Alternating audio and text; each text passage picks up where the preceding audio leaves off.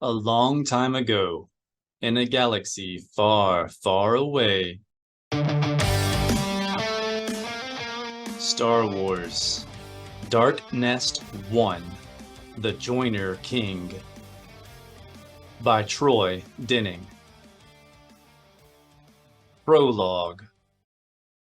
The feeling had returned again, a sense of desperation that burned in the forest like a faraway star, clear and bright and beckoning. Jana Solo found her gaze straying through the Justice ship viewport, out into the blue-flecked void that hung behind the slowly spinning cylinder of Detention Center Max Sec 8. As before, the sensation came from the direction of the unknown regions. A call for what? And from whom?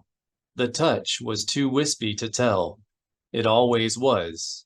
Jedi Solo. The Inquisitor stepped closer to the witness rail. Shall I repeat the question? A tall, stiff woman with a shaved head and deep lines at the corners of her gray eyes. Athadar Jihad had the brusque demeanor of a retired military officer.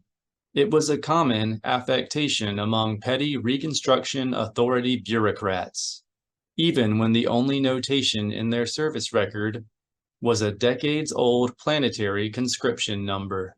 When you boarded the Night Lady with Jedi Lobaka and, sorry, Inquisitor, I did hear the question. Jana shifted her gaze to the accused, a massive Yaka with an expressionless, near-human face. He wore an engraved Ithorian skull on the lateral cover of his cybernetic implant. Red Star's crew tried to turn us away. A glint of impatience showed in Jihad's gray eyes. They attacked you with blasters, isn't that correct? And it was necessary to defend yourselves with your lightsabers? Right again. Jihad remained silent, tacitly inviting her witness to elaborate on the battle. But Jana was more interested in the sense of desperation she felt in the Force. It was growing stronger by the moment, more urgent and frightened. Jedi Solo. Jihad stepped in front of Jana, blocking her view of the inquest salon. Please direct your attention to me. Jana fixed the woman with an icy stare. I thought I had answered your question. Jihad drew back almost imperceptibly, but continued her examination as though there had been no resentment in Jana's voice. What were you wearing at the time? Our cloaks, Jana said. Your Jedi cloaks? They're just cloaks. Jana had stood at enough witness rails in the last few years to know that the Inquisitor was trying to bolster a weak case with the mystique of her Jedi witnesses, a sure sign that Jihad did not understand or respect the Jedi role in the galaxy. Jedi don't wear uniforms. Surely you can't mean to suggest that a criminal of Red Star's intelligence failed to recognize. Jihad paused to reconsider her phrasing.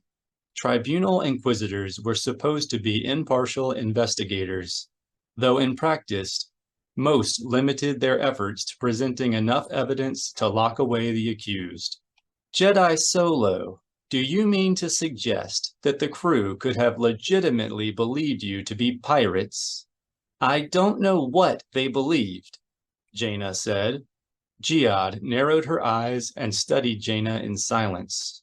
Despite Luke Skywalker's advice after the war to avoid involving the Jedi in the mundane concerns of the new government, the challenge of rebuilding the galaxy obliged much of the Order to do just that.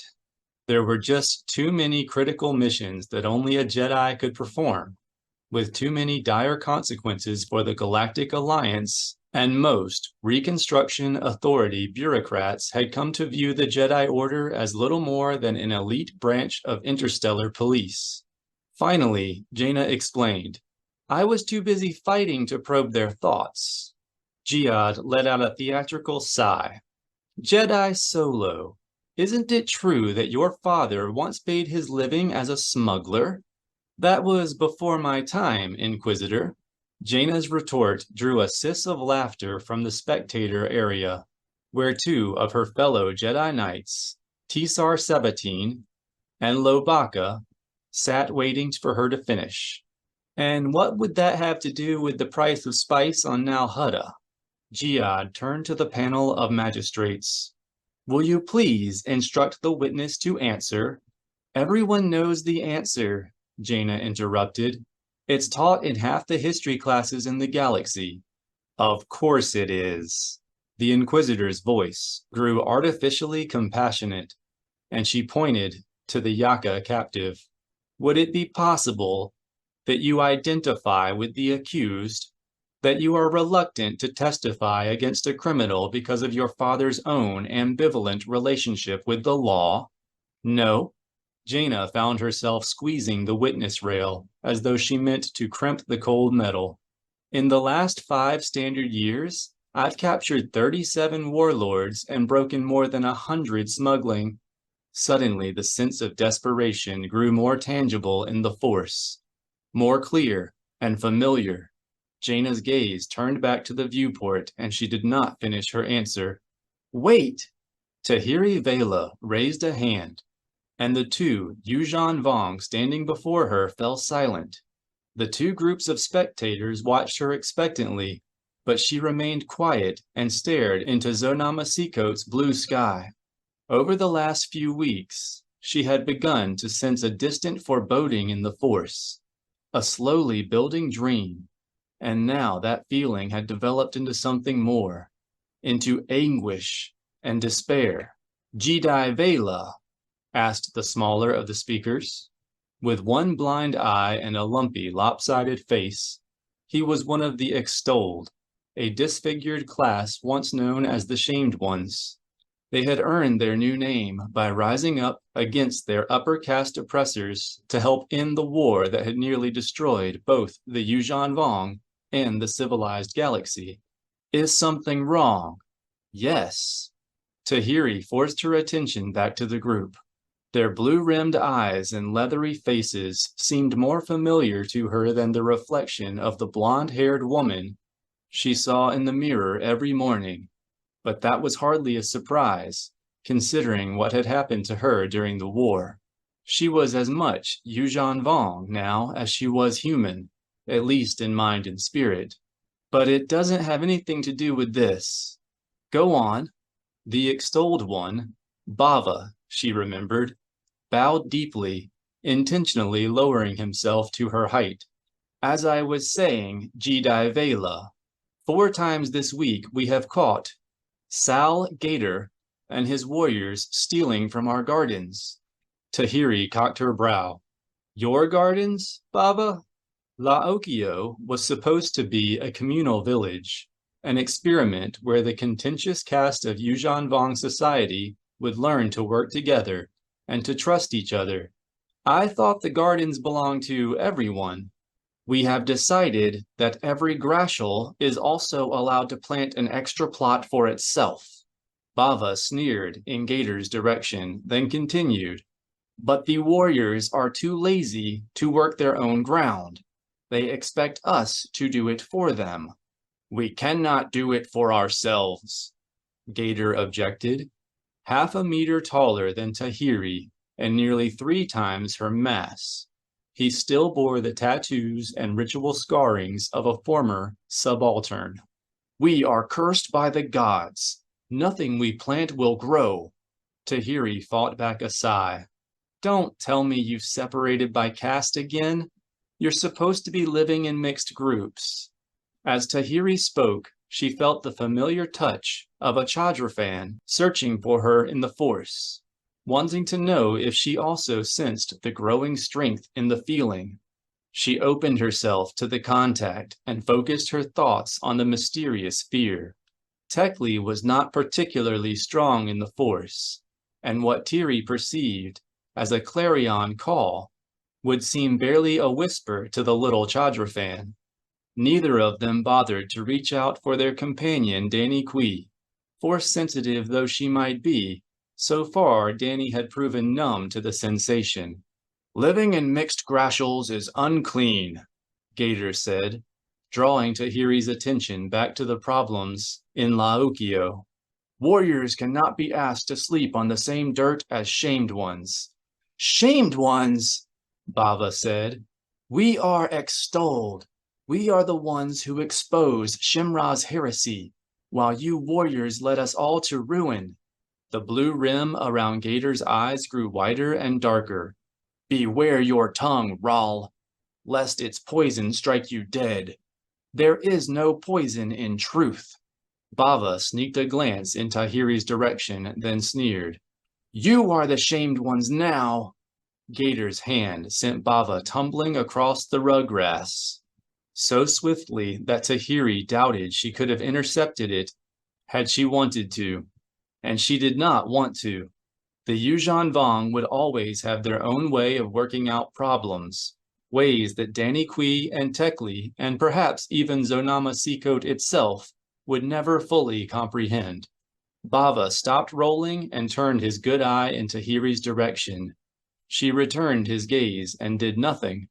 Having risen from their outcast status through their efforts to end the war, the extolled ones were proving eager to find another caste to take their place. Tahiri thought it might be good to remind them of the consequences of such behavior. Besides, the feeling was growing stronger and clearer. She had the sense that it was coming from someone she knew, someone who had been trying to reach her and Tekli for a very long time. Come fast. The voice arose inside Tahiri's mind, clear and distinct and eerily familiar. Come now.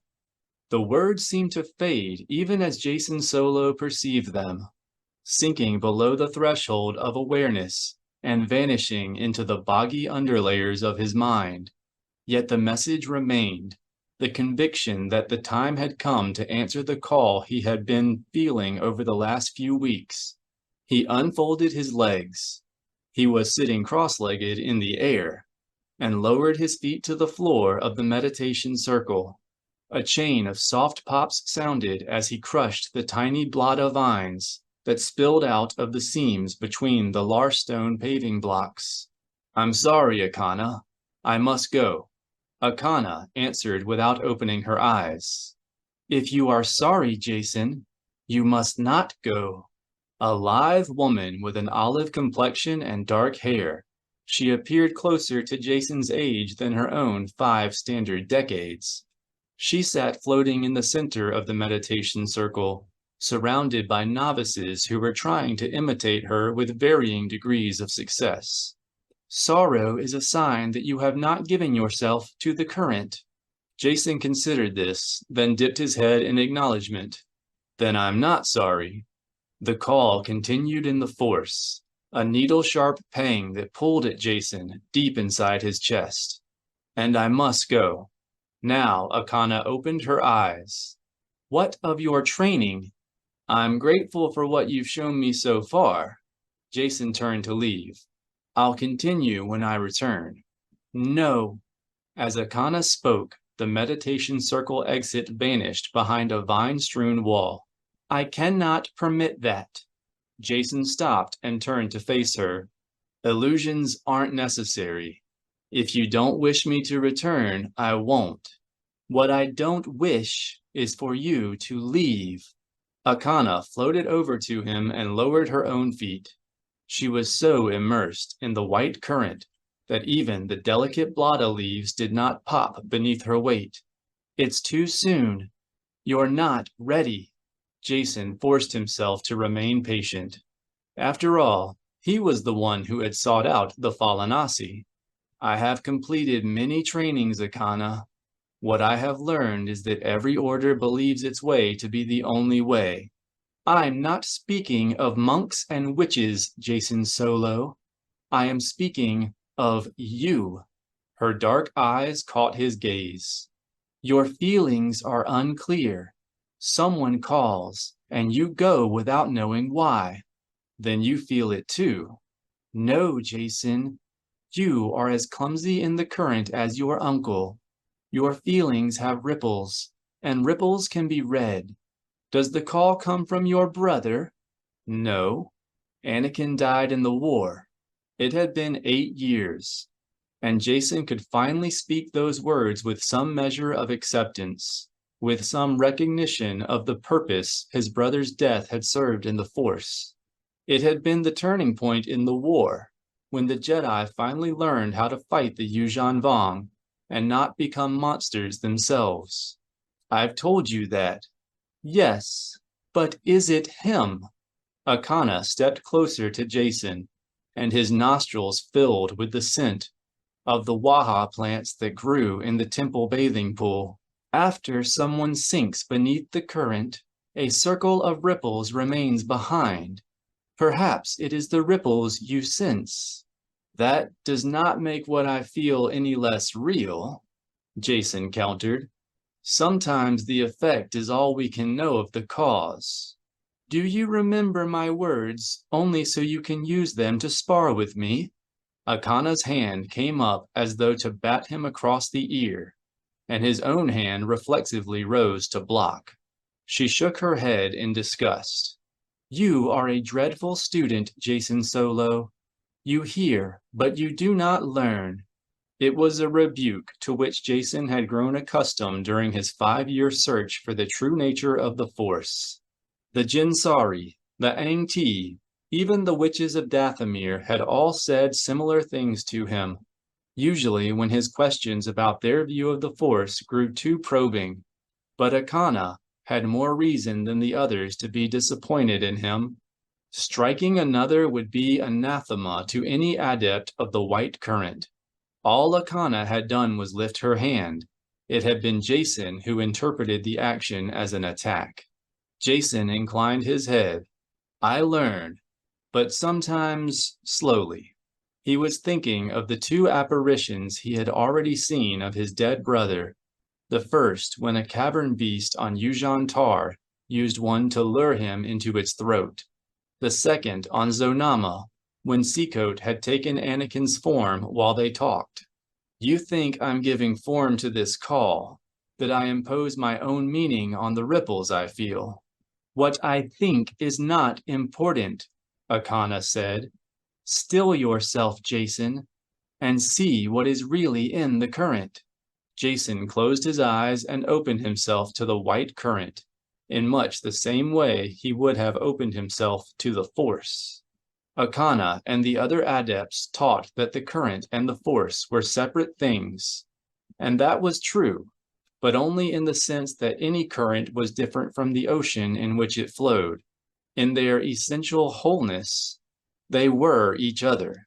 Jason performed a quieting exercise he had learned from the Theron listeners, then focused on the call. It was still there, a cry so sharp it hurt, in a voice he remembered and could not identify. Come, help, a male voice, but one he recognized as not belonging to his brother. And there was something else too, a familiar presence that Jason did know, not sending the call, but reaching out along with it. Jana. Jason opened his eyes. It's not Anakin, or his ripples. You're certain? Jason nodded. Jana senses it too. That was what his sister was trying to tell him. He knew. Their twin bond had always been strong, and it had only grown stronger during his wanderings. I think she intends to answer it. Akana looked doubtful. I feel nothing. You aren't her twin. Jason turned and stepped through the wall illusion hiding the exit, only to find Akana, or the illusion of Akana, blocking his way. Please ask the Pyderians to bring my ship down from orbit. I'd like to leave as soon as possible. I'm sorry, but no. Akana's eyes caught his gaze again and held it almost physically. You have the same power I once sensed in your Uncle Luke, but without the light. You must not leave before you have found some. Jason was stung by her harsh assessment, but hardly surprised. The war against the Yuuzhan Vong had brought the Jedi a deeper understanding of the Force, one that no longer saw light and dark as opposing sides, and he had known before he came that the Falanasi might find this new view disturbing. That was why he had hid it from them, or thought he had. I'm sorry you disapprove, Jason said, but I no longer view the Force in terms of light and dark. It embraces more than that. Yes, we have heard about this new knowledge of the Jedi. Akana's tone was scornful, and it troubles my heart to see that their folly now rivals their arrogance. Folly? Jason did not want to argue, but, being one of the first advocates of the new understanding, he felt compelled to defend his views. That folly helped us win the war. At what price, Jason? Akana's voice remained gentle. If the Jedi no longer look to the light, how can they serve it? Jedi serve the Force, Jason said. The Force encompasses both light and dark. So now you are beyond light and dark? Akana asked. Beyond good and evil? I'm no longer an active Jedi Knight, Jason answered. But yes, and you do not understand the folly in that. As Akana spoke, her gaze seemed to grow deeper and darker. The arrogance.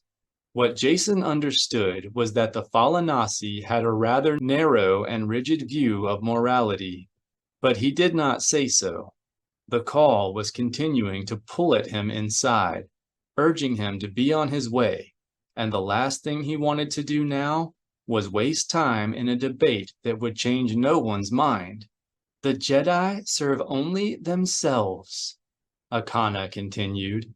They are pompous enough to believe they can use the Force instead of submitting to it, and in this pride they have caused more suffering than they have prevented. With no light to guide you, Jason, and the power I sense in you, I fear you will cause even more. The frank words struck Jason like a blow, less because of their harshness than because of the genuine concern he sensed behind them. Akana truly feared for him, truly feared that he would become an even greater monster than his grandfather, Darth Vader. Akana, I appreciate your concern. Jason reached for her hands and found himself holding only empty air. He resisted the temptation to find her real body in the Force. Adepts of the white current considered such acts intrusions just short of violence. But I won't find my light here. I have to go. 1. Evening had come to Unity Green, and the first hawkbats were already out, dipping down to pluck yaml gels and kufi eels from the rolling whitecaps on Liberation Lake. On the far shore, the Yorick coral bluffs that marked the edge of the park had grown purple and shadowed. Beyond them, the durasteel skeletons of the rising sky towers gleamed crimson in the sun. The planet remained as much Yuuzhan Tar as Coruscant, and in many ways that would never change. But it was at peace. For the first time in Luke Skywalker's life, the galaxy was truly not at war, and that counted for everything. There were still problems, of course. There always would be. And today, several senior masters were struggling to address the chaos that Jana and 4 other young Jedi Knights had caused by abruptly abandoning their duties and departing for the unknown regions. Lobaka was the only one who completely understood the biomechanics of Maladoth, Corran Horn was saying in his throaty voice. So as you can see, the Ramoan allocation project has ground to a complete standstill. Luke reluctantly shifted his gaze from the viewport to the council room's speaking circle, where Corran stood using a laser wand to highlight the holographic projection of a huge Yuuzhan Vong slave ship. The Jedi Order had been hoping to use the vessel to evacuate the population of a dying world. Corran flicked the laser wand, and the holograph switched to the image of a blast-pocked asteroid miner.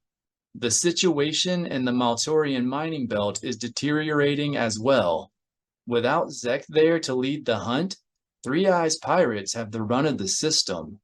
Raw material shipments have fallen by 50%, and Replanet Hab is trying to buy them off. That's one circuit we need to kill now, Mara said. Seated in the chair next to Luke's, she was, as usual, the first to cut to the heart of the matter. That was one of the things Luke most admired about her.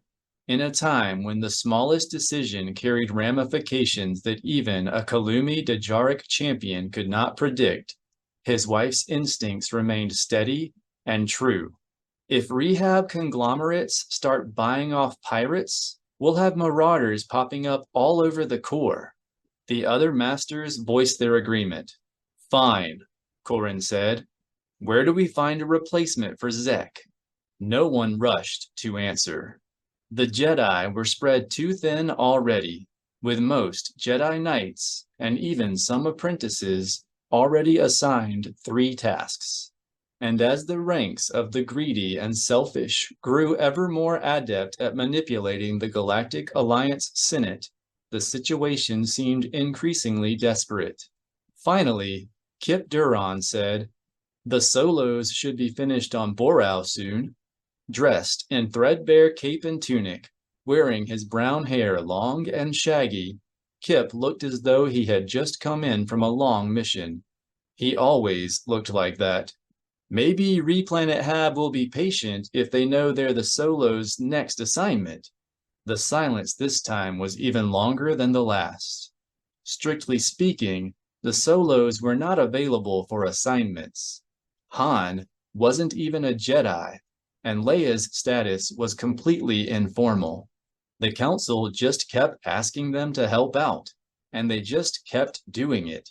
And every master in the room knew the Order had been exploiting the Solos' selfless natures for far too long.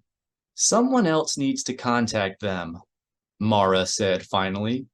It's getting so bad that Leia cringes whenever she sees Luke's face on the holocom. I can do it, Kip offered. I'm used to making Leia cringe. It takes care of Malturia, Corin said. Now what about the Bothan Arcry? Alima's last report suggested that Remwa and his fundamentalists had a line on Zonama Siko's location. They were provisioning the Avengents for a scouting mission into the unknown regions. A subtle eddy in the force drew Luke's attention toward the entrance. He raised a hand to stop the discussion. Excuse me.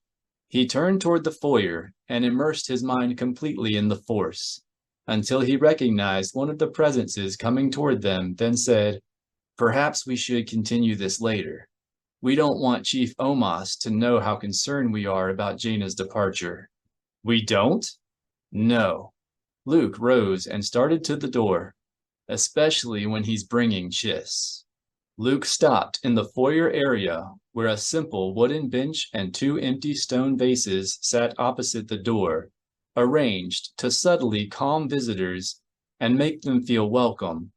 Barely a moment passed before the door hissed open and a young apprentice came to a surprised halt directly in front of Luke. Master Skywalker, the young Rhodian stammered.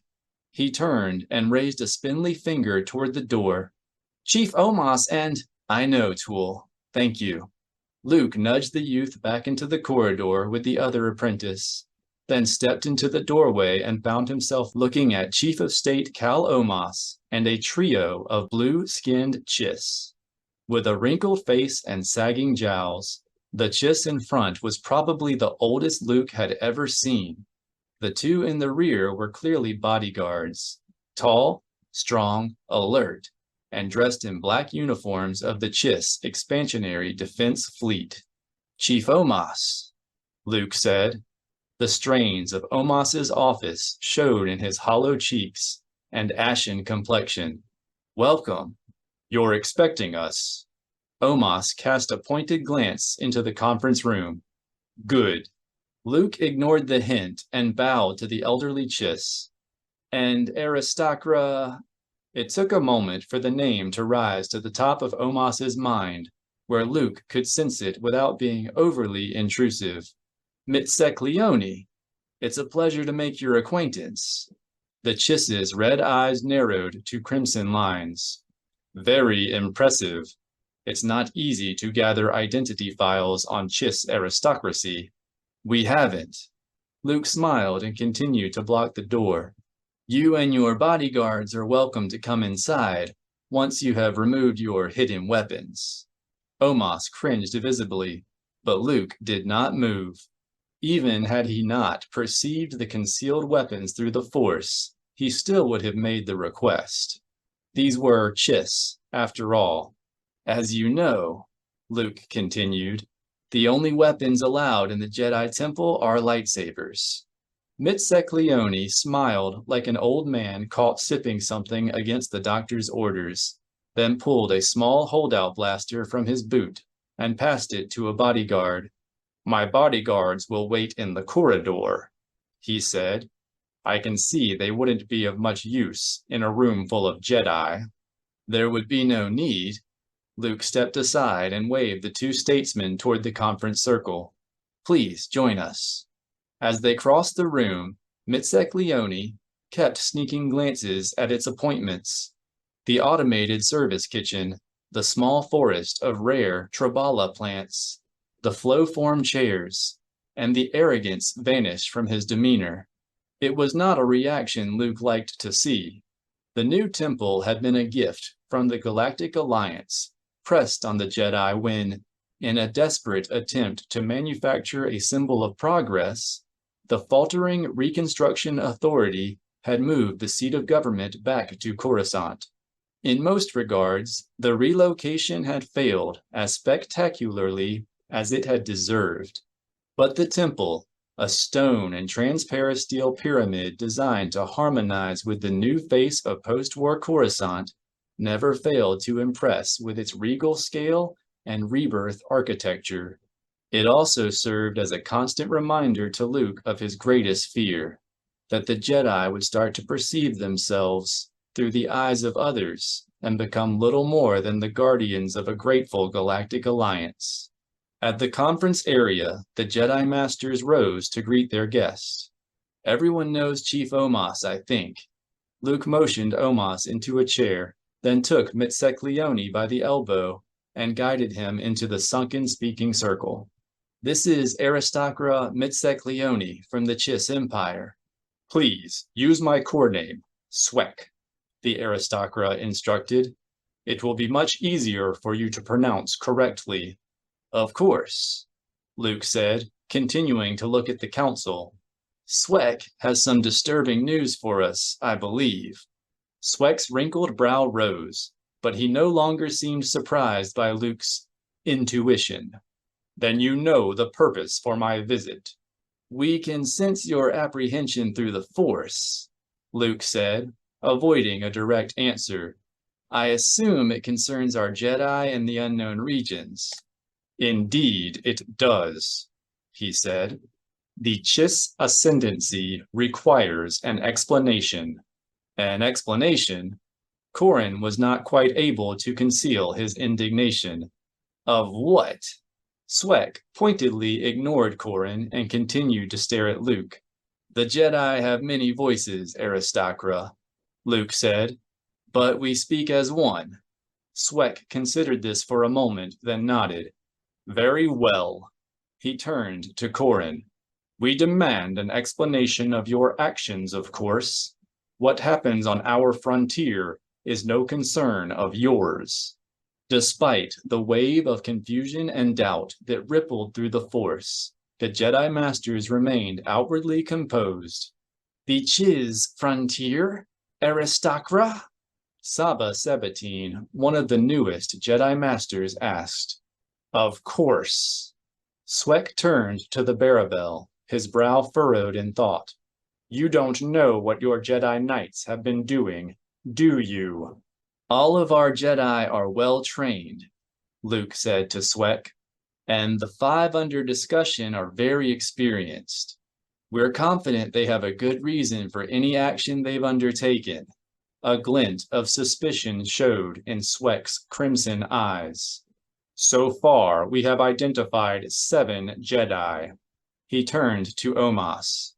It appears I have no business here after all.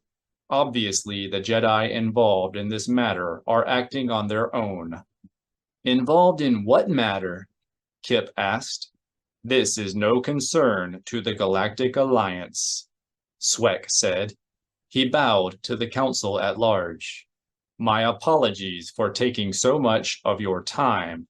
No apologies are necessary, Luke said. He considered dropping the name Chaform Bintrani, an aristocrat he and Mara had met on a mission some years earlier, but it was impossible to know how this would be received. Chiss politics were as volatile as they were secretive, and for all Luke knew, Formbies had been one of the 5 ruling families that had mysteriously disappeared while the rest of the galaxy fought the Yuuzhan Vong. Anything in which our Jedi Knights involve themselves concerns this council. Then I suggest you do a better job supervising them in the future, Swek said. When Luke did not step out of his way, he turned to Omas. I'm quite finished here, Chief. Of course. Omas shot Luke a look of imploring, to stand aside, then said, An escort will meet you at the temple entrance. I believe I need to have a word with these Jedi. In that case, I'll thank you for your hospitality now. Swek bowed to the chief, then started for the door. I'll be returning to the Ascendancy within the hour. Omas waited until the aristocrat was gone, then scowled at Luke. Well? Luke spread his hands. At this point, Chief Omas, you know more than we do. I was afraid of that, Omas growled. Apparently, a team of Jedi have involved themselves in a border dispute with the Chiss. How can that be? Mara asked. Luke knew that she meant the question literally. Before departing, Jana had sent the council a set of destination coordinates that she and the others had calculated by triangulating the direction from which the mysterious call had come. The astronomical reconnaissance had revealed not even a star in the area, and certainly no indication that the coordinates would be of interest to the Chiss. Their destination was over 100 light years from Ascendancy space. Then our Jedi are out there, Omas said. What in the blazes for? We can't spare 1 Jedi at the moment, much less 7. Mara's green eyes looked ready to loose a steam of blaster bolts. Our Jedi, Chief Omas? Forgive me. The chief's voice was more placating than apologetic. Luke knew that in his heart, Omas considered the Jedi as much servants of the Galactic Alliance as he was. I didn't mean to imply anything. Of course not, Mara said, in a tone that suggested he had better be serious. She turned to the rest of the council. Mitsek Leone said 7 Jedi. What do we make of that? This one only counts 5. Saba lifted her hand and began to raise her taloned fingers. Jana, Alima, Zek, Lobaka, and Tizar. Kip added 2 fingers. Tekli and Tahiri. Omas frowned. How could you know that? I thought they were with Zonama Seacoat in the unknown regions. They're supposed to be, Corrin said, but like the others, they're also Mirkur survivors. I don't understand, Omas said. What does this have to do with the Mirkur mission? I wish we knew, Luke said. Undertaken in the middle of the war with the Yuuzhan Vong, the Mirkur mission had been as costly as it had been successful. Anakin Solo and his strike team had destroyed the enemy's Jedi-killing Voxen, but 6 young Jedi Knights had died in the process, including Anakin himself, and another was missing and presumed lost. All I can tell you is that for several weeks, Jana and the other survivors of that mission reported feeling a call from the unknown regions. On the day they left, that call became a cry for help. And since we know Tenel Ka is still on Hapes, Mara explained, It seems likely the extra Jedi are Tekli and Tahiri. Nobody suggested that Jaina's brother Jason might be one of the extras. The last anyone had heard, he had been somewhere on the far side of the galaxy sequestering with the Falanasi. What about Zonama Seacoat? Omas asked. Zonama Seacoat was the living planet that had agreed to serve as home to the defeated Yuuzhan Vong. Could the call have come from it? Luke shook his head. Zonama Seacoat would have contacted me directly if it needed our help. I'm convinced this has something to do with the mission to Merkur. Omas stayed silent, waiting for more of an explanation, but that was all Luke knew. Instead, Luke asked, "What did Mitsekleone tell you?" Omas shrugged. He demanded to know why the Galactic Alliance had sent its Jedi, his words, to interfere in a Chiss border dispute. When he saw how surprised I was, he demanded to speak to you. This is bad, Mara said. Very bad. I agree, Omas said. Either he thinks we're all lying, or he believes our Jedi Knights have gone rogue, Saba finished. In either case, the result will be the same. They'll try to solve the problem themselves, Omas said. He ran a hand through his thinning hair. How hard will this be on them? Our Jedi Knights can take care of themselves, Luke said. I know that, Omas snapped. I'm asking about the Chiss. Luke felt Mara's ire rise, but she chose to overlook Omas's tone and remain silent. Now was a poor time to remind him that the Jedi did not expect to be addressed as though they were unruly subordinates. If the Chiss take action against them, Jana and the others will attempt to defuse the situation. For a time, Luke said. After that, it depends on the nature of the conflict. But they won't hesitate to meet force with force, Mara clarified. Nor would we ask them to. If the Chiss push things, sooner or later, Jana is going to bloody their noses. Omas paled and turned to Luke. You need to put a stop to this, and soon. We can't let it come to killing. Luke nodded. We'll certainly send someone to... No, I mean you personally. Omas turned to the others. I know the Jedi have their own way of doing things, but with Jaina Solo leading those young Jedi Knights, Luke is the only one who can be sure of bringing them home. That young woman is as headstrong as her father. For once, nobody argued. 2. A silver splinter shot across the Falcon's bow, hanging just below the clouds, then disappeared into a fog bank almost before Han Solo realized what he had seen. Did you see that?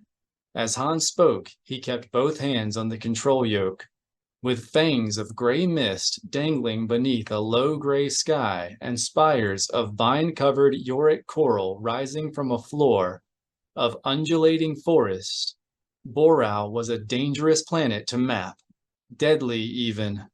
What's another ship doing here? You told me this planet was abandoned. It is abandoned, dear. Leia glanced at the console in front of the co-pilot seat, then shook her head in disgust at the static-filled array.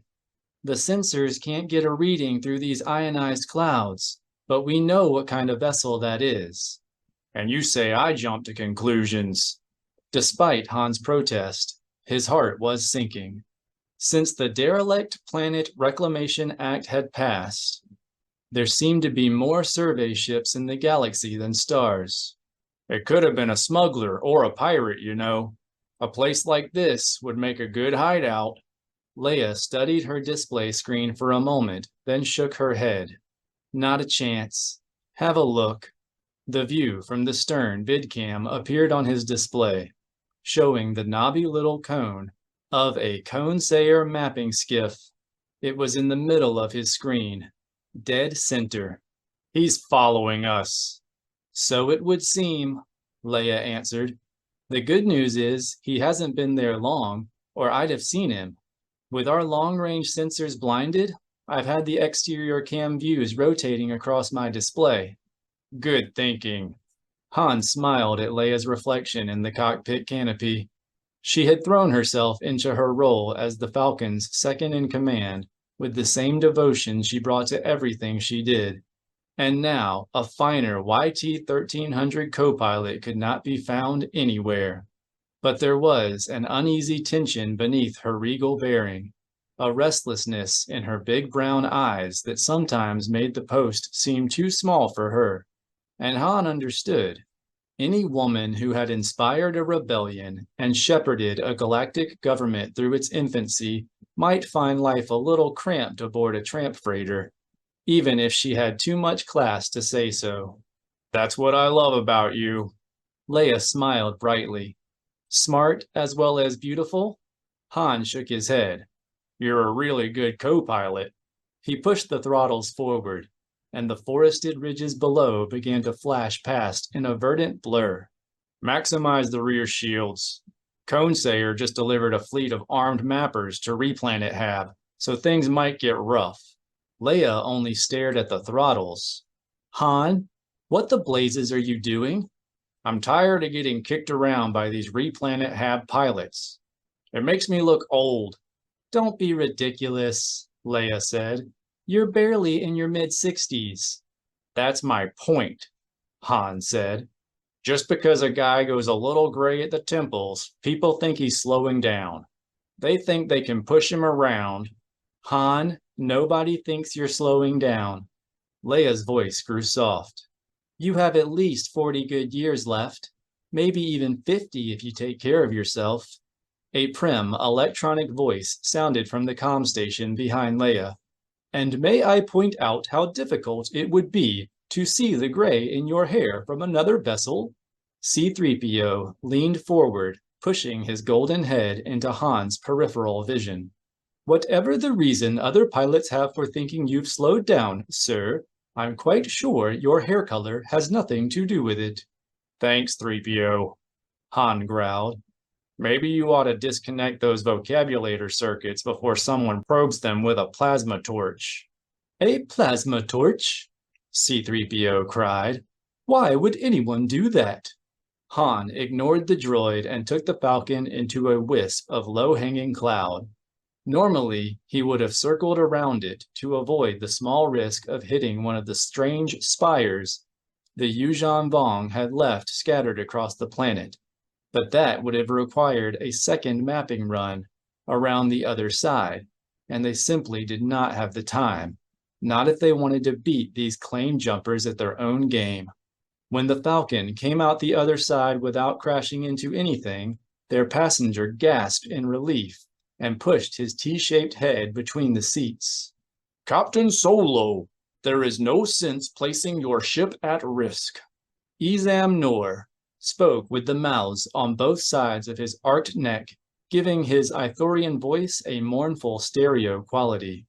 DPRA regulations state that when two parties file simultaneous claims, the Reconstruction Authority must give preference to the one with the greater resources. My people do not have the means to match even a small rehabilitation conglomerate, much less one like Replanet Hab. You're young, so maybe you don't know this, Han retorted, but I don't usually obey regulations. An uneasy wheeze shot from both sides of the Ithorian's throat. Leia laid her hand over Han's. Han, I hate losing to these world grabbers as much as you do, but Yuuzhan is right. The Ithorians don't have... Look, we can do this, Han said. A vast fog bank appeared on the horizon, its misty hem dragging in the treetops. Borau isn't an easy world to map, and we have a big head start. And the Reconstruction Authority has to log every claim it receives. Han eased the control yoke back and started to climb above the oncoming fog bank. Risking a small wisp of cloud was one thing, but even he would not fly blind through who knew how many kilometers of dense fog. If I can talk Lando into sponsoring us, we still have a chance. All we have to do is transmit our map first. Leia remained silent. Okay, so it's a small chance, Han said, but it's better than nothing. And it's not like we haven't been on long shots before. Han, besides, maybe Luke can swing us some support from Cal Omos. He added, that would... Han... Leia laid her hand on his and pushed the control yoke forward again, ending their climb. We don't have time to waste recalibrating the terrain scanners. Are you crazy? He studied the atmosphere ahead with a nervous eye. You are. You're crazy. I thought you wanted to win this thing. I do, Han said. And to do that, we need to stay alive. Captain Solo makes an excellent point, C-3PO said. Without our sensors working properly, our chances of hitting an abandoned watchtower in those clouds are approximately... Don't quote me odds, 3PO, Leia said. I need to concentrate. She focused her attention on the gray curtain ahead, and whirls of fog began to peel away from the center. Han started to make a wisecrack about having a weather Jedi for a co-pilot, then recalled what Leia had said to 3PO and thought better of it. Her training was still casual at best, and if she said she needed to concentrate, it was probably smart to believe her. By the time they reached the fog bank, Leia had opened a long channel down the center, a very narrow channel, not much wider than the Falcon itself. C-3PO's electronic voice split the tense silence. Oh my! Quiet, 3PO, Han barked. Leia needs to concentrate. I am aware of that, Captain Solo, but the route she is clearing has opened a small path through the ionic interference. We seem to be receiving an in-system comm transmission from Master Duran. Take a message, Han ordered. In the canopy reflection, he saw a furrow crease Leia's brow, and blankets of fog started to spill back into the channel. And stop bothering us. I'm sorry, Captain Solo, that's quite impossible. The ionic interference seems to be returning, and our reception is too distorted for me to record. If you were to climb a few hundred meters, I could use the static scrubbers to enhance the signal. Not now. The fog closed in completely. Unable to see past the end of the cockpit anyway, Han looked over to Leia. If this is too much, it's not too much if you'll just leave me alone, she snapped. Do you want to win this thing or not? All right, no need to get touchy. Han turned his gaze forward, and the fog parted again. Much better, C-3PO said. Thank you, Princess Leia. Master Duran seems quite upset. Kip's voice came over the comm speakers, scratchy and distorted. Melt your circuits from the inside. Take it easy, kid, you're on, Han said. And this had better be good. When are you going to stop calling me kid? Kip asked. Soon, Han promised. Look, we're kind of busy here, so if that's all you need to know... Sorry, Kip said. I wish this could wait, but I'm only passing through on my way to Remoti. The Beradium ring? Han asked. I thought Tizar Sabatine was supposed to handle that. Supposed to is right. Kip paused a moment. Something came up. Bigger than smuggling Beradium? Hard to say, Kip said. When you're done here, the Council needs you and Leia to take over in the Maltorian system. Nice of them to ask, Han grumbled into the comm mic.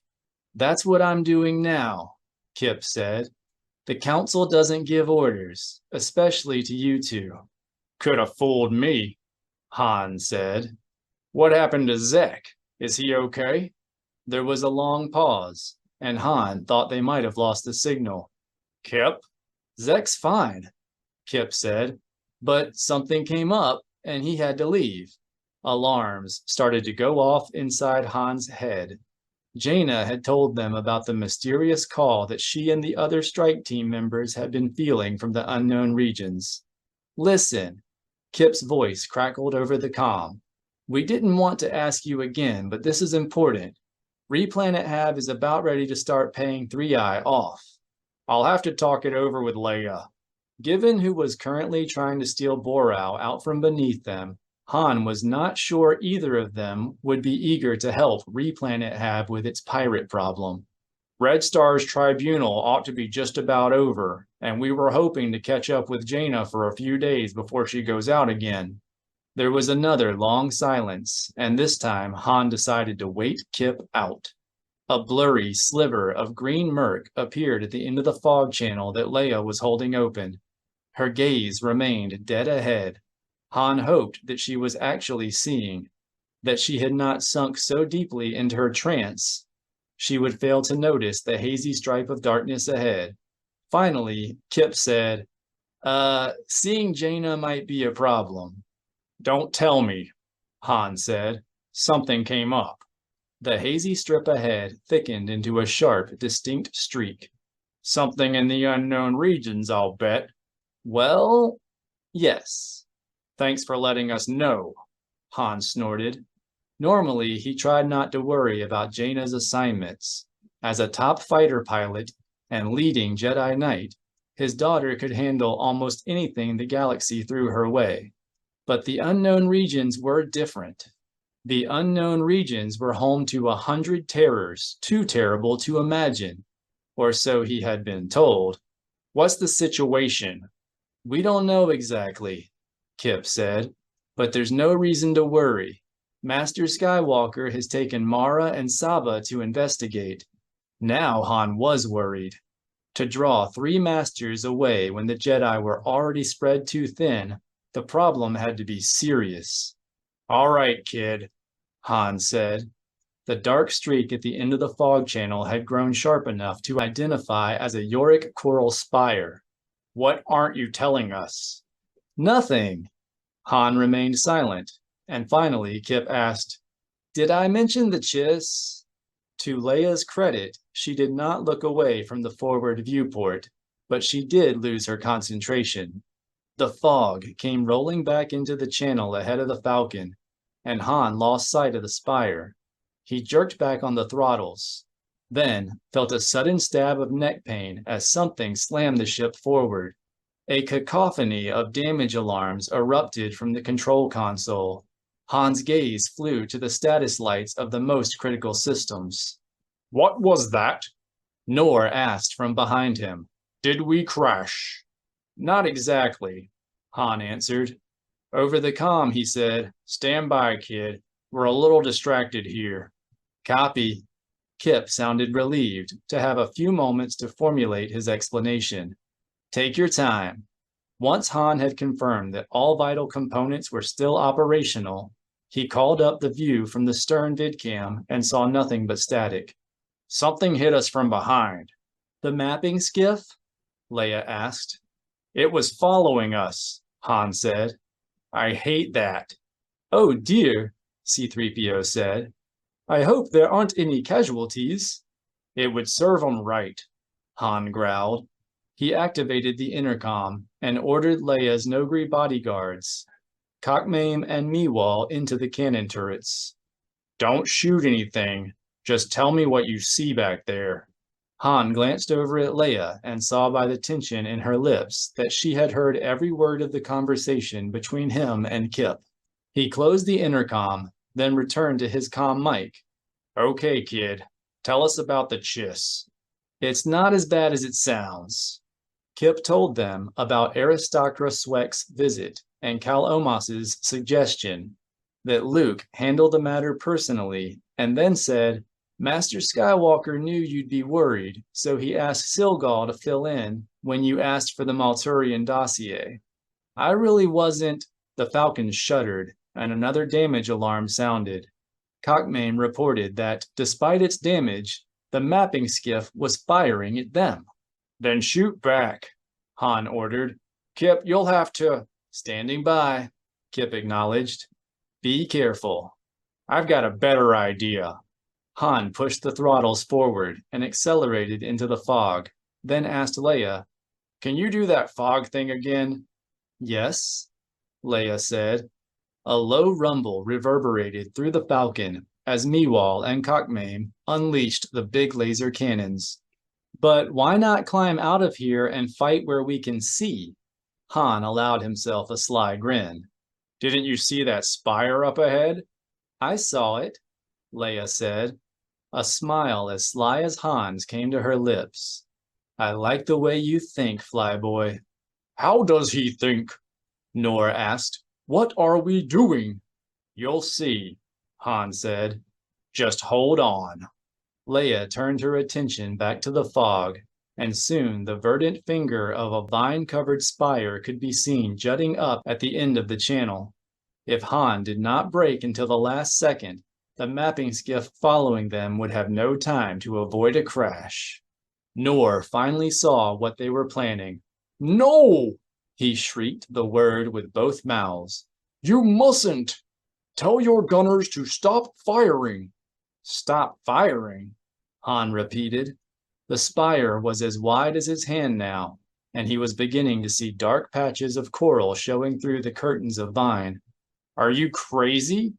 They're shooting at us. It doesn't matter. Nor's voice remained shrill with panic. My people could never inhabit a planet won through murder. It's not murder, Han objected. They started this. We're just defending ourselves. There is a difference between defending and killing, Nor said. Han began to grow impatient.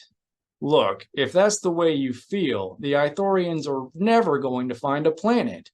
The spire had grown as large as his arm. Another 5 seconds and the mapping skiff wouldn't have a chance. In this galaxy, you've got to fight for what you need. My people believe there has been too much fighting already. Nor paused, then said, This isn't your choice to make, Captain Solo. If you kill our rivals, the Ithorians will not come anyway. Han, Ezam's right, Leia said. Her gaze remained fixed on the fog, but she reached over and gently clasped his arm. We just can't win this one. Han could hear in the edginess of Leia's voice that she wanted to keep going as much as he did. The war had made both of them harder, less forgiving and more determined to win at any price. And sometimes that made him wonder if the Yuuzhan Vong had won after all. Certainly they had changed more in the galaxy than a few thousand planets. Okay. Han pulled the control yoke back, and the Falcon began to climb free of Borau's clouds. The world grabbers win again. Sorry to hear that, Kip said over the comm. But you'll have a freer reign in the Maltorian belt. There are no gray areas with 3-Eye. Not so fast, kid. We haven't said we're going. But Jana is in the unknown regions, Han said. That's the point. Give us a second. Leia muted the comm mics, then asked, What are you thinking? You know what I'm thinking, Han said. Though he would never have said so, Han wished he had gone after Anakin to Merkur. He knew it would have made no difference, and maybe even gotten them both killed, but he still wished he had tried. You're thinking the same thing. I suppose I am, Leia sighed. You know there's no sense going after them. Them? Han asked. Jana and Loie and Jason. Leia's eyes were closed, and her face was raised toward the stars. It feels like he's on the move, too. Another reason to go, Han said. 5 years is too long. You know we'd just be going for ourselves, Leia said. Our kids are better at this sort of thing than we are now. Yeah, Han said. But what else do we have to do? Stick our necks out for Replanet Hab? Look for another abandoned planet just so they can steal it out from under the Ithorians? Leia closed her eyes, perhaps reaching out to their children through the Force, or maybe only searching her own heart for guidance. Finally, she opened her eyes again and reactivated the channel. Sorry, Kip, we can't help you, she said. Han and I have other plans. 3. The unknown object lay directly ahead of Jade's shadow, a crooked oval of darkness the size of a human thumb, Sensor readings suggested a body about as dense as ice, which would have been a rare, though not impossible, thing to find floating around loose in the interstellar void. But infrared measurements placed the core temperature at somewhere between warm and sweltering, and the spectrograph showed a halo of escaped atmosphere that suggested living inhabitants. Mara had already sensed as much through the Force. She could feel a strange presence within the object, diffuse and ancient and utterly huge. There were also other, more familiar life forms, smaller, distinct, and somehow enclosed within the haze of the larger being. But there was no hint of Jana or the other strike team members, nor of the urgent summons they had reported from these coordinates. Mara glanced at an activation reticle in the front of the cockpit. A small section of the shadow's plexi-alloy canopy opaqued into a mirror, and she turned her attention to Luke and Saba Sabatine, who were seated high behind her in the co-pilot's and navigator's chairs. "Time to reconnoiter?" she asked. "What's recoin? Recoy?" The question came from behind Luke's chair, where a freckle-faced boy with red hair and fiery blue eyes stood peering around the edge of the flight deck hatchway. "What's that?" "Reconnoiter, Ben. It means take a look." A smile came to Mara's heart at the sight of her son, but she forced a stern tone. "Aren't you supposed to be playing with Nana?" "Nana's game module is for little kids," he complained. "She was trying to make me play Teeks and Ewoks." "And why aren't you?" Luke asked. "I turned her off." "How?" Mara asked. "Her power switch is hidden under her neck armor." Ben looked away as casually as a young boy could. "I tricked her into bending down and showing it to me." "Turning Nana off wasn't very nice," Mara said. "Her circuits are pulse shielded.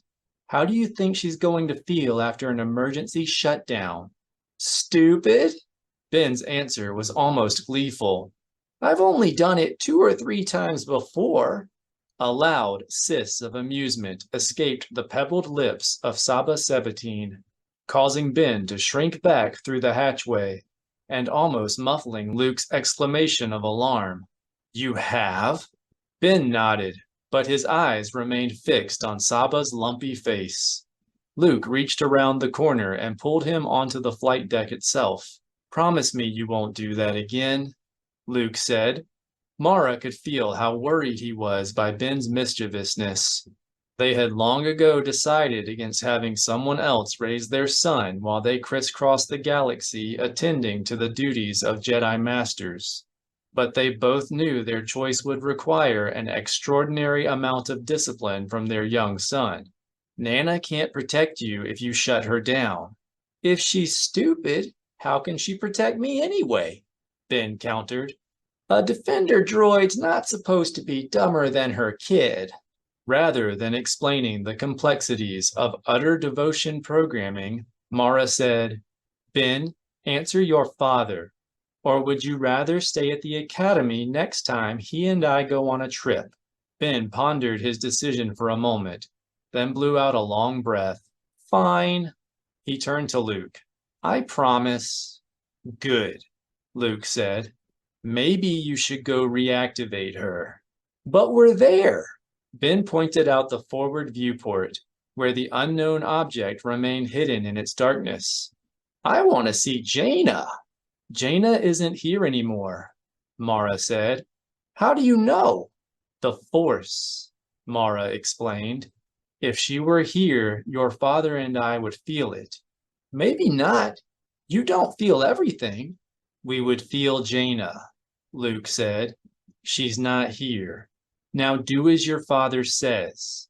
Mara hooked her thumb toward the main cabin. "Go power up Nana and stay with her until we figure out where Jana is." Ben didn't argue, but neither did he turn to go. "If Ben doesn't wish to go, this one will watch him." Saba spun her chair around and winked a slit-pupiled eye at him. "He can sit on her lap." Eyes widening, Ben spun on his heel and disappeared down the access corridor. Saba hissed in amusement, but softly and slow, and Mara thought maybe the Barabel's feelings were hurt. Maybe. Don't let it bother you, Saba, Mara said. Even we don't understand what's happening with him these days. Saba blinked at Mara's reflection twice. He is hiding from the Force, she said. This one is surprised you and Master Skywalker have not noticed. We have, Luke said. What we don't understand is why. He started to close himself off after the war. Ben says he wants to be like his Uncle Han and do things the hard way, Mara added. But I think there's more to it than that. This has lasted too long to be a phase. Mara did not add, and he's gotten too good at it, perhaps because of how much that thought frightened her. She had to concentrate hard and long to find the Force in her son, and sometimes Luke had trouble sensing Ben's presence at all. Interesting. Saba licked the air with her long tongue, then turned to look down the access corridor. Perhaps he did not like how the war felt. Perhaps not, Luke said. We tried to shield him from it, but it wasn't possible. There was too much happening in the galaxy, Mara said, surprised to find herself feeling almost defensive. The Force was too filled with anguish. And so were we, Luke said. That's what really worries us, Saba. Maybe he's hiding from us. Then you have nothing to worry about, Saba said. Ben will not hide from you forever. Even this one can see how attached he is to his parents. Luke thanked her for the reassurance, then asked R2-D2 to bring up an infrared image of the unknown object. What looked like a collection of palpitating blood cells appeared on Mara's display screen. Each cell had an irregular white heart surrounded by a pink halo, and they were all connected by a tangled web of flowing red dashes. It looks like a network of housing modules, Mara observed, and it feels like a Rangai mountain, Saba added. Now we're getting somewhere, Luke said. By the way, what are Rangais? Very tasty, and the feeling is mutual. Sissing hysterically, Saba rose and turned to leave the flight deck. This one will take the Stealth X and reconnoiter. Better hold tight, Mara said.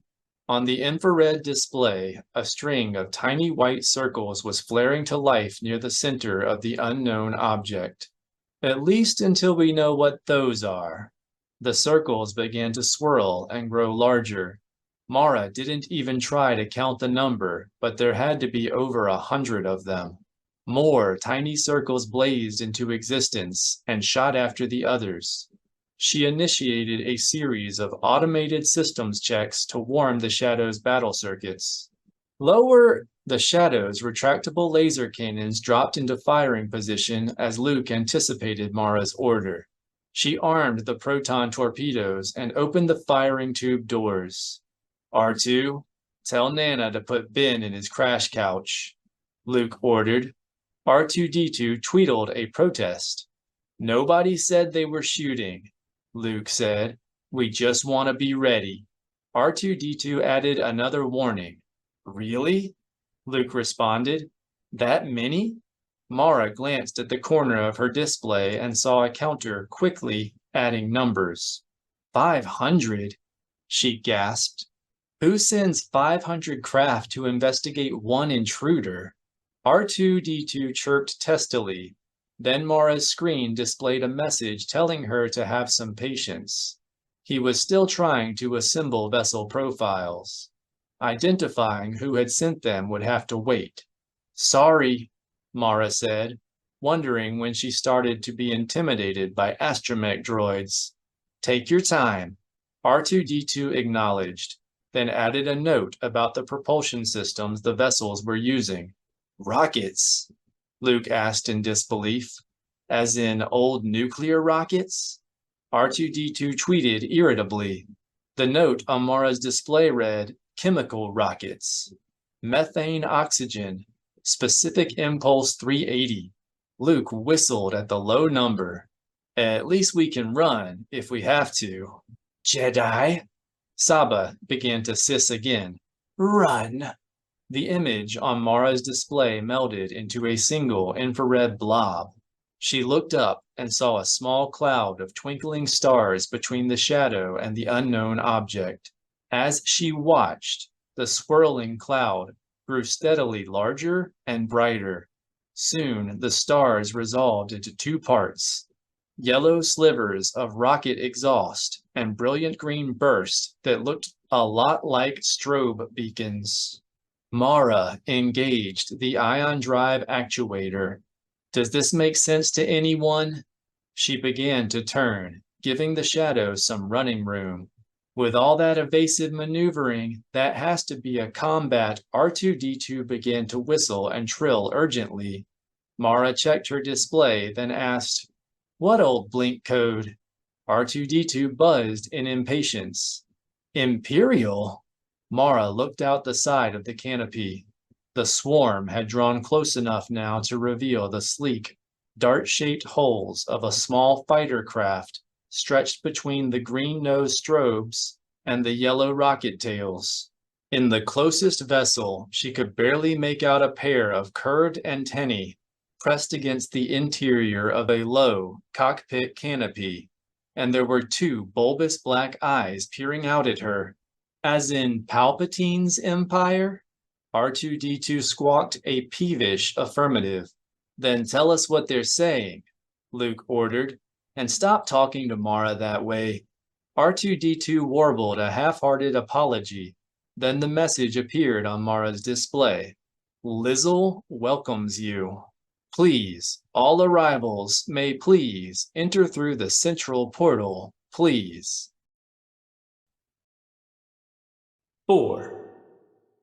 The nearer the Falcon drew to her destination, the more mystified Leia became. The thumb-sized oval of darkness they had found when they emerged from hyperspace, at the coordinates they had wheedled out of Corran Horn, who was supervising operations in Luke's absence, was now a wall of murk that stretched to all edges of the cockpit canopy.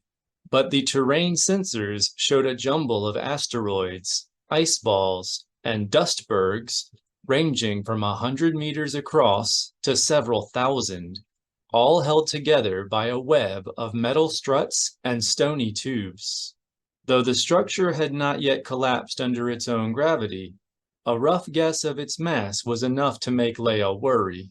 The Falcon's escorts, a swarm of small dart ships being flown by something with antennae and big bulbous eyes, suddenly peeled off and dispersed into the surrounding darkness. A jagged array of lights came to life ahead, hooking along its length toward a single golden light at the end. They must be the guidance signal the dart ships told us to watch for, Leia said. The terrain schematic on her display showed the lights curving over the horizon of a small, carbonaceous asteroid located on the cluster's outer edge. Follow the amber light and slow down. It could be dangerous in there. In where? Leia sent a duplicate of the terrain schematic to the pilot's display. Han decelerated so hard that even the inertial compensators could not keep her from being pitched into her crash webbing. You sure about this? He asked. It looks about as safe as a Rancor's throat down there. The image on their displays was that of a jagged 5-kilometer mouth surrounded by a broken rim of asteroids, with dark masses of dust and stone tumbling down into the opening in lazy slow motion. Though the scanner's view extended only 2,000 meters into the chasm, the part it did show was a twisted, narrowing shaft lined by craggy protrusions and dark voids. I'm sure. Leia could feel her brother's presence somewhere deep inside the jumble of asteroids, calm, cheerful, and curious. Luke knows we're here. He wants us to come in. Really? Han turned the Falcon toward the lights and started forward. What did we ever do to him? As they passed over the array, Leia began to catch glimpses of black grainy surface carefully cleared of the dark dust that usually lay meters thick on carbonaceous asteroids. Once, she thought she saw something scuttling across a circle of light, but Han was keeping them far above the asteroid to be certain, and it would have been too dangerous to ask him to go in for a closer look. She trained a vidcam on the surface and tried to magnify the image, but the shaft was too dusty and dark for a clear picture. All she saw was a screen full of gray grains, not too different from sensor static. They were barely past the first array when two more came to life, beckoning the Falcon deeper into the abyss. The ship bucked as Han avoided, only half successfully, a tumbling dustberg. Then a frightened hiss escaped Leia's lips as the jagged silhouettes of two small boulders began to swell in the forward viewport. Don't sit there hissing. Han's gaze remained fixed on his display, where the resolution of the terrain schematic was not fine enough to show the two objects. Tell me what's wrong. There. Leia pointed out the viewport. Right there. Han looked up from his display. All right, no need to get all worried. He calmly flipped the Falcon on her side and slipped between the two boulders an instant before the pair came together, then went back to watching his display. I had my eye on him. Han's voice was so cocky and sure that Leia forgot for a moment that this was not the same brash smuggler who had been running her defenses since she was still fighting the Empire. The man whose lopsided grins and well-timed barbs could still raise her in a ruddy cloud of passion or a red fog of anger. He was wiser now, and sadder, maybe a little less likely to hide his goodwill behind a cynical exterior. Whatever you say, Flyboy. Leia pointed at the light arrays, the ones she had decided would be too dangerous to investigate. I want to do a close pass on one of those. Han's eyes widened. What for? To see what kind of technology we're dealing with here.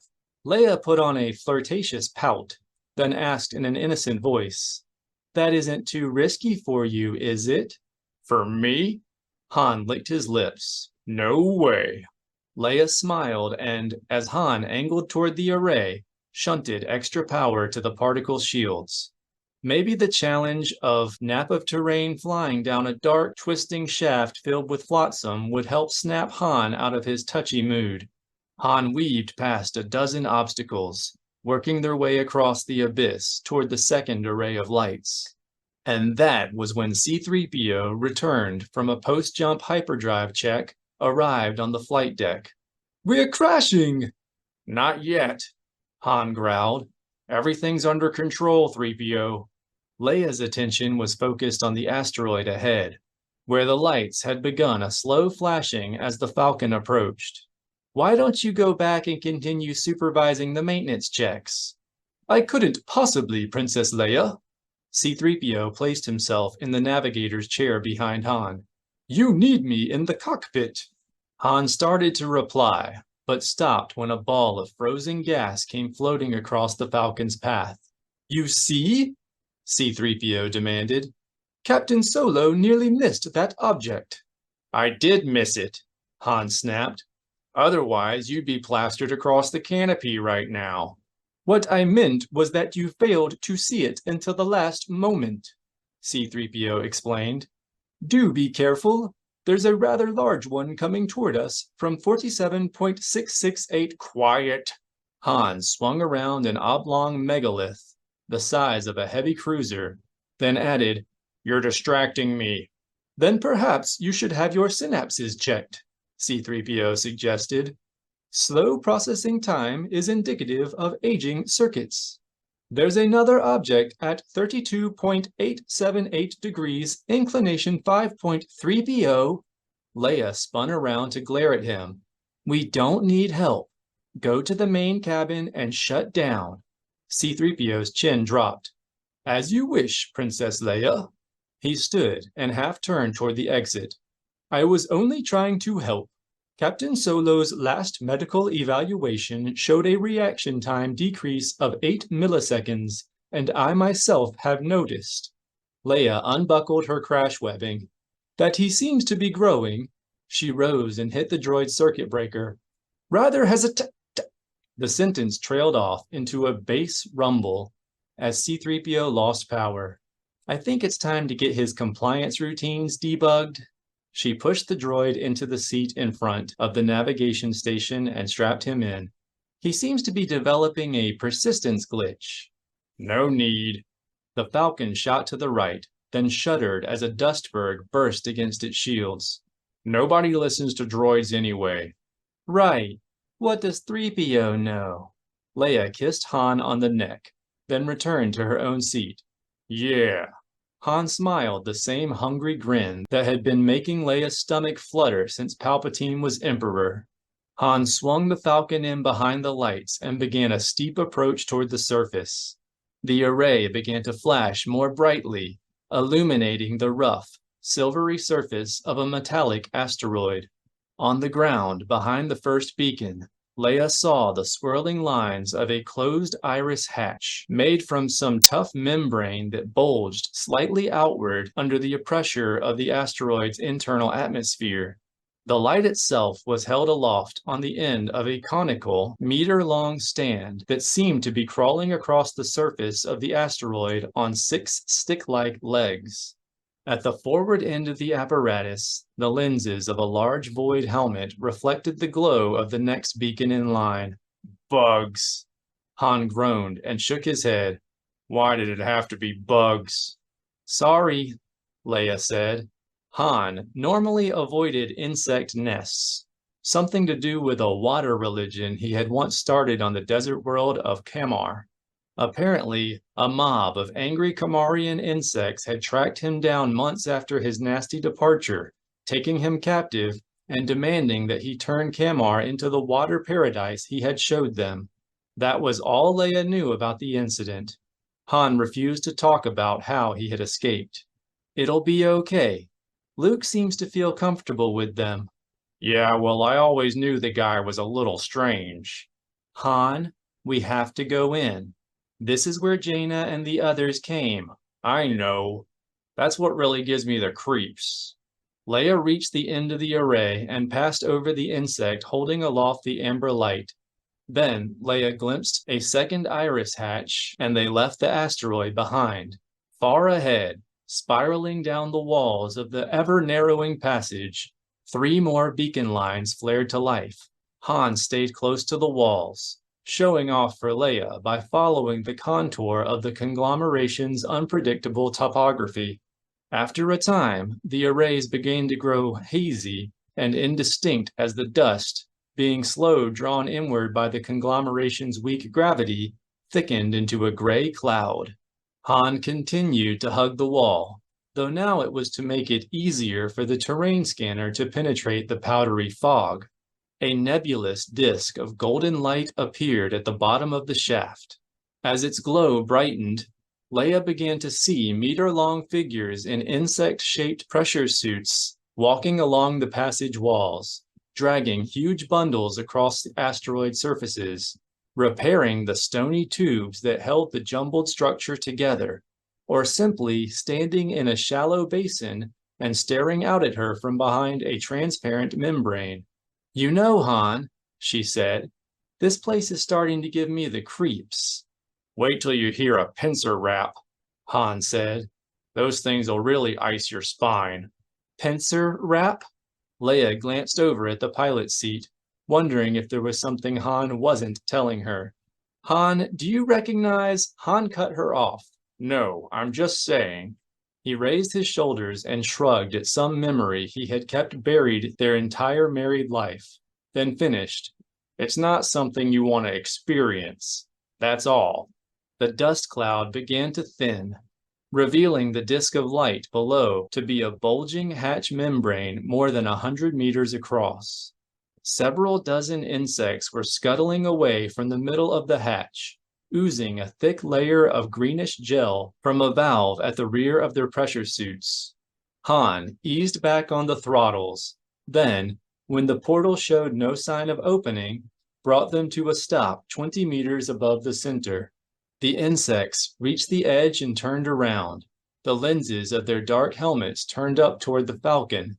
Soon, the gel began to bleed off in green wisps. What are they waiting for? Han turned his palms up and gestured impatiently. Open already! Once the gel had evaporated, the insects returned to the center of the portal and began to mill about aimlessly. Is there anything on the comm channels? Han asked. Leia double-checked the channel scanner. Only background static, and not much of that. She did not suggest trying to calm the shadow. Some insect species were sensitive to comm waves, a fact that had led to some tragic misunderstandings in the early days of contact between the Verpine and the rest of the galaxy. I could wake 3PO. He might be able to tell us something about who we're dealing with here. Han sighed. Do we have another choice? We could sit here and wait for something to happen? No, Han said, shaking his head wearily. You can't outwait a bug. Leia rose and flipped the droid's circuit breaker. After the light had returned to his photoreceptors, he sat, turning his head back and forth as he calibrated himself to his surroundings, then finally fixed his gaze on Leia. I do wish you would stop doing that, Princess Leia. It's most disorienting, and one of these times my file allocation table will be corrupted.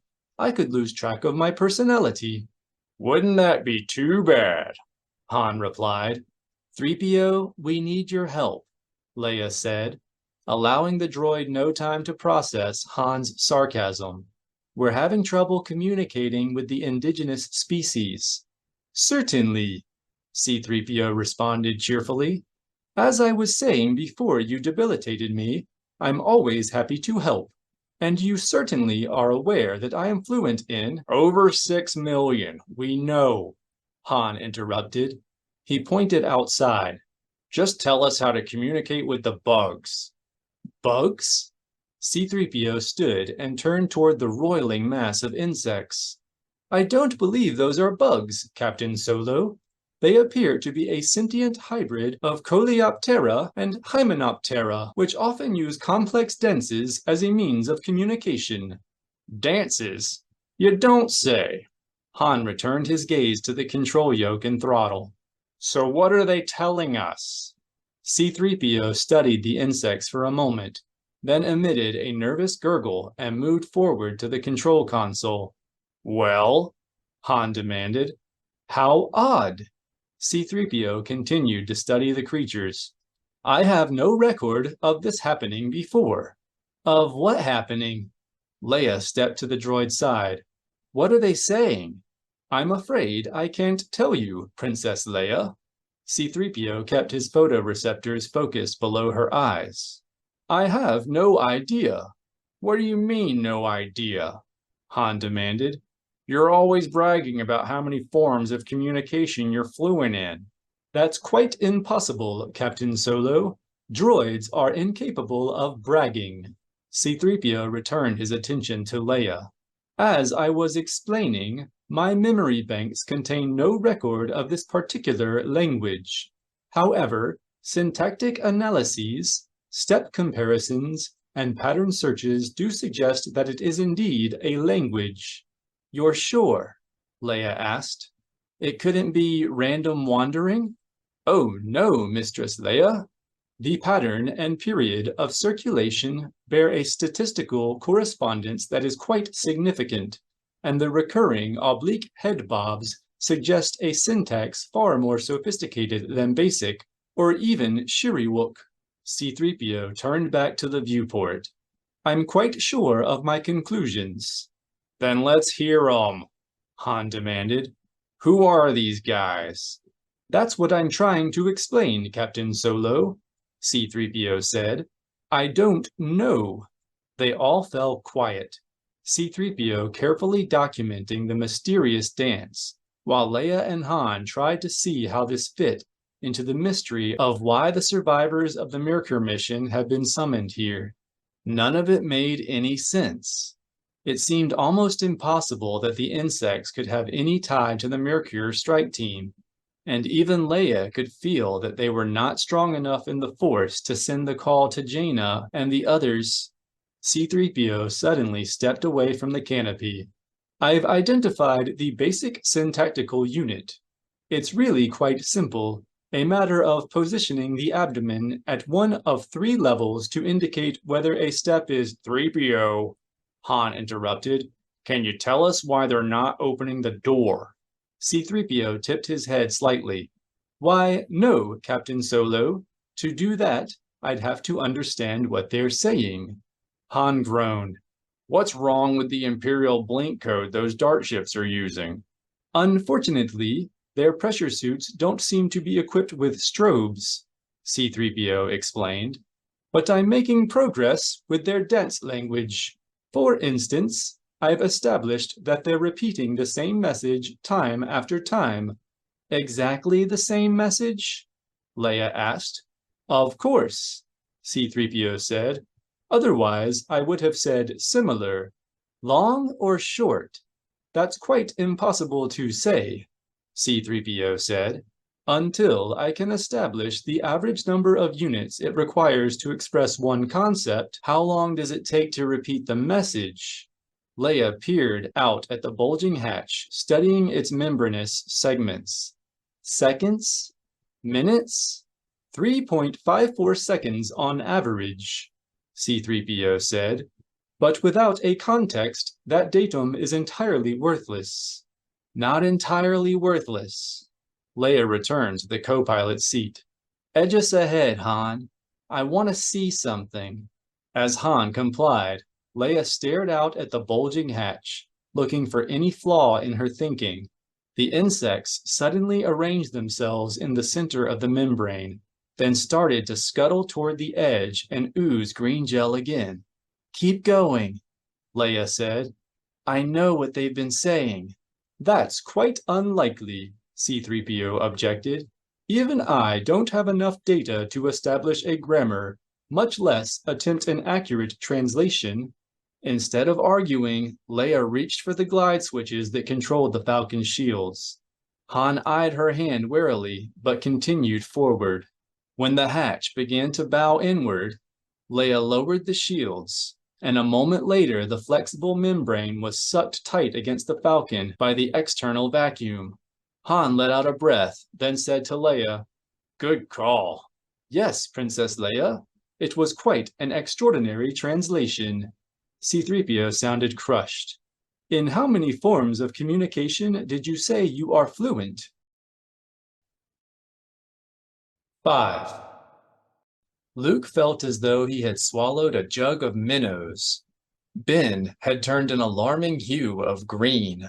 Mara, who could normally whirl dance for hours in weak gravity, held her jaws clamped tight against the possibility of an embarrassing eruption.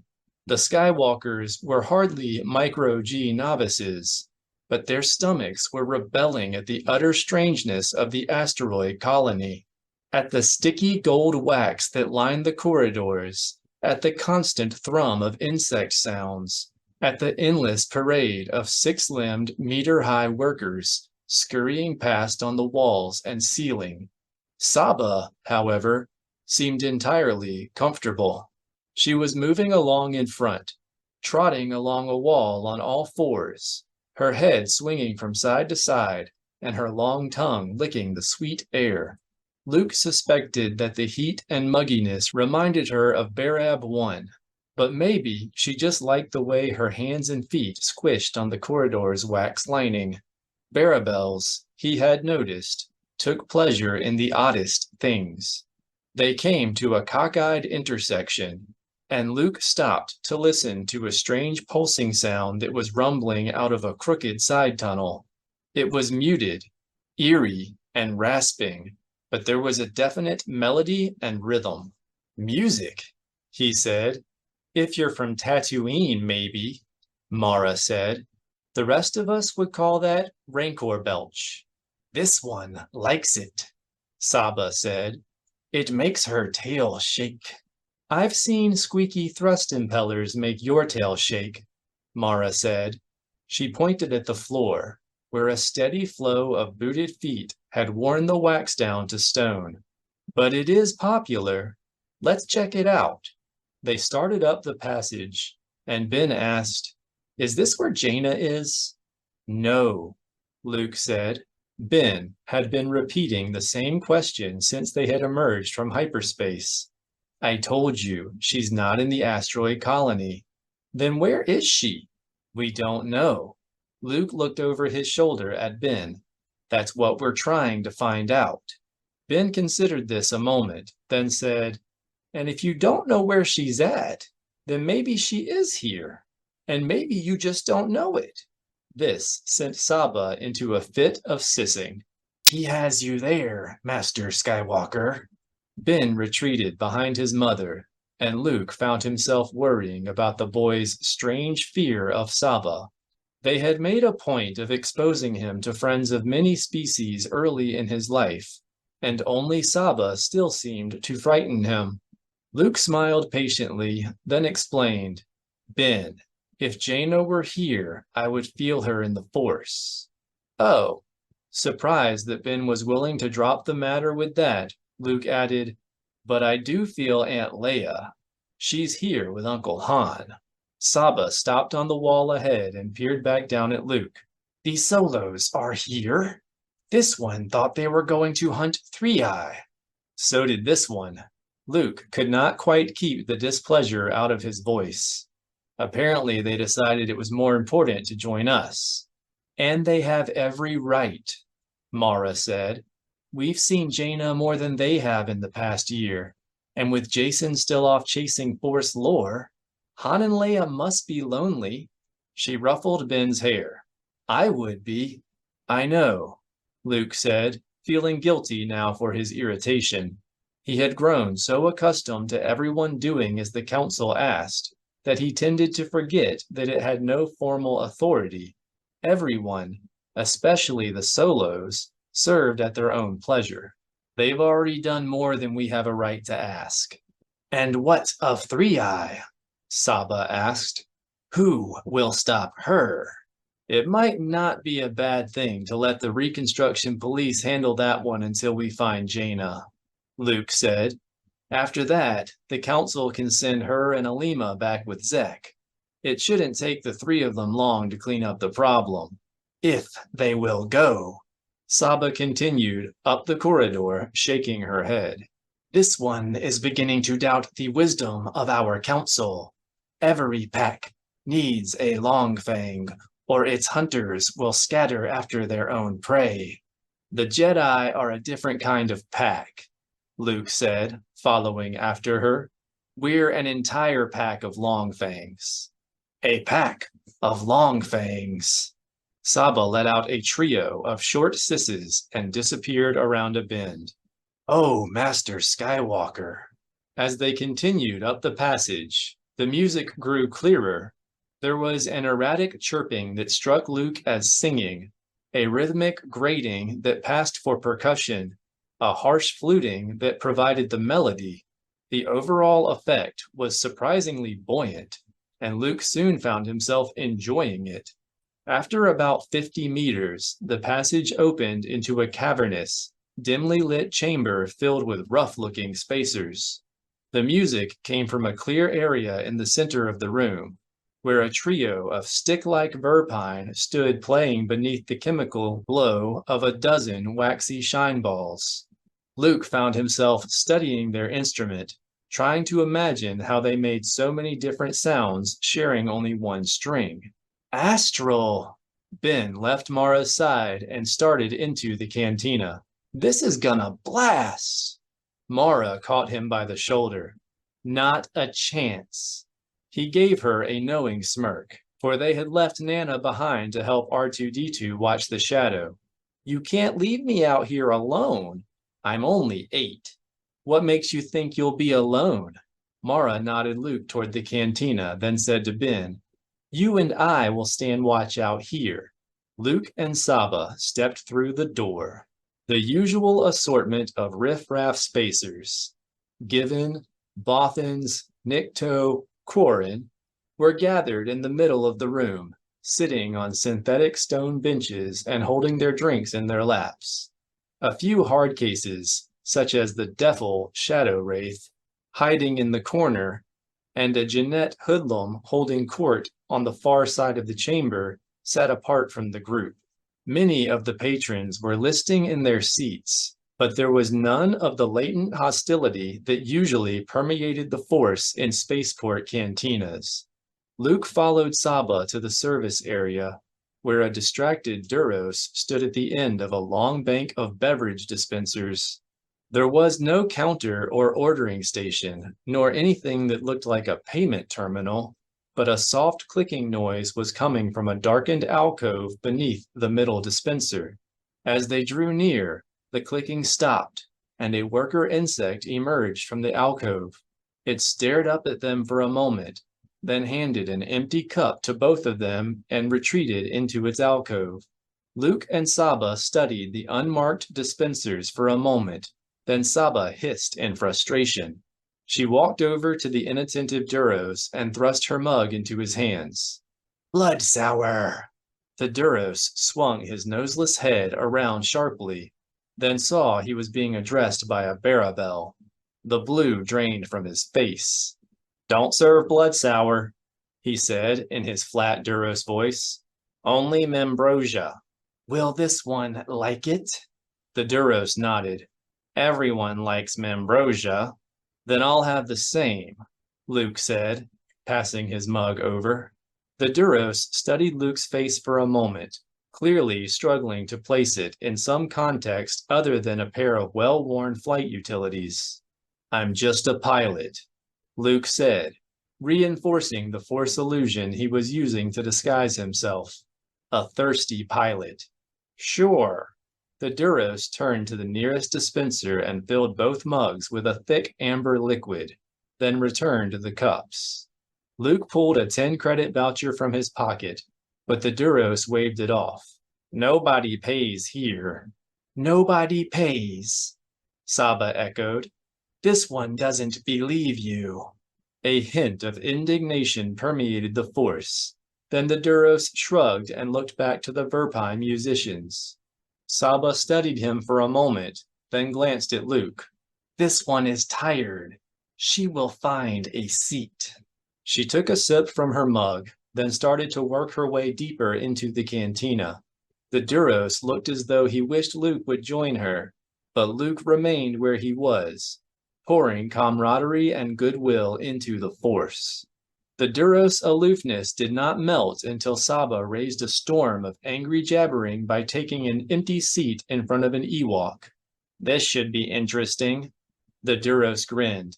That little Ewok has a death mark in 10 systems. You don't say. Luke took a sip of Membrosia. It was sweet and thick and potent, warming him from his toes to his ear tips. He allowed himself a moment to savor the sense of well-being that came with the intoxicating heat, then asked the Duros, Have you been here long? Too long, the Duros said. Turns out Lizzle doesn't use processing chips, and now I can't get a cargo out. Is that a common problem? Common, but not a problem. The Duros waved his hand vaguely in the direction of the Membrosia dispensers. Everything's free. You can stay as long as you want. Very generous, Luke said. What's the catch? Isn't one. Except you get used to it, and then you don't want to leave. That sounds like a catch to me. Depends on how you look at it, especially if you have obligations at home. Why don't you just take your chips and go back to the known galaxy? With so many manufacturing worlds destroyed by the war, the Galactic Alliance is desperate for processing chips. Too dangerous. The Duros cocked his big head toward Luke. You wouldn't want some criffing bounty hunter to catch you with these particular chips. Ah, Luke said. Lando and Tindra had put up a 1,000,000-credit reward for a load of specialized processing chips that had been hijacked on its way to Tindrando Arms' new rehab droid factory. That makes sense. Void breathing right, it does. Already have 5 Jedi come through on my tail. That's when I decided to dump the load. Luke tried not to wince at the loss of the vital chips. You're sure the Jedi were looking for you? Who else would they be looking for? The Duros shook his head, then said, I knew Calrissian had pull with the Jedi, but who'd have guessed he was that strong? Not me, Luke answered. He stepped closer to the Duros and lowered his voice. Were they fairly young? A couple of humans with a Barabel and a Wookiee? And a Twi'lek. The Duros' voice grew suspicious, and he began to ease away from Luke. How do you know? I've got a little problem of my own with them, and I don't want to find them waiting at my next stop. Know where they went? The Duros watched the Verpine band for a moment, no doubt trying to find a way to work an angle for himself. Luke poured a little more goodwill into the Force, and finally the Duros shook his head. Sorry, you'd need to ask Lizzle. Before Luke could ask how to find Lizzle, he realized someone new was coming up behind him. The person seemed both to have her own presence in the Force and to be part of the larger, diffuse essence that permeated the entire asteroid colony. He turned to find a striking Falcon female approaching, her scaly skin almost as green as a male's. She acknowledged Luke with a polite nod, then stopped before the Duros. Tarnis, we have a cargo for you, she said. The Duros took a sip of Membrosia and tried to appear calm. To where? The Borau nest. You'll be given a load to take home, of course. Tarnis's eyes grew round, at least by a Duros standards. Done. When the Duros did not instantly start for the exit, the Falcon said, It requires immediate departure. Lizzle is already loading the Star Song. No problem. Tarnis placed his mug on the floor. I'll just gather my crew. We're gathering them now. The Falcon started toward the exit. They'll meet you in the hangar. Right behind you, Tarnis said. He started after the Falcon, shaking his head in amazement. Finally! Seeing that he had been forgotten in the excitement, Luke used the Force to slow the Duros down, then cleared his throat. Oh yeah. Tarnis took the Falcon's arm and gestured toward Luke. This fellow wants to talk. I can find my own way to the hangar. The Falcon barely slowed. We're very busy. She glanced over her shoulder, but avoided Luke's eyes. Enjoy the hospitality of the nest. When Luke reached out to probe her feelings, he experienced a deep sense of worry. Her scales rippled in alarm. Then an enormous, murky presence rose inside her mind and pushed him out so forcibly that he stumbled into a Membrosia dispenser. As Tarnis and the Falcon walked out the exit, Mara appeared around the corner, checking to be certain the surprise she had felt was nothing to be alarmed about. Luke smiled and turned around to display the new Membrosia stain on the back of his utilities, then watched intently as Tarnis and the Falcon disappeared down the corridor. Once the pair was far enough ahead that she would not be noticed following, Mara took Ben's hand and started down the corridor, talking as though they were just a mother and son returning to their vessel. Luke worked his way to the Cantina center and sat on a bench next to a pair of Ishitib. He remained quiet for a few moments, pretending to listen to the music, but actually reaching out in the Force to search for eavesdropping devices. He was not quite certain what had happened over at the Membrosia dispensers, but he felt certain that the Falcon's arrival had been no coincidence. Lizzle, whoever that was, had not wanted Tarnis to talk about Jana and the others. After a few minutes, Luke finally felt confident that he could ask his questions in peace. He began to pour out feelings of camaraderie and goodwill, and it wasn't long before the nearest Ishitib turned toward him. My name is Zalera. She pointed at her companion, who swiveled her eye stalks around and gently clacked her beak. This is Liari. She likes you. Luke smiled back. Thank you. Zalara batted the lids of her yellow eyes. I like you. That's very nice. He eased off the good feelings, then said, Actually, I'm looking for some friends. We'll be your friends, Liari said. She came around to Luke's other side, then slipped her stubby hand through the crook of his arm. Her breath smelled heavily of membrosia. I've never felt this way about a human before. Me neither. Zalara took Luke's other arm. But this one is cute, even with the recessed eyes. Ladies, that's just the membrosia talking. Luke sensed Mara already returning to the cantina. She did not feel angry or frightened, but she was frustrated. She had lost the Duros and his escort. I'm looking for a group of young travelers who came through here.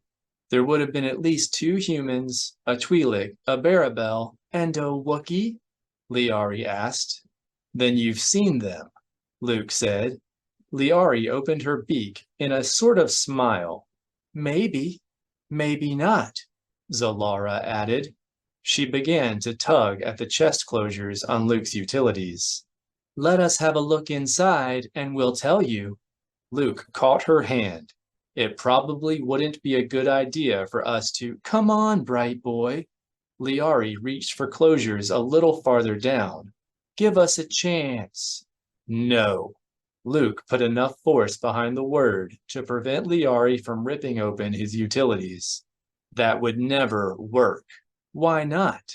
Zalara demanded. Because I have lips and you have beaks, for starters.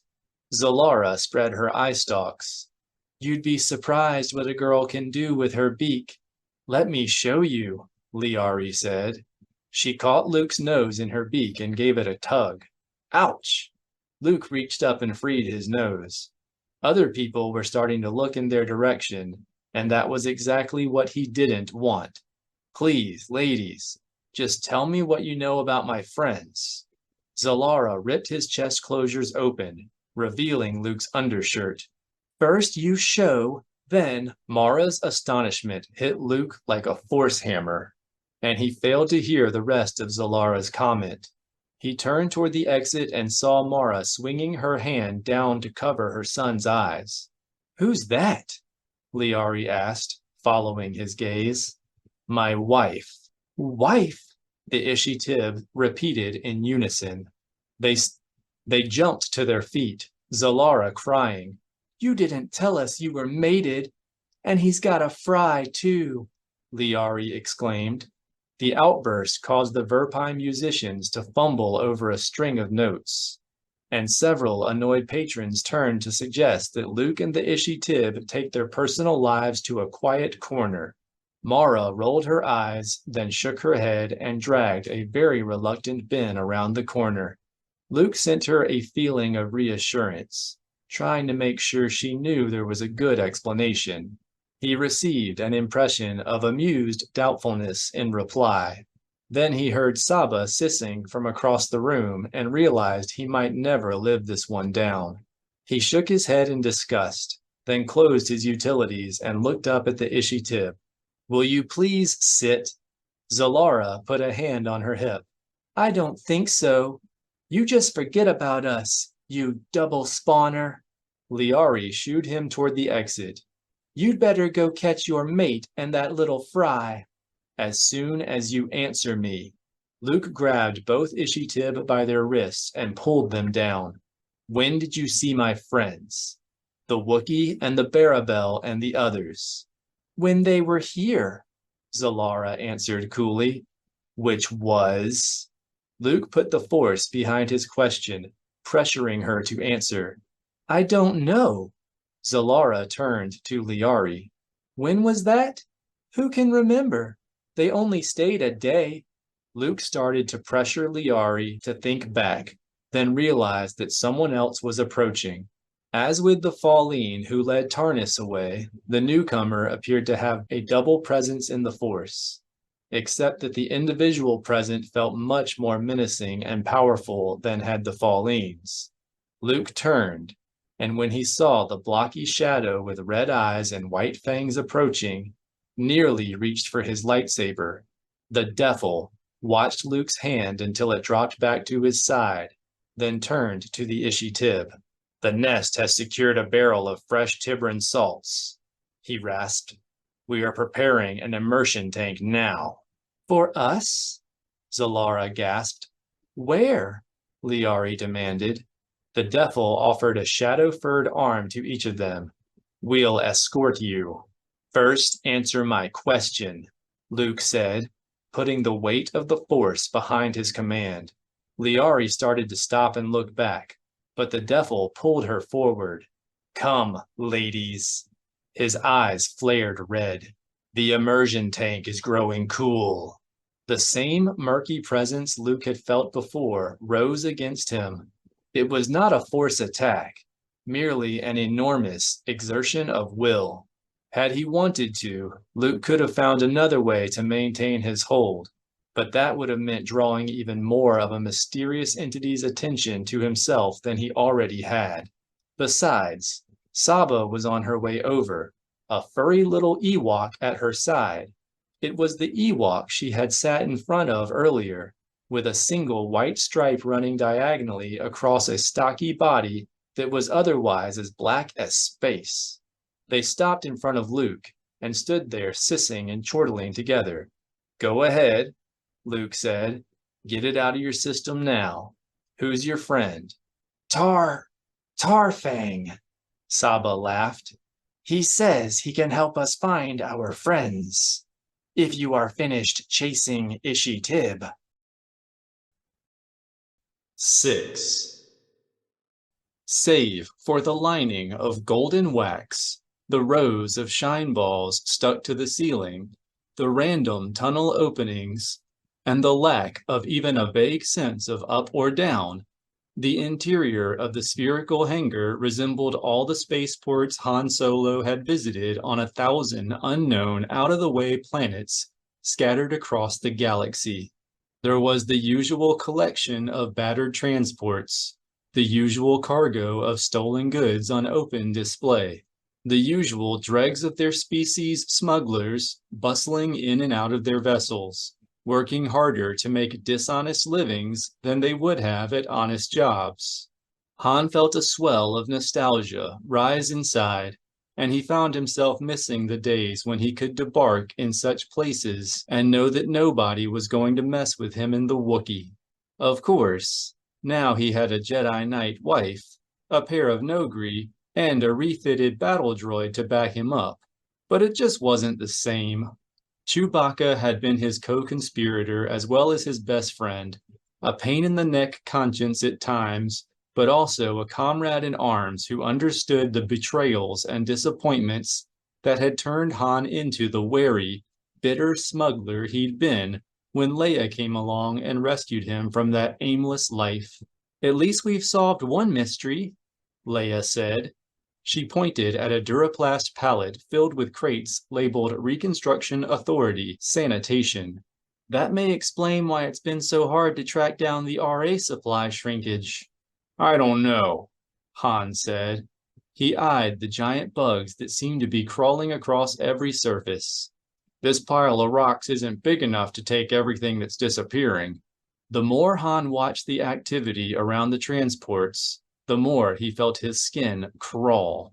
The bugs were marching in and out of the vessels completely unescorted, offloading cargo, foodstuffs, even vital ship's tools, and stacking them at the base of the boarding ramps.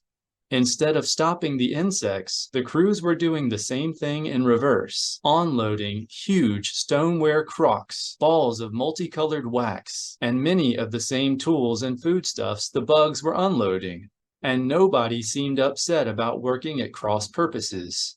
In fact, save for the care they took to avoid crashing into each other, they barely seemed to notice one another at all. Han spied the sleek gray wedge of a Horizon-class space yacht resting about halfway up the wall of a docking vault. Its landing struts sunk well past their feet in the waxy substance that coated the chamber.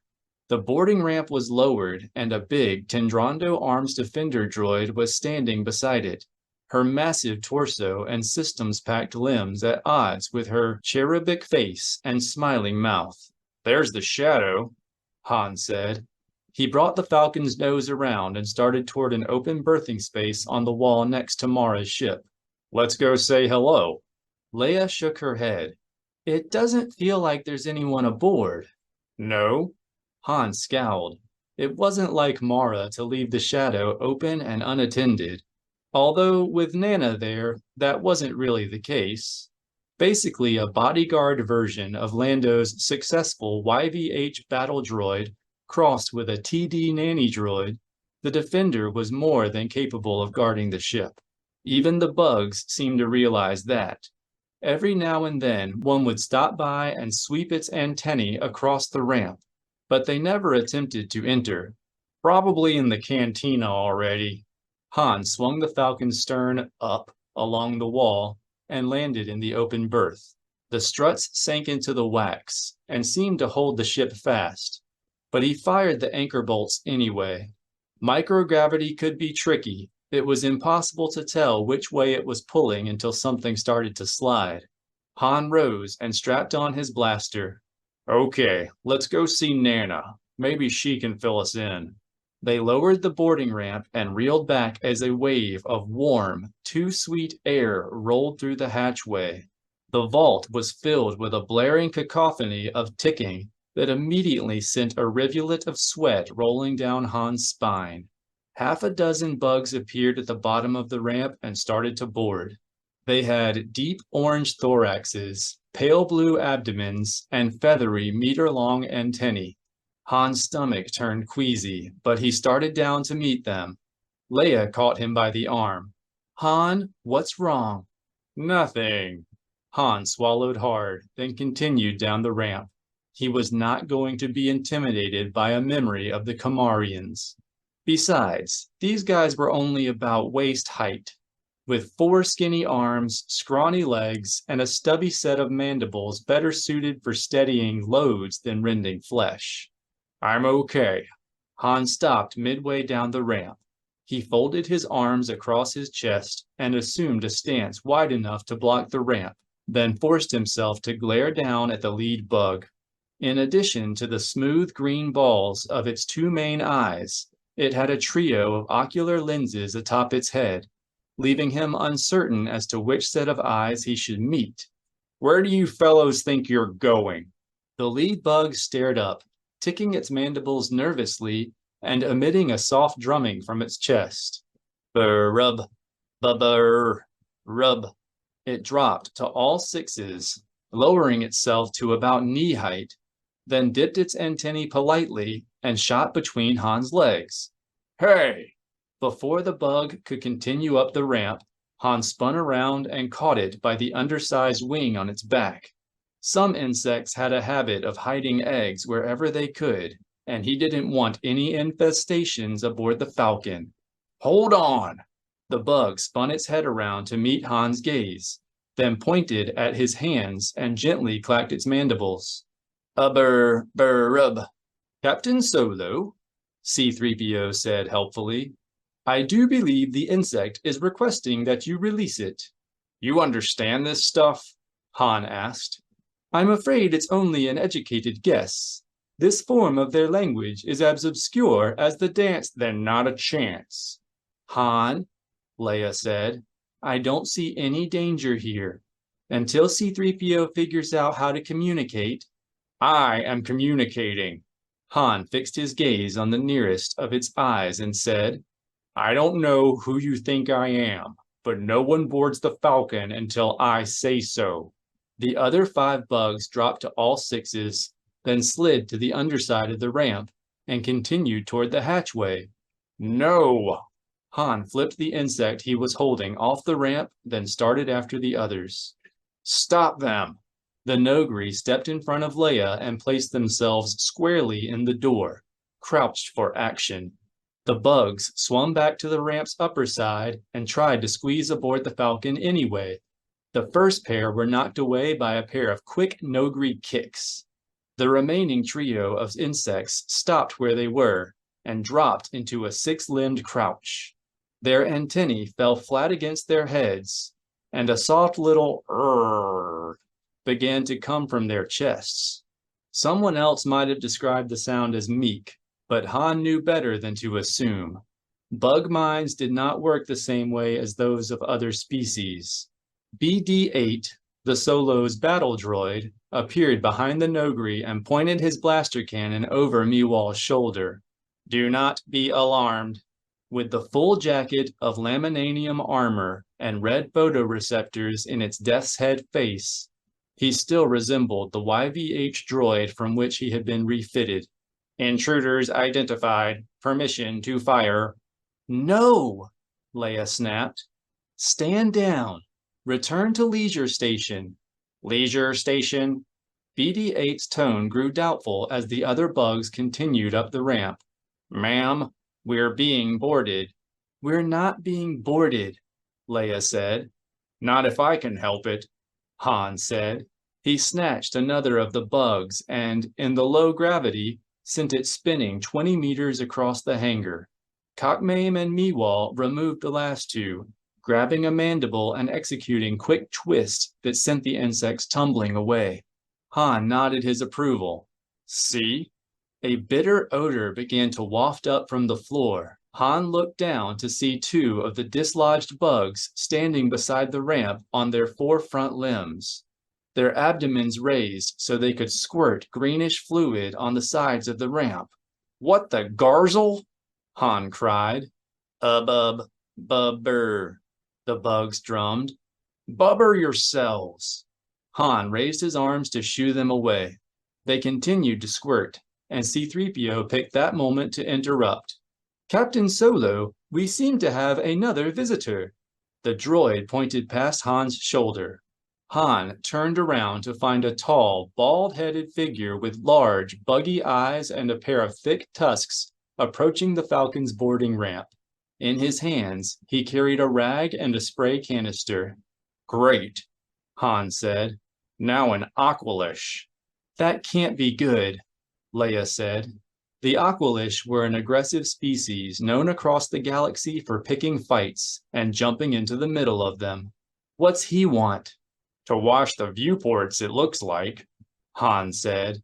The Aqualish reached the base of the ramp and started forward towards the bugs. What do you want, Fangface? The nickname was despised by Aqualish, but it was better to take an aggressive tone with them. They were less likely to start a fight with someone who did not intimidate easily. Nothing, friend. The Aqualish spoke in a gravelly voice typical of his species. Just to help you out. Han and Leia exchanged puzzled glances. Friend was not usually a word you heard from an Aqualish. We're not your friends, Han said. You will be. The Aqualish waited until the bugs finished squirting, then shooed away one on his side of the ramp and sprayed a harsh-smelling foam over the same area. That stuff better not be corrosive, Han warned. Aqualish could not smile. The need had probably never arisen during their evolution, but this one lifted his head and managed to seem like he was. It's not. He tossed the spray canister to Han. You need to clean that mess up. The Aqualish pointed at the far side of the ramp, where the other worker had squirted its goo, then started to wipe the area he had already coated. Han sprayed a thick layer of foam over the side of the ramp, filling the air with a smell somewhere between rotting fruit and burned sinfur. Tell me what I'm doing? When you tossed the workers off, they marked you, the Aqualish explained. He tossed Han the rag. Now you have to start over, or they'll call their soldiers and tear your ship apart to see what you're hiding. Start over? Leia asked. Transacting. Isn't that why you're here? Maybe, Han said. You mean like trading, right? More like taking. They take what they want, you take what you want. Everybody's happy. The insects started up the ramp again. Boarding imminent, BD-8 reported. Permission to... No, Leia said. Stand down. Han finished wiping the foam away, then stood up to find the 6 insects lined up on the ramp below. They're not going to lay eggs or anything, he asked. No, they only do that in the heart comb, the Aqualish assured him. Just let them bring whatever they want, then take back whatever you want to keep. It's a lot easier and safer. If you say so. Han stepped aside and let the bugs pass. Okay. The lead worker responded with a single mandible clack, which was simultaneously echoed by the rest of the squad. That would be an affirmative, C-3PO offered helpfully. The bugs started up the ramp. Han jumped down beside the Aqualish and returned the spray container and rag. Sorry about the fang face stuff. He reached for his money. What do I owe you for the help? Nothing, friend. The Aqualish waved a dismissing hand. It happens to everyone the first time. Really? Han's mind began searching for angles, trying to figure out what kind of swindle the Aqualish was trying to pull. Hope you don't mind me saying so, but you're pretty helpful for your kind. The Aqualish watched the last bug disappear into the Falcon, then nodded. Yeah, I don't get it either. He turned and started back toward his own vessel. This place just makes me feel good. Han, Leia, and the others spent the next hour returning to the Falcon most of what the bugs carried off. At first, the work was confusing and frustrating, especially after they had carried the same crate of protein packages aboard for the 7th or 8th time. But eventually, order emerged, with the ship's crew leaving anything they could bear to part with at the foot of the ramp and stacking whatever they wanted to keep in the forward hold.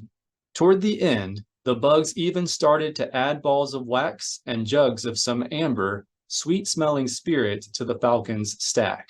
Finally, the only item under contention was Killik Twilight, a small moss painting that had once hung outside Leia's bedroom in House Organa on Alderaan, designed by the late Ab Kador, one of Alderaan's foremost artists. The piece depicted a line of enigmatic insectoid figures departing their pinnacle city home, with a fierce storm sweeping in behind them.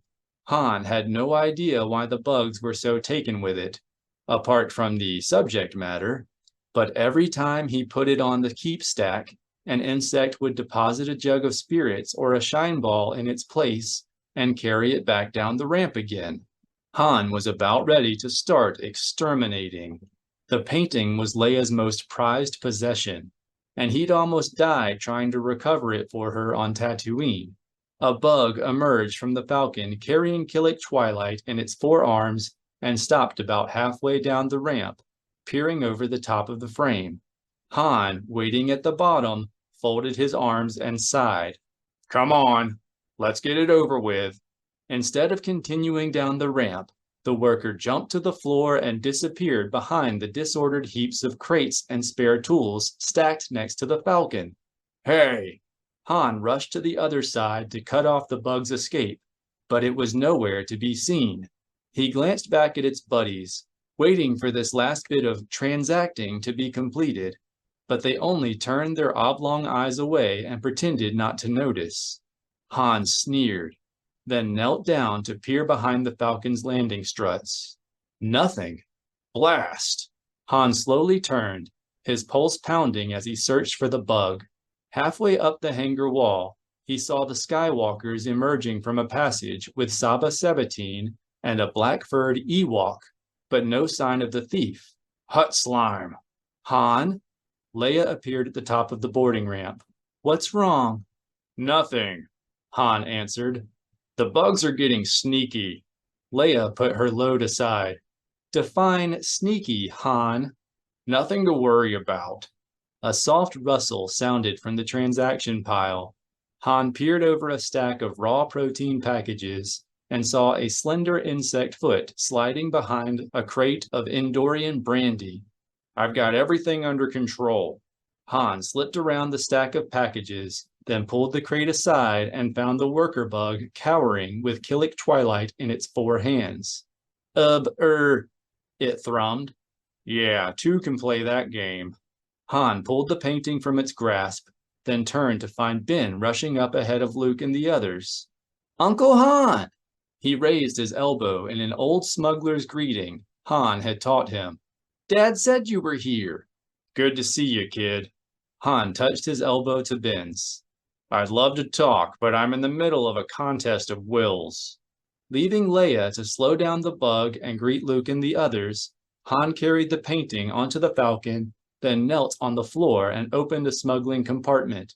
"That's a funny place to put Aunt Leia's painting," said Ben, who had followed him aboard. "Tell me about it," Han said. He slipped the painting into the compartment, closed the cover, and stood.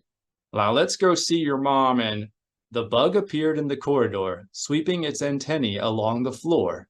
It passed Han with a polite rumble, then stopped and began to pry at the secret panel. When the compartment would not open, it sat down and began to clack its mandibles. "All right, you don't have to call your buddies." Han knelt on the floor beside the bug. "Just get out of my way."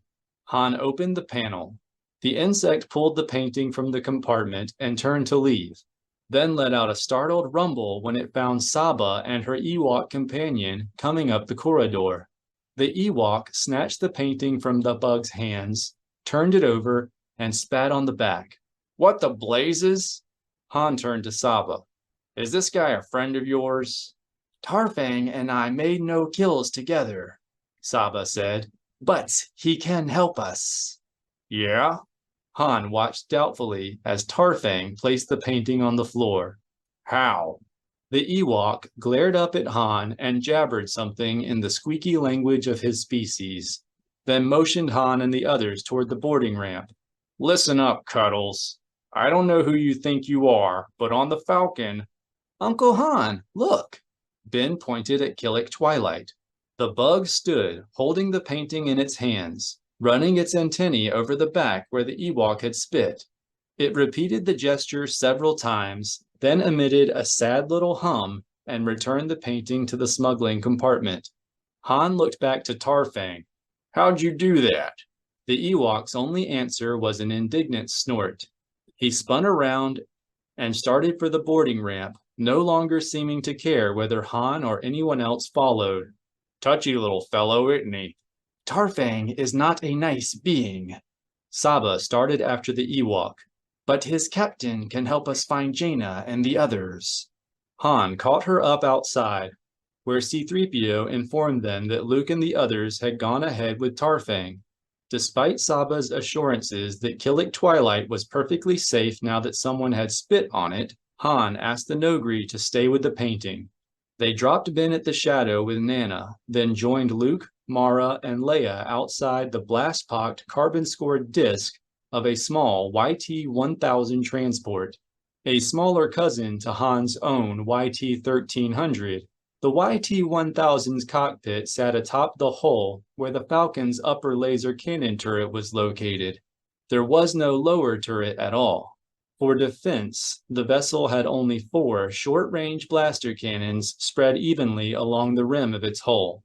"That thing flew here?" Han gasped. An indignant Ewok voice chuttered from inside the vessel's shadowy entrance. "He says it came straight from Regal 8, C-3PO translated. Tarfang stepped into the light and jabbered at Han some more. "I'm certainly glad we don't fly on this ship. He says not everyone has credits to waste on repairs." Leia stepped to Han's side. "We apologize, Tarfang." She flashed one of those old diplomat smiles, a bland show of teeth that could have meant anything. "Han didn't mean to insult you." "Yeah," Han said.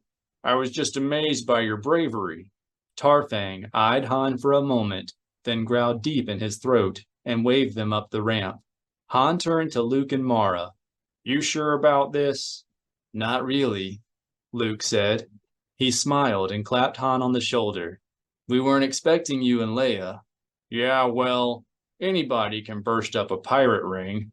But Jana, we figured you'd need our help."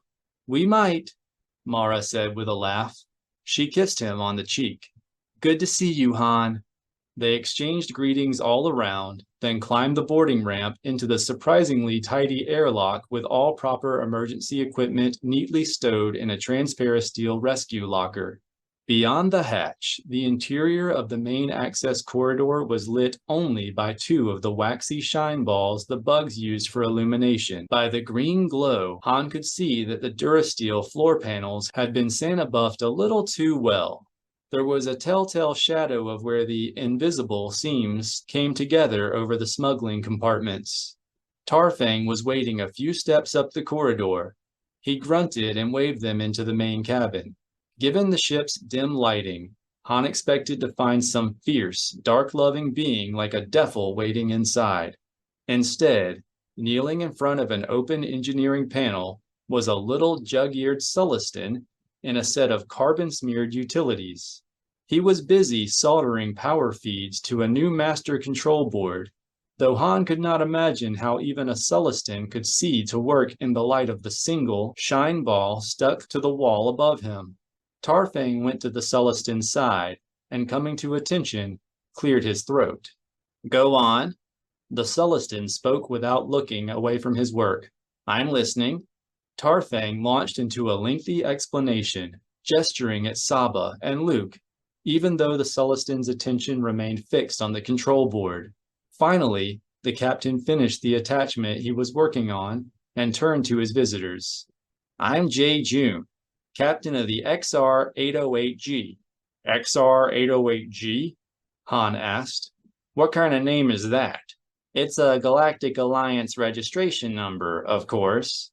June frowned and squinted in the direction of Han's voice, but Han was standing well back in the shadows, where even a Sullustan's sensitive eyes would have trouble with the contrast between light and darkness.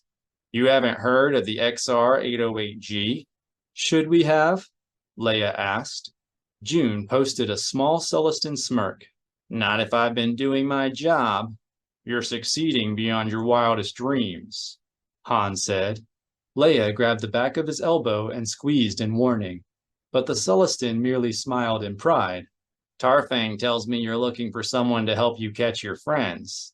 "To find them," Luke corrected. "I see. Well, it makes no difference." June cast an annoyed glance in Tarfang's direction. "I'm afraid my first mate sometimes exceeds his authority." Tarfang asked something in a disbelieving tone.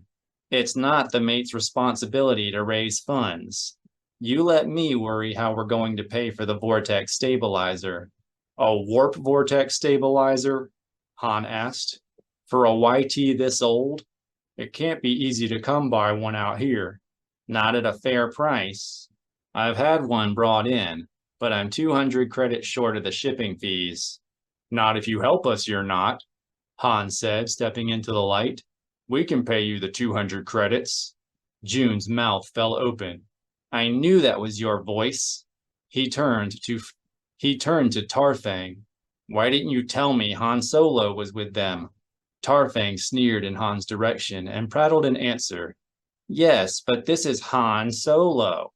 The Sullustan rose and thrust a hand out. "The XR-808G follows all your procedures, and I've memorized all your combat maneuvers from the history vids." I wouldn't trust everything you see in those old hollows," Han said, allowing the Sullustan to shake his hand. "Now about that help." "I'd like to help you." June's voice grew disappointed, and he turned back to his work. "But it wouldn't be proper." "Proper?" Han echoed. That particular word encompassed everything he hated about Sullustans. "Why not?" "Because I have an arrangement with our hosts, and evidently they don't want you to find your friends." Tarfang groaned and slapped his brow. "We can't ignore the wishes of our business partners," June said to the Ewok. "We have a deal." "A deal you can't keep until you find 200 credits," Han said. "How long are you willing to wait?" "We are facing a bit of a dilemma." "What if we were to buy a copy of your charts?" Luke asked. June shook his head. "My charts wouldn't help you. Your friends went to Yagoi." "And you don't know where Yagoi is?" Luke asked. "Nobody does. The Yagoi are very proud and secretive. They hide the location of their nest from outsiders." Saba glared at Tarfang. Then why did this one say you could help us find our friends? Tarfang jabbered in answer. Because the XR-808G has been assigned a cargo for Yagoi, C-3PO translated. And when a ship is assigned a cargo for Yagoi, it is also assigned a Yagoi to serve as its navigator for the trip. Fine, Leia said. Even she seemed to be losing patience. Help us get a cargo, and we'll pay you for consulting. Tarfang rattled off a long response, which C-3PO translated as, Tarfang suggests you simply give Captain June the money. They'll check on your friends and give us a report when they return. Sure they will. Han turned to the others, then nodded toward the door. We're wasting our time here. Luke motioned Han to wait, his gaze fixed on Tarfang. Han realized for the first time that Mara was no longer with them. Under circumstances like these, she had an uncanny knack for slipping away unnoticed. Finally, Luke turned back to Han. Tarfang's not trying to swindle us, Han. He really does want to work out an honest deal. Tarfang snarled something at the Jedi Master. He wasn't stealing your thoughts, C-3PO said to the Ewok. Master Luke is not a thief. Tarfang whirled on the droid and yapped a command. Very well, but I wouldn't blame him if he used his lightsaber on you. C-3PO turned to Luke. Tarfang is threatening to remove your eyes if you do that again. Oh, that scares him, Han said to the Ewok. You want to make a deal? Here it is. 200 credits to get us a cargo. To Han's surprise, it was Saba who answered. He can't. Why not? Because Lizzle wouldn't allow it, Luke said. He, or she, doesn't want us to find Jana and the others. They, June corrected. Luke frowned. What? They, June said. The Celestin continued to work, soldering what looked like the rear hold power feed onto the main cabin output. Han would have said something, but he had long ago learned never to tell another captain how to maintain his own ship. Besides, anyone who looked at the Falcon's main control board would probably have just as many doubts about his work as he was having about June's. Lizzle isn't their leader. June looked up from his work, dragging the hot tip of his soldering iron across the flux inhibitor circuit. Lizzle is them. They all share one name? Leia asked. In a sense, but it's more than that. The way they think of it, they're all Lizzle together. Lizzle is the nest, but so are all of the members. They don't have an individual sense of identity? I think that's so, but I'm not really current on my xenobiological definitions. Tarfang chortled something helpful sounding. Master Tarfang says that it's only important to remember that you say Lizzle, you might be talking about the entire nest or any of its members. Tarfang chattered something impatient. And you'll never be sure which, C-3PO added. Cozy, Han said. So why doesn't Lizzle want us to find Jana? When June hesitated, Tarfang let out a long, urgent chitter. But nobody said it wasn't secret, June countered. You were being rock-headed. Saba rasped. Something is only secret if... Hold on, Han said to Saba. The Celestin mind was as stubborn as it was methodical, and the Barabel would only delay things by browbeating June. It is a bit unclear. Saba glared at Han out of one dark eye. There are your implied agreements, and there are your tacit obligations. He turned to June. Am I right? The Celestin nodded rapidly. Only true captains understand these things. True. But aren't you smugglers too?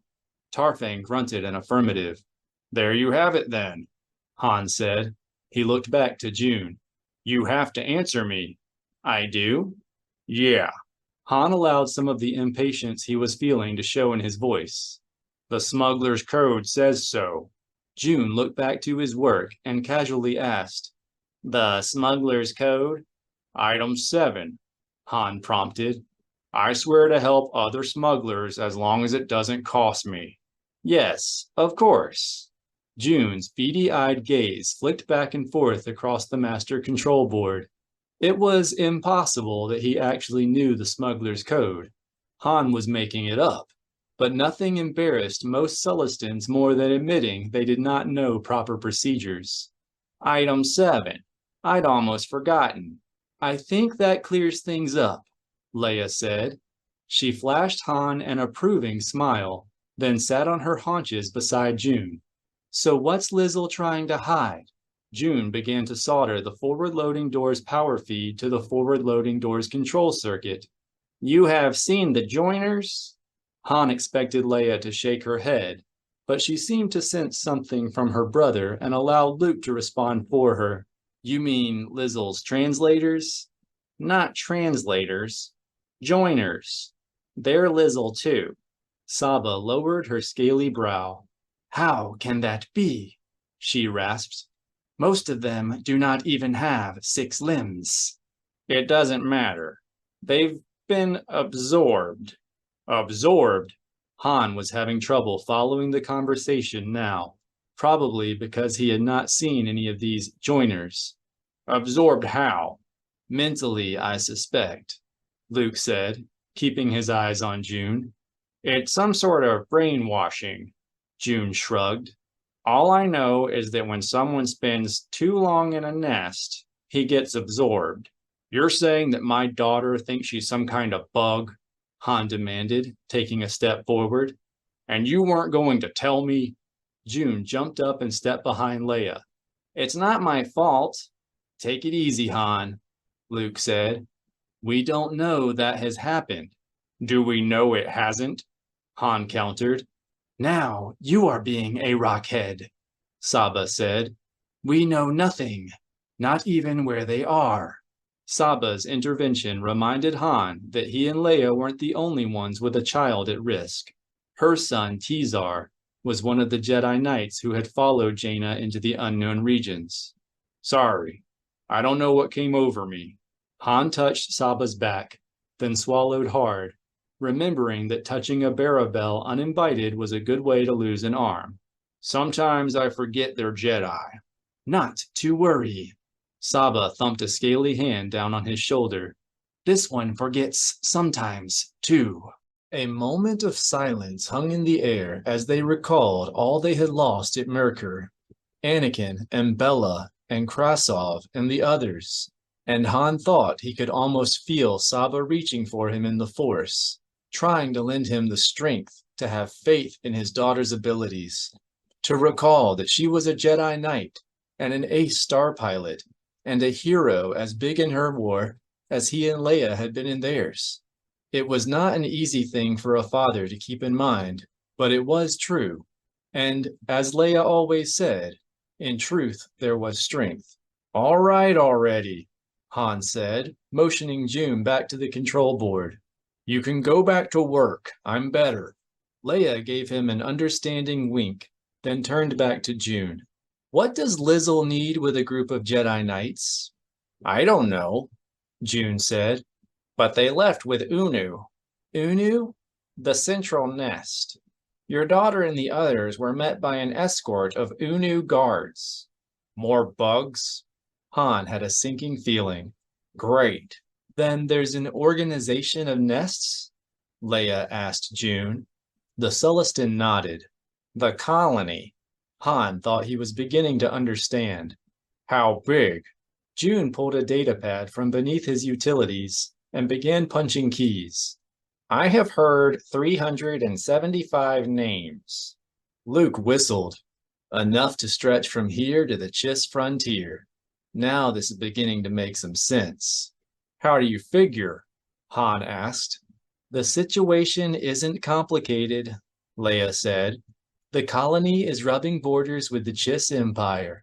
It's pretty clear why the Central Nest might want a team of Jedi joiners on their side, especially this particular team.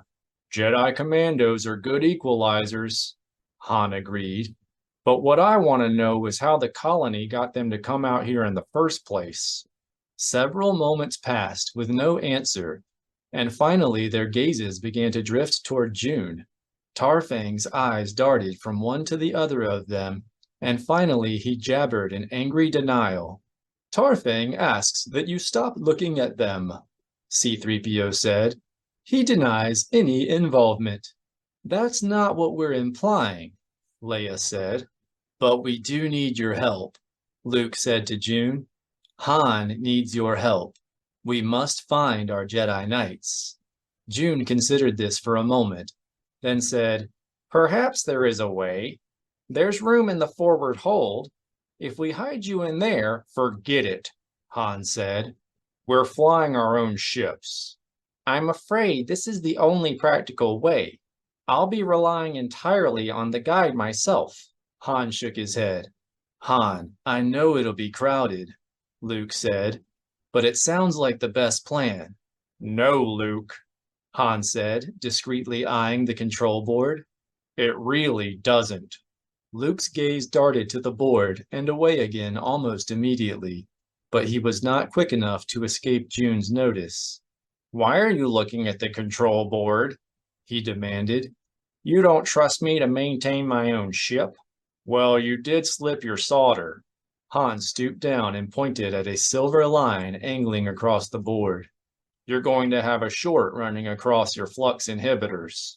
June studied the line, then said, It's nothing to worry about.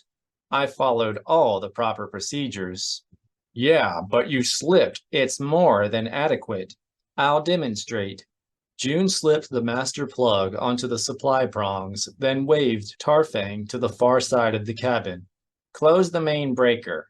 June, I don't think that's a sharp clack echoed across the room. Han barely managed to close his eyes before the ship erupted into a tempest of bursting lamps and sizzling circuits.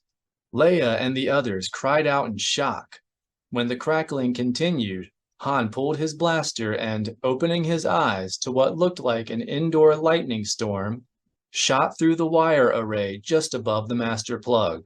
The popping and buzzing quickly died away, and the main cabin was again plunged into its previous grim dimness. June dropped to his knees in front of the control board. Not again. What did I tell you? Han asked. Tarfang returned to the group and studied his crestfallen captain again, then looked Han in the eye and spoke sharply. He says the cost just doubled, Captain Solo, C-3PO said. You must pay for the damages you caused. I caused? I told him not to. We'll be glad to replace the wire array Han destroyed, saving the XR-808G, Leia interrupted, and we'll do anything else we can to help Captain June complete his repairs, per Item 7 of the Smuggler's Code. You bet, Han said, catching Leia's strategy. It's not as bad as it sounded, or the smoke would be a lot thicker. June looked up, his small eyes round with wonder. This is covered under Item 7? Oh yeah, but we're flying our own ships. I'm sure we can think of a way to follow Captain June. Luke spoke in a tone that suggested he had already solved the problem. We may need to install a couple of pieces of equipment when we repair the wire array. Tarfang raised a lip, then jabbered a demand. What kind of equipment? C-3PO translated. The secret kind, Luke said, glaring at the Ewok.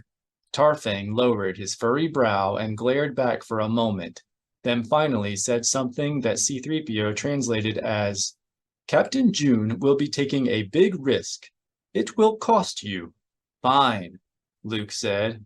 He stepped close to June and Tarfang and suddenly seemed as large as a rancor. But you know who we are. You understand what it will mean if you try to double-cross us. Tarfang shrank back, but June seemed untroubled. Double-cross Han Solo? The Celestin asked. Who'd be crazy enough to do that? 7.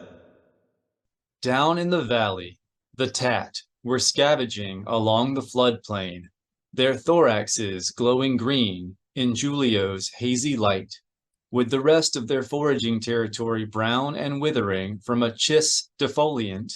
The workers were stripping the ground bare, leaving nothing in their wake but rouge stubble and mud. It was a desperate act that would only deepen their famine in the future, but the insects had no choice. Their larvae were starving now.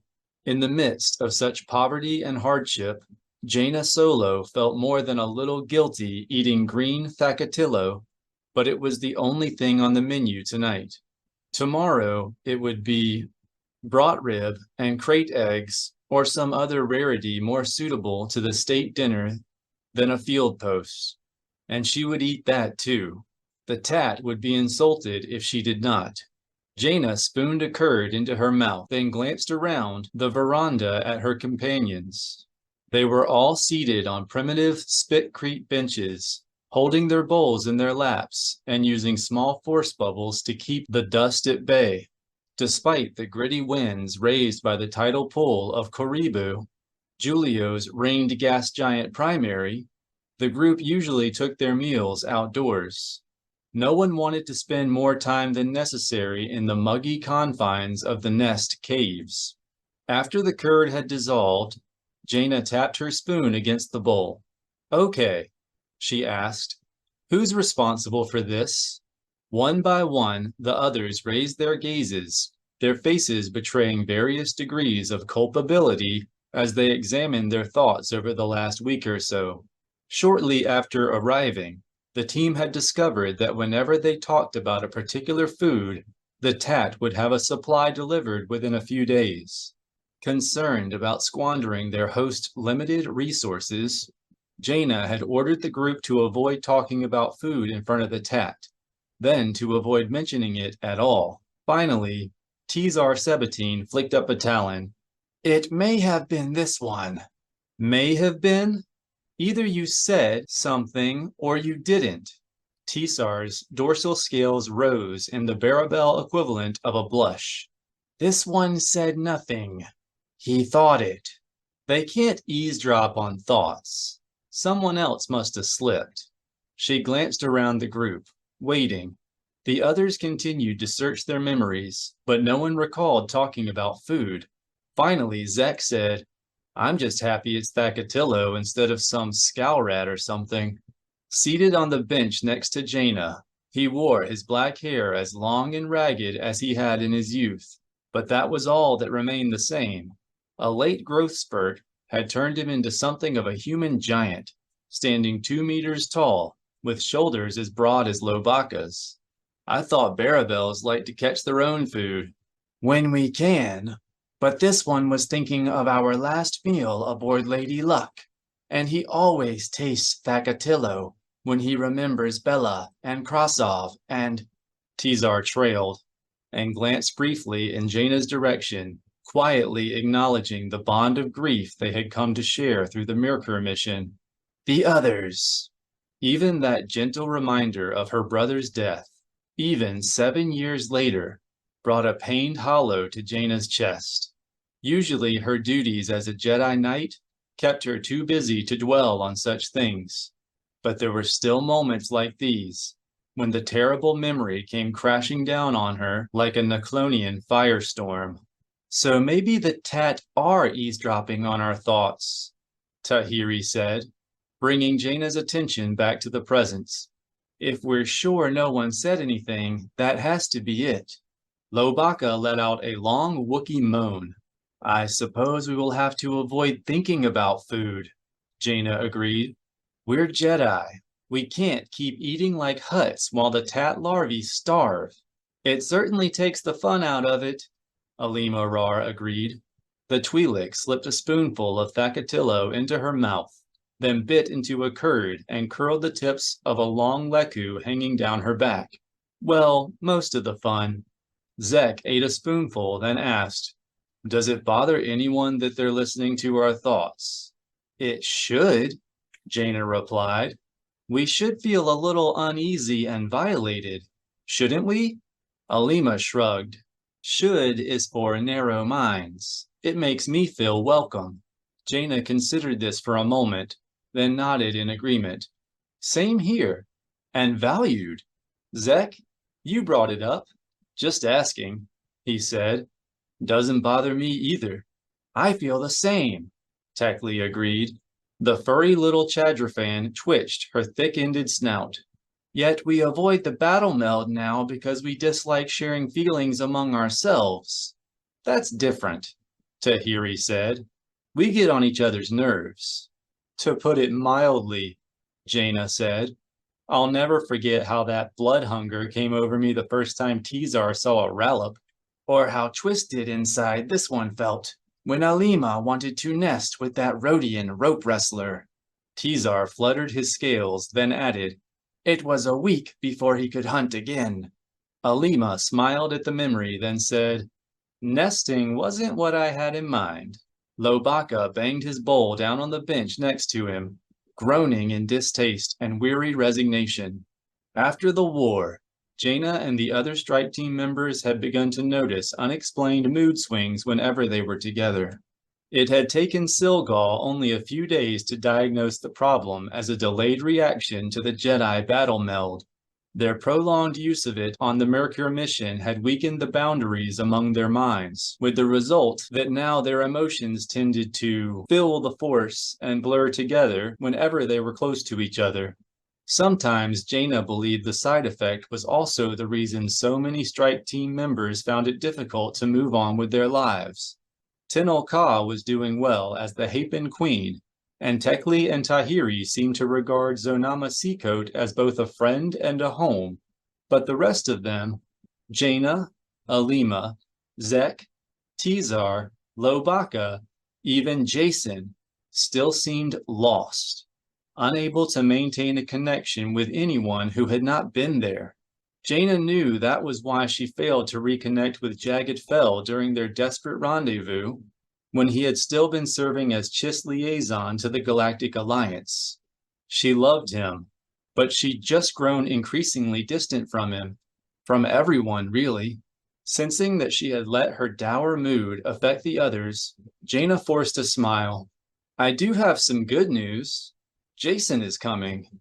As she had hoped, this lifted spirits instantly, especially those of Tahiri, who shared a special kinship with Jason by virtue of the time they had spent in Yuuzhan Vong torture dens. But it was Alima, always quick to an interest in males, who asked, Can you tell how soon? It's hard to say, Jana answered. No one bothered to ask if she had actually spoken to her twin brother. There was no holonet in the unknown regions, and even if there had been, they were too close to the Chiss frontier to risk being overheard by a listening post. But it feels like he's made it past whatever was delaying him. How will he find the colony? Tahiri asked. Though she could certainly sense Alima's interest in Jason as clearly as Jana did, she seemed more amused by it than irritated. Techley and I would have been lost without Zonama Seacoat's help. I left a message for him with the coordinates of the Lizzle nest, Jana said. So, assuming he tries to calm, she let the sentence trail off when she felt a sudden alarm. The sense did not ripple or grow or rise. It simply appeared inside Jana, instantly full-blown and strong. And at first, she thought she was feeling something inside her brother. Then, bowls of Thakatillo began to clack down on the Spitcrete benches, and her companions started to rise and reach for their lightsabers. You feel it too? She asked no one in particular. Fear, Zek confirmed. Surprise. Lobaka rowled in addition. Resolve too, Jana agreed. What the blazes? Tahiri asked. It's like the Tat were a part of the meld too. Maybe they're more force-sensitive than we thought, Alima suggested. Jana gazed around, searching the faces of her companions for any indication that the sensation had felt even remotely like a normal force perception to someone else. She found only looks of confusion and doubt. A familiar rumble rose deep inside the nest. Long plumes of black smoke began to shoot from the exhaust vents above the hangar cave. Then a cloud of dart ships poured into the air above the valley and began to climb toward Karibu's ringed disk. Looks like another defoliator squad coming in, Jana was almost relieved as she started toward their own hangar. After the unexpected feeling of alarm, she had feared something worse. Let's turn 'em back. 8. The wreck was a CEC YV-888 stock light freighter. Jason could see that much from its tall hull and from the stubs of the melted maneuvering fins on the rear engine compartment. The crash had occurred sometime within the last decade. He could guess that much from the faint odor of ash and slag that still wafted down the flowery slope from the jagged crater rim. But the vessel's hull was too thickly covered in insects for him to be certain this was the ship, the one that would explain why he and Jana and the others had been called so deep into the unknown regions. Jason waited for a throng of thumb-sized insects to scurry past on the enclosure wall, then placed a hand on top and vaulted over. A harsh rattle rose behind him as other, larger visitors pulsed their wings in disapproval. He paid no attention and started up the slope, feeling his way with the force to avoid stepping on any tiny beings hidden in the flora. The colony species came in an enormous variety of sizes and shapes, and any insects he had happened to crush on monument grounds were more likely to be other visitors than foraging bugs. Jason's guide, a chest-high insect who had been waiting at the Lizzle nest to serve as his navigator, scurried to his side and began to rumble objections. "You're the one who said we didn't have much time to wait in line," Jason reminded him. "Rub-a-boo, oo-boo-roo," the guide responded. With a yellow thorax, green abdomen, and bright red head and eyes, it was one of the more colorful strains that Jason had seen. "Herb, I told you, I might know this ship." Jason reached the crash crater and climbed to the rim. 10 meters below, in the crash bottom, a sagging tangle of heat-softened durasteel so covered in crawling insects that it took a moment to realize he was looking at a small starship bridge. The vessel had crashed upside down. The guide thrummed impatiently. "Not yet." Jason pointed at a place near the bow, where a dozen Jawa-sized insects were sticking their antennae through a twisted rip in the hull. "Ask the ones near that breach to clear a space. I need to see if I can read its name." "The crash? I need to know the name of the freighter," Jason explained. "It's written on the side of the hull, in letters." Like most species of intelligent arthropods in the galaxy, the colony insects recorded their language in pheromones instead of writing. But Jason felt certain the joiners would have explained the concept of letters. "You." The guide curled its antennae forward. "Ba-ra-rub, roo, roo." "Maybe," Jason said uncertainly. He was relying on the Force and his empathic connection with other life forms to infer his guide's meaning, and he could not always be sure that he understood the nuances. "But we'll certainly be on our way sooner than if we have to piece the letters together through their legs." The guide clacked its mandibles in frustration. It drummed its chest loudly, then the insects near the rip began to mill about in confusion. Jason did not understand what they got out of crawling over the wreck, but insects were very tactile creatures, and he suspected they were establishing some sense of connection to it. Finally, a space began to clear where Jason had requested. The durasteel was so caked with carbonization that he could barely make out a handful of dark, upside-down letters. ACH. ONFER. Tachyon Flyer, Jason said. It was the ship in which the strike team had planned to depart the Mercury mission until they were betrayed by 2 dark Jedi they had rescued from the Yuuzhan Vong. Jason turned to his guide. "What happened to the people aboard this ship?"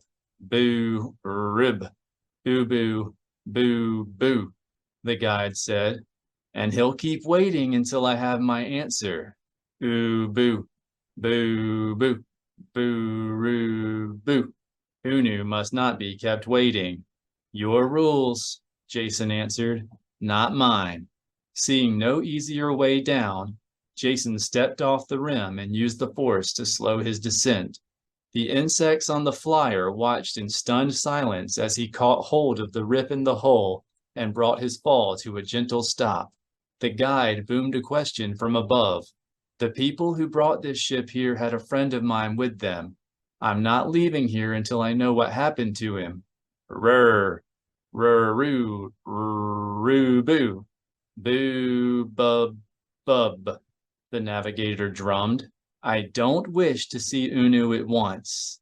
Jason knew he was being rude, but he had learned from the Falanasi to see through the illusion of authority, to free himself of the expectation of blind obedience by respecting his own desires first. It makes no difference to me if Unu can't wait. Jason pulled himself up and peered through the hull breach.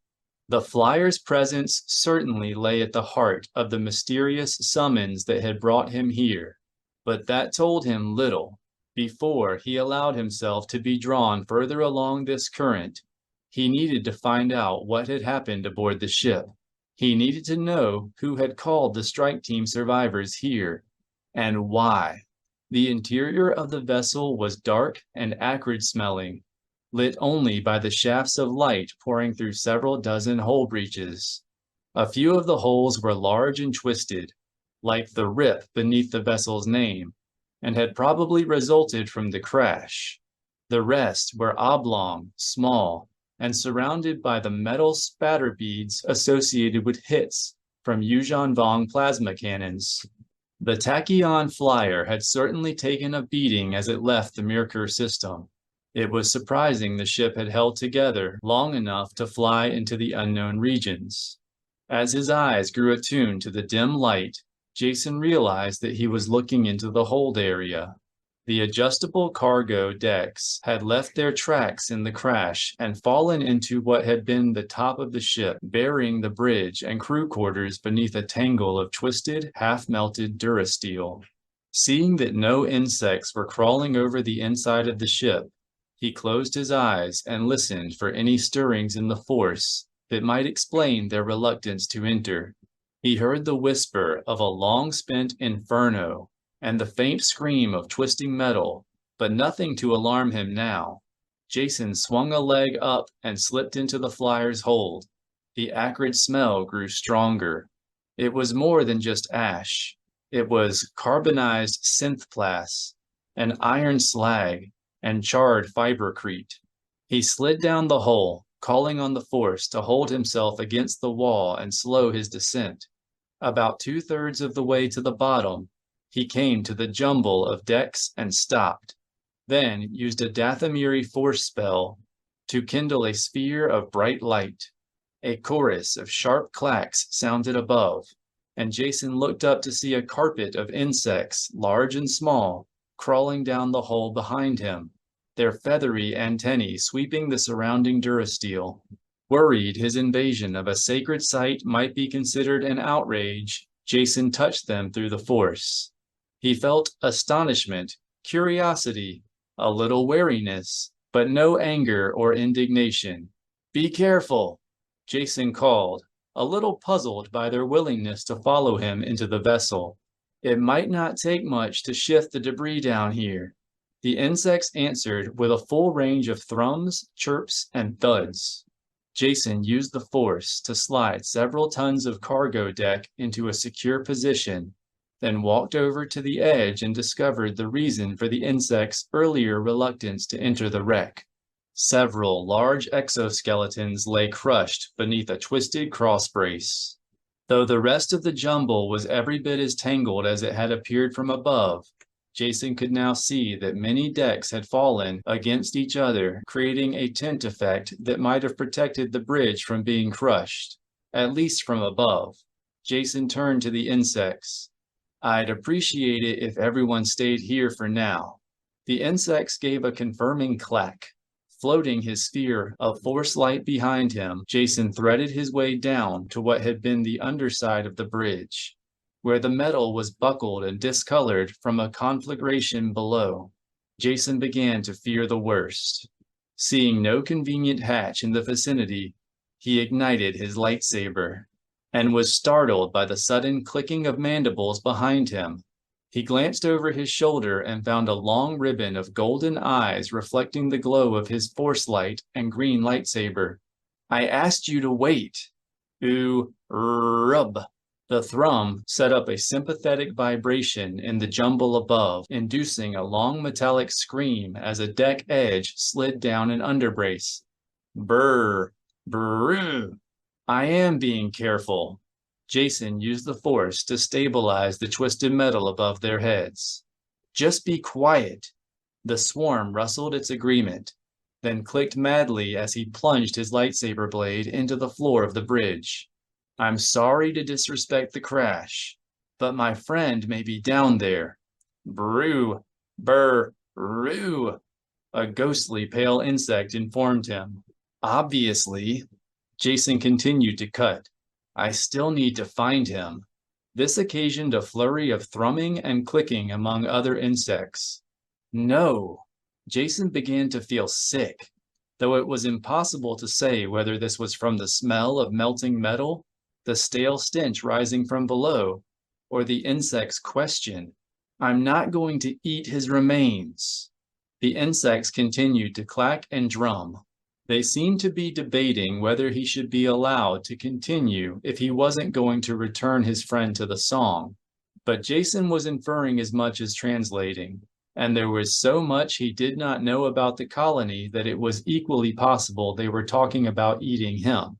He shut the words out and tried to hear through the force, as the Theran listeners had taught him, and was relieved to sense that they were arguing over whether they should eat the dead.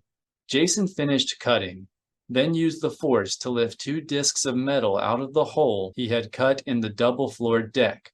The smell of ash grew overwhelming. The rustling filled the air as the insects eased forward behind him. Jason lowered his light through the hole and felt his heart sink. The cabin below had been so incinerated that only the twisted remains of a row of double bunks, hanging upside down on the far wall, identified it as the crew's quarters. What had once been the ceiling lay barely 2 meters below, blackened, crumpled, and strewn with ash and twisted metal. The remains of several mattresses lay in the corner beneath the bunks, half burned and covered in black mold. Being careful to avoid touching the white-hot edges, Jason dropped through the hole and found several shattered Tranquarest vials under one of the half-burned mattresses. Under another, he found a melted lump of casing and circuitry that might once have been Lobaka's translation droid, MTD. He tried to pick it up, and discovered it had been fused to the floor. Under a third mattress, he found the singed remains of one of the Molly-Tex jumpsuits the strike team had worn on their mission to Merkur. There were 4 sashes across the chest, where Raynar had been wounded before being put aboard the flyer. A series of soft patters sounded from the middle of the cabin. Insects began to swarm over the floor and walls, sweeping their antennae over the bunks and other debris, and raising a choking cloud of ash. Jason made his way forward through the galley and wardroom, dropping into a crouch as the space between the crumpled ceiling and the old floor grew too short for him to walk upright. The walls and other surfaces in these rooms were covered with a thick layer of pink powder, the residue of a firefighting foam. On the bridge, the foam lay so thick that he kicked up clouds of pink dust as he moved. The canopy that had once enclosed the flight deck on 3 sides was buckled and broken. The dirt spilled through long rents in the transparasteel. A string of gray emergency patches ran diagonally across the forward view screen, roughly parallel to a line of destruction that had left the navicomputer, sublight drive control relays, and hyperspace guidance system in a burned shambles. It was no wonder the ship had crashed. The Dark Jedi crew had done well to escape the Merkur system at all. The crash webbing at all the flight deck stations hung down beneath the chairs in a melted tangle, but a faint drag mark beneath the pilot's and co-pilot seats led through the foam residue toward the engineering cabin. Jason dropped to his knees to peer through the cockeyed hatchway, and his nostrils filled with the caustic stench of charred bone. Jason began a slow breathing exercise. The harsh smell burned his nostrils at first and threatened to make him nauseous. But as he centered himself in the force and slowly detached from his emotions, the odor grew less biting, its implications less painful. He placed a hand on the wall and imagined it growing warm under his touch. The staleness seemed to fade from the air inside the wreck. Then the smell of old soot turned to the acrid bite of smoke. Jason's eyes started to water as he looked back through the force. His lungs were racked by an endless fit of coughing, and the cabin grew hot and orange. Where he was touching the wall, his palm began to sting and blister. He held it in place and looked over his shoulder. The flight deck was hidden behind a curtain of smoke and rolling flame. Geysers of fire retardant rose from the ceiling nozzles, creating swirling ghosts of pink fog. Howls of human anguish drowned out the scream of buckling metal. A single figure crawled out of the smoke, hairless and coughing and blistered raw. His face was unrecognizable, but 4 gashes ran diagonally across his chest, the wound hanging half open where the flesh glue had dissolved in the heat. One hand trailed behind, dragging a pair of levitated shapes along by their cloak collars. The 2 shapes were still burning, writhing in the air, and flailing against each other in pain. Smoke began to rise from beneath Jason's palm, and the smell of cooking flesh filled the air. He kept his hand pressed against the wall. Pain no longer troubled him. Pain was his servant. He had learned that from Vergere. The crawling figure reached the hatchway and paused, turning in Jason's direction. The face was too scorched and swollen to recognize, but the eyes belonged to Raynar, questioning and proud, and so terribly naive. The 2 of them locked gazes for a moment. Then Raynar cocked his head in confusion and started to open his mouth. Jason pulled his hand from the wall. The figures vanished instantly, returning him to a flight deck filled with the stale smell of ash and clouds of pink dust. An insect brushed its antennae over his scorched hand. "Rrrr-roo," it drummed in concern. "Rrrr-boo." "Yes, it does hurt." Jason smiled. "It's nothing." He removed a small canister from his equipment belt and sprayed a coating of synth flesh over his palm. Raynar had been the misfit of their childhood group, trying a little too hard to fit in and often the butt of jokes for his arrogance and showy clothes. He had never impressed anyone as exceptional Jedi material, and there had been a few conversations in which fellow candidates had expressed reservations about his judgment and initiative. Yet what Raynar had done on the flyer, risking his own life to save those who had betrayed his friends and abducted him, was the essence of being a Jedi Knight. Jason doubted he would have done the same thing, and Jana would have stayed to watch them burn. Given what the theft of the flyer had meant, that Anakin would certainly die of his wounds, Jason might even have joined her. Floating his force light ahead of him, Jason crawled into the engineering cabin and followed Raynar's trail through a cramped maze of toppled equipment. The stench of charred bones grew stronger, and Jason feared he would only find their burned remains trapped in some dead-end corner, or simply lying in the middle of the aisle where Raynar had succumbed to smoke inhalation. His fears began to seem justified when he started to find scorched bones in the middle of the aisle. First, a few finger and toe and hand bones, then a forearm and a shin, then finally a femur. The space between the floor and ceiling grew smaller and smaller, and he had to drop to his belly, and he began to sense the residue of Raynar's panic in the force.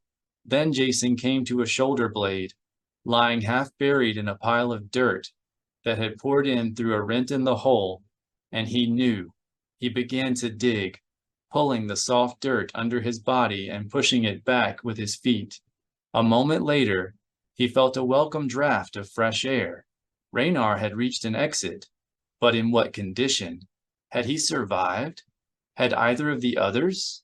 His chest tight with hope and fear, Jason belly crawled through the hole, out into the bottom of the crater, and was surprised to find his guide waiting. In its hands, the insect held a new starfighter helmet and flight suit. Ubu, roo, Without waiting for Jason to stand, the guide offered the helmet and suit to him. Roo, Jason stood. Why would I need a starfighter helmet? Instead of taking either item, he began to brush himself off. I fly a skiff. The guide raised one of its 4 hands toward the crater rim, where one of the Reconstruction Police's new XJ-5 X-Wings sat with an open cockpit. Jason had a sinking feeling. I'm happy with my skiff. The guide thrummed a long explanation, which seemed to assert that he would be much happier serving the colony in the Chase X than in his skiff, which the colony was already using to ferry a group of toga pilgrims back to the spaceport. Jason did not bother to demand its return. He had already learned that the colony insects had no real understanding of private property. The skiff would be put to use, and fortunately well maintained, until he was ready to track it down again. Why would I want to serve the colony, especially in a combat craft? A membrane slid over the guide's bulbous eyes and rose again, and it continued to hold the helmet and flight suit out to Jason. It's a simple question. If the colony expects me to kill people, you'd better be able to tell me why. The guide cocked its head in incomprehension, and Jason knew he was asking too much. As social insects, colony residents obviously had a very limited sense of self and absolutely no concept of free will. He might as well have been asking a beldon to take him fishing. Always the preacher. The voice was the same that had come to Jason back in Akana's teaching circle, save that now the words were raspy and booming instead of faint and wispy. You still think too much, Jason. I usually find it preferable to catastrophic blunders, Jason said. The voice was so harsh and deep he found it even more difficult to place. It might have been Raynar, or it might have been Lomi or Welk, or someone else altogether. You seem to know me. You couldn't believe I would just start killing for you. We do know you, Jason, the voice said, not unkindly. We know what you will fight for. As the voice spoke, an immense murky presence rose inside Jason's mind, overwhelming his defenses so quickly he had no chance to shut it out. In the midst of the presence, he saw Jana and the others, their faces filled with surprise and revulsion and pity. They were all in their flight suits, haggard and travel-worn, but healthy enough and unafraid. They served the colony, Jason, the voice said. Will you join them? Will you help your sister? Jason did not answer, even in his thoughts. A day ago, he had felt Jason growing small and cold in the Force, the way she always did before a battle. But there had been no indication afterward of anything alarming, not even the usual wary sorrow that always came from taking lives.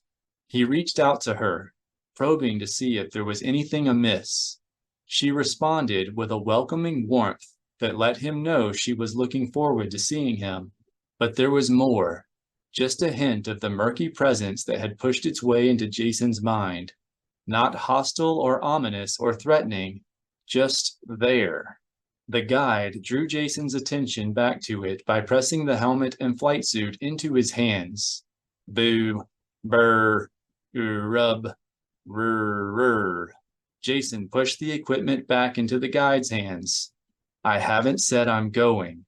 Boo-rrr, boo-boo-er. Perhaps, Jason allowed. The murky presence had withdrawn from his own mind, once again leaving him solely with his guide. Once I found out what happened here. He squatted on his haunches and ran his fingers through the dirt, searching for any sign that Raynar and the others had died here. When he found no more large bones, he pictured the raw and blistered face he had seen on the flight deck, then called on the Force again. trying to reach into the past and learn what had become of Raynar. But this time, the Force had opened itself to him in its own way. Instead of the smoke and scorched flesh he had smelled on the flight deck, the odor it brought down to him was fresh and fragrant and familiar, a smell he had known since childhood. Jason looked up at the crater rim and was puzzled to find an image of his mother there, frowning across the gap at the flyer's blast-pocked hole.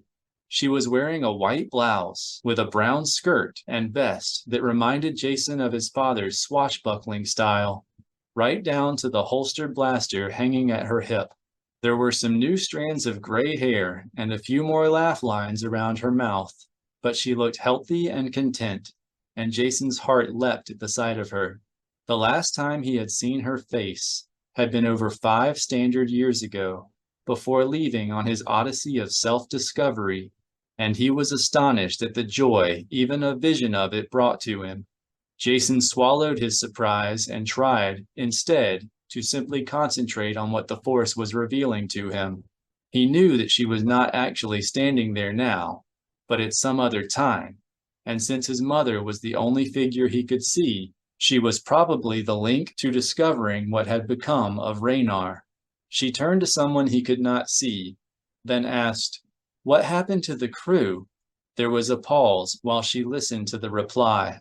Jason could imagine only one thing that would bring his parents this deep into the unknown regions: the heart of the colony itself. They had to be looking for the strike team. His mother looked back to the flyer. "I mean the rest of the crew. We know Raynar survived." Jason had his answer, but he was not ready to release the vision. Not yet. He looked up at his mother's image, reaching out to her in the Force to strengthen their contact. "Hello." Her gaze dropped toward Jason's voice. Then she furrowed her brow and reached out, as though grasping for someone's arm. "Jason has been here." Has. So they were still behind him. The guide snapped its mandibles next to Jason's ear. "Ba-boo. Roo-boo. No one. Sorry." Continuing to hold the vision through the Force, Jason finally took the helmet and flight suit. "Okay. Where am I going?" The guide replied that Jason wouldn't recognize the name of the system. It was on the Chiss frontier, up on the crater rim. The vision of his mother frowned. "Jason, I'm having trouble hearing you." Jason ignored her and continued to speak to the guide. "Humor me, in case something happens and I need to find my own way." The navigator spread its antennae. "Boo-roo-boo," it answered. "Boo. Brr, roo, burr." "Jason?" His mother's face grew pale. "How? You're not—" "I'm fine, Mom. I'll see you soon." The guide turned a bulbous eye toward the crater rim. "Koribu," Jason said, looking up at his mother. "In the Gyul system." 9. As the Falcon dropped toward the mottled pinnacles below, Leia found herself straining against her crash webbing, almost gasping at the bustling vastness of the colony's central nest. The Yagoi towers, brightly adorned in wild splashes of color, stood hip to hip across the entire planet, and the air was so thick with flying vehicles that she could barely see the surface. "Kinda looks like Coruscant," Han said, speaking to Leia and, over the comm, to Luke, Mara, and everyone else aboard the Shadow. "So big, and all that bustle." Leia continued to strain forward over her controls, peering out the lower edge of the canopy. As the Falcon descended, she began to see that while the pinnacles came in every size, they were all distinctly cone-shaped, and they all had horizontally banded exteriors, like the insect spires in Killick Twilight. She started to say as much, then decided she was letting her imagination run wild. Cones were a basic geometric form. Creating them out of mud rings was probably as common among intelligent insects as was erecting stone rectangles among social mammals. "I'm gonna blast that can of corrosion back to quarks," Han said. Leia glanced over to find Han frowning at the tactical display. then checked her own screen and saw that the XR-808G's transponder code had disappeared. Did June land already? Han shook his head. The little earworm shut off his transponder. Knowing better than to ask if Han had remembered to run a code search, Leia activated her throat mic. We've lost the Xer. The report was greeted with troubled silence. Right now, the XR-808G was their only hope of locating Jana and the others. Any ideas? Han asked. I'd like to find these kids before they become a bunch of bug huggers. That's not going to happen. Even over the cockpit comm, Luke's voice was as calm and reassuring as ever. They're Jedi. What's that have to do with the price of spice on Nal Hutta?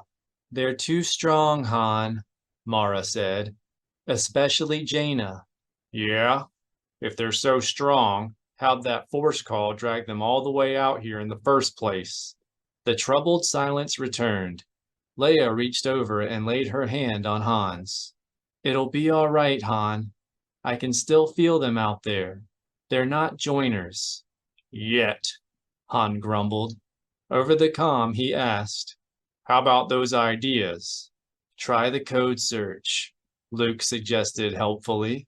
Han rolled his eyes. Leia smiled at him, then said to Luke, Thanks for the suggestion. We already tried that. No need to worry, Mara said. We haven't lost them. We haven't? Leia asked. Before the XR-808G left Lizzle, Han and June had hidden a subspace transceiver beneath the cockpit and linked it to the navicomputer. Each time the XR-808G initiated a jump, the transceiver automatically encoded the galactic coordinates and broadcast them to the Shadow and the Falcon. But that didn't help them now, when they were already at those coordinates. I don't understand. Give me a second. Mara remained silent for a moment, then said, Be ready to take a fix, in case June is smarter than he looked. Han raised his brow. I don't recall planning a homing beacon on the Xer. Because you're not the sneaky one, despite all reports to the contrary. Ready? Leia smiled and prepared a navigation lock. Ready. A red dot began to blink in the upper corner of the tactical display. Got it. Leia activated the lock, and Han swung the Falcon around behind the red dot. Yagoi traffic proved an unimaginable free-for-all, with muscle-powered balloon bikes competing for airspace against dilapidated cloud cars and modern airspeeders. Thick-waisted rocket planes flashed past in all directions, packed to bursting with goggle-eyed insects and trailing oily plumes of smoke. Battered space freighters eased their Durasteel hulks down into the mess, descending through the traffic toward the haze-blanketed tower tops below. A stubby little rocket plane shot out from under a cargo blimp off to the starboard and began to climb, coming for Leia's side of the cockpit. Rotter! Han cursed, and the Falcon took a sudden skip forward. Watch where you're going! Don't get so upset, Leia said. We have plenty. A 30-meter insect shuttle flashed into view from beneath Leia's side of the cockpit, headed straight for the little rocket plane. Oh my, C-3PO said from the navigator's station. That was too close. Hard to port, Leia interrupted. Now, Han. Port? Han shot back. You're crazy. Leia glanced over and saw the mountainous hull of giant transport gliding past above the Falcon's forward mandibles. Oh, Leia slapped the crash alarm, bringing the inertial compensators to maximum, priming the fire suppression systems and setting off a cacophony of alerts farther back in the vessel. Brace yourself. Dead stop. Luke's voice came over the comm. Dead stop. Han had his hand on the throttles, but before he could pull them back, the shuttle was diving and the rocket plane was climbing past the Falcon almost vertically, so close that Leia could have reached out and grabbed the pilot's antennae. Han casually slipped his hand off the throttle and deactivated the crash alarm. No need to get all excited. His hands were shaking as badly as Leia's, but she saw no use in pointing that out. I've got it under control. Yes, C-3PO agreed. It is fortunate that you were wise enough to do nothing. It gave the other pilots time to respond to your error. My error? I was flying straight and level. Quite so. But the others are all following sine wave trajectories. And may I point out that any system functions optimally only when all elements use the same equations. A two-seater rocket plane dropped in ahead of the Falcon and bobbed along, pouring fumes into their faces, then swerved aside to reveal the bulbous shape of a balloon bike coming at them head-on. Han rolled into an inverted dive and spiraled past beneath it. Now you tell me. Watch it back there, Leia warned the shadow, and have R2 plot a sine wave trajectory for us, a safe one. We'll send it up in a moment, Mara promised. The moment went by, then two, then several. Finally, her nerves could stand no more close calls, and no more of Han's grouching. Leia calmed back to the shadow. We didn't receive that trajectory. We're trying, Luke said. R2's sort of locked up. Locked up? Han asked. An astromech? He's been acting strange lately. All we got before we went blank was not safe, not safe, not safe. Oh dear, C-3PO exclaimed. It sounds as though he's trying to resolve an unknowable variable. We're doomed. Yeah? Han waved at the traffic outside the forward viewport. Then how come none of them are crashing? C-3PO was silent for a moment, then said, I wouldn't know, Captain Solo. Their processors certainly aren't better than R2's. They don't need processors. Leia was thinking of Luke's description of the cantina where Saba met Tarfang, of how the mysterious joiners had arrived to lead away any patron with whom he struck up a conversation. It was pretty clear that the Lizzle can communicate telepathically. Maybe the Yagoi can too. Probably, Mara agreed. And since we don't have any Yagoi navigators aboard, we're flying blind, Han finished. Better bring the shields to maximum, Leia. We're going to get some bug spatter. Perhaps not. Saba calmed from the shadow. Leia, have you been doing your reaction drill? Leia felt a stab of guilt. When there's been time?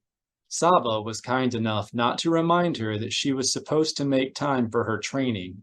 That was the obligation of a Jedi Knight, though Leia, in all honesty, had a hard time thinking of herself as anything other than an eternal apprentice. Perhaps that was why she found it so hard to find training time. Do the drill now, Saba said. But instead of stingers, imagine the remote is shooting vessels at you.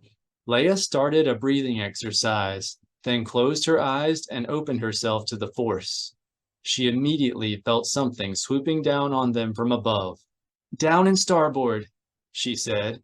The Falcon continued the same course. Han, are you crazy? He interrupted. With your eyes open, maybe, but not. The Falcon dropped 5 meters, and Leia opened her eyes to see the swollen underbelly of a big Gallifrey transport gliding over them. Wow, you will. Listen to your nestie. Saba was hissing hysterically. Mara is flying with her eyes closed. Who isn't? Han gave Leia a quick nod. Whatever you say, dear. Leia closed her eyes again and began to call directions. At first, Han emitted an alarming string of oaths and gasps, but gradually the sensations grew more concrete, and Han's willingness to follow the blind more ready. Within the hour, they were bobbing and dodging along more or less steadily behind the XR-808G. Finally, Han said, Looks like he's going to ground. Leia opened her eyes to see the tracking blip drifting down toward the middle of the display, its color deepening to red as the XR-808G lost altitude. She looked out the canopy and found the distinctive wafer of a YT light freighter in the distance ahead, descending into the hazy labyrinth of insect pinnacles. Traffic remained heavy above the spires, but there were only a handful of drifting balloon bikes and slow-moving airspeeders among the towers themselves. "We'll take point," Leia calmed. "Why don't you fly top cover?" "It's a plan," Luke answered. As the Falcon descended, Leia saw that the mottled colors decorating the pinnacles had been created by pressing colored pebbles into the exterior walls. The effect was remarkably calming. If she watched them out the corner of her eye or allowed her gaze to go unfocused, the bright blotches of color reminded her of a meadow in full bloom, and she realized of the elaborate mosaics inside the spires depicted in Killick twilight. Could it be? "Could be anything," Han answered. "So let's be ready. Send Cockmame and Meewall to the cannon turrets and tell Beatty to go to ready standby." They followed the XR-808G down to within 100 meters of ground level, where the balloon bikes and airspeeders gave way to rivers of racing land speeders, speeder bikes, and dangerous-looking rocket carts steered exclusively by Yagoi pilots. Pedestrians were forced to scurry along the tower bases, hanging on the walls sideways, if they were insects, or keeping themselves tightly pressed against the foundations if they were bipeds. June began to fly erratically, making last-second turns and doubling back on his own trail. If not for the tracking blip, Leia would have lost him a dozen times in half an hour. Finally, they swung onto a large curving boulevard and began to circle a massive complex of fused towers sheathed in an eye-pulsing mosaic done in every imaginable shade of red. The XR-808G eased steadily toward the interior lanes, then abruptly dropped to ground level and disappeared into the dark mouth of a huge barrel-vaulted gateway. "That Creedle," Han said. "I should have blasted him when I had the chance." Leia immersed herself in the Force, then reported, "It looks more dangerous than it feels." "You sure?" Han gave her a sidelong look. "No offense, but I know how much time you have to practice that Jedi stuff." "Would it make a difference if I wasn't sure?" Han gave her that crooked grin of his. "What do you think?" He eased the yoke forward and swung the Falcon into the murky gateway. Leia activated the forward maneuvering lights, illuminating the interior of a huge, winding passage covered in a wavy pink and yellow mosaic. The tunnel was longer than Leia had expected, and each time the ship rounded a new bend, they sent a swarm of insects scurrying for the vault edges. After a couple of minutes, they emerged in a small, flower-shaped plaza enclosed by a dozen fused towers. The mosaics were bright and disorienting, with solid bands of color gradually paling from deep amber at ground level to pure white at the pinnacle tops. At the far side of the area, the XR-808G sat on its landing struts, its boarding ramp already dropping into position. Han brought the Falcon to within 20 meters and set her down with the missile launchers facing the XR-808G. "Cockmame, Meewall, be ready with those cannons," he ordered over the intercom. "Ready." "Prepared to open fire, Captain," the droid reported. "Not yet," Leia said, unbuckling her crash webbing. "Only if they shoot first." "Survival rates decrease 32% for combatants firing in reaction," BD-8 objected. "We're not shooting first." Han strapped on his Blastech holster. "Just stand ready and look tough." "Look tough?" BD-8 inquired. "Intimidation mode 1. C-3PO clarified. He turned to Han. "You really should use the standardized terms with the BD series. Their tactical overlays leave little processing power for semantic analysis." Han rolled his eyes. "Yeah, maybe I'll read the manual someday." He led the way off the flight deck, and they descended the boarding ramp to find June scurrying toward them in a torn tunic. "Han, Princess Leia," he called cheerfully. "I was afraid we'd lost you." "Sure you were," Han replied coldly. He stopped a few steps from the end of the ramp and rested a hand on his holstered blaster. Your transponder just happened to go on the blink. Of course not. Our guide disabled it. After the last jump, he found the subspace transceiver. BD-8 came up behind Leia and glared over her shoulder, clicking and whirring loudly. June stopped 3 meters away and gawked up at the battle droid.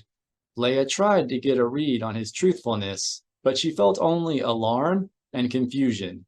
June raised his hands. Please, it wasn't my fault.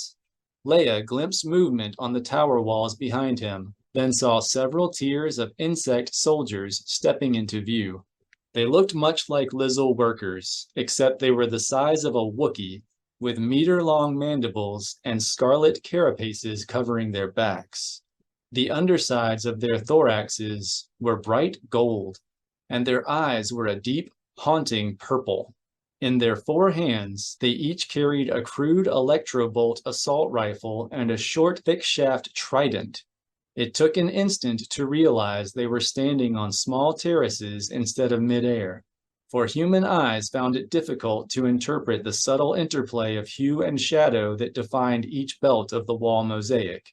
That does it, Han said, reaching for his holster. I'm gonna blast you myself. The edges of June's cheeks turned blue. What for? Han waved his blaster at the surrounding walls. For leading us into a trap. June's eyes went wide. I did? Leia reached out to the insects above, searching for any hint of hostile intentions, and felt none. Don't play dumb, Han said to June. He aimed his blaster at the Celestine's knees. It just makes me mad. Leia reached over and covered Han's blaster hand. Put that thing away, she whispered. It isn't what it looks like. Then what is it? Han continued to glare at June. We'll have a better chance of finding out if you keep that thing in its holster. Han allowed her to push the blaster down, but BD-8 was harder to convince. Situation serious. Suggest withdrawal to transport. Permission to lay covering fire. Denied, Leia and Han said simultaneously. Okay, Han said to June. Maybe it's not what it looks like. Where's Tarfang? June remained at a distance. In the med bay. When our guide found the transceiver, there was a little fight. Leia began to have a sinking feeling. What about the guide?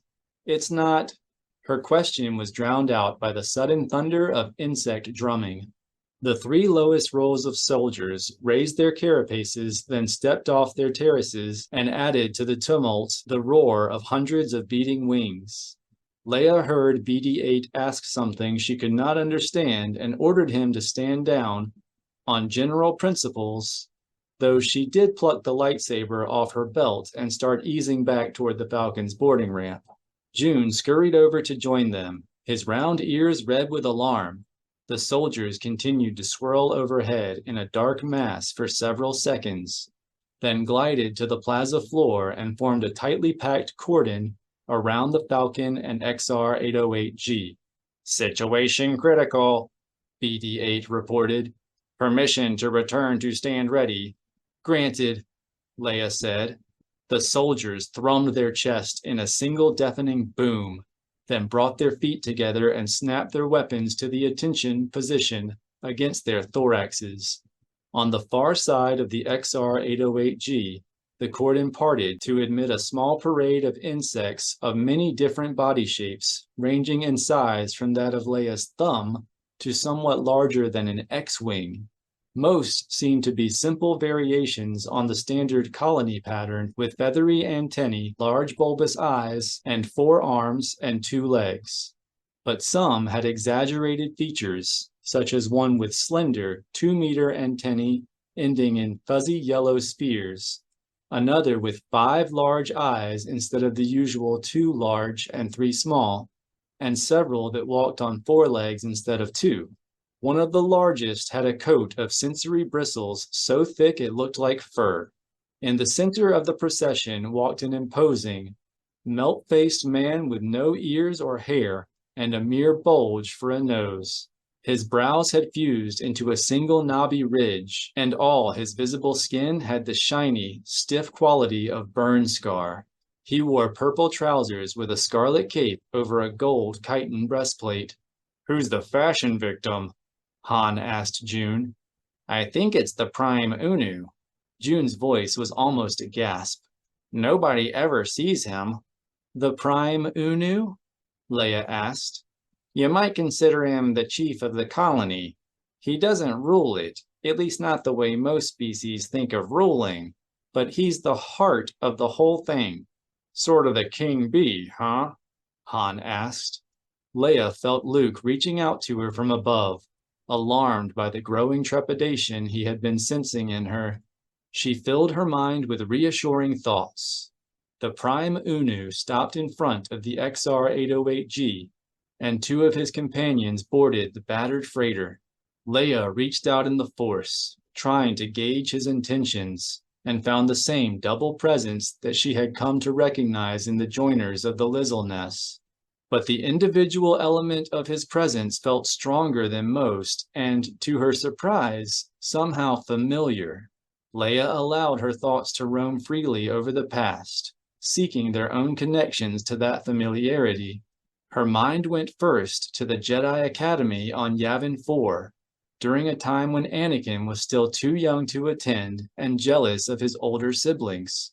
The memory brought with it a flood of emotion, and Leia found herself struggling to retain her composure to avoid the torrent of grief and remembrance that always threatened to sweep her away when she thought of her lost son. Her mind was telling her that the Prime was tied to her children, particularly Anakin, and she could not help hoping that the Prime was Anakin, that her son had somehow survived the Mercury mission after all, and the funeral on Hapes had been some other young man's.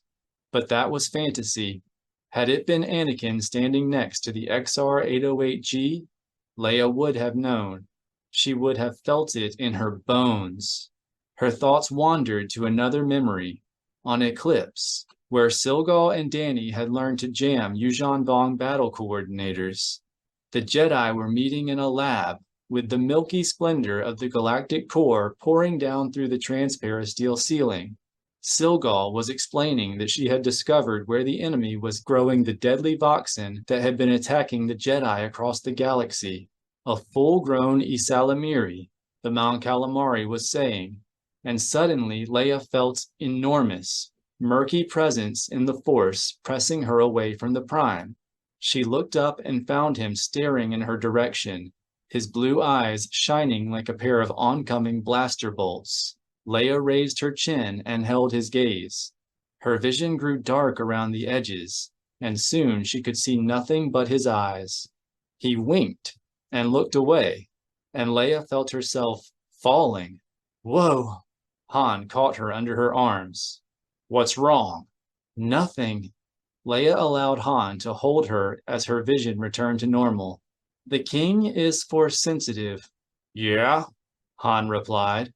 "I've never seen you react that way before." "Okay, he's very Force sensitive." Leia gathered her legs beneath her. "We might know him." "You're kidding." Han studied the Prime for a moment, then shook his head. "Who is it?" "I don't know yet," Leia said. A pair of insects emerged from the XR-808G, carrying the Yagoi guide that June had been assigned. The chitin of its thorax was pitted and charred. 3 of its limbs hung beside its body loose and swinging, and both its antennae had been broken off. The Prime pressed his melted brow to the insects, then raised the remains of a 3-fingered hand and began to stroke the stumps of its antennae. "An Ewok did that?" Han asked June. The Celestin nodded. "Tarfang is not the gentle soul he seems." A contented boom reverberated from the chest of the wounded guide, and the Prime stood and started toward the Falcon. It was impossible to read the expression behind his grotesque mask of a face, but the briskness of his pace suggested how he felt about what he had just seen. "The king doesn't look very happy," Leia said. "Maybe you should wait aboard the Falcon, Captain June." "That won't be necessary." June said. The guide assured me there would be no. The Prime raised 2 fingers and pointed at the Falcon's laser cannons. There was a thunk as the turrets broke their collar locks, then the muffled screams of grating servo motors. Hey, Han protested. The turrets continued to rotate, tearing up their internal maneuvering mechanisms until the cannons faced aft. Hostile action underway, BD-8 reported. Permission to. The Prime raised a finger toward him, and the request ended in a garbled blast of static.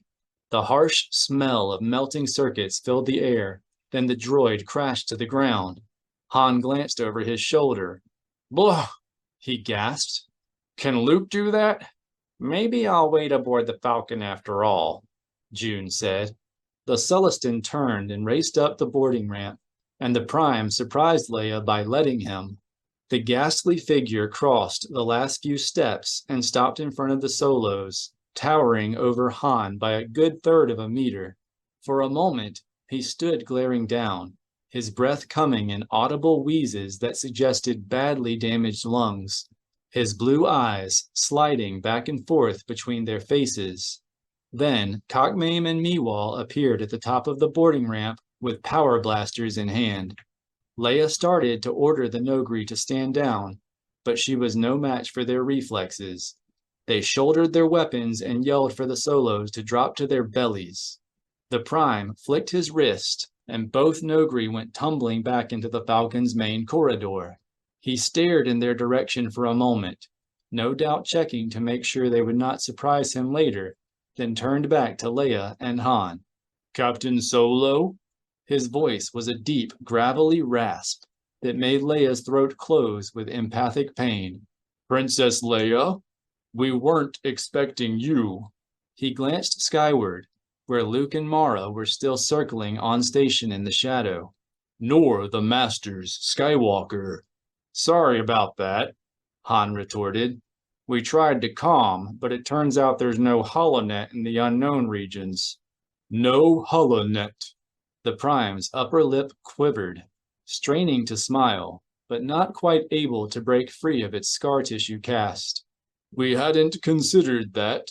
He turned away and walked under the Falcon, craning his inflexible neck around awkwardly to inspect the ship's belly.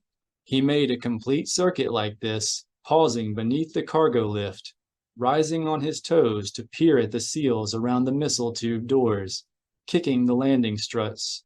Finally, he reached up and touched the carbon-scored hull. We never liked the black, the Prime said. White is better. White is your color. Leia's mind flashed back to the Yavin 4 visit, to a handsome, blonde-haired boy lying unconscious on the floor after being bitten by Jason's crystal snake. A handsome boy dressed in a haughty scarlet, gold, and purple of the Bornarin shipping empire. Raynar? She gasped. Raynar Thule? 10. Raynar Thule is no more, Raynar said. He was squatting on his haunches in the heart of the Prime Chamber, high atop a circular dais, where he would always be visible to the hundreds of insect attendants that followed wherever he went. His long arms were hanging over his knees, with the backs of his hands resting slackly on the ground before him, and his blue eyes were riveted, unblinking, to Luke's face. We are Unu Thule. How strange, then, that I still sense Raynar Thule's presence within yours, Luke said. He found it difficult to meet Raynar's gaze, not because of those unblinking eyes, or the ghastliness of the face that held them, but because of the conflicting emotions they aroused. Elation that Raynar had survived his abduction, regret over what had happened afterward, anger and anguish that so many others had failed to return at all, especially his nephew Anakin. He still woke up nights praying that it had been some bad dream, that there had been a better way to stop the Voxen, and he had never been asked to authorize the mission to Mercure at all. But Luke was careful to keep those feelings hidden, buried deep inside, where they would not show in the Force or complicate a discussion already sure to be difficult and full of emotion for both sides. Raynar Thule may be in hiding, Luke said carefully, but he is not gone. I feel that clearly. We are surprised, Master Skywalker, that you cannot feel the difference between a ghost and a man. The same murky presence that Luke had felt in the Lizzle Cantina rose within Raynar's body, not forcing Luke out, but preventing him from feeling anything else. Raynar Thule vanished within the crash. And then Unu Thule was born? The kind are not born, Master Skywalker.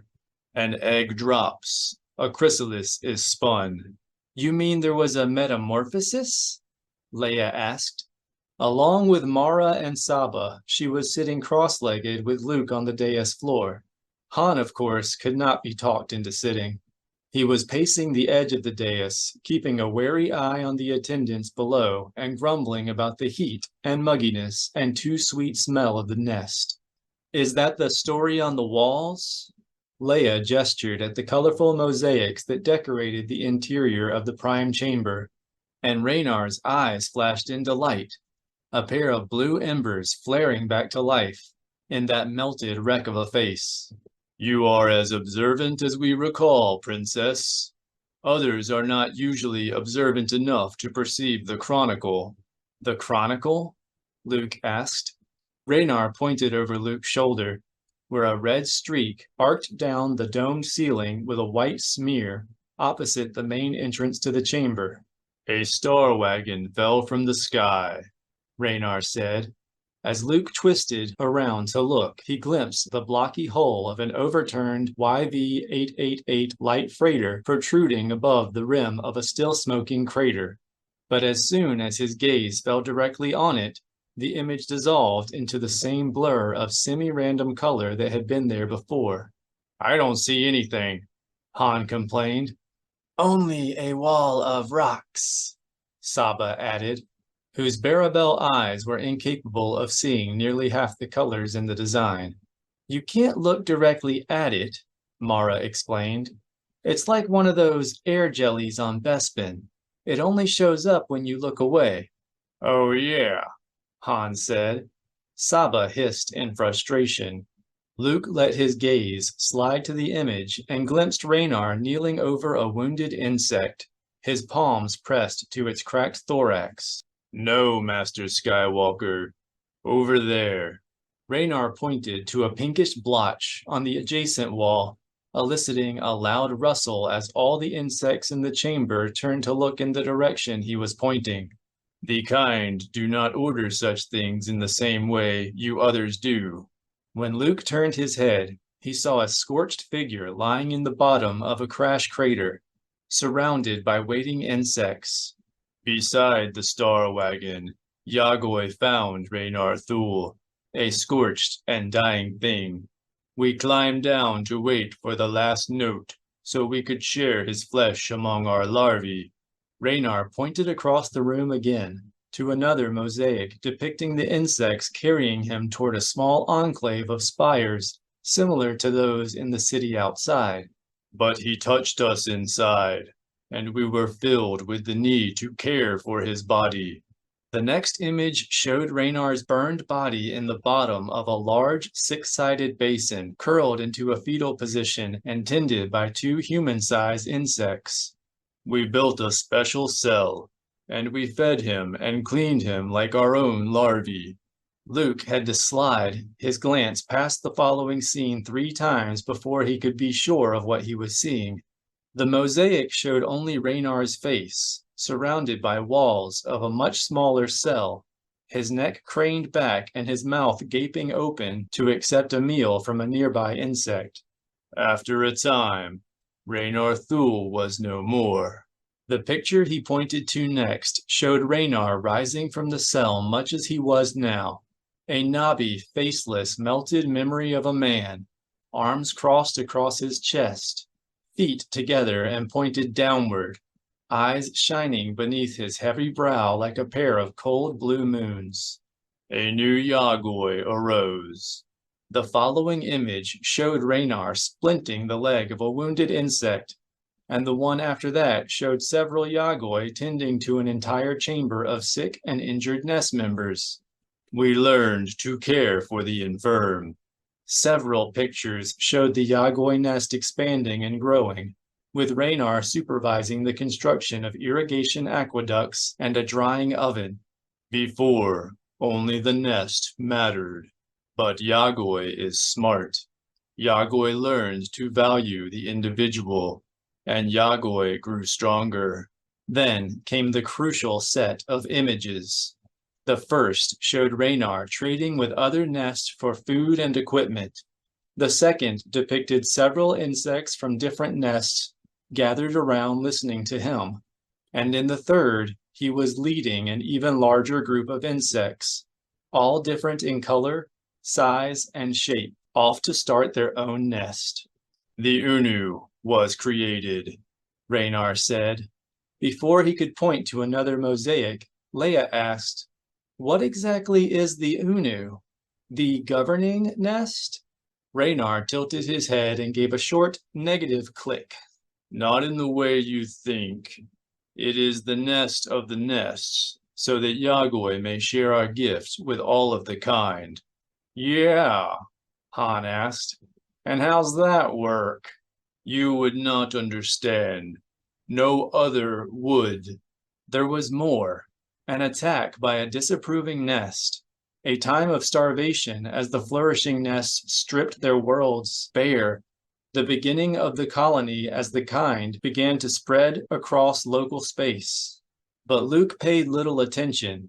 He was juggling with what he had learned already, with the fear that Raynar remained as lost to them as ever, and that Jana and the others would soon be just as lost, and with the growing alarm he felt of what the young Jedi Knight had become. Jedi should not be leaders of galactic civilizations.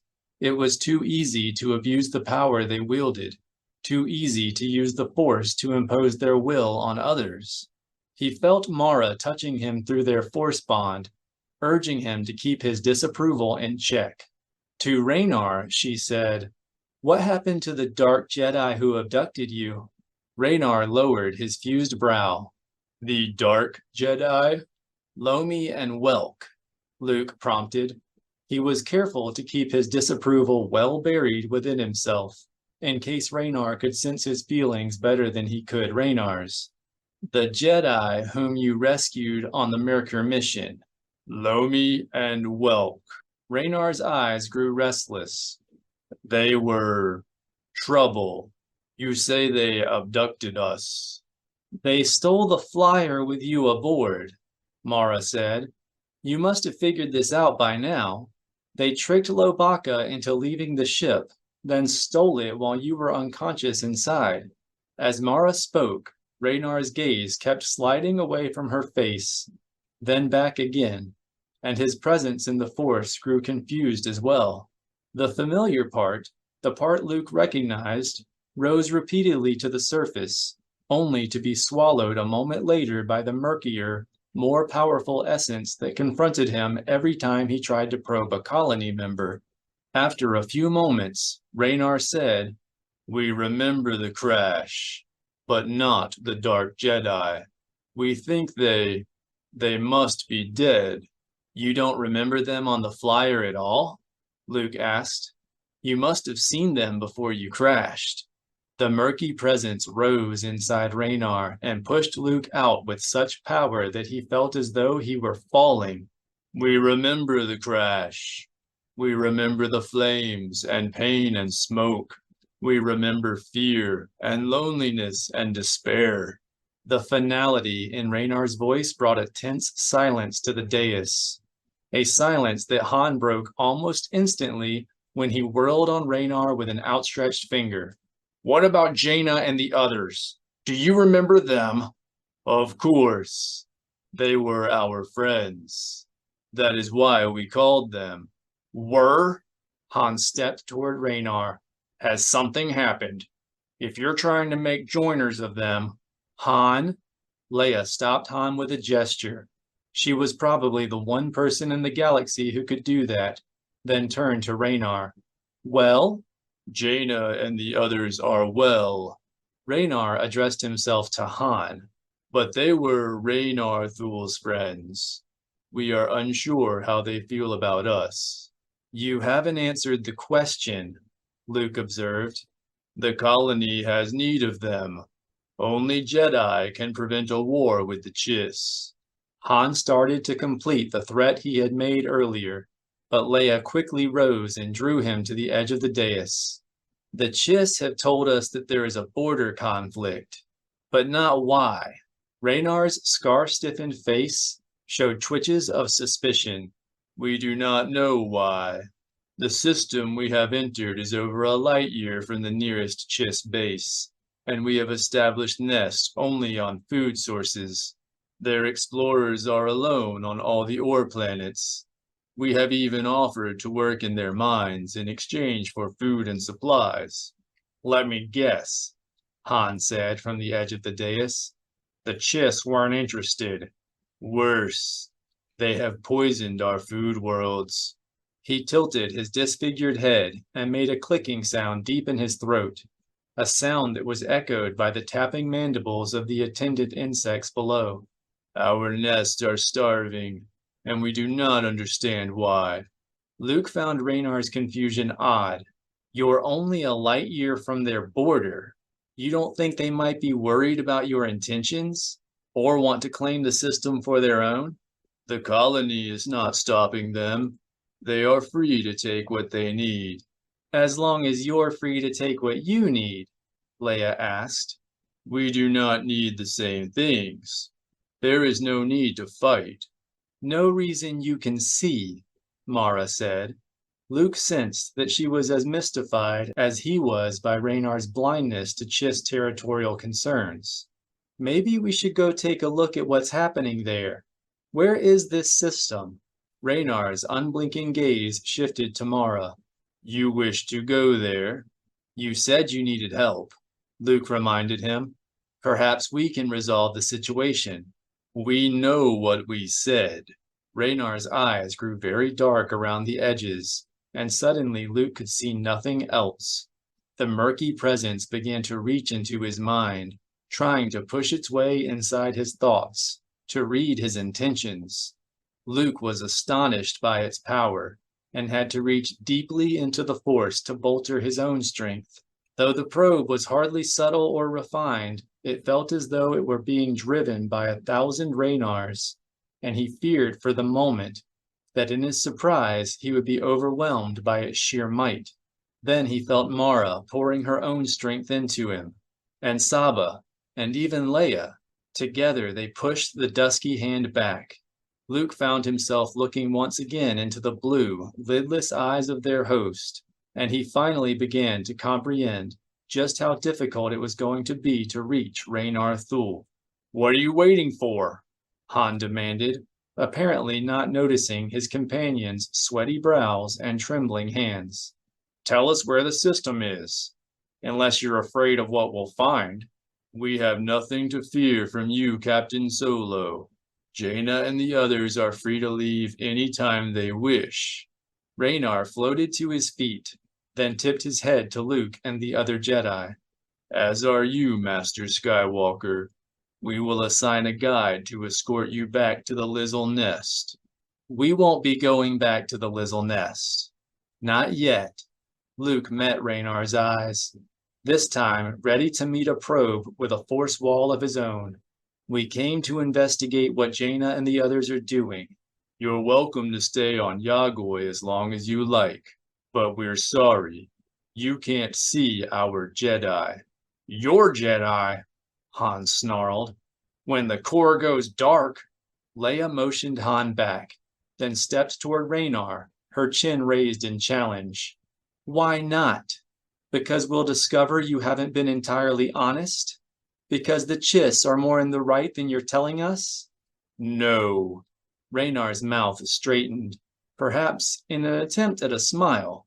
Because we know how good you are, Princess Leia, and because you serve necessity instead of virtue. Just hold on, Han objected. Leia's been out of politics for a long time. This is just us. Really. Raynar turned to Luke. What do the Jedi seek? Peace. Luke answered instantly. Peace in the Galactic Alliance. We know where the new temple has been built. That doesn't mean we are servants of the Galactic Alliance. Master Skywalker, remember who Raynar Thul's parents were. We know how money works. You must bow to the needs of those who pay your bills. And at the moment, the Galactic Alliance needs you to turn your back on what is right. Right from whose viewpoint? Luke countered, also standing. Right and wrong, good and evil, light and dark. Most of the time, they are illusions that prevent us from perceiving the greater reality. The Jedi have learned to distance themselves from these illusions, to seek the truth beneath the words. Let us go, no. Raynar stepped toward Luke, and suddenly the dark presence returned, pressing against him, trying to push him toward the edge of the dais. Luke opened himself to the Force and pushed back, standing firm until Raynar came toe-to-toe with him, and they stood glaring into each other's eyes, two strangers who had been, in another life, master and pupil. We have heard about this new force of yours, and we despair.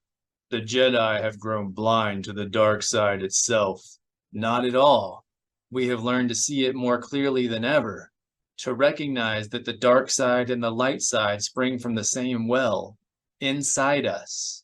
And which side is it that wishes to find Jana and the other Jedi Knights? The side that knows what is right, or the side that serves the Galactic Alliance? The side that serves the will of the Force, everywhere. Then you will serve it best by leaving Jana and the others to settle this, Raynar said. He turned his back on Luke and started toward the steps. As we said, you're welcome to stay on Yagoi as long as you like. I'll bet, Han said, going after him. And when we get to be joiners, thank you. Leia grabbed Han's arm and jerked him back. We look forward to learning more about the colony. After we have, perhaps we can discuss this further. Raynar stopped at the top step and glanced back, his scorched face tipped at a slight angle. Perhaps, but you won't change our mind, Princess. We know you too well. His gaze shifted back to Luke. We know you all too well. 11. Were it not for the golden gleam of C-3PO's head, bobbing along through a forest of feathery antennae as he questioned their guide about the colony languages, Leia would never have been able to tell which scarlet-headed insect they were following. The route back to the hangar was swarming with the kind, and at least half of them were Yagoi, proud and bustling and identical in every way she could see to the guide that had been assigned to escort them. The passage took a sharp bend, and Leia lost sight of C-3PO. Waving the others to follow, she started to walk faster. What's the hurry? Han said, catching her by the arm. We could use a few minutes alone. Alone? Leia tipped her head at the steady stream of insects clattering past. Take a look around. Han was careful to avoid doing as she suggested, but gave a little shudder anyway. You know what I mean. Without Raynar's spy listening in. I've got a plan. Plans are good, Saba agreed from the back of the group. But we don't want to look suspicious, Mara said. She waved the group forward again, and they set off with Leia and Han in the lead, Luke and Mara next, and Saba bringing up the rear. Let's keep moving while we talk. I'm pretty sure I can talk June into giving us a copy of that list of nests on his datapad and any charts he does have on the colony, Han said. Between you and your Jedi senses, it shouldn't take us that long to figure out where Jana and the others are. After all, Raynar practically told us where to look, a light year or so from the frontier. If he was being honest, Mara said. He was always clever. But now, we should be careful. This new Raynar is a lot more formidable than the kid we remember. I have a feeling he's already 10 steps ahead of us. And that's why we should accept his offer to stay on Yagoi for a while, Leia said. They rounded the bend in the corridor, and Leia spotted C-3PO's golden head 15 meters ahead, far enough away that no matter how good the guide's ears were, it should be impossible to eavesdrop over the clicking and thrumming that filled the passage. We need to learn as much about Raynar and the colony as he knows about us. We know enough, Han grumbled. We know that Raynar joined minds with a bunch of bugs, and that if we don't get Jana and Jason and the others soon, the same thing's going to happen to them. Han, we have time, Luke said. A Jedi's mind is not easily dominated. Oh yeah? Han glanced back. Raynar was a Jedi. A much younger and inexperienced Jedi, and a grievously wounded one, Mara said. Luke and Leia are right. We need to answer some questions before we go. Yes, Saba said. This one would like to know why they are lying about the Dark Jedi. Mara nodded. I noticed that too.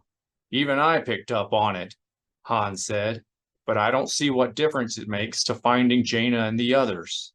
That's what we need to find out, Leia said. Han's mind ran as straight as a laser bolt when he was worried about his children, and she loved him for it. Trust me, we're better off knowing if Lomi and Welk are mixed up in this. And we need to talk to Raynar some more, Luke added. I don't want to leave him here like that. I'm sure Silgal knows someone who can repair that burn damage. That choice may not be ours, Saba said. He is the heart of the colony. This one does not think the kind will let him go easily. Even if he wanted to, which he won't, Mara said. Power is addictive, and he's the king bee of a galactic empire. If power was the only appeal, we might have a chance, Leia said. The passage divided about 12 meters ahead, and C-3PO and the guide vanished down the right branch without looking back. But Raynar is responsible for the colony.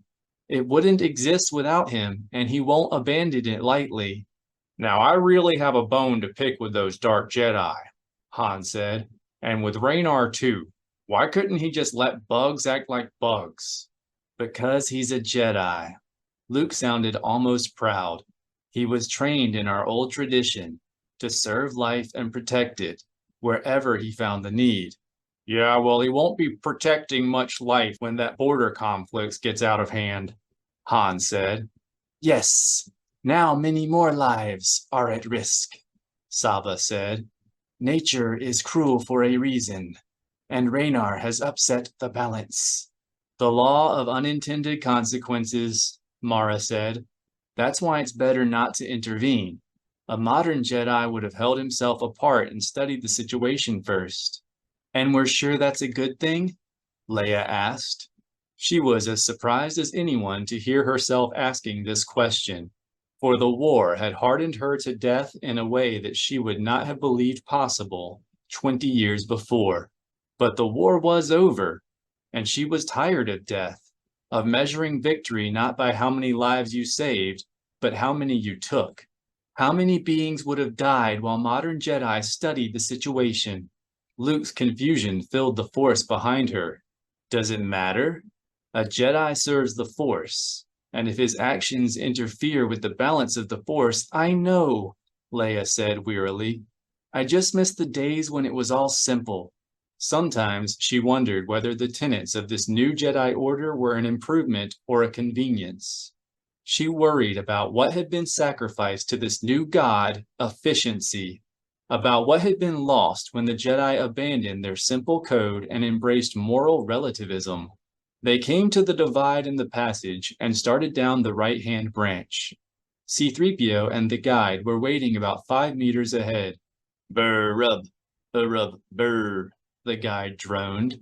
Yagoi asked that we please try to keep up, C-3PO translated.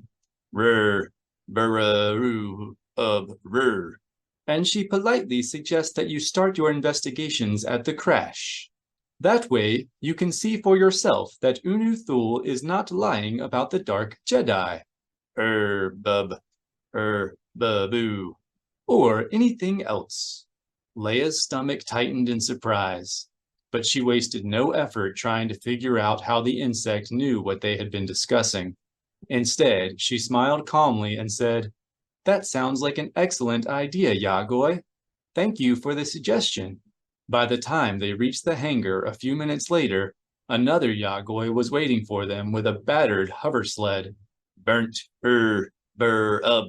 it explained, pointing toward the shadow with one of its 4 arms. Ooh.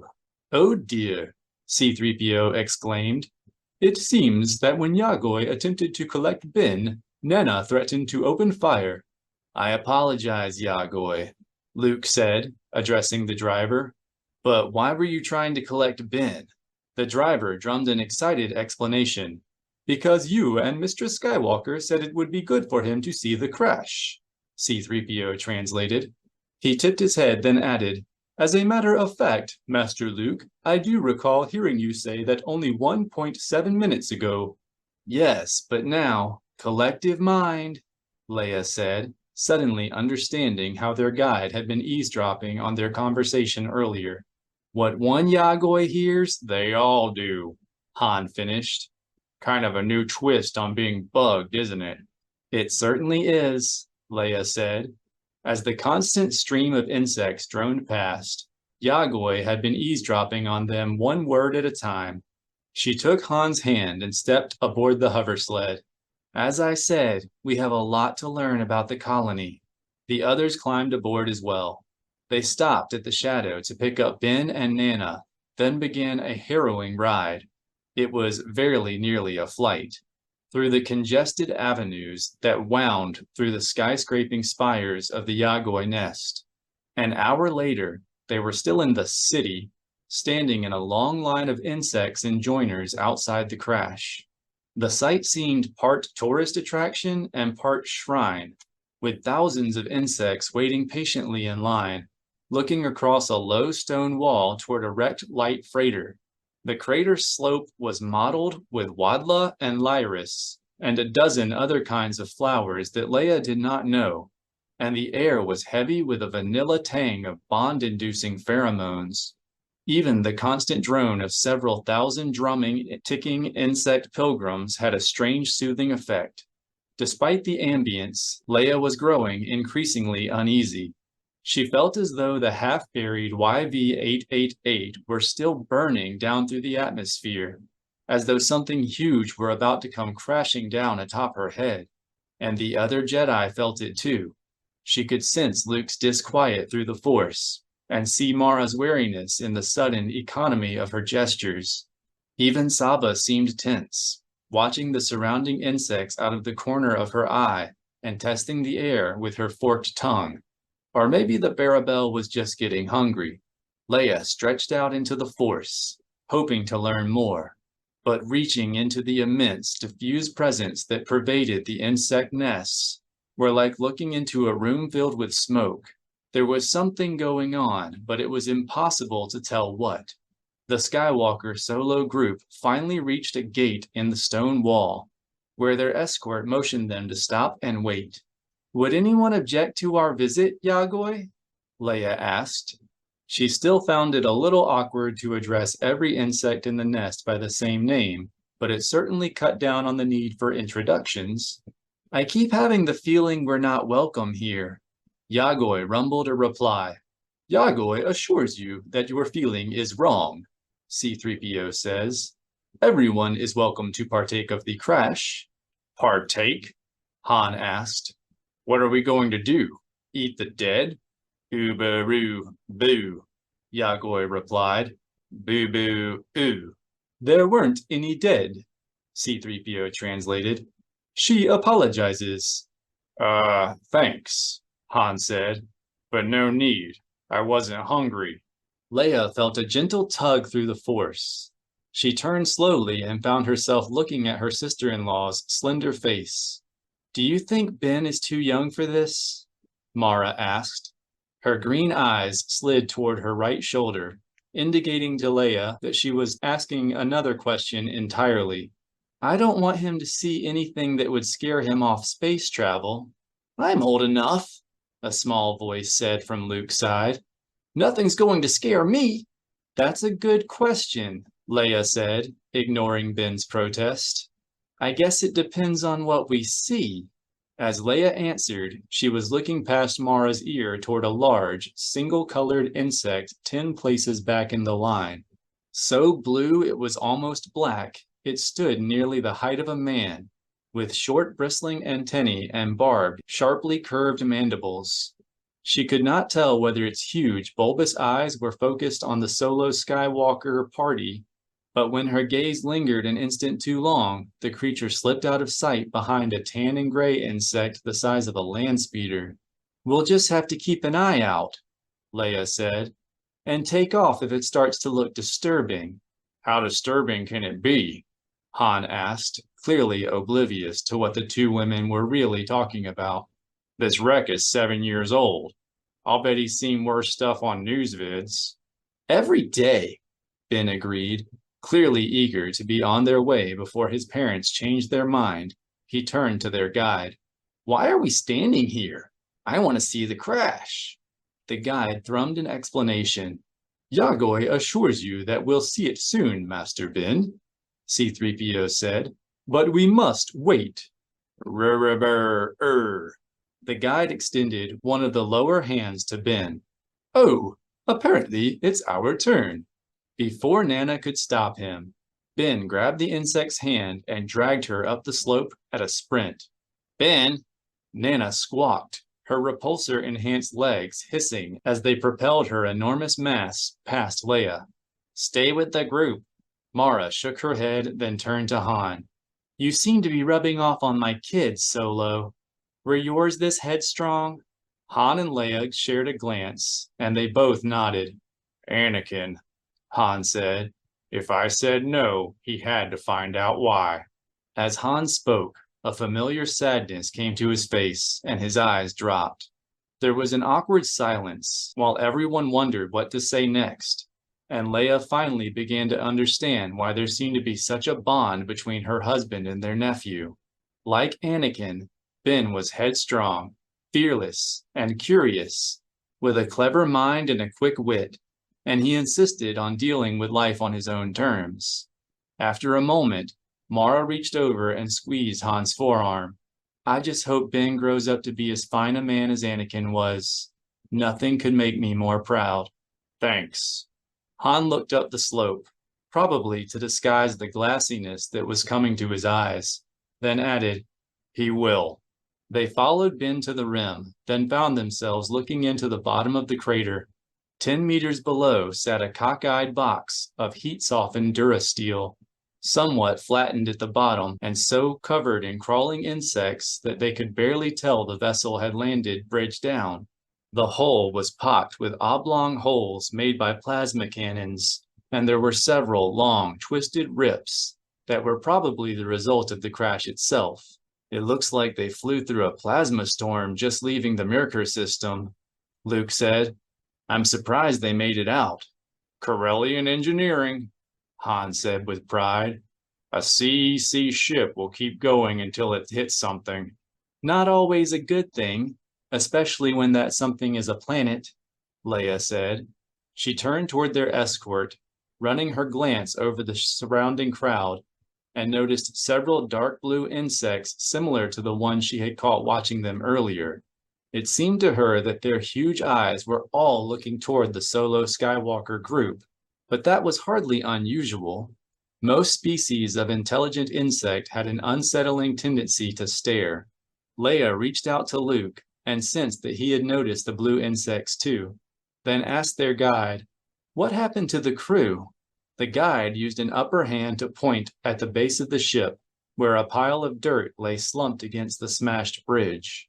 Descending through the pile toward a jagged rent in the hull was a half-meter burrow that felt oddly familiar to Leia, as though she had seen it before or somehow knew where it led.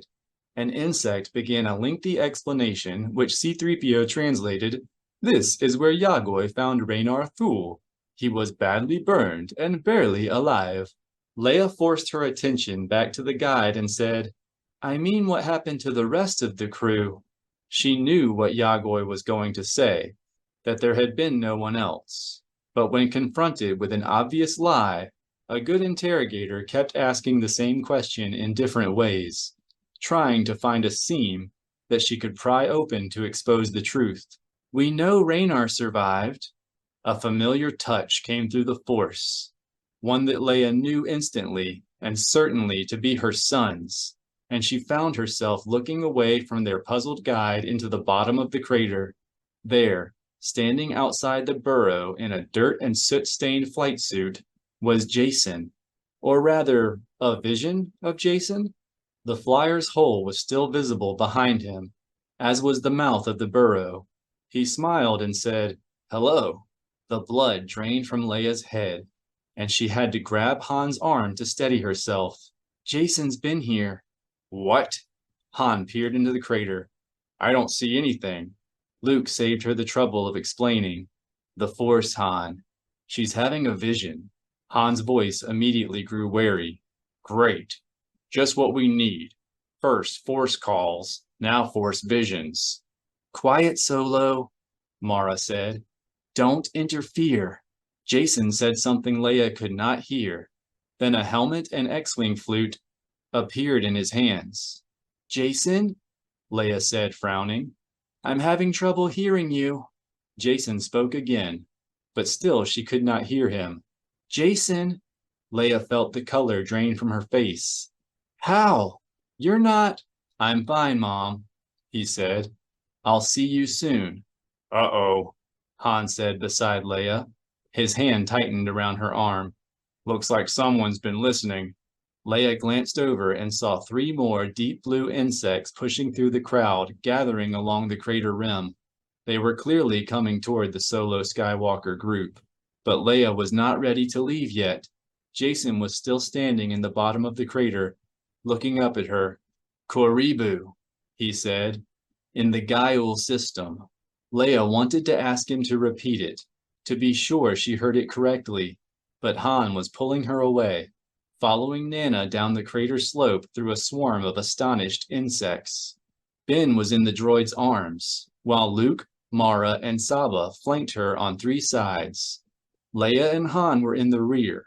It took Leia a moment to see why they had suddenly grown so concerned. More blue insects had appeared, pushing through the crowd from all directions, not really attacking, just clacking their mandibles and staring. The rest of the kind seemed unconcerned. They stepped aside politely, then continued to stare up at the crash. Leia drew her own lightsaber and activated it. 3PO, what are they saying? They're not saying anything that makes sense. They're just repeating, is it? Is it? Is?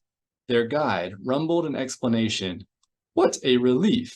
Yagoy says they're just curious about us. Bugs are never just curious, Han said. He drew his powerful Blastech DL-44, especially when they're hungry. Brub, brew, rrr. They just want to see the crash. Then how come they're coming after us? Mara demanded. They reached the bottom of the slope and found the gate blocked by blue-black insects. Nana shifted Ben to one arm and opened the other at the elbow, revealing the built-in blaster cannon. That means move, Han said, stepping past Nana to confront the insects in front of them. The insects began to crowd forward to meet him. The other way. Han raised his blaster pistol and flicked the power setting from stun to lethal. Not yet, Han. Luke glanced in Han's direction, and Han's hand slowly fell to his side. Let me handle this. Then you'd better handle it quick, Leia said, looking back up the crater slope. 24 of the blue insects had emerged from the mass and were slowly creeping closer. It's getting crowded back here. Leia felt a brush of reassurance from Luke. Then an astonished booming erupted behind her. She glanced back to see several dozen insects hanging in midair, their legs and arms wiggling wildly as they attempted to make contact with the ground. The group began to move forward again, and she backed out of the gate under the dangling insects. Luke was standing to one side, holding his hands palms up above his shoulders. Not bad. Impressive, even. Luke winked at her, then turned toward the rest of the blue insects, who were still attempting to follow.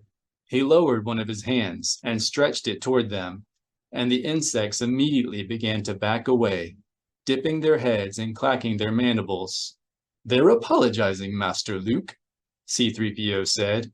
"They didn't mean to make you feel hunted." "No harm," Luke said. He waited until Leia, C-3PO, and their guide were past, then lowered the group of blue insects down inside the gate. As long as the feeling doesn't come back anytime soon. They followed Mara and Nana back to the lot where Yagoi had left their transport, then climbed aboard the battered hoversled. Their guide slipped behind the controls and turned her head all the way around to the passenger compartment, then thrummed a question. "Yagoi asks what you would like to see next," C-3PO said. "The Falcon," Han said. Ooh, boo, boo. "Yagoi suggests a stop at a Membrosia vault," C-3PO said. "You seem rather tense." "That's 'cause I am," Han growled. "And I think we've seen enough for one day," Leia said tersely. She could tell that the other Jedi shared the same feeling she did, for they were still holding their lightsaber handles in their hands and scanning the surrounding area. "I think we'd all like to go straight back to our vessel." "Boo, boo, boo." The guide slipped the hoversled into motion so quickly that Leia and the others were knocked into their seats, and a moment later they were gliding onto a broad, traffic-choked boulevard, flanked by looming insect spires. The uneasy feeling Leia had been experiencing only grew worse. She slid forward and leaned over the low wall separating the driver's compartment from the passengers. "Yagoi, who were those blue insects?" "Boo boo bub. Brr." "The blue kind who accosted us at the crash," C-3PO explained helpfully. "Actually, they were more of a deep indigo, if that helps." "Boo boo brr ub." "Why, of course there are blue kind," C-3PO protested. "We just saw them at the crash." Brr. "What do you mean you don't remember that?" C-3PO demanded. "We all saw them." The street ahead suddenly grew clear, and the unease Leia had been feeling blossomed into full-fledged danger sense. "Stop the hoversled," Leia cried. Mara's approach was more direct. She was already leaping over the driver's wall, wresting the controls from the guide. She brought the hoversled to an instant halt, drawing a chorus of surprised oofs from Leia and the others. "Not good," Han said, coming forward. "Bad, even. These streets never." Leia did not hear the rest of Han's observation, for suddenly her danger sense was turning somersaults in her stomach, and Mara was backing the hoversled up the street. When their guide protested and tried to retake the controls, Mara used the force to push the insect off the hoversled. "Mom!" Ben cried. "You just dumped!" A deafening crackle echoed through the spire tops. Then chunks of mosaic-covered wall began to rain down on both sides of the boulevard. Leia instinctively turned to protect Ben, but Nana already had him on the deck, shielding him with her laminanium-armored body. Luke and Sabo were standing beside the droid, using the force to push falling rubble away from the hoversled.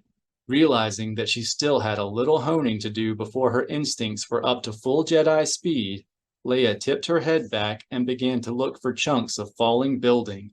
"Assailants at 40 degrees, Nana reported.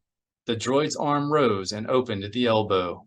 The entire hoversled shuddered as the warrior nanny cut loose with her blaster cannon. "Astral!" Ben yelled, peering out from under her arm.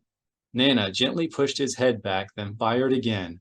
More pieces of wall crashed down in the street, and Leia glimpsed the inky shape of a half-dozen blue insects diving for the interior of the tower. "Did you see that?" Han raised his blaster pistol and began to fire in the dust. Criffing bugs! In the next instant, the hoversled pivoted around and started up the avenue away from the ambush. They were trying to kill us, Han cried from the floor of the hoversled.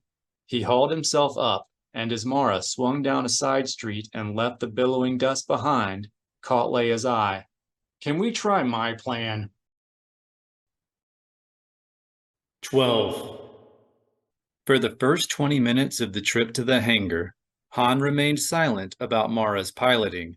She was racing down the insect-choked boulevard, using the Force to weave and jink and at times bounce through the traffic, as though they were flying an X-wing instead of an ancient hover sled with a repulsor drive that sounded like it might come apart at any second.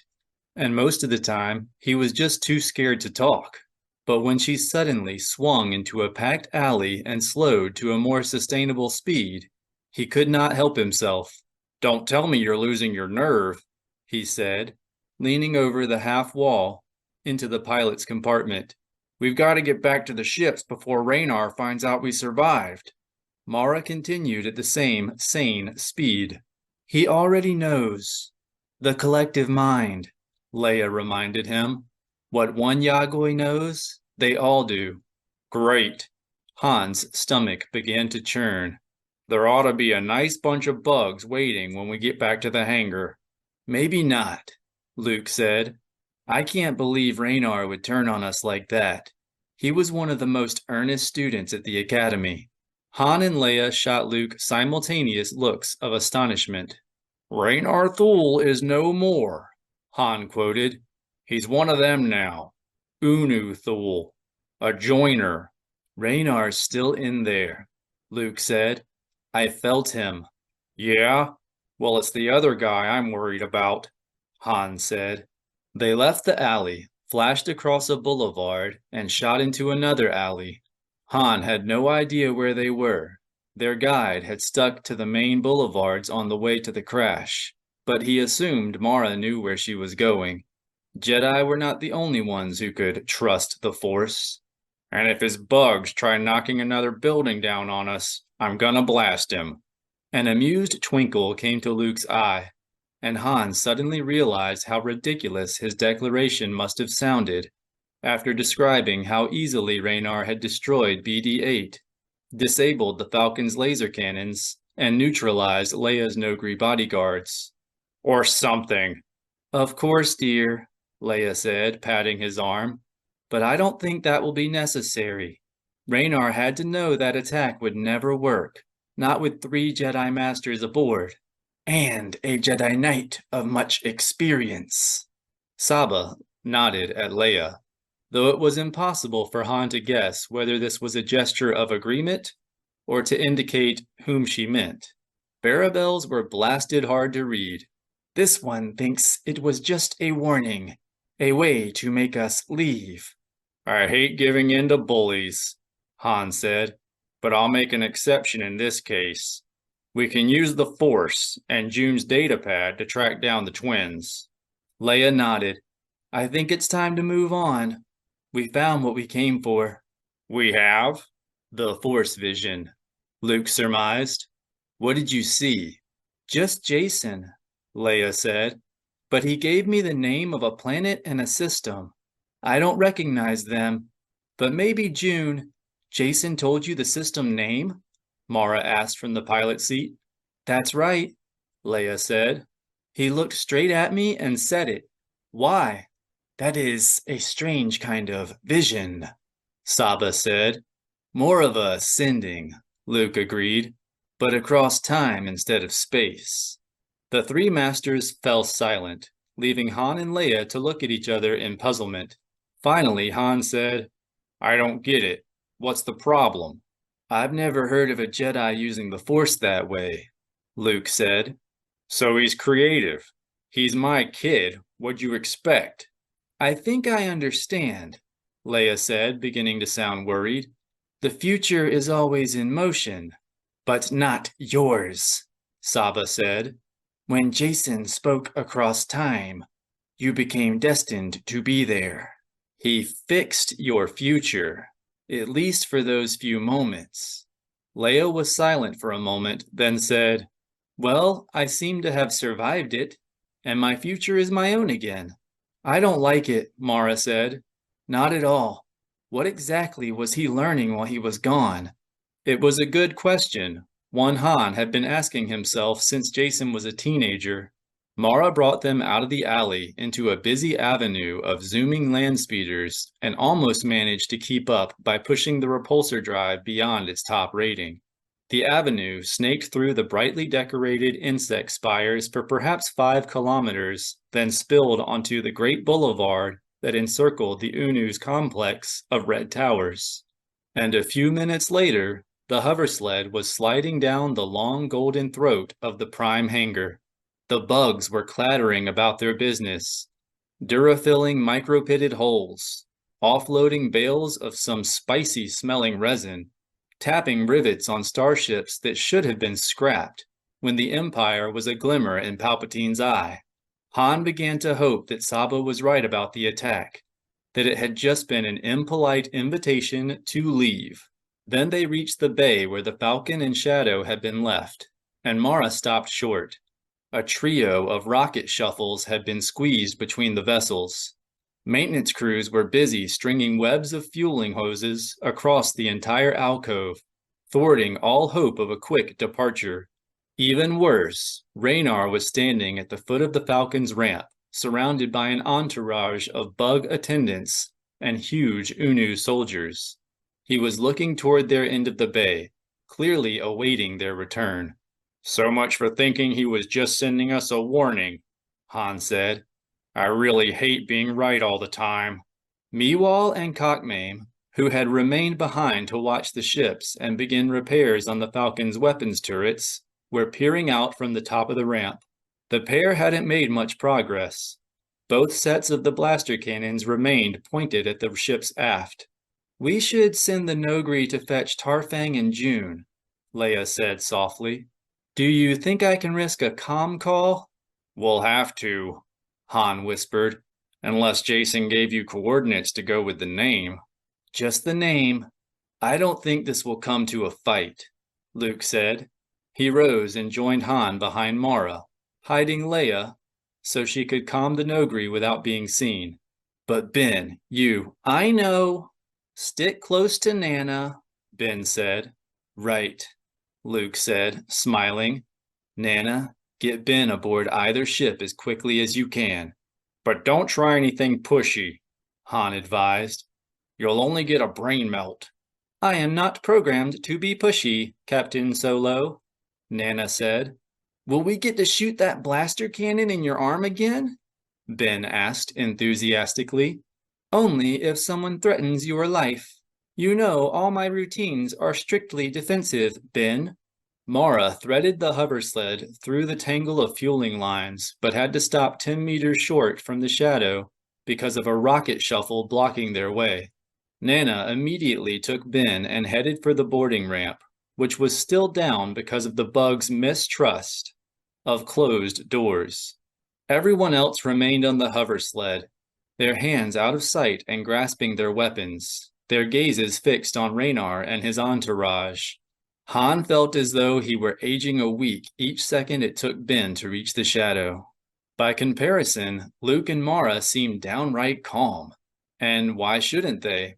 Having seen all the times Han and Leia's kids had been kidnapped or threatened when they were supposedly hidden safely away, Luke and Mara had decided that, short of an actual battle, Ben would always be safer if they kept him close. So they had repeatedly rehearsed this with Ben, exactly what to do in circumstances like these. And weekly protect the kid drills were standard procedure for all traveling companions. Given whom they usually traveled with, Jedi Knights and veteran soldiers, Han thought they had probably made the right decision. When Mara failed to start the hoversled toward the Falcon, Raynar cocked his earless head in bewilderment, then started across the hangar floor. "That's my signal," Mara said. "I'm out of here." She stepped out of the pilot station and, still moving casually, started up the Shadow's boarding ramp. Raynar's eyes followed her progress, but he made no attempt to stop her. That was good, since it meant Han didn't have to blast him, yet. Han slipped into Mara's place at the pilot station, then frowned as he tried to pick out a path to the Falcon. This was going to be difficult, at least until Mara distracted them with her blaster cannon, provided Raynar didn't twist that around as he had the Falcon's turrets. Han's palms started to sweat, and he began to wish he hadn't left their thermal detonators aboard the Falcon. Nothing distracted a big, bad, all-powerful enemy like one of those little silver balls rolling around at his feet. Raynar stopped 2 paces from the hover sled. "Was anyone injured?" "No," Han answered. "Sorry to disappoint you." "Disappoint us?" Raynar's eyes grew confused. "When you left Yagoy to be crushed, we thought someone must have been—" "Yeah, well, sorry about the guide, but that's what happens when you start dropping buildings on people," Han said. Daring to hope that Raynar would actually make this easy, he gestured toward the Falcon. "Do you mind? We need to clean up." Raynar lowered his melted brow, then shifted his gaze to Luke and Saba, who were waiting at opposite ends of the hover sled with their hands hidden behind the Durasteel sides. His scarred lips twitched in a mockery of a smile. "Of course." Raynar gave no discernible command, but a path opened through the soldier bugs at his back. He stepped onto the hover sled beside Han. "You believe the building collapse was an attack?" "It wasn't exactly friendly." Trying to hide his uneasiness, Han started the hover sled toward the Falcon. "And we saw your killer bugs." "Killer bugs?" "They were solid blue, dark blue," Saba said from the back of the sled. "They blasted the walls just before we passed beneath." "You're mistaken. If any of our nest had attacked you, we would have known." Saba rose and came forward, and Han was a little unnerved to realize that she was not large enough to loom over Raynar the way she did most beings. "This one saw the ambushers with her own eyes. Ben's defender droid killed 2. "The kind did not lose anyone in the accident." "It was no accident," Han snapped, beginning to grow angry. "Someone tried to kill us. You, I'm thinking." "If we wanted to kill you, we would not make it look like an accident. We would just do it." They reached the Falcon. Han stopped the hover sled, then faced Raynar and found himself staring at the underside of a white-blotched chin. "Remember who you're talking to, kid. This is Han Solo. I've been sticking my finger in the eyes of 2-credit dictators like you since before I broke your mother's heart. So show a little respect when you threaten me. And don't lie. I hate that." Raynar was no more intimidated than he had been by Saba. He simply glared down at Han, his breath coming in slow, angry rasps. Luke leaned close to Leia and whispered, "Han dated Raynar's mother? You'd be surprised at the women Han's dated. I always am." Leia stepped to Raynar's side, then said, "You must admit the collapse looks suspicious. If it was an accident, how did the Yagoy nest know to evacuate the area? And what about the blue kind we saw? The ones we killed?" Raynar's breathing softened to a wheeze, and he turned to face Leia. "The only kind we have found at the site was your guide." "The others must have taken the bodies," Saba said. "There were more than the ones Nana killed." "You were mistaken. The dust was thick. The rubble was still falling. What you saw were shadows." "Who are you trying to convince here?" Han demanded. He glanced at the attendant bugs, wondering whether they could have more to say than he realized. Perhaps they were the reason Raynar was trying to deny the colony's responsibility. Perhaps they didn't approve of murdering guests. "Because we know what we saw." Raynar turned back to Han. "Eyes can deceive, Captain Solo. What you say you saw is impossible." Or our interpretation of it. Luke's voice was thoughtful. What if it wasn't the kind who attacked us at all? Others aren't allowed to wander Yagoi alone. We would know even if someone else attacked you. What if you didn't know they were here? Leia asked. Raynar's eyes narrowed in thought. Then he shook his head in a gesture that, for a change, seemed more Raynar than insect. You said Yagoi was warned to evacuate. Why would others do that? And if they did, you'd certainly know they were here, Luke said. Han frowned at Luke. Don't tell me you're buying this. Not that it was an accident, Luke said, but that Unu Thul believes it was. Leia caught Han's eye, then gave a curt nod that suggested he should believe it too. I think we can all agree on that much, she said. If the colony wanted us dead, they wouldn't have given up after one try. The attack was supposed to look like an accident, which means somebody was trying to hide it from the Unu. We're glad you believe us, Princess, Raynar said, but there's no evidence to support your theory. How could you know? Han demanded. There hasn't been time. The attack was less than 30 minutes ago. Yagoi workers have already cleared much of the rubble. The only body they have, kind or other, is your guide's. The evidence suggests the towers just collapsed. We are sorry it happened when you were about to pass beneath them. Does that happen often? Leia asked. That a spire just collapses? Once, when there was a quake, and sometimes storms. Not what I asked, Leia said, stepping off the hover sled. Let me show you something. She took Raynar's meaty hand, then led him up the boarding ramp into the Falcon. Han followed with Luke and Saba, but fortunately only a small part of Raynar's entourage. The bug with the really long antennae, and another covered in furry bristles, joined them. They caught up to Leia and Raynar in the Solo's sleeping quarters. The pair were standing in front of the bunk, staring at the famous moss painting hanging on the wall. This is Killik Twilight, Leia said to Raynar. Do you recognize anything? Of course, Raynar said. Lizzle was very excited about the painting. Raynar stepped to the side of the double bunk.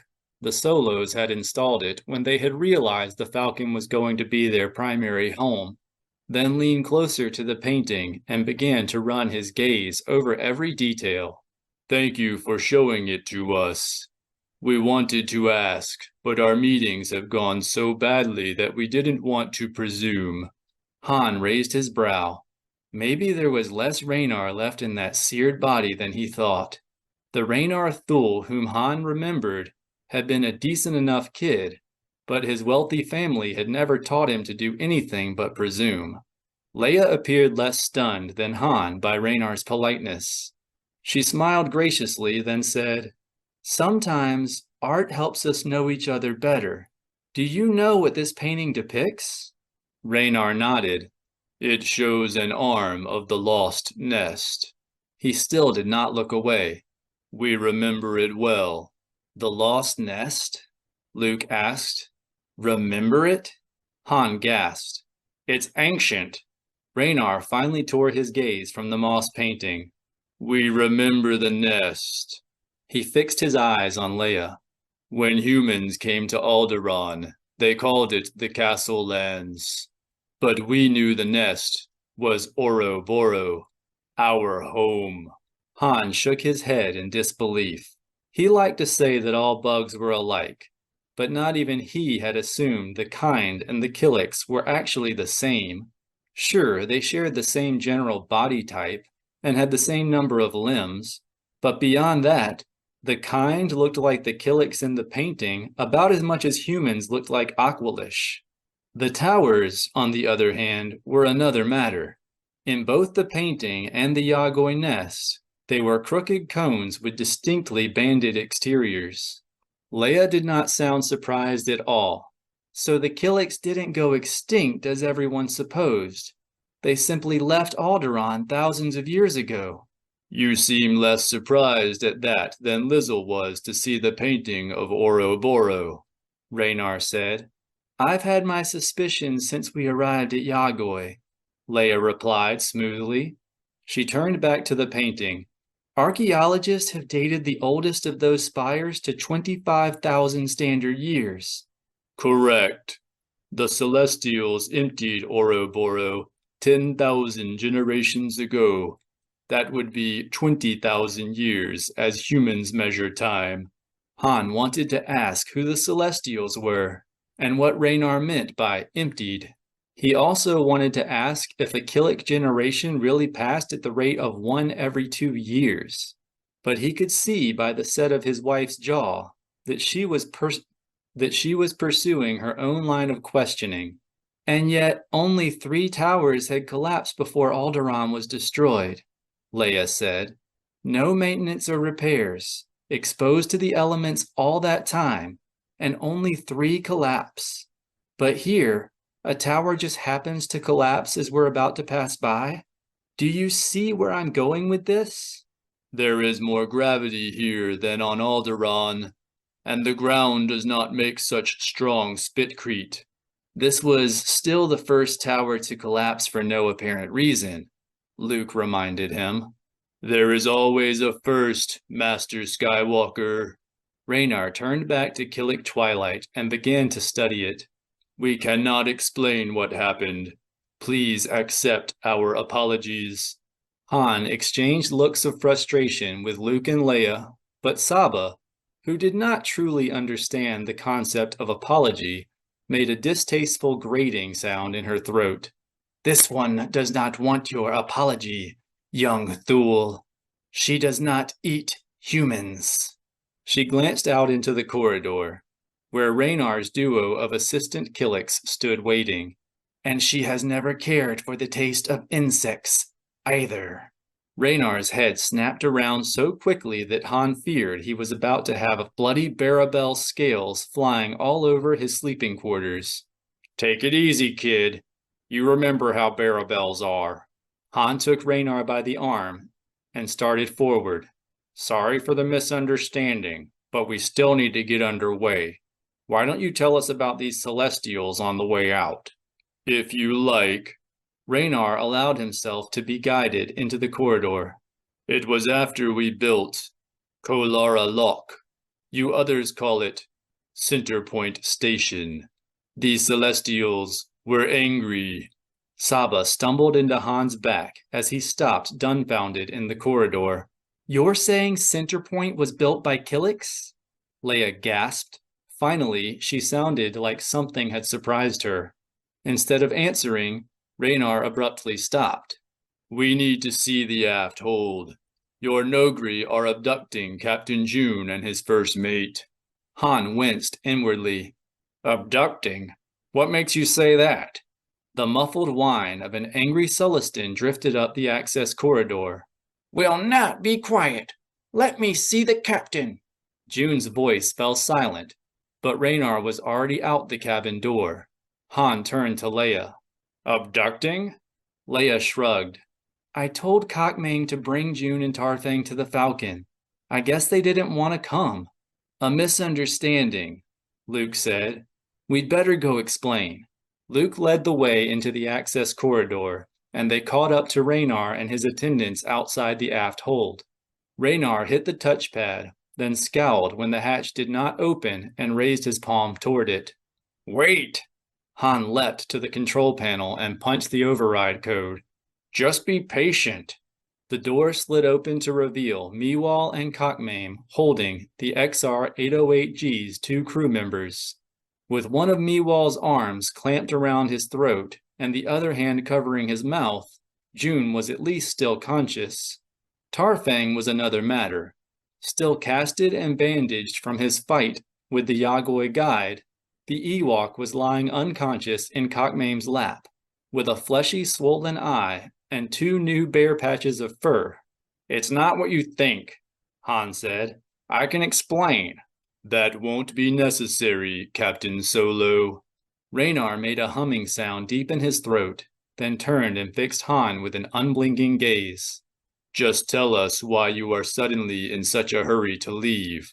The truth was the last thing Han could tell him, but he knew how good Jedi were at detecting lies, and whatever Raynar was now, he had started out a Jedi. What makes you think we're in a hurry? Raynar's noseless face grew stormy, and Han began to feel a dark weight pressing down on him inside. It was Leia, as usual, who came to his rescue. We have no wish to insult the colony, but we don't feel safe here. Raynar turned to her, and the dark weight lifted. You are safe. We promise. We don't believe you, Han said. That much was completely true. Either you're lying. Leia's face paled. Han raised a hand, then continued. Or you have no idea what's happening. Either way, we're out of here. Raynar's eyes grew so soft that they made Han think of the poor, confused kid whom the other Jedi trainees used to heckle for dressing so funny. Very well. You have always been free to come or go as you wish. He turned toward the Nogri, who were still holding June and Tarfang captive. The same applies to Captain June and his co-pilot. Will you be leaving with Captain Solo? Meewall glanced at Leia. When she nodded, the Nogri removed her hand and arm from June's mouth and throat. The Sullustan bustled to his feet, glaring at Han, brushed himself off. I'll have to think about it, he said. Tarfang doesn't care for being kidnapped. Han's stomach turned cold. Without June and his datapad, their chances of finding Jason and the others before they turned into a bunch of joiners went way down. Their only recourse would be to make their way to the Chiss frontier and start jumping from system to system. Luke stepped toward June. We weren't trying to kidnap you, he said in soft monotone. We were just... One of the bristly Killiks slipped forward to block Luke's way, and Raynar said, It would be better if Captain June made up his own mind, Master Skywalker. Look, we were worried about him. Han addressed Raynar, but he was watching June out of the corner of his eye. We thought you were trying to kill us, and since he and Tarfang were the ones who helped us find this place... June's small mouth dropped in alarm. Don't remind him. Sorry, honest mistake, he said. He felt guilty about forcing the Sullustan's hand, but June's days running colony cargo had come to an end when their guide found the transceiver that had helped the Falcon follow him to Yagoi. We were kind of worried about you, but if you want to stay here, I'm not leaving without the XR-808G, June said. He looked at Tarfang, who was still unconscious. And you'll have to lend me a co-pilot until Tarfang's better. Han faked a scowl. Getting kind of pushy there, aren't you, fella? You owe it to me, June said. Item 22 in the smuggler's code. Han sighed, then turned back to Raynar. There you have it. I guess we're stuck with them. 13. The Jedi pilots rounded the brightly striped mass of the gas giant Koribu and found themselves staring into the turquoise brilliance of the planet's huge star, Gaiul. Jana blinked instinctively, and by the time her eyes opened again, her astromech droid had darkened the StealthX's canopy tinting. She saw the hawk-winged silhouette of 4 inbound defoliators sweeping in just meters above Koribu's dazzling ring system, racing for the gap between the moons Ru and Zebo, on initial approach for dispersal run. With a 4-squadron escort of clawcraft, the Chiss were clearly determined to reach their targets this time. Rather than break calm silence, Jana opened herself to the battle meld and immediately knew her wingmates had done the same. Sometimes they could hear one another's thoughts through the meld, but more often they simply knew what their fellows were thinking, what they were doing, and the connection had only grown stronger since coming to Koribu. During battles, they sometimes came perilously close to sharing minds. Jana focused her thoughts on the impending crash. The Chiss were coming hard this time. The Jedi had to disable those defoliators quickly and withdraw before the fight turned bloody. Jana sensed disapproval and knew that Alima favored a more forceful approach, one that would leave the Chiss with no illusions about the consequences of attacking the colony's food supply. And she was not alone. Others were outraged as well. Instead of attacking outright, a violation of the Ascendancy Honor Code, which prohibited an unprovoked first strike, the Chiss were trying to starve the Koribu nest into retreat. Tizar, Tahiri, even Jason believed that the Chiss were engaged in a campaign of species cleansing and deserved to get their noses bloodied.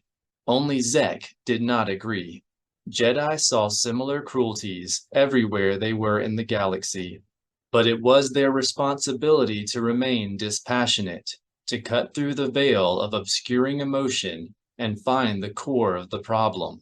If they allowed themselves to seek retribution rather than peace, how could they bring a lasting solution to any conflict? As much as Jana wanted to make the Chiss pay for the lives they were taking, she had to agree with Zek. So far, this had remained a low-intensity conflict, but if the Jedi turned it into a killing fight, that would end. A simple border clash would erupt into all-out war, and the carnage would be staggering. The Chiss task force entered the gap between Ru and Zebo. 2 of the 4 defoliators left the main formation with their clawcraft escorts and turned toward the moons. They were met by clouds of defenders from the Sarah's Nest on Ru and the Alala on Zebo. Too small to be visible at even this relatively short distance, the dart ships were nevertheless numerous enough to spread hazy stains of gray across Guile's blue face. Jana had barely formulated a plan to meet them before Tahiri shot ahead in the sleek little skiff that Zonamasiko had grown for her. A living ship, its 3-lobed hull glowed a deep sea green against the star. Jason followed a moment later in his Chase X, which, like Tahiri's living ship, could not be concealed from the Chiss sensors. The Jedi all understood what Jana intended. Tahiri, who was not subject to Stealth X comm restrictions, opened a channel to the Tat dart ships still swarming around Jana and the other Stealth X's. "Rhea Tat, bring the dart ships and follow us. We need to make this look real. We need to create a diversion?" A Chiss joiner, who insisted on being called by both the nest name and her own, Rhea Tat freely admitted that she had been sent by Chiss intelligence to spy on the Koribu nests. Her allegiance had changed, she claimed, when the Tat discovered her hiding in near starvation and started to bring her food. The stealth fighters will divide and strike the defoliators by surprise? Something like that, though all of the Koribu nests seemed to have complete faith in Rhea. The Jedi were less trusting, and Tahiri was not about to reveal their plan. When neither the dart ships nor Rhea's little scout craft started after her, Jason added, "You need to come now. You're drawing attention to the Stealth X's." "Tat is not happy with this plan," Rhea said. "The Chiss have changed tactics, and the nest worries they are trying to lure the Jedi into a trap." Jana's suspicions about Rhea began to deepen, and Tahiri asked, "The nest worry, or you do?" "We speak for the nest in this," Rhea said, "and we know the Chiss." "You are the Chiss." Tahiri's skiff slowed, and she added, "Maybe you're less worried about the Jedi than about your old friends." "We are Tat," Rhea insisted, "but we were Chiss once, and we understand how dangerous it is to underestimate them." The Sarah's dart ships met the first defoliator and swallowed it in a cloud of gray, whirling slivers. The defoliator continued toward Ru's amber disk, engulfed in a halo of silver sparkles as the insect pilots hurled their tiny fighters against its shields. The force grew heavy with anguish and admiration for their sacrifice, and Jana was surprised to feel her own throat closing with emotion. Usually she felt nothing when she entered battle, not fear or excitement or dread. Usually she was too focused on the fighting to experience any emotions at all. The Chiss clawcraft circled back and began to make runs along the length of the defoliator's hull, driving the Sarah's dart ships off and giving the larger vessel time to refresh its shields. The stealth X's had to make their move now, or they would never reach the defoliators in time. Jana pushed her throttles forward and broke for the Amber Moon, Rue. Tizar, the second best pilot on the team, started for Zebo, while Zek, Alima, and Lobaka all began in a high-arcing maneuver that would drop them down on the last two defoliators. Rayatat, the Jedi are starting their run. Jason's voice was sharp, and we're not going to be much of a diversion alone. There was a moment of silence, then a vague tide of alarm rose in the force. Slow down, Rhea calmed. The dart ships can't catch you. Jana checked her tactical display and found a blue cloud of Tat dart ships sweeping up from the bottom of the display, following Rhea's little scout lancet after Tahiri. At the top of the screen, both Chiss defoliators were fully engulfed in swarms of Sarahs and Alala, with the curved horizons of Rue and Zebo hanging high in the corners. The main body of the Chiss task force remained in the center of the display, the clawcraft escorts hanging back just far enough to make the last two defoliators an inviting target. What were they up to? Jana's astromech changed scale, and suddenly her tactical display was a mass of friendly blips. The Sarah's dart ships, whirling around the defoliator she had targeted. The friendly blips were winking out by the dozens. Jana checked her estimated time to attack, 5 seconds. But she sensed that Tizar needed 7. She armed 2 proton torpedoes, then added a sweeping curve to her approach, and came in behind the battle. Outside her cockpit, space was a tightly wound ball of orange rocket trails swirling around the blue glow of the defoliator's big ion drives. A pair of dart ships blossomed in scarlet as they exploded against the shields of an oncoming clawcraft. But a third collided with its wing. The clawcraft pilot lost control and went corkscrewing into Rue's thin atmosphere. Assuming he survived the crash, Jana knew, he would be taken into the Sarah's nest and treated as a welcome guest. Unless they were clearly being attacked, none of the Karibu nest seemed to have any real concept of enemy. Jana tried to pick a route through the mad tangle of dart ships, but it was like trying to avoid drops in a rainstorm. 2 seconds from her launching point, a Sarah's bounced off her shields, and her canopy went black to prevent her from being blinded by the white flash of an exploding rocket. By the time the tinting paled an instant later, 3 Chiss clawcraft were coming at Jana head-on, pouring a steady torrent of cannon bolts in her general direction. She did a half-roll slip, taking 2 hits on her forward shield as she passed through the third fighter's stream of fire, then loosed her first torpedo. Nothing if not well trained, the Chiss adjusted their aim instantly, targeting the weapon's origination point. Jana's forward shields flared into a white wavering wall of heat, and shrieking overload alarms filled the cockpit. She released the second torpedo and jinked hard to port. More Chiss brought their craft to bear, barely grazing her with a blue inferno that was nevertheless enough to bring her shields down with a final warning screech. The air grew acrid with the smell of fused circuits, and warning messages that Jana could not read through the smoke began to scroll down her status display. Just keep masking the systems up, Sneaky, Jana ordered her droid, taking the Stealth X through an unpredictable coil of reversing rolls. If those guys get a sensor read on us, we'll really be in trouble. The droid replied with a cynical whistle. Jana continued to maneuver until a second later, the torrent of cannon fire ceased for an instant, and she knew the Chiss had been momentarily blinded by her passing torpedoes. She pushed the stick up and to the left, circling out of the dart ship tangle as quickly as she could and climbing for the stars, where her dark craft would not be silhouetted against Karibu's scintillating rings. A pair of bright dots flared through the smoke in Jana's cockpit, and she leaned closer to her tactical display. 2 shrinking circles of light indicated that her proton torpedoes had detonated where she intended, just behind the defoliator's thrust nozzles. The big ship was already beginning to swing off course, rising into a tight banking turn that would carry it into Karibu's gravity well if the crew did not regain control soon. Jana allowed herself a moment of self-congratulation, just so her wingmates would know she had completed her assignment.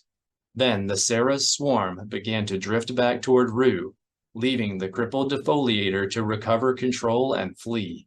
Even now, after 2 months of living and fighting with the Tat, Jana was awed by the insect's complete lack of spite.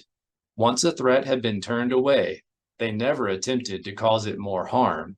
Jana's admiration was mirrored in the Force by that of the other Jedi, and her thoughts turned to the other 3 defoliators. "Give me an overall sit rep, Sneaky, and clean this smoke out of the cockpit."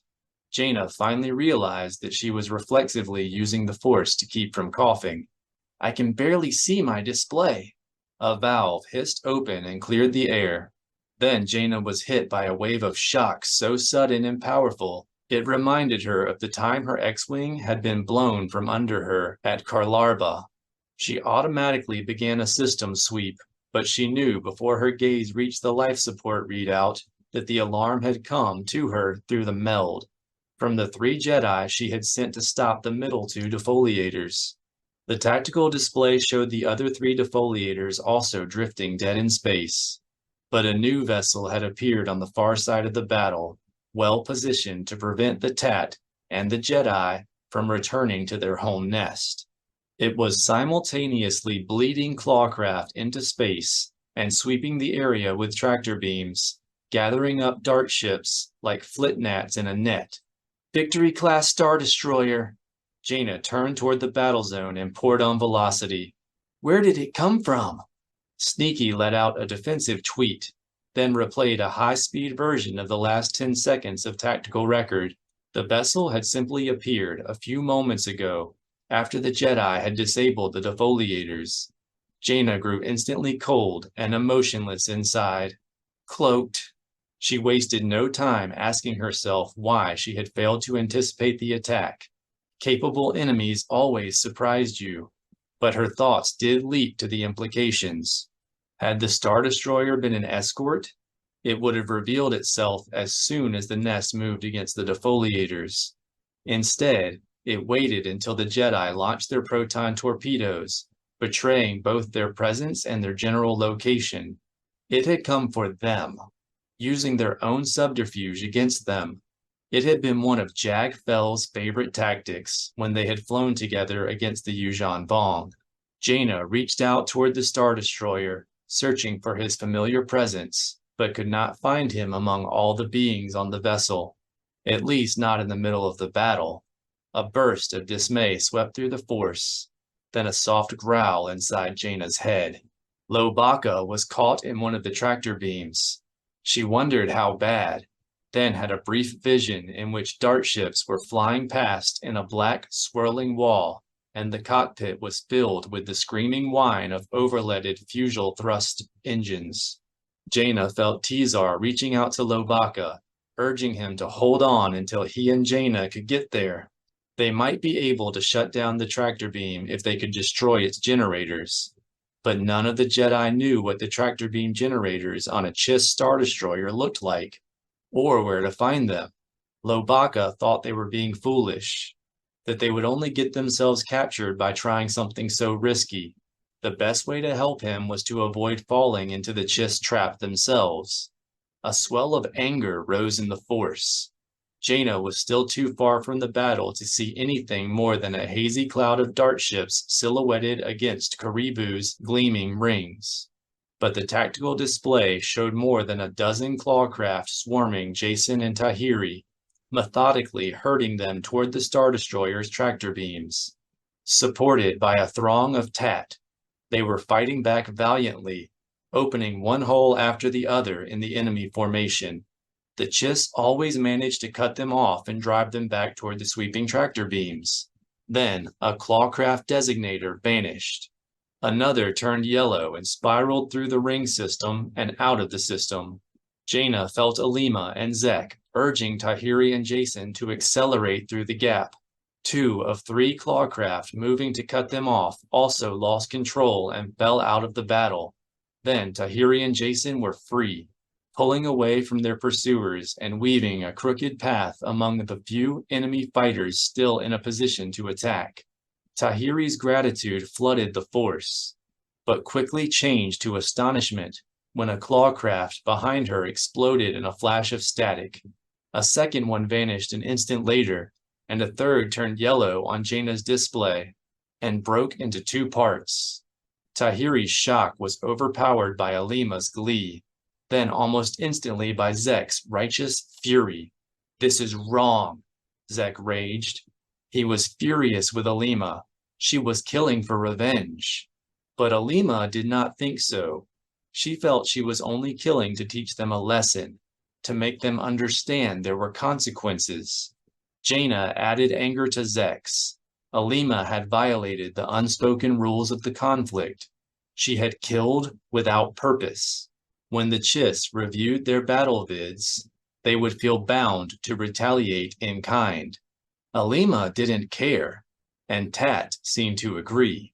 The hundreds of dart ships not yet swept up in the tractor beams began to coalesce in tightly knit balls, moving with eerie precision into the path of oncoming clawcraft. Chiss fighters began to explode as they were crashing into asteroids. The conflict was turning into an all-out battle. Sensing Jana's alarm, Tahiri opened a comm channel. "Rhea Tat, call off the dart ships. Our last attacks were mistakes." "They did not feel like mistakes," Rhea countered. "They felt good." "This battle is getting out of hand," Tahiri responded, echoing Jana's feelings. "Rhea was Chiss. She knows what will happen if you continue." Rhea fell silent, but the dart ships continued to attack. Jana found her frustration with Alima growing. The Twi'lek was a fine pilot, but she was too wild, too quick to surrender to the peril of hatred that had been accreting inside her since the death of her sister Numa. Now, Alima's anger would spread across the Gaiul system like a nova blast. When the Tat continued to attack, Jason said, "Rhea Tat, the Chiss will return with bigger ships. They'll attack the nest directly and the Tat will be destroyed. All the Karibo nests will be destroyed." "What difference does it make? Our nests are already dying." Rhea's voice grew icy. "But Lobaka must not be captured." The Force resonated with agreement. None of the Jedi wanted to see their friend captured, but Lobaka was calling the shots. He was the one in trouble. "Lobaka can take care of himself," Tahiri said. "And if he is captured, what the Tat are doing will only hurt him." "Lobaka won't be captured," Rhea said. "The colony does not wish it." The Tat continued to place themselves in front of their enemies, but instead of pursuing Tahiri and Jason all the more ferociously, the clawcraft peeled away, giving them a clear route to freedom. Jana exhaled in relief. At least Jag, or whoever was commanding this task force, still had the sense to back off before the conflict escalated.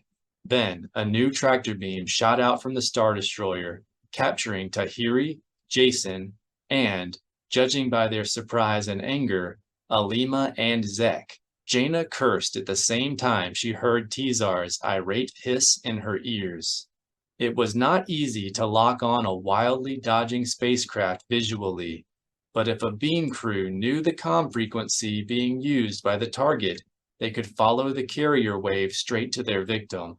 And while Rhea had not initiated the contact with Tahiri, she had kept the young Jedi talking until the clawcraft dispersed. Jana was close enough to the battle now that she could see the laser cannons flashing inside the whirling clouds of dart ships. 4 waving fingers of darkness marked the areas where the tractor beams were sweeping the Tat out of space, slowly pulling them toward the Star Destroyer. The vessel itself resembled a gray version of the Empire's old Victory-class Star Destroyers, save that it was a little sleeker, longer, and narrower, with a conical hull that gave it a menacing, needle-like appearance. It was impossible to tell where the bridge was located. It was not in the Chiss nature to reveal such a crucial detail just for the looking, but a dome-shaped bulge amidships probably housed the cloaking equipment that had masked the vessel's approach. Jana dropped the nose of her Stealth X and started a fast approach toward the bow of the Star Destroyer, then felt Tizar's excitement starting to mount as he initiated his own run. An image of his view of the ship appeared in the back of her mind. He seemed to be approaching from the opposite end, more or less head-on toward Jana. They would have to be careful to avoid collision. Sneaky, give me a 10-mag view of the area around the root of the nearest tractor beam, Jana ordered. Risky or not, she could not let the Chiss reel in 4 Jedi. Over the comm, Rhea said, "We'll have you free in a minute, friends." Not criffing likely, Jana thought. Half of the Tat were already being sucked toward the Star Destroyer's capture bays, and the rest were too busy hurling themselves in front of Clawcraft to disable any tractor beams. "Help is coming." Rhea's voice was reassuring. "The Muium are almost there." The timely assurance raised the hair on the back of Jana's neck. Recalling Tat's uncanny ability to sense what foods she and the other Jedi were longing for, she began to wonder what else Rhea could sense. Tizar began to think Rhea was a better spy than they had thought. Projecting his thoughts openly into the battle meld, he wondered if he should eliminate her. Jana had the mental image of Tizar selecting Rhea's lancet as a primary target, but realized instantly that the Barabel was only trying to test whether Rhea knew what was happening in the battle meld. He was passing over the stern of the Star Destroyer and could not have targeted her if he wished. When Rhea did not fall for the ploy, Jana checked her tactical display and found a blue storm of Muium dart ships cascading down from the direction of Eel and Julio, just as promised. "Sneaky, do an EM sweep of the hull," Jana ordered.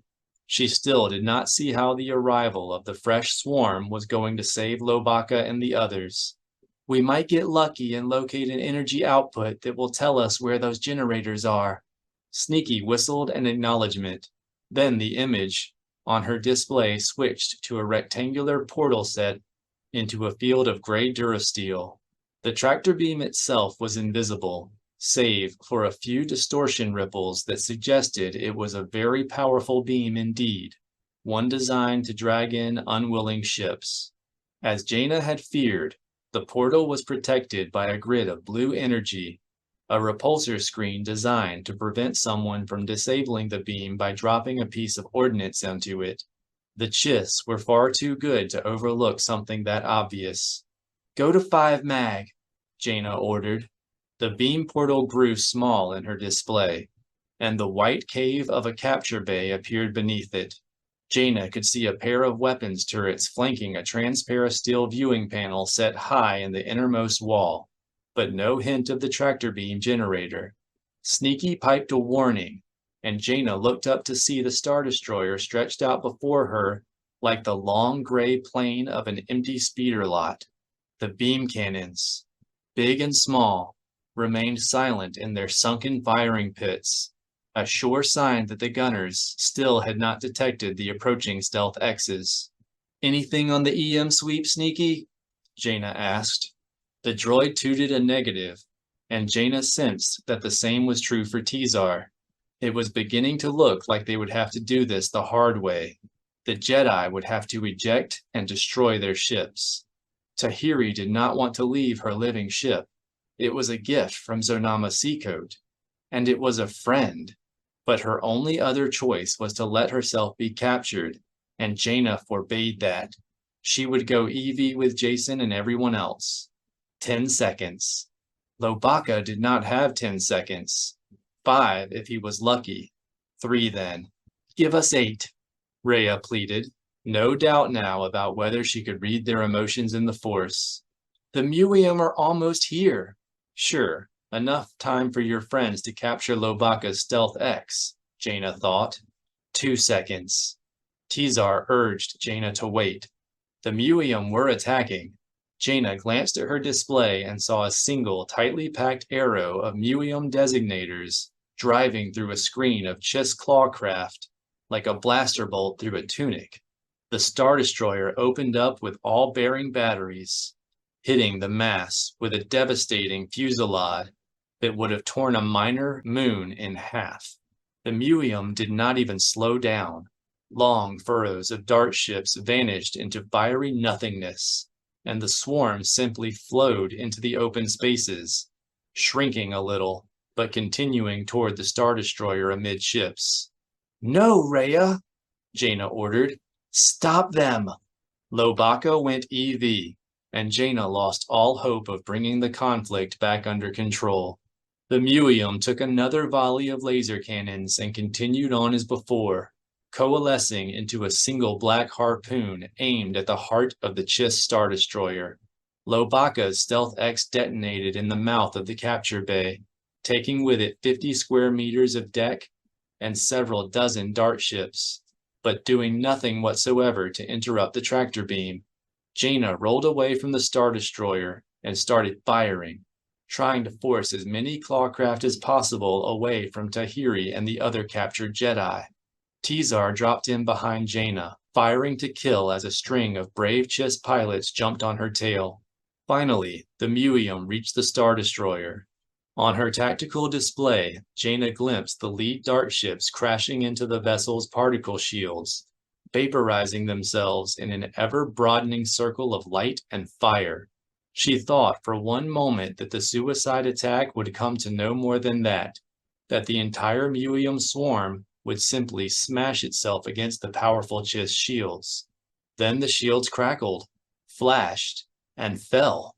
The Muium assault smashed into the hull in a conflagration of rocket fuel and fire, and burned through within seconds. Bodies and equipment began to tumble from the breached hull, but the swarm continued to pour through, streaming through the inner hull and spreading along the corridors to all the hidden corners of the vessel. Within moments, long tongues of flame began to lick out of the gun turrets, and towers of white fire started to shoot from the discharge vents. A wave of explosions shook the Star Destroyer, and the hull began to come apart. Jana was shaken by an all too familiar wave of anguish and fear. Then a rip seemed to open in the Force as the huge vessel began to disintegrate from the inside. The tractor beams sputtered into nothingness, and a sense of relief permeated the Force as Tahiri and Alima and Zek finally regained control of their craft.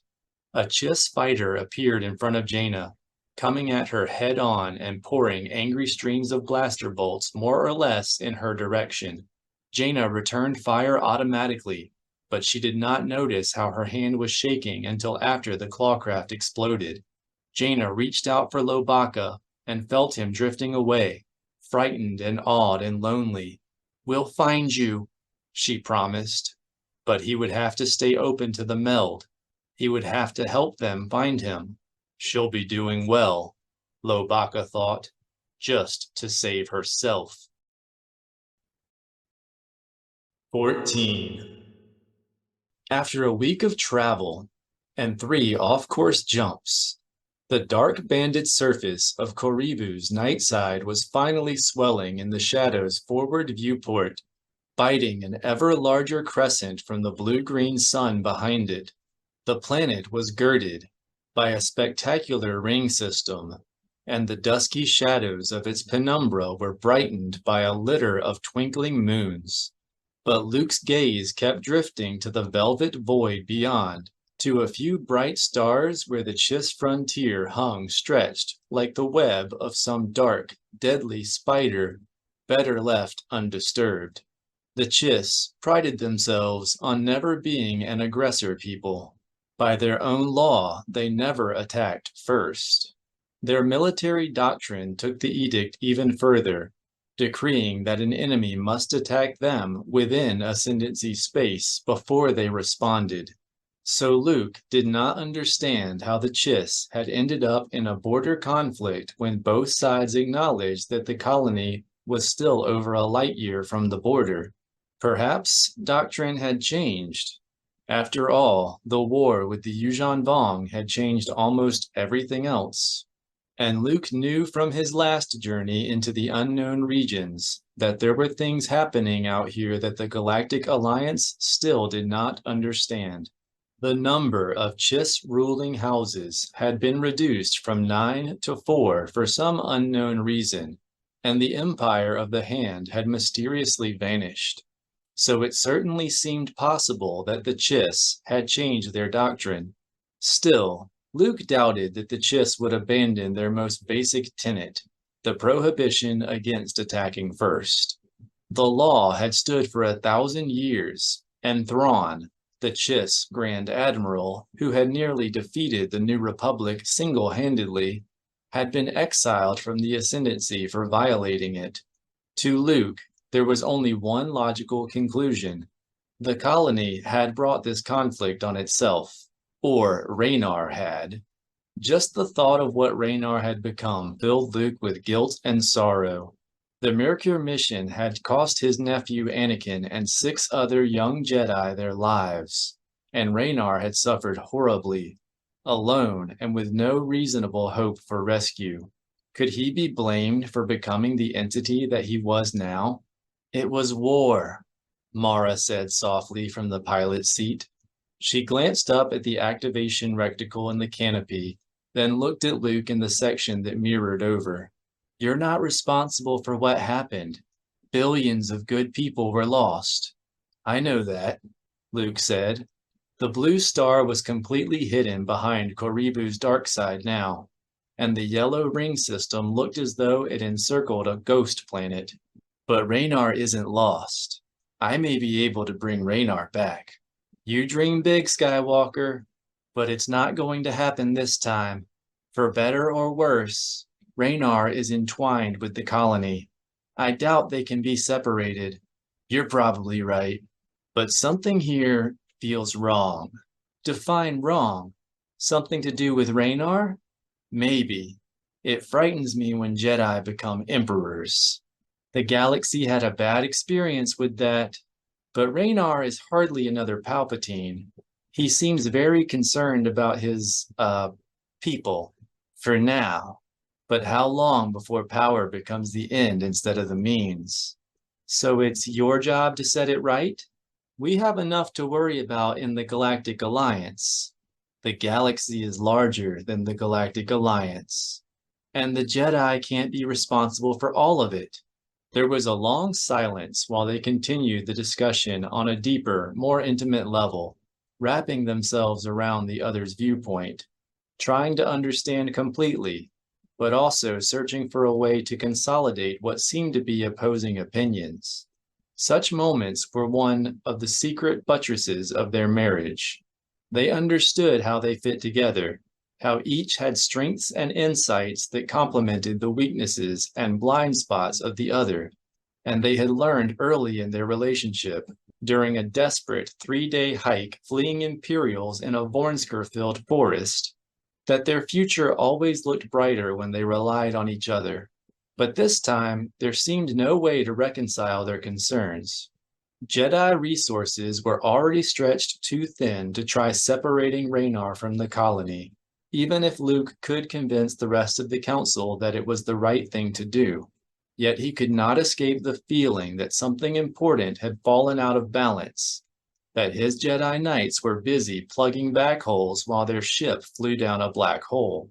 Life was a lot simpler when we could just draw a lightsaber and cut the bad guy down to size, Luke said. Mara smiled. Simpler, not necessarily easier. They were close enough to Koribu now that its moons had begun to resolve into colored shapes, from twinkling yellow specks to creamy fist-sized disks. Luke counted 25 different satellites glimmering in the penumbral grayness to either side of the gas giant's murky face, and the navigation display revealed another 30 hidden in the complete darkness of the umbra.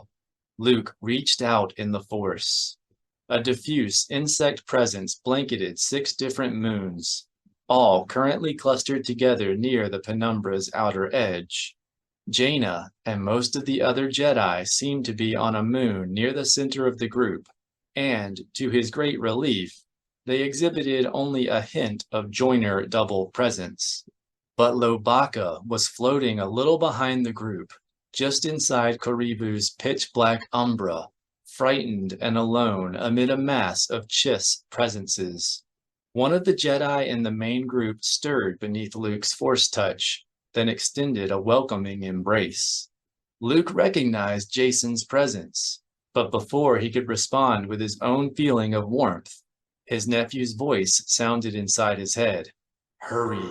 Jason seemed more concerned than alarmed, and Luke had the clear impression that things were about to get crazy. He raised a hand to point toward the moon with their Jedi, but Mara was already swinging the Shadow's nose toward it. He would have liked to open a hailing channel and raise Jana on the comm, but there were certain to be ascendancy listening posts all over the system, and the less the Chiss knew about what was approaching, the better. Faster! Saba's voice came over a vessel-to-vessel tight beam channel that would be difficult for the Chiss to intercept. She was aboard the XR-808G, serving as June's co-pilot until Tarfang recovered. "It feels like our Jedi Knights are preparing a battle rage." "You heard him too?" Luke asked. "Jason?" "Yes." Saba's breathing began to grow heavy and deliberate. "It felt like they were about to go crazy. They must have found a great evil, or Tizar would never awaken the Hungry One." "The Hungry One?" Mara echoed. "Take it easy, Saba. I don't think crazy means the same thing to humans as to Barabels." Saba's breathing slowed. "No, it just means unpredictable," Luke said, amazed at how little he still understood Barabels. "A bit out of control. Unpredictable. What a relief. This one does not like to set her mind aside." Grimacing at the thought of a Barabel robbed of all restraint, Luke brought up a tactical display and found a trio of frigates drifting in unpowered orbit near Lobaka's presence. They were being tended by a swarm of rescue craft, with a shield of clawcraft fighters hovering between them and the Killik-occupied moons. Floating just above the ring system were several massive chunks of flotsam that gave Luke a very bad feeling. "R2, give me a composition analysis on that debris in the middle of the Chiss task force." R2-D2 tweeted a listless acknowledgement, and a moment later the analysis appeared on an inset on Luke's screen. The flotsam was metallic, irregular, and mostly hollow. Starship pieces. Luke started to comment that there had been a battle, but stopped when he heard a pair of small feet slapping onto the flight deck behind him. "Hurry!" Ben cried from the door. "Jason needs us!" Luke turned to find his son charging forward in his night tunic, his red hair still pillow-mussed and his eyes bleary with sleep. Luke opened his arms. "You heard Jason?" Nana clomped onto the deck behind him. "I apologize. He woke and jumped up before I could get to him." She extended her hand, saying to Ben, "Come back to bed. It was only a dream."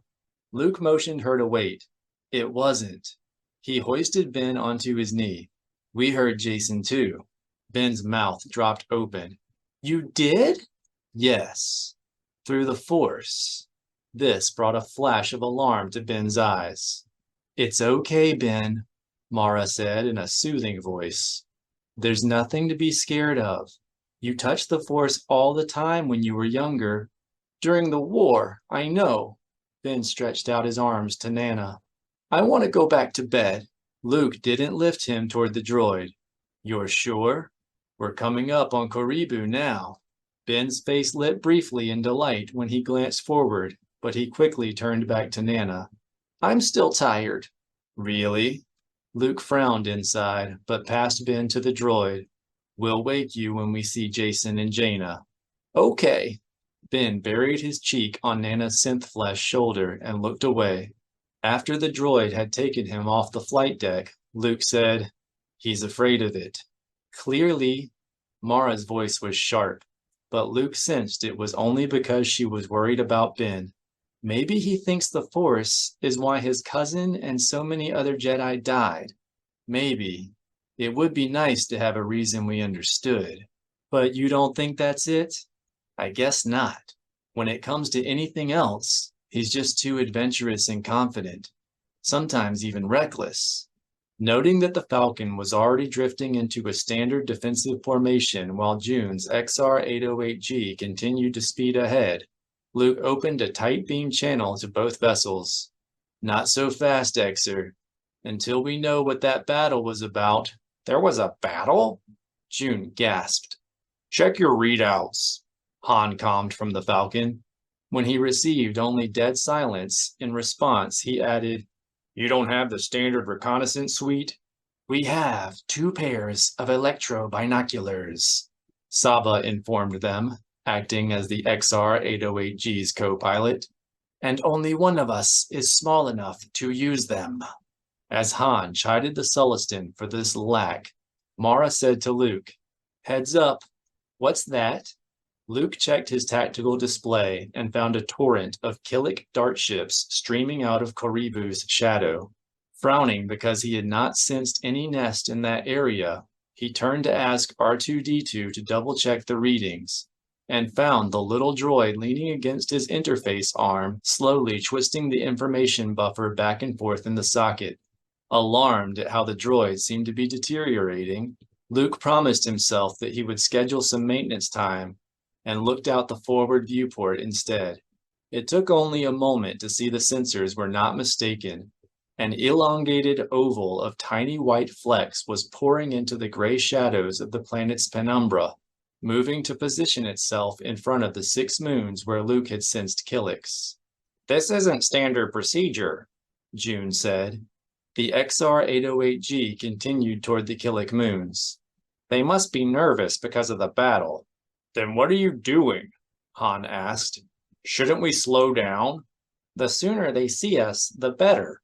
Once they realize we're only flying transports, they'll return to their usual routine. Insects are very advanced. They always follow standard procedure. Luke wasn't so sure. He reached out to the dart ships and sensed nothing definite, only the same vague uneasiness that he had felt before the tower collapsed on Yagoi. He knew that Mara felt it too. Captain June, I think you should come back. We can't feel those pilots in the Force. You place too much faith in your ancient sorcery, Master Skywalker. In Running the Blockade, Escape from Yavin, Captain Solo clearly illustrated the value of a competent approach. What did I tell you about those history vids? Han warned. The Force isn't just some hokey religion. This stuff works. So does procedure, Captain Solo. That's why you're paying me the big credits. Let me do my job. The dart ships continued to stream out of the Umbra, gathering in a wall of swirling, flickering orange between them and the Killik moons. The XR-808G accelerated. Captain June, I think you should reconsider. Though Luke spoke more forcefully, he resisted the temptation to tell Saba to take control of the XR-808G. The Jedi may have developed a ruthless streak during the war, but they still stopped short of fomenting mutiny. After the attack on Yagoi, what attack? June asked. The building collapse, Saba rasped. But that was determined to be an accident. Not by us, it wasn't, Han answered. The XR-808G's running lights began to flash in ancient blink code. Luke looked at his display, but instead of the translation he had expected, he found only the blip storm of approaching dart ships. R2? R2 emitted a surprised clunk, then trilled a short question. The Xer's blink code, that's what, Luke said. How about a translation? R2-D2 droned wearily, and the translation began to scroll across the screen. This is the XR-808G, flagship of June Tar Commercial, with 2 sister ships bearing supplies for the Jedi warriors. Please signal your intention to provide safe escort. June Tar Commercial? Han complained over the comm. Flagship? I didn't think Sullustans had that much imagination. Luke looked back to R2. Any answer from the Killiks? R2-D2 tweeted a sharp no. The dart ships began to stream toward the XR-808G, bleeding a swath of orange rocket flame through Koribu's shadow. June, get out of there now. Han's voice made the comm speakers pop. Time to cut and run, or you're fired. June was already swinging around, but the dart ships put on a burst of speed and shot across the last few kilometers in an eye blink, engulfing the XR-808G in a whirling cloud of rocket lights and splinter-shaped holes. Luke felt a sudden spike of Sullustan fear and Baravel anger. Then bursts of silver light began to erupt around the transport. June's voice came over the S-thread emergency channel. Urgent! Urgent! His voice was terrified but steady. This is Captain June of the XR-808G, requesting immediate assistance. We are under attack just off Koribu in the Guile system. Coordinates. Enough procedure already, Han said over the normal comm. We know the situation. Copy. The channel crackled as the XR-808G's shields fell. Then the comm erupted into a steady, deep rumble. We just lost our drives. Request plan update. I'll be there in a minute, Han commed. Just sit tight. Cop. The signal disintegrated into a series of loud bangs, and the Falcon started forward. We'll take this one, Shadow, Leia commed. Hang here and cover our stern. Why don't you cover our stern? Mara suggested. You're better armed. Because the Shadow has yacht-class drive units, Han said. If you latch onto that transport, it'll take a week to get moving. You have us there, Mara admitted. The XR-808G's blaster cannons began to fire indiscriminately, blowing whole swaths clear of dart ships, and the anger that Saba had been pouring into the battle meld turned into hunt glee. We're going in, Leia calmed. Just keep your drives hot.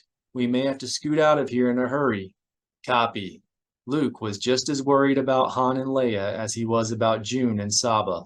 The Falcon packed a powerful punch and boasted military-grade shields, but her legendary speed would not be available if she was dragging along a transport almost as large as she was. Just be as fast as you can. Check that, Mara said. I think you're scaring them off. Luke glanced at his tactical display and saw that the dart ships were swinging away from the XR-808G, leaving the Falcon a clear path to rescue June and Tarfang. Maybe those guys aren't as homicidal as we thought, Luke said. Could this be a communications problem? It wasn't a communications problem when the tower fell, Mara said, and I don't like the way those dart ship pilots feel. Shadowy, Luke agreed, like they're hiding in the Force. The dart ships hooked around and began a ferocious acceleration on a course opposite the Falcons, back toward the pitch blackness of Koribu's umbra. They're sure in a hurry, Luke said. He switched scales, searching for any sign that the Chiss were moving against the Killiks, or the Killiks gathering for an assault on the Chiss. Everything looked quiet on both fronts. The dart ship swarm split into 2 groups, one accelerating at twice the rate of the other. I didn't know methane rockets could provide so much thrust, Mara said. None of this makes sense. R2-D2 beeped, then scrolled a message across their displays. These Killiks are flying hydrogen rockets.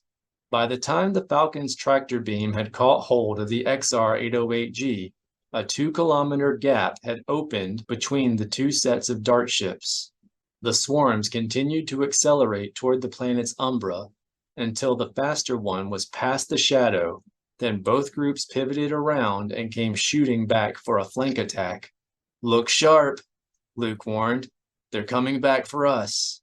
"See 'em," Leia replied coolly. "Thanks." The Falcon began to accelerate, but hardly with her usual speed. She was dragging the XR-808G along, drawing it in slowly because the two transports were so close in size. Working any faster, Luke knew, meant risking the tractor beam's grasp, or smashing the derelict into the Falcon. The dart ships continued to close, and it quickly grew apparent that the Falcon could not outrun them without setting the XR-808G adrift.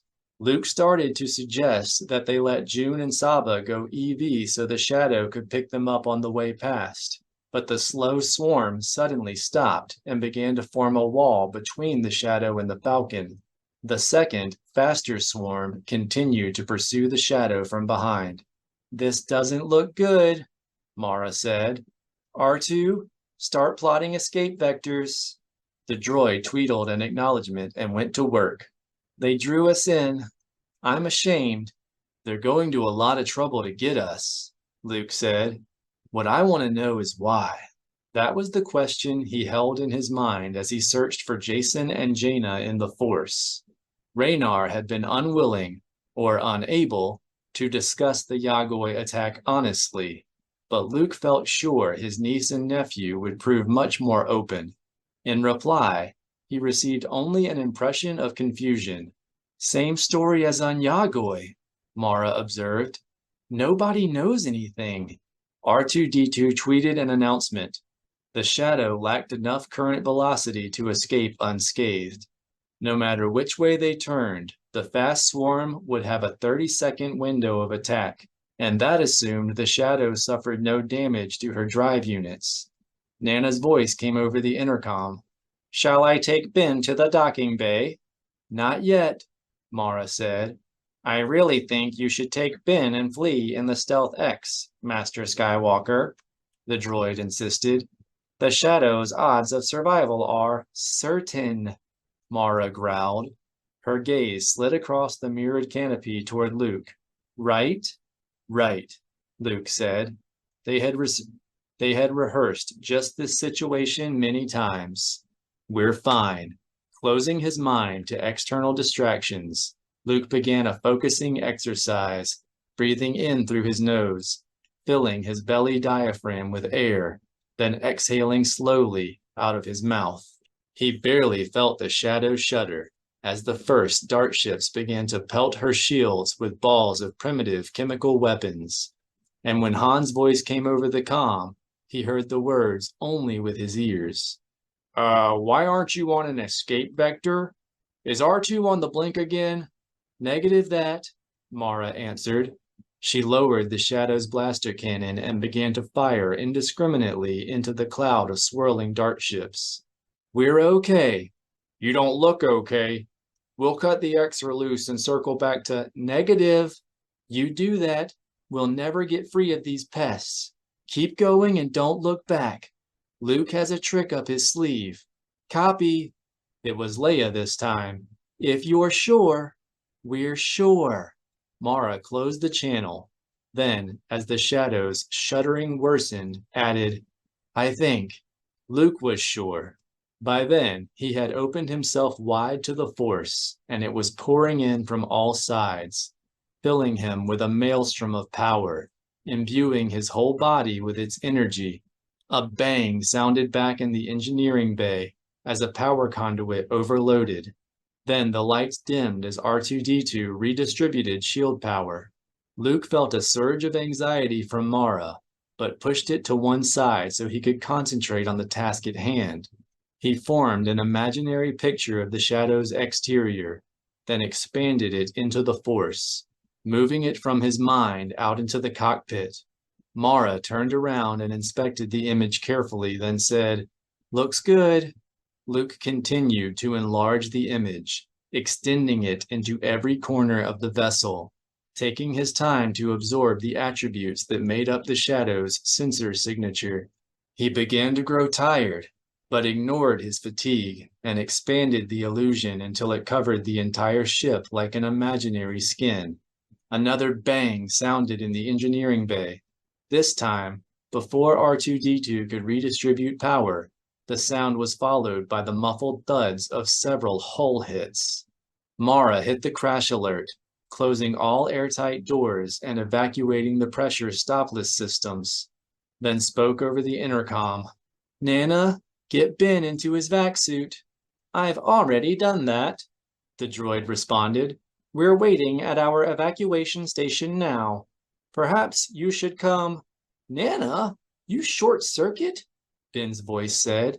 "We're fine. Dad said so." Trying not to be distracted by his son, or by the steadily growing shudder of the barrage of darkship attacks, Luke brought to mind another image of the shadow, this time with a black, star-speckled veneer that resembled the emptiness of deep space. Instead of absorbing the ship's sensor signature, however, he blanketed it with a layer of cold emptiness. Once the illusory skins were in place, he carefully adjusted them, drawing the masking image tight against the hull here, pushing the counterfeit out a little there. The effort of maintaining both illusions was beginning to deplete the energy running through him, so Luke opened himself up completely, using his fear for Ben's life, his anger at the insects that were threatening it, to draw more force into himself. Every centimeter of his body began to nettle with its sting, and a faint aura arose from his skin. A third bang sounded from the engineering bay. "How about that decoy, Skywalker?" Mara asked. "Our shields can take it." Luke released the outer skin. "Go!" Mara shoved the throttles to overload, then, half a second later, shut down the drives. The shadow slid out of her double, and still masked by the dark veneer Luke had constructed, glided quietly away from the Force illusion. The shuddering stopped. Luke continued to maintain both illusions, the Force pouring through him like fire, burning more fiercely every moment. He was drawing more energy than his body was conditioned to endure, literally burning himself up from the inside. It was not really a dark side act. To a modern Jedi, the dark side was more a matter of intent than deed, but it felt that way to him. According to Mara, this was what happened to Palpatine, and Luke believed her. He could feel himself aging, his cells weakening, the membranes growing thin and the cytoplasm simmering, the nuclei coming apart. The air around him began to crackle with static. R2-D2 extended a fire extinguisher and started toward Luke, squealing in alarm. "It's okay, R2, Mara said. "He knows how far to push it. He's not going to ignite. I hope," she added silently. On Luke's tactical display, the illusionary shadow, the real one was not visible even to her own sensors, was slowly drifting toward the bottom of the screen, still surrounded by a cloud of attacking dart ships.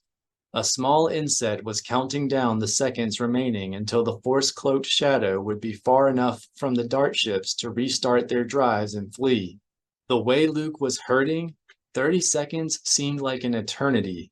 "We're bringing June and Saba aboard now," Leia calmed. Her voice was filled with the concern that Luke felt in the Force. "Do you need help?"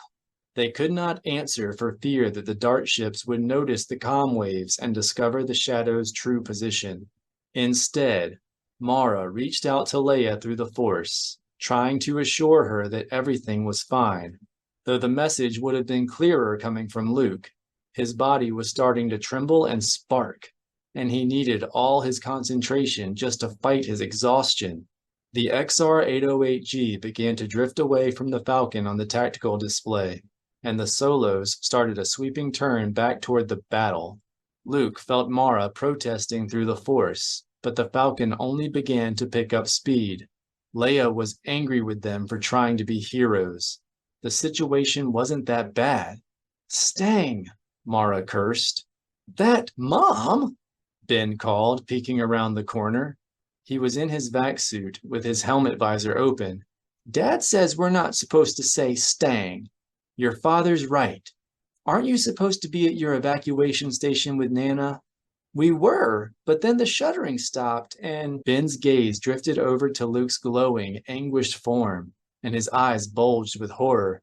What's wrong with Dad? Nothing. I'll explain later. Mara activated the intercom. Nana? The droid appeared behind Ben. Master Ben!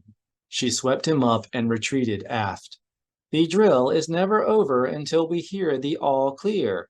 Luke's skin felt as dry as a Tatooine lake, and tiny halos of golden light were starting to appear around his fingertips. The Falcon was on a straight heading and accelerating toward the dart ships. The inset on the tactical display showed 3 seconds. 2. Mara brought the sublight drives back online. Luke let the illusions drop and slumped into his chair, his skin prickling and his hair standing on end as the last of the force energy left his body. Han's voice came immediately over the comm. What the blazes? The Falcon made a hard turn away from the confused dart ships. Didn't I tell you not to look back? Mara asked, her voice still that of a reproving mother. Now fall in behind us and stay there. Sure. Han sounded more confused by her tone than he had by the sudden change in the shadow's location. Whatever you say. The comm went silent, and Mara let out a breath. Chubba, don't tell me I just talked to Han like he was it's okay, Luke assured her. At heart, he's just an overgrown kid anyway. She activated a mirror section and looked back at him. How are you feeling? Like I grabbed a power feed. Why is that so much harder than pushing a Star Destroyer around? Mara smiled. Just don't make a mess on my flight deck. Feeling in danger of doing just that, Luke started to rise, then caught a glimpse of himself in the mirrored section of canopy. His voice was puffy and wrinkled, his skin sallow and dry, his eyes sunken and baggy and rimmed in red. He was starting to look like Palpatine. Not by half, Mara assured him through the Force. But get some rest, she said aloud. If you push that stuff too hard, there's no telling what might happen. 15. The AWOL Jedi stood, waiting in front of their makeshift squadron, a small eye of calm in a frenetic storm of insect activity. The knights were still wearing their rumpled flight suits, staring at the Shadow and Falcon as they landed. Tizar and Sek had the good grace to wear guilty expressions as well, but Jana and Alima merely looked defiant. Jason and Tahiri betrayed no emotion at all. Mara took her time closing down the ship's systems, allowing their suspense to build, and giving herself a few moments to search the cavernous hangar for any hint of danger in the Force. There was no chance that Jana or any of the others had been involved in the assault on the Shadow, but someone had attacked her family, and that someone had certainly looked like Killix. Unlike Luke, she was utterly convinced that Raynar Thule would do anything he thought necessary to keep Jana and the others in the colony, even if that meant ambushing his old friends. Finally, when she could not find any hint of danger, Mara joined the others in the Shadow's main cabin. Despite a 20-minute rest trance, Luke still looked like an escapee from a spice mine, with sallow skin and red-rimmed eyes. Ben was bright-eyed and eager to meet his cousins. He kept looking from his father to the door. Mara took his hand from Nana. Ben, you understand that we have important business with Jana and the others, don't you? I'm not a Gamorrean, Mom. I know we wouldn't come all the way out here if it was unimportant business. Good. You can say hello to your cousins, but then Nana will take you to stay with Cockmame and Meewall on the Falcon. She looked to Nana. Ask them to lock down the ship. I don't care if it does offend the Killix. I was about to suggest the same thing myself, Nana replied. Mara nodded, then opened the boarding hatch to the cloying, fuel-laced mugginess of the big hangar. Ben was off like a blaster bolt. racing down the stairs and throwing himself into Jana's arms. She laughed and gave him a warm hug. "Nice to see you too, Ben," Jana said. She stepped back and ran an appraising eye over him. "You've grown. It's been a whole year."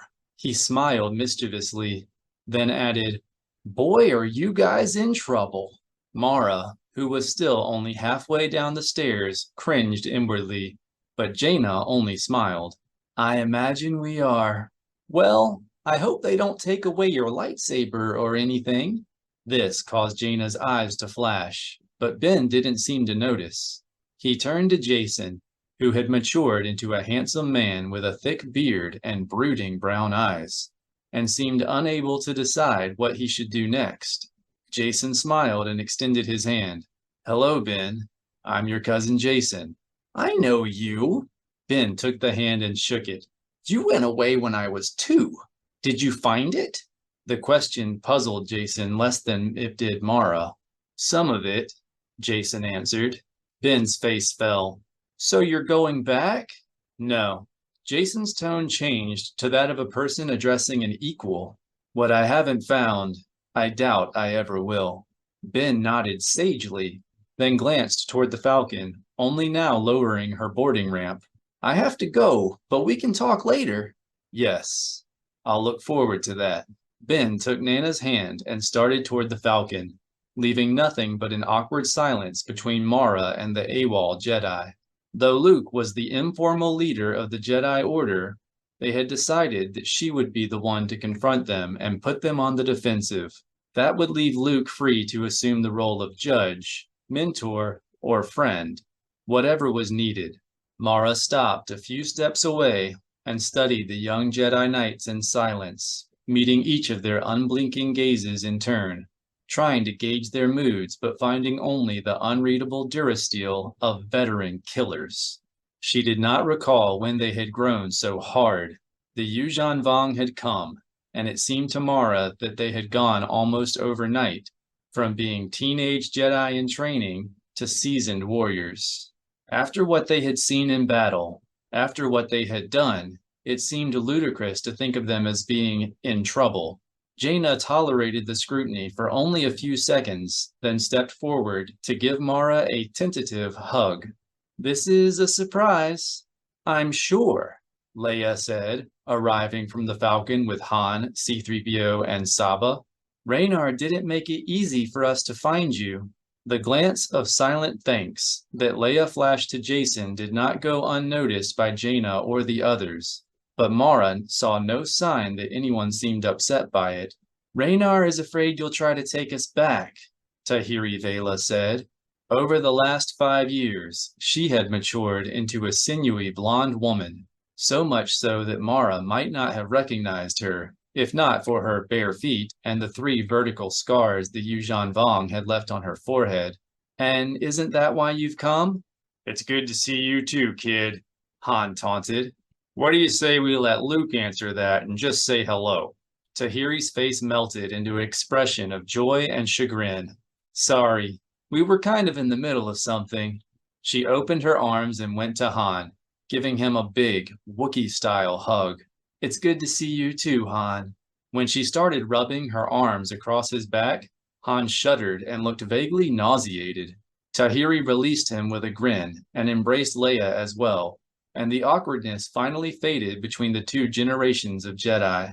Han and Leia hugged Jason and Jana long and hard, fondly telling them both they had a lot of explaining to do and making them promise to do so later aboard the Falcon. Then the group exchanged greetings aloud, and when they were done, Jana quickly seized the initiative again. "So what are you doing here? Without us, I didn't think the Council would have any Jedi to—" The sentence trailed off as her eyes drifted back to Luke's weary face, and her expression changed to one of dismay and fear. "What's wrong? Are you sick?" "I'm fine. Just a little worn," Luke said. "We came to, talk about what's going on here." Jana's relief was obvious, as was that of her companions. Only Jason's expression did not change, and he had seemed unconcerned in the first place. He had been gone 5 years, and still he seemed less surprised than anyone by Luke's temporary appearance. Though Mara was being careful not to stare, Jason gave her a small smile, letting her know that he had sensed her scrutiny. There was nothing menacing in the gesture, but it sent a cold prickle down her spine. As Palpatine's assassin, her life had often depended on her ability to hide her thoughts, both physically and in the Force. Yet Jason had sensed her attention casually, the way he might have caught a young woman studying him from afar. Mara pretended not to notice and kept her gaze riveted on Jana. "You've let down the entire order," she said, deliberately forcing the younger Jedi to try to excuse their actions. "Losing one of you would have been bad enough, but there's no way we could fill the holes left by all 5 of you." As Mara had expected, Jana would not be intimidated. "Then how could the Order spare 4 Jedi to come talk to us?" "The Council felt the situation warranted it," Luke said, "and now the Order is short 9 Jedi." "Master Skywalker," Tizar rasped, "has something happened?" "You first," Mara demanded. This was not the way the Council normally dealt with its Jedi Knights, but she did not want this group taking advantage of Luke's patience, or his regret over the outcome of the Mirkor mission. "What exactly are you doing here?" Jana and the others shared a moment of silent communion. Then, to everyone's surprise, Alima Rar stepped forward. "We're trying to prevent a war," she said. "Isn't that what Jedi are supposed to do?" Luke would not be baited into making this a discussion. "Go on." Zek spoke next. "You know about the call we'd been feeling?" Luke nodded, and Tahiri continued. "It wasn't something we could ignore, especially at the last." "We had to come," Tizar rasped. He looked to his mother. "It was like the mating call. We could think of nothing else until it was answered." They stopped, as if that had answered the question. "That explains why you came," Leia said. "It doesn't explain what you're doing." A chest-high Killik with a green thorax and tiny wings came over and brushed Jana's arm with an antenna, then thrummed something with its chest. "She says the Stealth X's are fed and rested," C-3PO translated proudly. "Fueled and armed," Jana corrected. She ran her arm down the Killik's antenna, then said to it, "Thanks. We'll be leaving shortly." "Lowy had to go EV," Zek explained. "We're getting ready to bring him back." "With shadow bombs?" Mara asked. She pointed to a rack of proton torpedoes being dragged away from the Stealth X's by several Killiks. Even from 10 meters away, it was apparent that the propellant charges had been replaced with packed beradium. "That's not exactly rescue equipment. We might need to create a little diversion," Alima admitted. "No kidding," Han scoffed. "You mean to get past all those Chiss?" "Nobody's going anywhere." Mara directed this to Jana. "Not until we have some answers. Things are too far out of control." Jana's face grew hard. "I'm sorry, but I'm not leaving Lowy out there another minute." "Lobaka has dropped into a force hibernation," Luke interrupted. His eyes were half closed, his chin raised. "He's safe for now." Jana scowled and looked as though she wanted to argue, but she knew better than to doubt her uncle's word. "The sooner we get those answers, kid, the sooner we get to Lobaka," Han said. Jana and the others exchanged a few tense looks, then she nodded. "Fine. You want to see what this is about? Come with us." She led the way deeper into the hangar cavern, past rack after rack of dark ship berths. Stacked a staggering 15 berths high, they were strewn with fueling lines and swarming with Killik technicians. Their technology was unsophisticated, but the insects were incredibly efficient, working a dozen at a time in cramped spaces that would have had just 2 human technicians throwing hydrospanners at each other. The fuel-tinged air was permeated by a low, rhythmic rumble that sounded like machinery, but Mara soon realized it was coming from the creatures themselves. She turned to Tahiri, who was walking beside her, and asked, "That sound, are they singing?" It was Alima, walking at Luke's side, who answered, "It's more like humming. They do it when they concentrate," Tizar added. "The harder they work, the louder it grows."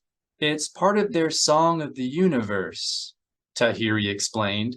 "Doesn't sound like any song I've ever heard," Han said, from a step ahead of Mara. "In fact, I've heard more rhythm in a bantha stampede." "That's because you can't hear the whole song," Zek explained hopefully. "Only insect species hear it all." "Yeah?" Han scowled and turned to Jason. "Can you hear it?" "No." Jason flashed an imitation of Han's roguish smile. "Then again, I've only been here about a month." "Relax, Dad," Jana called from the front of the group. "We don't hear it either." Han let out an audible sigh of relief. Then Jana suddenly stepped into an empty berth and ducked down a waxy passage that led out the back. C-3PO stopped outside the berth. "That doesn't look like a proper corridor, Mistress Jana." "You could always stay here, 3PO, Han said, watching 6 Killik workers carry a damaged dark ship past. "I'll bet these guys are looking for spare parts." "I was just commenting, Captain Solo."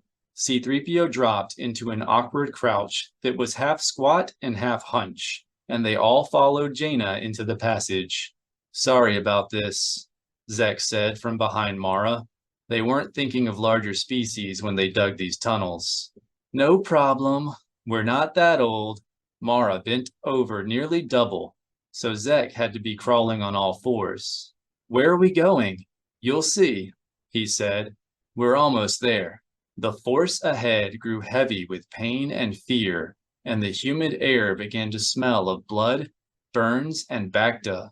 A moment later, they emerged into a large, oblong chamber lined with hundreds of hexagonal wall bunks. In the open areas of the room, hand-sized Killik healers were swarming over casualties from both sides, spitting antiseptic saliva into their wounds, spinning silk sealant into cracked chitin, slipping tiny pincers into torso punctures, and pulling shrapnel from internal organs.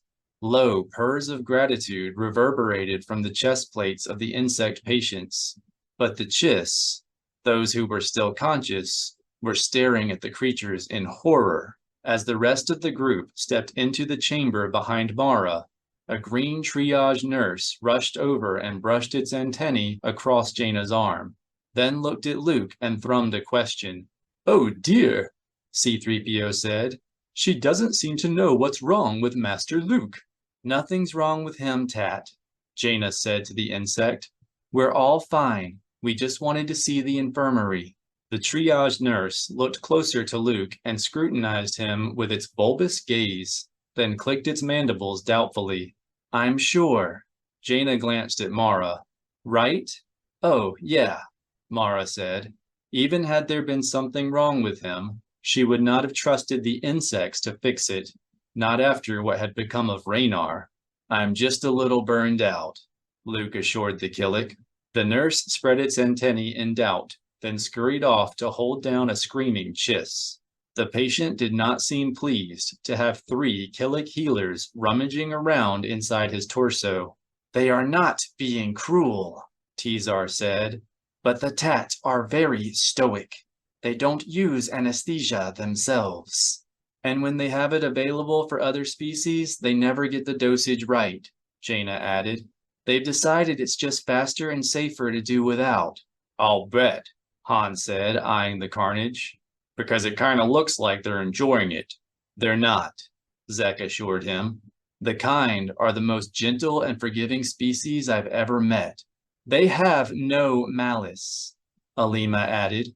She pointed to a nearby bunk where a trio of Killik nurses clung to the wall, hovering over a half-conscious Chiss, holding a casted leg in traction. "Once the fighting's over, they care for their attackers as their own. They don't even imprison them." "I can't imagine that works very well with Chiss," Leia said. "What happens when the prisoners attack?" "Their escorts bring them here for evaluation," Tizar rasped. "They think other species are aggressive only because they can't stomach pain, so they look for the source of the pain." Eventually, the Chiss figure it out and stop attacking, Tahiri said. Yeah, well, a little bug probing would stop me, Han said. His gaze was fixed on a Killik healer, whose 4 limbs were straddling a Chiss face as it extracted something from the patient's red eyeball. At least until I could escape this creep show. Dad, the Chiss don't need to escape, Jana said.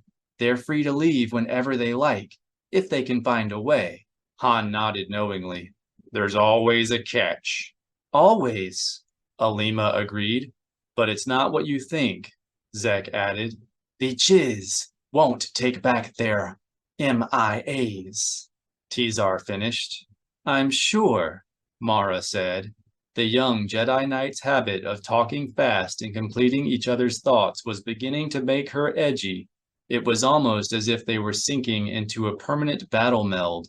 I can't imagine the Chiss are much for prisoner exchanges. Oh, we're not talking about exchanges, Jana said. The Chiss won't take them back at all, Tahiri explained. Before we got here, they used to steal transports and try to go back on their own, Alima said. The Chiss just turned them away. How awful for them, C-3PO said sympathetically. What happens to prisoners now? A few hitch rides out, then who knows what happens to them, Jana said. Most end up staying with the nest. Alarm bells began to ring inside Mara's head. She glanced toward the heart of the chamber, where Tekli and several Chiss medics had set up a makeshift surgical theater beneath the jewel blue glow of a dozen shine balls, then looked back to Jana. Doesn't that worry you? Mara asked. No, Zek said, frowning. Why should it? Because they're joiners, Han said. They don't have minds of their own. Actually, they have 2 minds, Jason said, speaking for the first time since entering the infirmary. They still have their own mind, but they share the nest mind as well. Han grimaced, but Mara was relieved. At least Jason still sounded as though he were considering matters from outside the Killik perspective. Maybe his odyssey had given him an extra resistance to the Killik influence, or maybe he had just arrived later than the others. Either way, it made him an asset when dealing with the rest of the strike team. After a moment, Han said, "You'd better not be trying to tell me this is a good thing." "It's not a good thing or a bad thing, Dad. It just is. What disturbs you is that the will of the nest mind is more powerful than the will of the individual mind. They appear to lose their independence." "Yeah." Han's eyes flashed to Jana and the other young knights. "That disturbs me a lot." "And it would disturb the Chiss," Leia said. "They would feel very threatened by anything that limits their self-determination." "That doesn't justify specieside," Jana countered. "Specieside is a harsh accusation," Luke said. The calmness of his voice, and the fact that he had been even more quiet than Jason so far, commanded the attention of the entire group. "It doesn't sound like the Chiss. They have very strict laws regarding aggression, especially outside their own borders." "You don't know the Chiss." Alima's voice was full of bitterness. "They keep kind prisoners in isolation cells in a free-drifting prison ship and starve them to death. How can you know that?" Leia asked. "I can't see the Chiss letting anyone inspect their prisons." "A Chiss joiner revealed it," Jason explained. "The prison ships, I believe," Mara said. "But I can't see the Chiss starving any prisoner. Their conduct codes wouldn't bend that far. The starvation is incidental. The Chiss are trying to feed their prisoners." "It can't be that hard to figure out what bugs eat," Han said.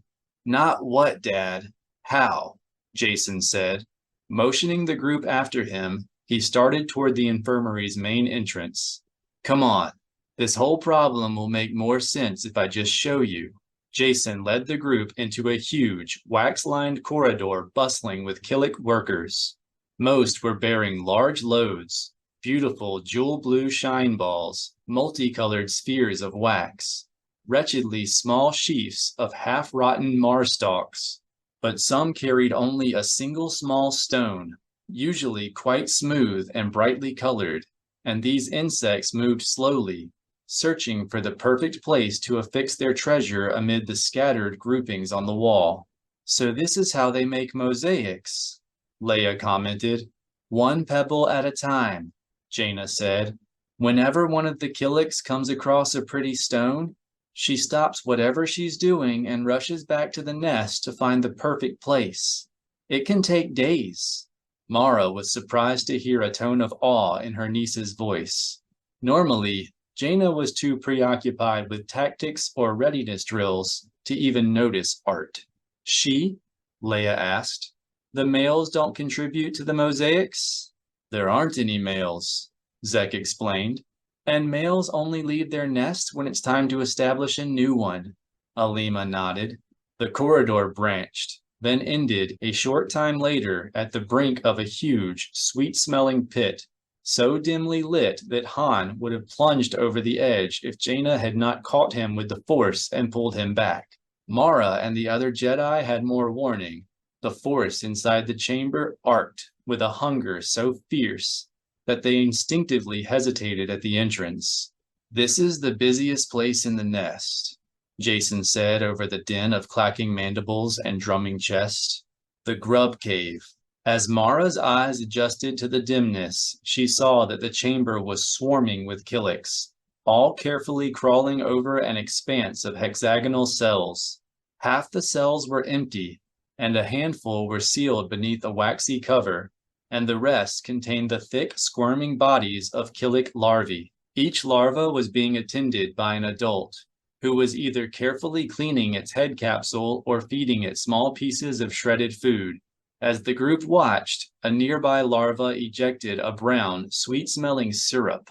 The adult grooming it unfurled a long, tongue-like proboscis and quickly sucked up the fluid, then burped and turned to leave the chamber. A new Killik quickly took its place. "Blast!" Han sounded as though he might imitate the larva. "Don't tell me that was dinner." "It's not that unusual," Jason said.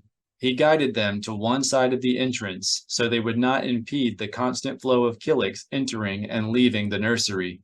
"There are bees and wasps across the entire galaxy that feed this way. It produces a very stable social structure." Han turned to Leia. "Didn't I tell you this would happen? We let him have too many weird pets when he was a kid." "But it does explain why the Chiss captives are starving," Mara surmised, ignoring Han's joke. "Without larvae, the prisoners can't eat. You make it sound like an accident, and it's not." Zek's voice was sharp with outrage. "The Chiss are trying to starve all the Koribu nest into leaving. But they can't leave." Alima's voice was bitter.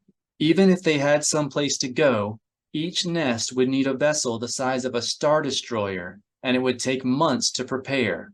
They'd have to build a whole new nest inside the ship." "That's not the answer anyway," Jaina said. "This isn't Chiss space. The Killiks are innocent victims here." "Victims, possibly," Mara said.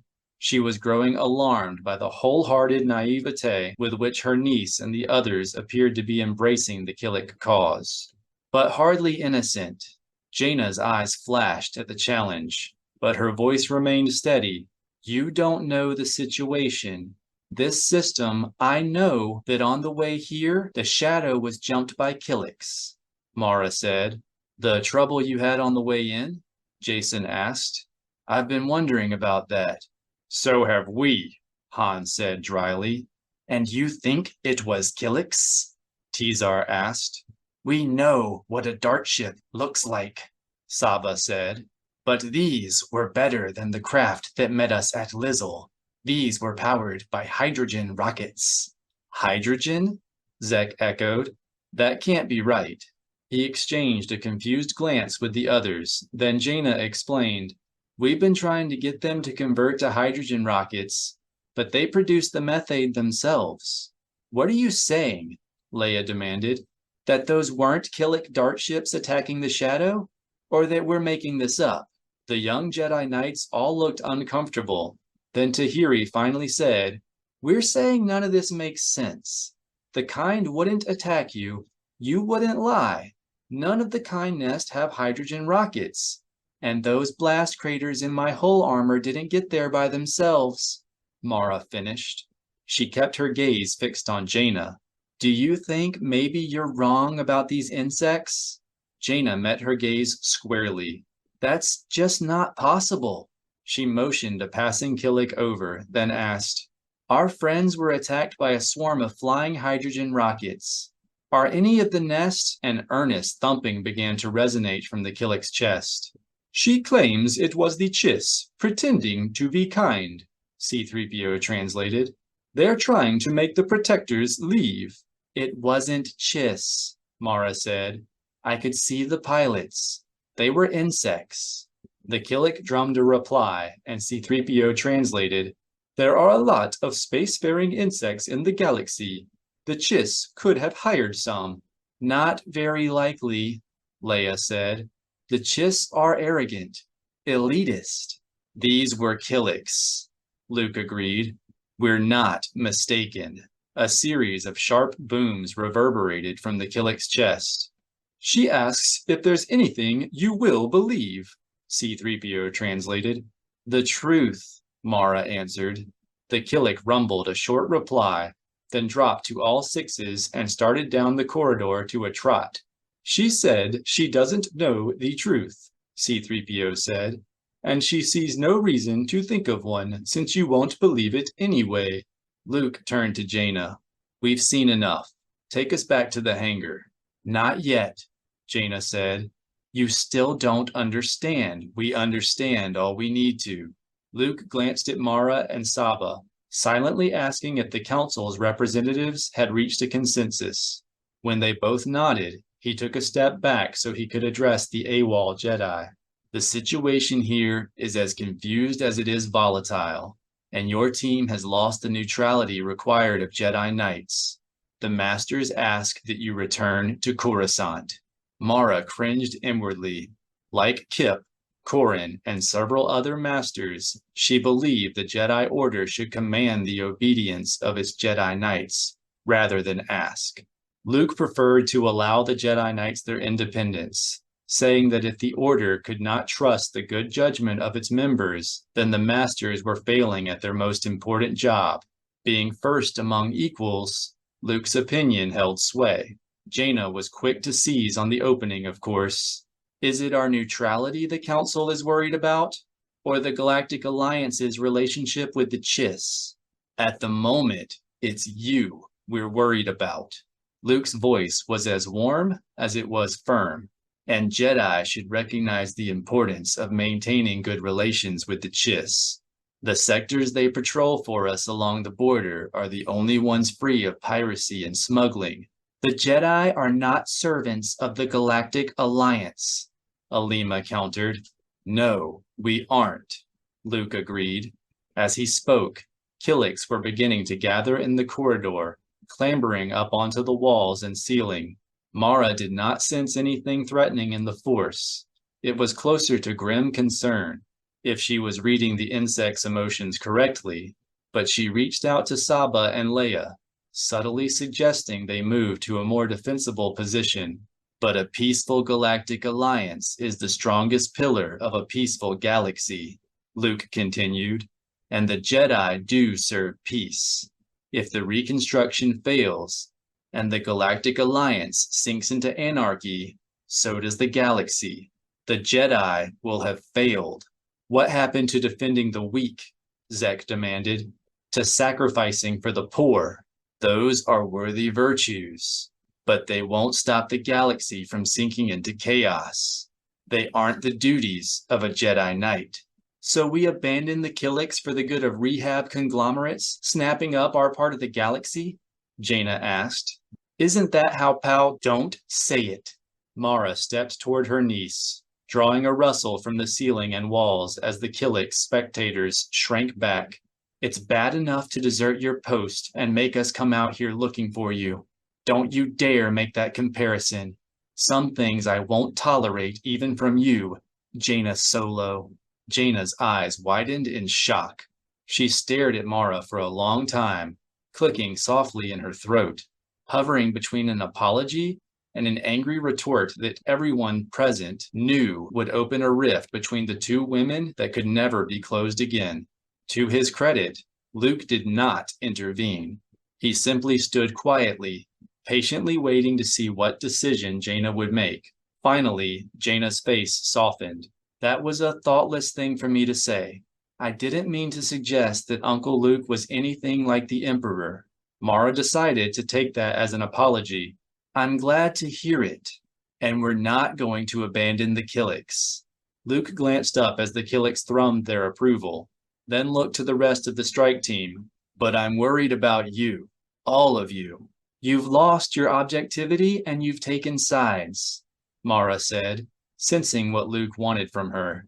You're openly fighting on the Killiks' side, and that means you have no chance at all of solving the problem.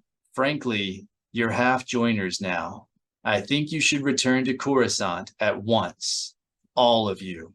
The bitter scent of an alarm pheromone filled the air, and the corridor erupted into such a panicked din of drumming and clacking that Mara's hand went automatically to her lightsaber, and so did the hands of Leia and Saba.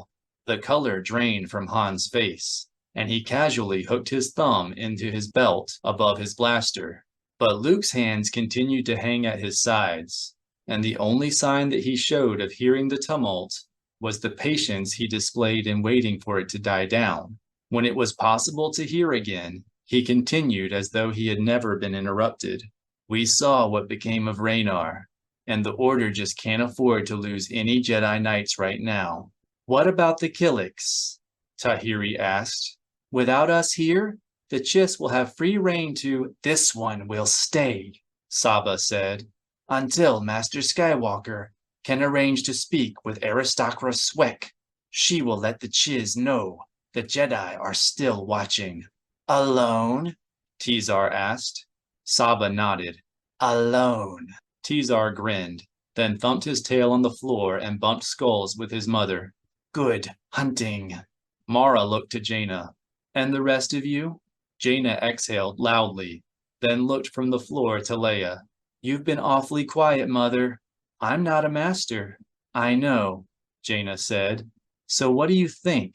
Leia's brow rose, and she appeared almost as shocked as Mara felt. You're asking me what to do? Don't look so surprised. I know how you and Dad feel about the Galactic Alliance. You're the only ones here who don't have an agenda. Oh, I have an agenda. Your father and I did come all the way out here to make sure you and Jason are safe. Jana rolled her eyes. Like that's going to happen. Just tell me what you think. Leia didn't even hesitate. Jana, I think you're making the situation here worse. Worse? Alima demanded. Her Leku were writhing. What do you know? You've only been here. Jana glanced at the Twi'lek out of the corner of her eye, and Alima fell silent. Thank you, Leia said. As I was saying, your presence here is a provocation to the Chiss. They're only going to press harder, and you'll end up starting a war that might have been averted. Averted? Tahiri asked. How? I don't know how. Not yet, Leia admitted, but I can tell you how it won't be averted. By destroying Chiss task forces. They'll just start sending bigger flotillas. They already have. Jana turned to her fellows to discuss the matter, or so Mara thought. Instead, they merely looked at each other for a couple of seconds. Then the Killiks suddenly let out a single disappointed boom and began to disperse. Tizar, Jason, and Tahiri started up the corridor. We'll go, Tahiri said. So will Tekli, Tizar added. That's half, Mara said, raising her brow to Jana and the remaining two. What about you three? We 4, Jana corrected. You forgot to count Lobaka. 16.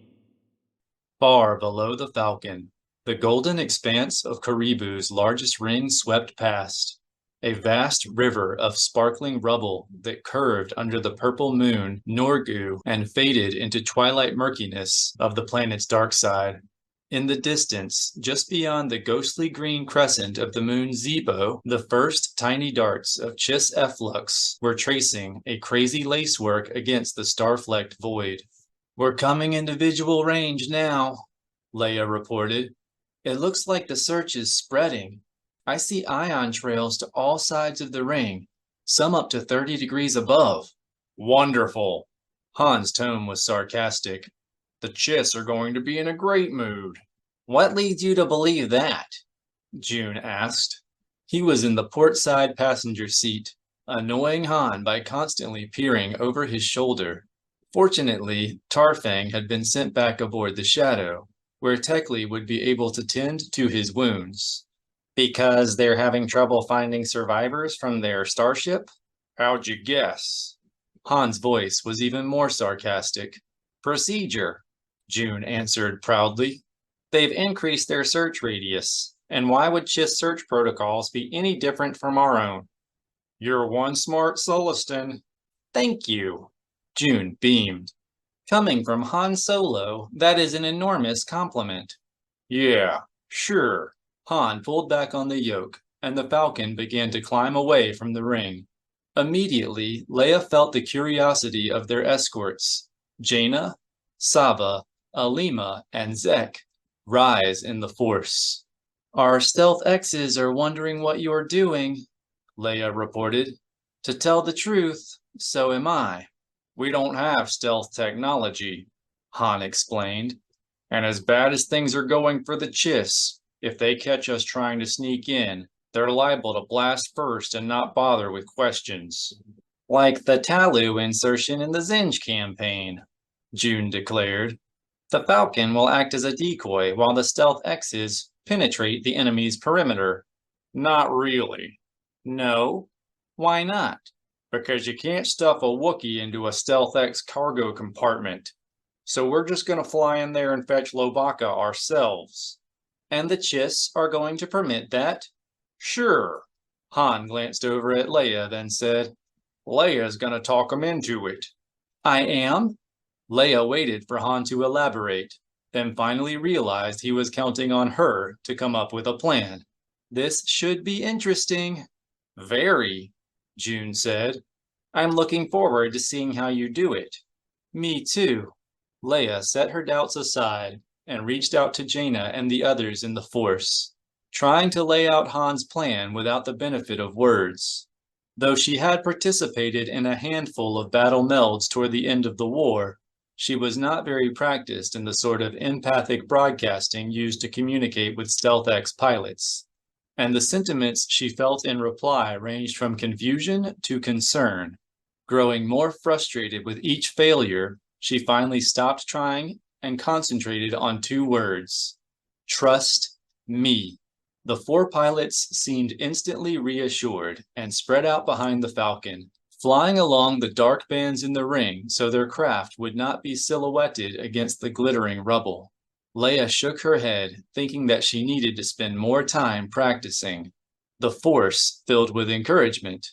"Jana and the others seem okay with the new plan," Leia reported. Though Saba was in charge of the Jedi and the Stealth X's, Leia's bond with her daughter was so much stronger that the clearest communication came from her. "I think." "Good." Han leveled off 10 kilometers above the planet's ecliptic and took the Falcon into the gray dusk of its penumbra. "But doesn't this all seem a little easy for you?" "Not really. We still haven't seen how the Chiss are going to respond and—" "Not them. Jana. She doesn't give up that easily." "I'm sure she just realized you were right," June offered. "Any daughter would listen to a father of your experience." "I'm afraid humans are more complicated than that," Leia said before Han could respond. Sooner or later, even a Sullustan would recognize the sarcasm in Han's voice, and she did not want to see June crushed again. It had been bad enough when they had shut off the tractor beam and let the XR-808G float free. "And Jana is more complicated than most. She's as stubborn as her father." "Thanks." Han sounded genuinely proud. "She's got something up her sleeve, I know it." "Probably." But at the moment, all that matters is recovering Lobaka. After we've kept our end of the bargain, we can take her home by force if necessary. By force? Han looked down his nose at her. We haven't had that option since she was 10. This is Jana, remember? Sword of the Jedi? I remember, but I'll always be her mother. I can still do what needs to be done. Han studied her for a moment, then grinned and nodded. Yeah, Princess, I bet you can. We can, Leia corrected. She could sense that Han did not entirely agree with her, that now he was the one hiding something up his sleeve. We're in this together, nerf herder. This won't be like the time you left me to deal with that unwashed vent crawler she brought home. Honey, that was Zek. I know who it was. If not for me, Jana would have ended up living in the Undercity with him. It was all I could do to get him into the Jedi Academy so she'd stay there. Okay, but Jana's not 13 anymore. She's older than you were when I met you, and twice as bantha-headed. If she doesn't want to go, you're not suggesting we let her stay. I know you better than that. I'm suggesting we might not have a choice. Han took a breath, then spoke in a calmer voice. I don't get it either. Why anyone would risk their neck to save a bunch of overgrown anthills is way beyond me. But Jana really wants this. I saw it in her eyes when Luke asked her and the others to return home. Saw what? Leia asked, wondering what Han was up to. This did not sound like the same man who had just flown across half the unknown regions to prevent his daughter from becoming a bug hugger. Because all I saw was disappointment and defiance. Exactly. She's not going to give this up. She's probably never felt anything this pure. You're not making any sense, Han. Look, Jason and Jana were raised on deals. They grew up watching us struggle to hold the New Republic together, making bargains and playing politics. Because we were the established order, Leia said, feeling a bit defensive. It's more complicated to preserve the status quo than to overthrow it. You write your plans in shades of gray. That's what I mean. Everything was a compromise for those kids. They never had anything simple to fight for. They had the Dark Jedi and the Diversity Alliance. They had the Yuuzhan Vong. That was all pretty clear. All of it was stuff to fight against. And I'm talking about something to fight for. Something pure to build. None of these young Jedi Knights has ever had that. Leia was beginning to see what Han was driving at. You mean they didn't have the rebellion? Right. The Killiks are peaceful underdogs, minding their own business in neutral territory, and the Chiss are trying to starve them out. I can see how Jana might think that's a pretty clear-cut case of the weak needing protection from the strong. Heck, it almost makes me want to fight for them. Leia frowned, wondering if her husband was showing the first signs of becoming a joiner. But you don't, do you? Han rolled his eyes. I said almost. His tone was a little sharp and defensive. I'm just talking about how Jana might see things. What a relief. I thought for a minute you were going to say we had to let her and the others stay with the colony. When black holes shine, what I'm saying is we have to make them think it's their choice.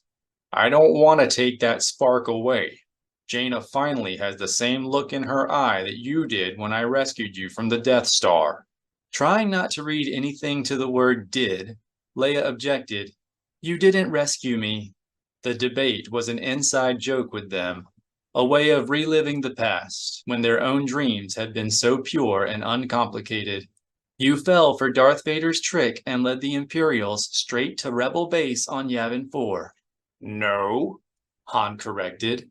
I lured the Death Star into the Rebel trap. If not for me, that thing would still be flying around the galaxy. Really? June gasped from the navigator's seat. They didn't mention that in special delivery. Han blinked slowly, then twisted around in his seat. Are you still here? Of course. A crew member never leaves the flight deck without permission. You're not a crew member, Han said. Outside the forward viewport, Leia noticed a cluster of tiny blue halos beginning to swell in the darkness of Karibu's shadow. She checked the tactical display and found 2 flights of Chiss starfighters heading their way. Han! Leia grabbed Han's shoulder. Company! By the time Han turned around, the halos were large enough to show the spidery silhouette of the clawcraft cockpits and weapons arms. Finally! Han gestured at Leia's comm microphone. What are you waiting for? Talk to him. In the dream, Lobaka was down in the shadow forest with his uncle Chewbacca, racing along the dark Roshir branches toward the green wall that was the Well of the Dead, though the well's tangled boundary of foliage was no farther than 200 meters ahead. The 2 Wookiees never reached it. They just kept running, tearing through curtains of sloth moss, jumping the long Cracker-Grow claws that swung up to slash at their ankles. Every dozen meters, Chewbacca would lay a mighty hand on Lobaka's shoulder and rumble encouragement. But the words were never clear, and the only comfort came from the familiarity of his uncle's heavy touch. But this time, the touch was not Chewbacca's. It was just as familiar, but lighter. And on the inside, it did not feel like a Wookiee at all. It felt like a human, like a female human. Jana? When did she learn to climb Roshir trees? You've what? The Chiss voice demanded over the comm. I repeat, Leia answered, we've come to assist your search for survivors. Jedi survivors? The voice asked. The 6 clawcraft had taken up escort positions behind the Falcon. With Leia occupied on the comm, Han had barely persuaded the Nogri not to hard crank the as yet unrepaired cannon turrets around to face the starfighters. Negative, Leia replied. All Jedi are accounted for. We've come to assist in the search for Chiss survivors. Really? The officer sounded disbelieving. The Chiss Ascendancy has adequate resources in place. You may return to your own base at once. Leia took a deep breath. She glanced over at Han and pointed at the throttles, signaling him to be ready to make a break for it, then said, That's clearly not true. There was a long pause, during which the Falcon passed by Zebo's ghostly crescent and slipped into the full darkness of Karibu's umbra. Finally, the Chiss asked, Did you just call me a liar, Falcon? We can see the search operation is going poorly. You've expanded your radius to an area your flotilla couldn't cover properly in a week, and the situation is rapidly growing worse. So please don't insult me by telling us you have the situation under control. Very well. The officer's voice turned icy. Then I will simply instruct you to leave the area at once. Your assistance is not desired. Han made a turning motion, but Leia shook her head. She was just getting started. Negative. We're continuing on to assist. Now you are the one insulting me. Whatever your interest is here, I doubt it is Chiss casualties. Turn back or be fired upon. I really doubt that. If you don't know who flies the Millennium Falcon, I'm sure your superiors do. The Chiss are not going to fire on a former New Republic Chief of State and Luke Skywalker's twin sister, not over a few moons that aren't even inside their own territory. A flurry of red cannon bolts flashed past and hit the Falcon's canopy. Shouldn't we obey? June stammered. He seems very serious. You've got a lot to learn about security patrols, Han said. If he had been serious, we'd be sucking vac right now. I see. June's tone was one of sudden enlightenment. You have a copy of their procedural manual? Han let his chin drop and shook his head. A moment later, the officer finally grew tired of waiting for Leia's protest. That was your only warning. The next time we fire for effect. Just how many Jedi would you like in this system? Leia retorted. Her threat was far more empty than the officer's, since even if there had been enough Jedi Knights to carry it out, Luke would never use the Jedi in retaliation. This is no longer an unauthorized operation. Master Skywalker has already taken half of our Jedi Knights and started back to the Galactic Alliance.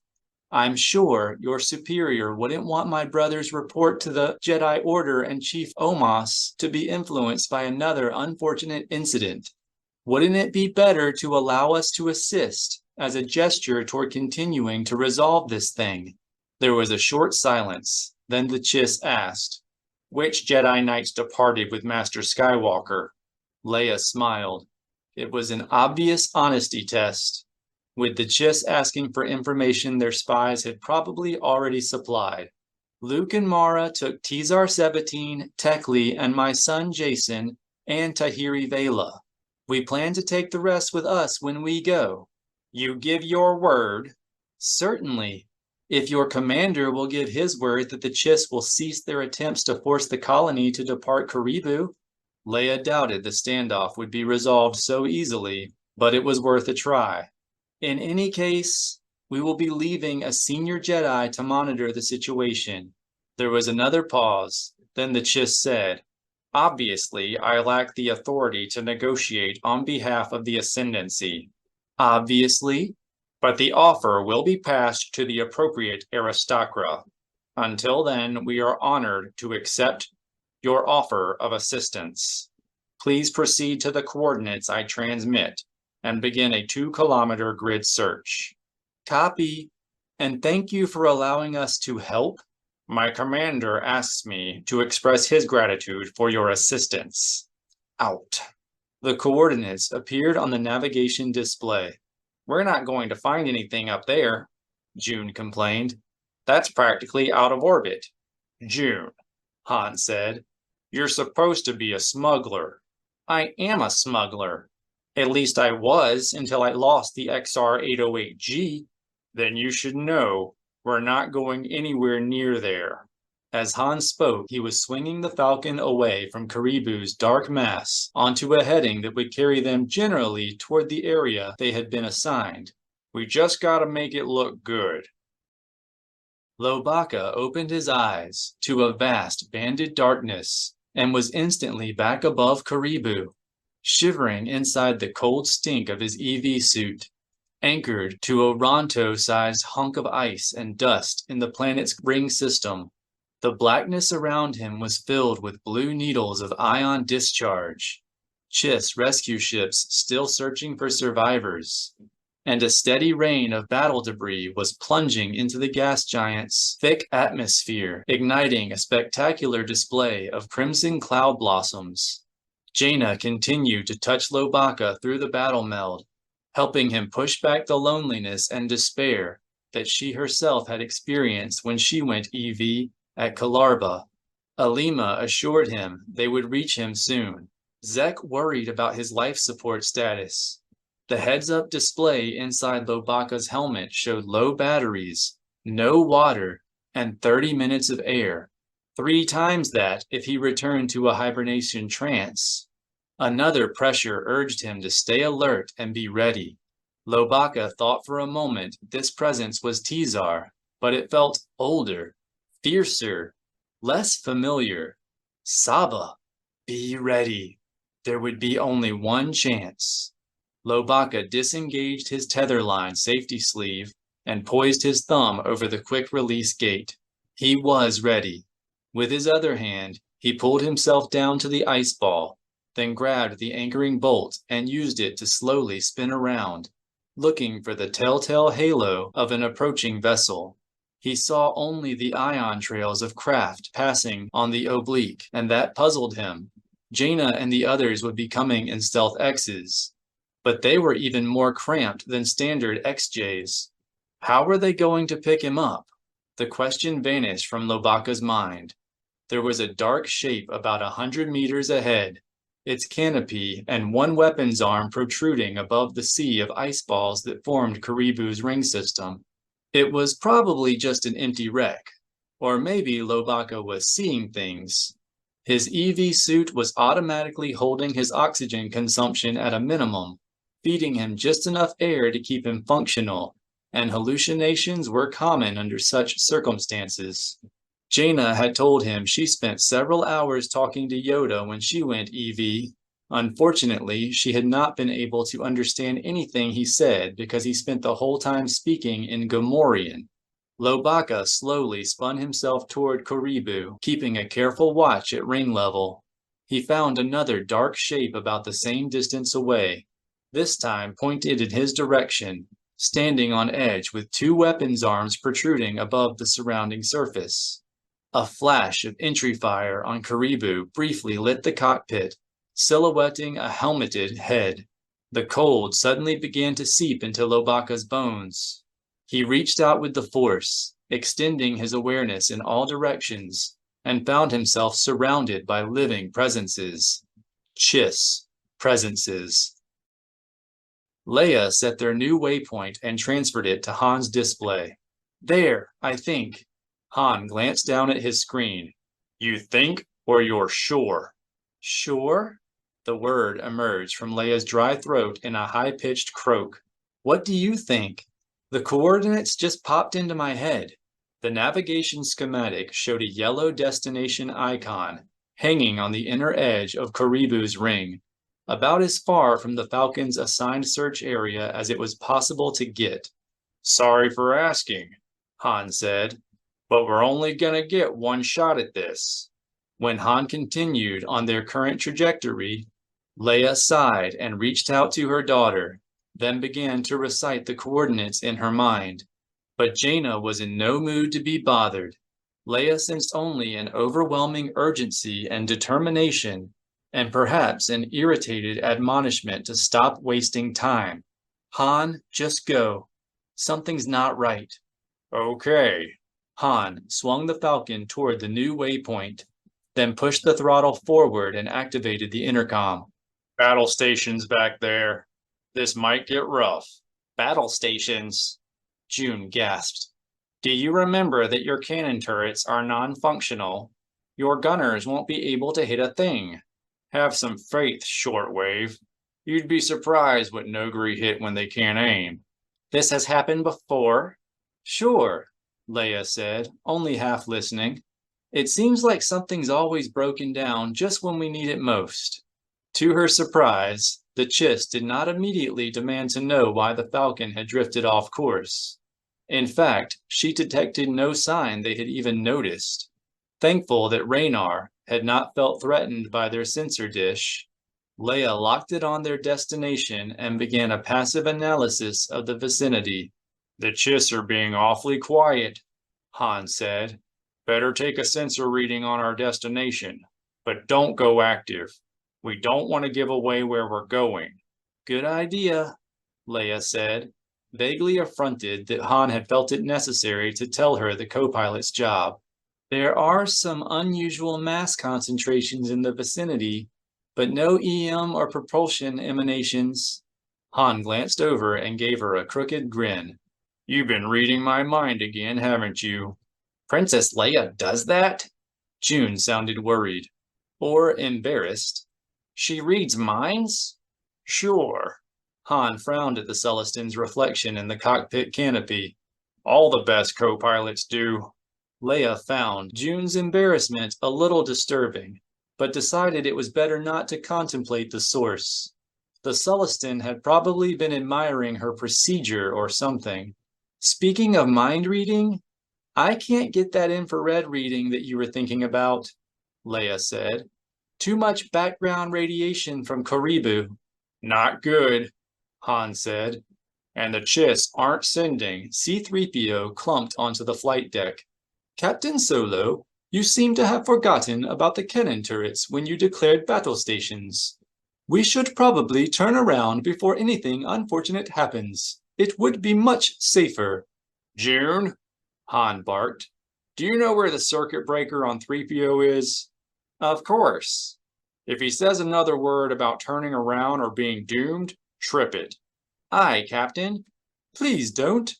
My poor circuits have already been overstressed by the deterioration of Captain Han Solo's reflexes, and the current folly isn't helping matters. June stood on his chair. C-3PO stepped away. There's no need for that. I'll be the routine of bravery, I assure you.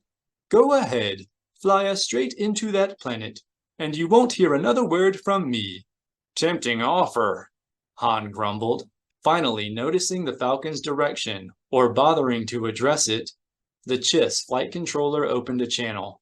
Millennium Falcon, this is Rescue 1. Explain your course deviation. Leia reached forward to open a reply channel, then thought better of it and lowered her hand. Let's see if they're serious. The Chiss? Han asked. You want to see if the Chiss are serious? I have a feeling. Just trust me, Han finished. I know. June's eyes widened. Does everyone on this ship read minds? Why, no, C-3PO confessed. I don't. The Falcon continued toward the web of ion trails crawling across Karibu's dark face for another second. Then the Chiss controller's voice came over the comm again. Millennium Falcon, I ask again. Explain your course deviation. Leia glanced over, finding Han's eyes narrowed in thought. She knew they were thinking the same thing. They're afraid of scaring us off, she said. Han nodded. It's a setup.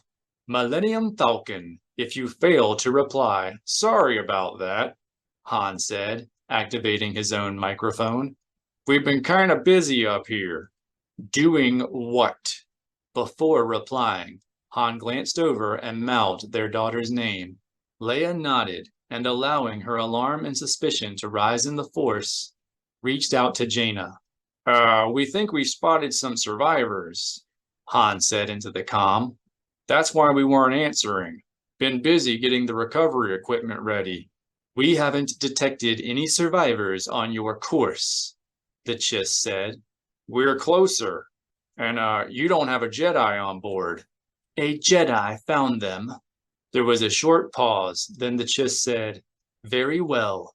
Carry on with our gratitude. Han closed the channel. That does it. They're playing us. Did you warn Jana? She already knew. Leia's stomach felt as empty and cold as the darkness outside the canopy.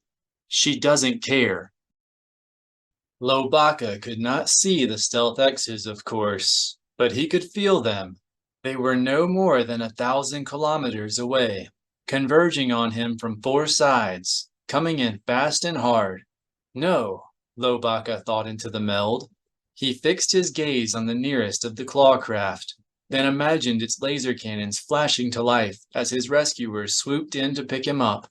Ambush! Jana's laughter echoed in his mind, but Saba seemed more curious. Lobaka's meld connection was not as strong to the Barabel as it was to Jana and the other strike team members, but he felt sure she was wondering how many clawcraft there were, whether the Stealth X's could take them all. Lobaka had never wanted to lie more than he did at that moment, to see a friendly face smiling down at him from a Stealth X cockpit, but his rescuers had no chance of success. There had to be an entire wing of clawcraft hiding in the rubble around him, all waiting for a shot at the Jedi rescue team. Jana wished he would stop exaggerating, but Saba seemed sorry, and it was clear that she did not like the thought of abandoning him. Lobaka wasn't worried. Clearly, the Chiss knew where he was. Jana's frustration filled the Force, and Saba's anger rose in reply. But Lobaka could sense Jana still approaching, feel her arming her weapons and selecting targets, determined to draw the Chiss off en masse. The sword of the Jedi was not one to give up easily, not while there remained one sliver of hope.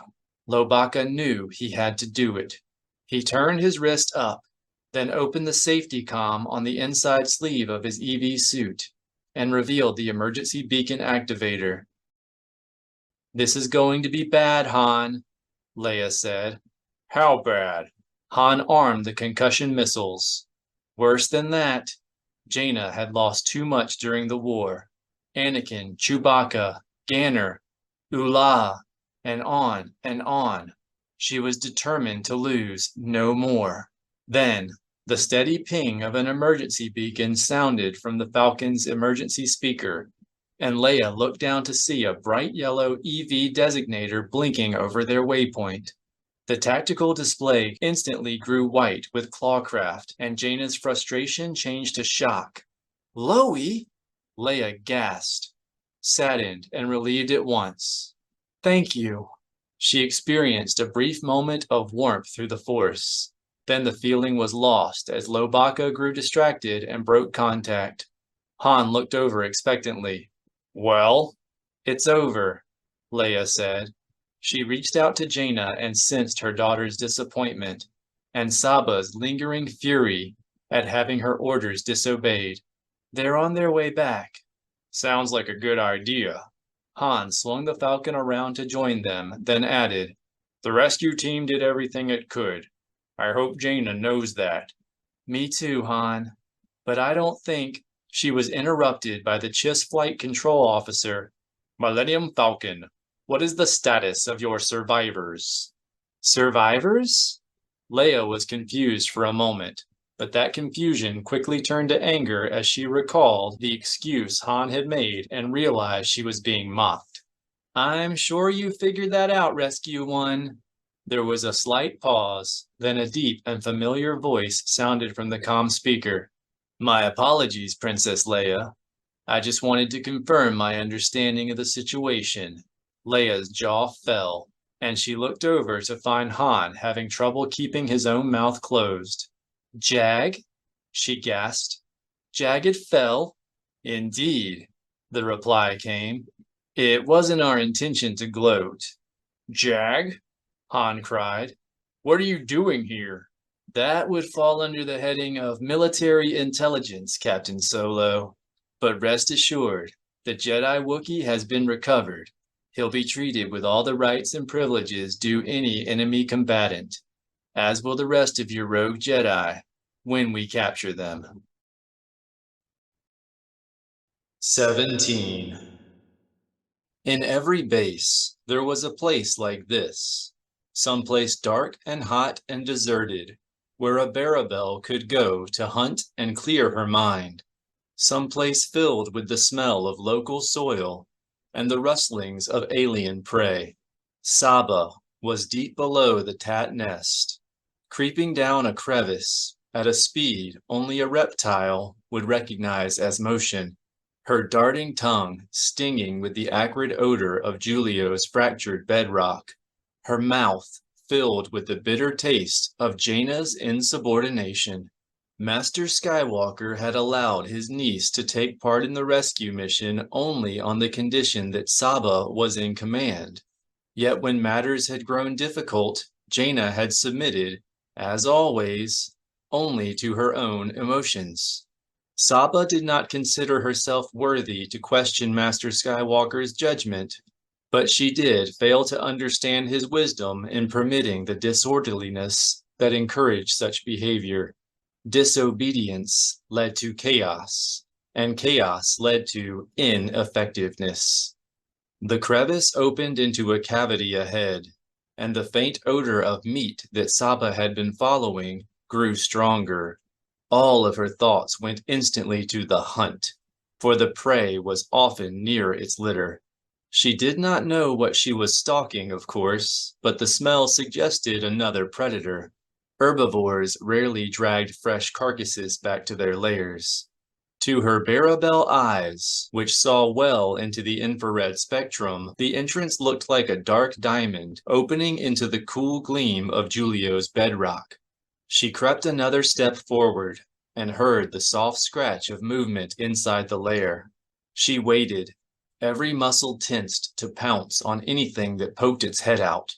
She had been careful to mask her own odor by rubbing her scales in crevice dust, but such efforts were never entirely successful, and a worthy quarry usually smelled the predator long before the final attack. Another rustle sounded from the cavity. Saba started steadily forward, a tenth of a meter at a time. If the prey had not fled or showed itself by now, it was not going to. The musty odor grew stronger, with just a hint of chilic sweetness, and she came to the entrance. The edge dropped away into a cold darkness that gave her the impression of a sizable emptiness. She stopped there for 10 heartbeats, listening and testing the air with her tongue. 20, 50, 100. No more rustles. Saba slipped over the edge and crawled down a fissured rock face into a 3-meter hollow. She could not sense any other presences in the area, but the spines along her dorsal ridge had risen on end, and that usually meant something exciting was about to happen. She continued across the floor of jumbled stones, licking the air, following her tongue toward the musty odor ahead. A few steps later, Saba peered over a boulder and found the source of the rustles. A flat stone ahead was littered with about 24 cuticle exoskeletons, all empty and split down the spine for molting. They ranged in size from smaller than Saba's thumb to a little larger than her head, and they were so light that even the unfelt movement of the cavern air made them quiver and rustle. Scattered among the empty shells were dozens of small bones, enough to make 6 or 7 wabbas. Most were stripped of their flesh and cracked open, but a handful in the center of the pile still had some meat on them, fresh meat. Sensing that she was closing on her prey, Saba activated a glow rod and went over to the exoskeletons. They were a familiar dark blue, but with thick knobby chitin like that of Raynar's guards. Starting to feel puzzled, and therefore short-tempered, Saba blew aside several of the largest ones and shined her light into the tail-width cleft that ran a meter down the center of stone. It had been precisely cut, as though by a laser saw, or perhaps a lightsaber. Her prey was growing more interesting. The cleft held 4 hexagonal cells, each about 5 centimeters in diameter and constructed of chilic spitcrete. One of the cells remained covered by a plug of dusty wax, but the other 3 were empty. A soft rustle rose as the empty exoskeletons were stirred by an air movement so gentle Saba did not feel it.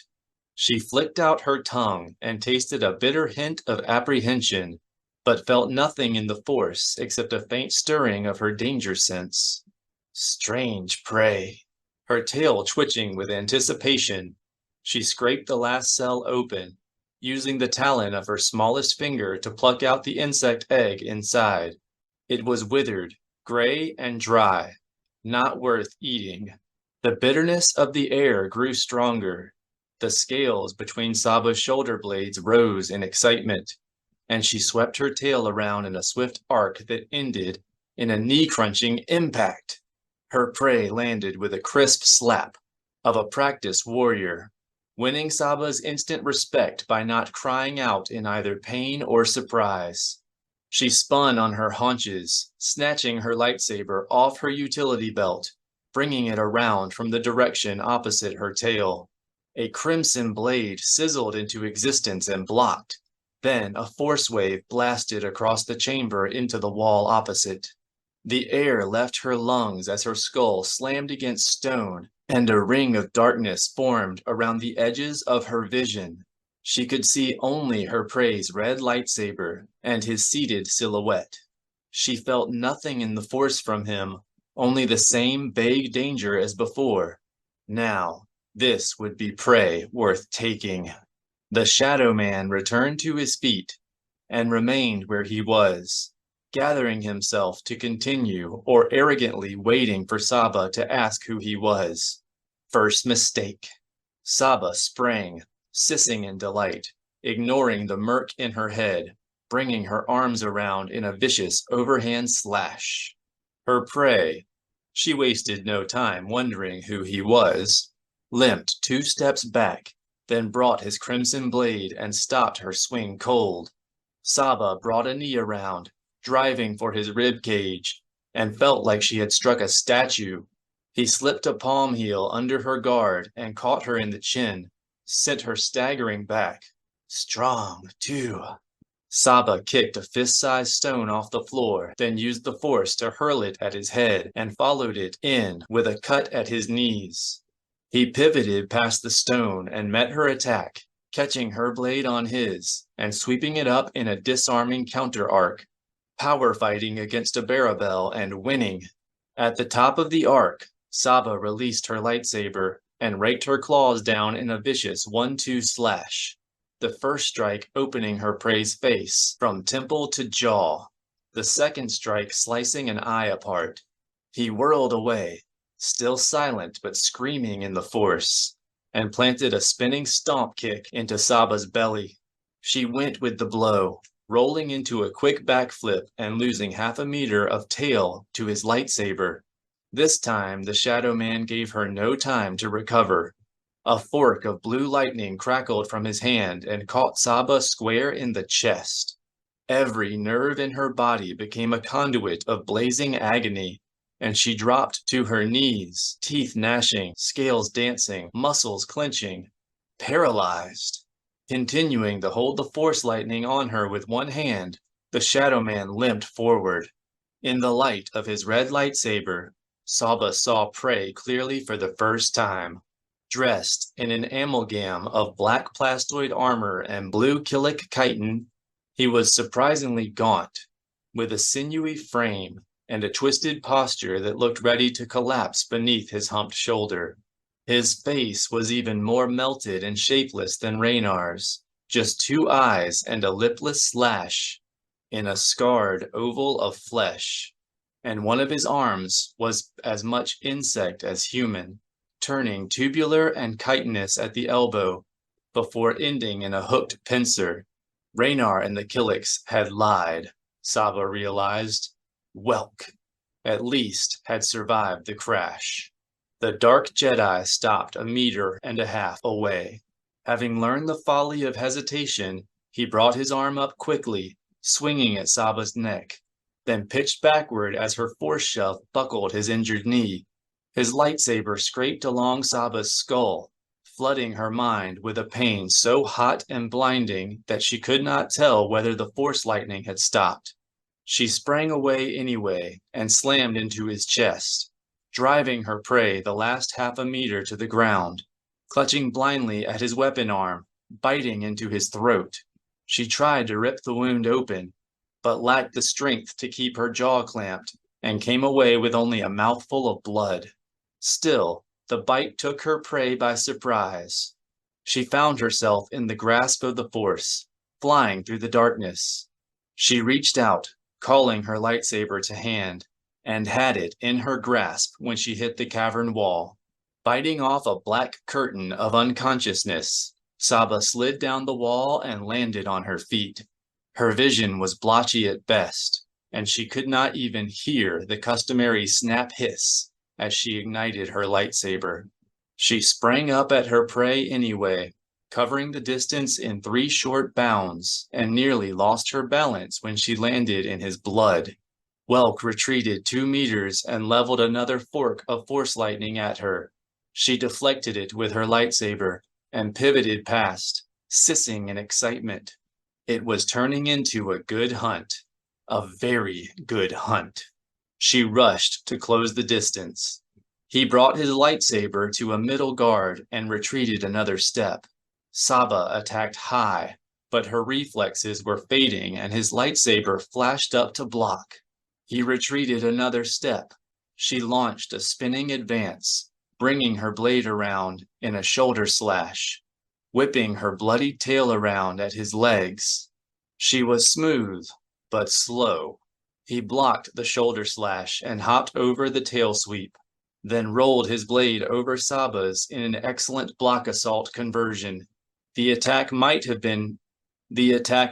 opened her throat, had there been a way for him to block Saba's trailing foot. As it was, she swept his feet from beneath him and continued into a second spin, bringing her lightsaber down across his pincer arm, then planting a foot on his remaining arm and rolling her blade around to add a neck wound to the arm he had just lost. That was when Saba's blotchy vision proved costly.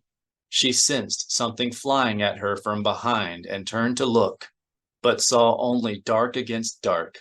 The rock slammed into her head wound, and then she was kneeling on the floor, her lightsaber in a high guard with no recollection of how she had landed there. Her sight was worse than ever, narrowed to a tiny circle, and her senses of smell and taste had gone the way of her hearing. This was becoming a hunt to remember. Seeing nothing ahead but a narrow cone of rock, Saba stretched into the Force and felt more danger than before. It seemed to have her surrounded, as though her prey had extended his presence over the entire chamber. She began to weave her lightsaber in a blind defensive pattern and rose. Something spongy and warm landed on her shoulder beneath her head wound. She hoped it wasn't her brains.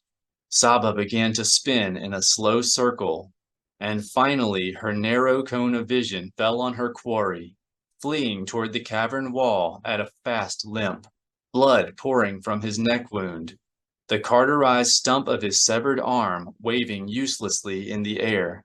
Good. The prey was weakening. Saba shut down her lightsaber and bounded after him, her heart pounding in anticipation of the final kill. She reached the cavern wall 3 steps behind him, and hissed in surprise as something landed on her back and pierced her neck scales with a sturdy proboscis. She reached over her shoulder and felt a creature about the size of her head. Cursing her fading senses, she pulled it off and found herself looking into the dark eyes of a small, blue-black killick. It spread its mandibles, and a stream of brown fluid shot from its tiny mouth.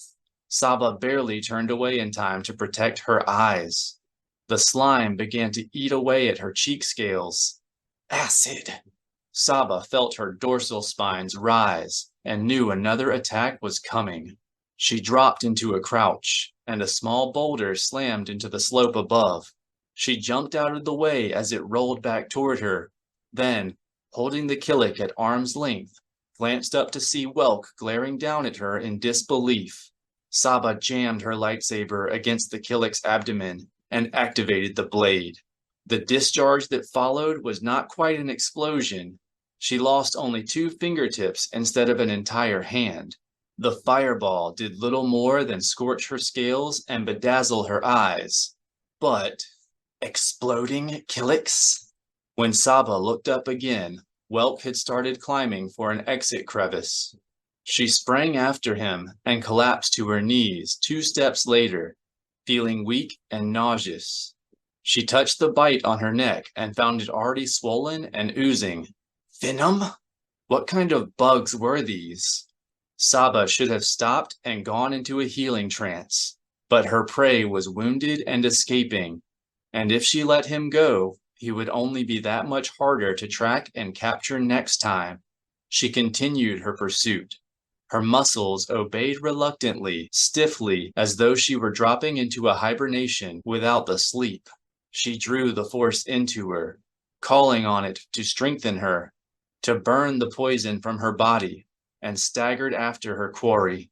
Saba was only 3 meters behind when a second proboscis pierced her leg. She glanced down and found another small killick latched onto her calf.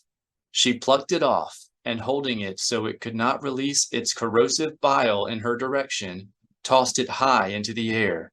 The insect extended 2 pairs of wings, then spread its mandibles and came diving back at her, weaving and dodging past her flashing lightsaber to alight on her chest. Before Saba could grab it, the killick's head dipped, and its proboscis pierced her scales. She plucked it off and held it away from her, trying to decide how to kill it without losing any more fingers. Saba sensed another boulder flying in her direction. Still holding the insect at arm's length, she pivoted around and reached for the stone in the Force, redirecting it up the hill toward her prey. Her effort was rewarded with a dull thud and a cry that seemed equal parts surprise and pain. The little killick drummed its chest, then began to squirm and flap its wings, trying to escape. Saba caught a handful of wing and tore it off, then tossed the insect into the air. Her reflexes were so slowed by the paralyzing poison that by the time she ignited her lightsaber, the insect had already hit the ground. It took 3 strikes before she finally detonated it. Saba turned instantly upslope, but her prey had already vanished into the exit crevice. Feeling half dead from poison already, and not wanting to take yet another shot of venom, Saba remained motionless for a long time, trying to listen through her deafness, trying to taste the air with her dead tongue, trying to see outside her narrow cone of vision. She felt nothing, only the dark loneliness of the underworld, recalling that there had been 3 cells and only 2 Killik attacks. Saba went to the escape crevice and peered inside. Nothing. Her prey was gone, and so was the 3rd Killik. Every Barabel instinct urged her to continue the pursuit, to follow the quarry's blood trail until she had ran it to ground. But the rational part of her mind knew better. A hunter needed a quick wit and sharp senses, and Saba's injuries had taken a toll on both. She was slow and beginning to tremble, and soon she might not be able to move at all. Besides, Saba had a sinking feeling that the 3rd Killik had left the nest early, and she could think of only one reason it would have done so: the departure of Jade Shadow. 18. Ben? Mara's voice came over the Shadow's intercom so sharp and loud that Luke nearly dropped the micropoint he was holding in R2-D2's deep reserve data compartment. Ben, come to the galley this instant. That might not be such a good idea, Luke said into the intercom. He flipped up his magnospecs and looked across the utility deck to where Ben sat, surrounded by crate covers and spacing rods, covered head to toe in servomotor lubricant. At least not until he's had a good Santa scrubbing. He's on the utility deck with me. Doing what? Mara demanded. Luke caught Ben's eye and pointed his chin toward the intercom wall unit. Working on my Killik, Ben said meekly. His expression struck Luke as both guilty and worried. Nana said I could. Stay where you are. Luke cocked a brow at his son. It sounds serious. Ben nodded. I guess. Any ideas? Ben returned to working on his Killik droid. Maybe. Deciding they would both find out what was troubling Mara in a minute, Luke returned to the sequestered sector he had found on one of R2-D2's deep reserve memory chips. Judging by the tarnished break in the service circuit, the fault had occurred years, maybe decades earlier, and had been entirely benevolent until a microscopic sliver of casing bridged the break. Given that R2-D2 had been functioning well with the fault for most of his service life, Luke was wondering how long it had been since anything was written to the sector. The access hatch iris opened next to Luke, and Mara stepped through with an empty gel meat container in her hand. Her irritation was obvious in the briskness of her step, and in the turbulent aura she projected in the Force. Hold on a second, R2, Luke said, setting the micropoint on the workbench. This looks important. R2-D2 tweedled a worried response. Of course you're important, but I need a break anyway. I want to be sure my hands are steady. R2-D2 whistled his encouragement. Luke started across the deck toward his wife and son, where Ben was still sitting inside his crate-covered Killik shell, looking up at Mara. Did Nana say you could have a whole can of gel meat, young man? Mara asked. Ben's eyes grew round. She said I could have a slice. Does this look like a slice to you? She held the empty container down for him to see. Ben shrugged. Rather bravely, Luke thought. I thought she meant 1 can. Luke felt Mara's patience snap. When she started to wave the container at Ben, he gave her a gentle force tug and urged her to calm down. Mara paused, collecting herself while she pretended to examine the container label. Nana is the one who found the container, Ben, Mara said, handing it to him. She says we've gone through a whole case since we left Julio, and I don't think anyone else eats it. Teasar might. Gel meat? Maybe. He eats anything. Anything alive. But we could ask him. Should I have him come down? No, I didn't think so. Ben, I don't know how you can eat all this without making a mess on my decks, but you have to stop. It'll make you sick. It's okay, Mom. You don't have to worry about that. I haven't been eating it. You haven't? Then what have you been doing with it? Ben's expression grew worried again, and he reluctantly said, Feeding it to my killick. Mara was silent for a moment, then asked Ben, Ben, what did we say about lying? Ben's eyes dropped. That if I lie, I have to stay with Cam and Tion the next time you and Dad go on a mission. Right. Let's remember that. Okay. I didn't forget. Good. Mara stooped down and took the empty container from him. And no more gel meat. Ben's eyes grew wide. None? Not until we get home. Luke hoped he sounded stern. You've had enough to last you 10 trips. As he and Mara returned to the engineering station, he continued to feel a general irritation from her. Okay, this wasn't just about gel meat, he said softly. What's wrong? Tired of hearing about how much Tahiri and the others miss Julio? Mara shook her head. It's not that. Tired of growling Ewoks? It's not Tarfang either. I'm not sure yet whether the Killiks are enemies or just dangerous friends, but I am certain we need to learn everything we can about them. Luke remained silent, sensing more was to follow. It's just this uneasiness I have. I keep feeling like we're about to be attacked again. Luke paused and consciously opened himself to the Force. I can sense it too, but not as strong as you. We could do another stowaway sweep. And find something we missed the last 6 times? Mara shook her head and smiled. Go back to your droid, Skywalker. You're just trying to get me into your cabin. Again. I'm predictable that way. But pay attention to this feeling. Whatever's causing it, you seem to have a special connection to it. Lucky me. Mara opened the hatch, then looked over her shoulder before stepping through. And about that cabin? Yeah? Maybe later. R2-D2 trilled a worried objection. Don't worry, Luke said, chuckling. I'm a Jedi Master. I can still concentrate. He picked up his tools and carefully repaired the break in R2-D2's deep reserve chip. Once the solder was cool, he flipped the magnospecs up again and turned to the diagnostic display above the workbench. All right, R2. Let's see what your deep reserve memory shows now. A list of headings and numbers began to scroll down the screen, but suddenly stopped as it approached the location of the repaired sector. Don't stop, Luke said. I need to see if you can access that sector. R2-D2 whirred a moment, then the scrolling resumed.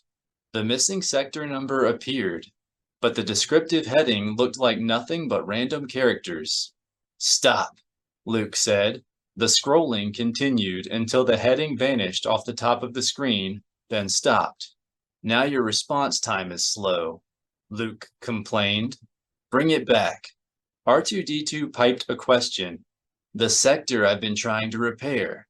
222. The list scrolled down until the lower half of the entry appeared at the top of the screen. And you're having roll problems. It looks like you've got a bug in your system. I may need to get out the Blastigauser. The entry stopped toward the middle of the screen. One letter in the heading changed with each line it sank. Stop. Why are you randomizing the heading? The droid whistled a denial. You are too. I saw the letters change. R2 whirred a moment, then displayed a message on diagnostic screen.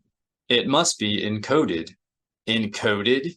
Luke began to wonder if perhaps the sector had been sequestered on purpose. R2-D2 had seen a lot of action even before the rebellion, and Luke was always curious about what secrets the little droid might have locked away. Then slice it. R2-D2 grated an objection. R2, you're an astromech droid. You have enough computing power to slice a triple key, double-blind randomizer. I think you can solve a simple substitution code. The droid buzzed in resignation, then began to whir and hum. A few moments later, the heading vanished altogether. Luke waited for it to return in legible form, then finally gave up and groaned. Don't tell me you've lost the heading. R2-D2 trilled an apology. No problem, Luke said, losing his patience with the little droid's excuses. He lowered his magnispecs. I'll just fuse it to a sector that's in the directory. R2-D2 withdrew his interface arm from the data socket and whistled in protest. Then plug back in and stop making this difficult. Let me see what's in that sector. The droid warbled a question. This one. Luke touched the tip of his soldering filament to sector 222 and was astonished to hear a tiny female voice erupt from the droid speaker. Anakin. Luke caught a glimmer of moving light on the workbench.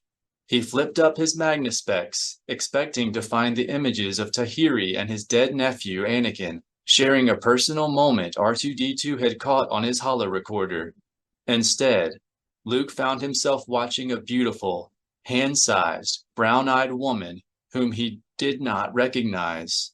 She walked across the workbench, then stopped beside a sinewy young man dressed as she was, in night clothes. What's bothering you? She asked. The young man continued to look away from her. Nothing. How long is it going to take for us to be honest with each other? Luke's heart rocketed into his throat. He had not immediately recognized his father. He wanted to call out to Mara, to share with Leia what he was feeling, but he was too stunned. He simply continued watching. The young man, Anakin, turned to face the woman. It was a dream, Bad? Anakin looked over her head. like the ones I used to have about my mother, just before she died. The woman hesitated, then finally asked. And? Anakin's gaze fell. And it was about you.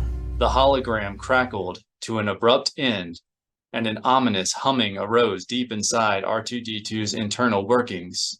Luke flipped down his magnispecs and peered in to find the recording head bumping against the soldering filament as it attempted to access Sector 222. R2? Luke reached for the droid's primary circuit breaker. Wait! The recording head stopped moving, but Luke did not lift the soldering filament. What are you doing? The droid reinserted his interface arm into the data socket, and Luke had to flip up his magnispecs to read the message on the diagnostic screen. He continued to hold the soldering filament in place. I need to reformat Sector 222. Those data are corrupted. Nothing looks corrupted to me. Luke could not understand why R2-D2 would try so desperately to hide 222's contents, but he had no doubt that was exactly what the droid was doing. Who was that woman with my father? R2-D2 whistled 2 notes. The woman in the hologram. Show it to me again. R2-D2's holoprojector obediently came to life, displaying the familiar 3-dimensional figure of an Alderaanian princess in an elegant white gown. Help me, Obi-Wan Kenobi. The figure said. You're my only hope. Not that woman, Luke said. I know my sister, the one talking to Anakin. Is she my mother? A message appeared on the diagnostics display. I don't know what woman you're talking about. That sector is defective. It should be sequestered. It was sequestered, probably on purpose. Luke studied R2-D2 carefully, touching him through the Force. With most other droids, any hope of sensing the truth would have been lost to the indecipherable Force static generated by its system routines. But R2-D2 had been Luke's close companion for nearly 3 decades. The little droid's static aura was as distinctive to him as was the presence of Mara, or Leia, or Han. After a moment, Luke sensed the direction his question should take. It didn't look like they knew you were holo-recording. What were you doing? Spying? R2-D2 let out a squeal that Luke took to be a protest of denial until it ended in a sharp crackle, and a surge of electricity melted the filament Luke was using to protect Sector 222. He jerked the wire free and started to rebuke the droid for his stubbornness. But one whiff of the acrid fumes pouring from the access panel told him this much damage was nothing the droid would do to himself. Luke used the Force to trip R2-D2's primary circuit breaker, then opened a second access panel to vent the interior of the casing. When the smoke cleared, he flipped his magnospecs down and saw every circuit within a millimeter of Sector 222 had been melted. Worse, a bead of hot filament had landed on the sector itself. Luke tore his magnospecs off and hurled them against the wall. Criffing slicers! He could not help feeling that someone had gone to a great effort to prevent him from discovering his mother's identity. But of course, that was just his disappointment. Whoever had booby-trapped R2-D2's spyware had done it for their own reasons, reasons important 50 years ago. But that hardly mattered now. Criffin history. Dad? Ben's voice asked. What's criffing? Ben turned to find his son standing at his side, mouth agape at his father's unaccustomed display of anger. Nothing. A bad word, Luke said, calming himself. With a little luck and the proper equipment, the memory chip could be restored and the booby trap bypassed. Things were never as bad as they seemed. Your mother won't be happy I said it in front of you. Don't worry, I won't tell. An innocent smile came to Ben's small face. Maybe I can have a tube of Nerf spread? 19. With the dance field glowing in the iridescent light of Karibu's reflection, and 1,000 tat swirling through the intricate patterns of the Little Dawn rumble, Leia felt as though she had stepped 1,000 centuries into Alderaan's past, when the colony still ruled the planet, and human expansion remained a dark storm on the galaxy's horizon. The Killiks were singing their part of the song of the universe as they danced, chirping melody through their tiny proboscises, tapping time with their mandibles, drumming bass in their chest cavities. Alien and primal though the music was, the performance was as flawless as anything Leia had ever heard in Harmony Hall on Coruscant. 1,000 instruments played by a single artist.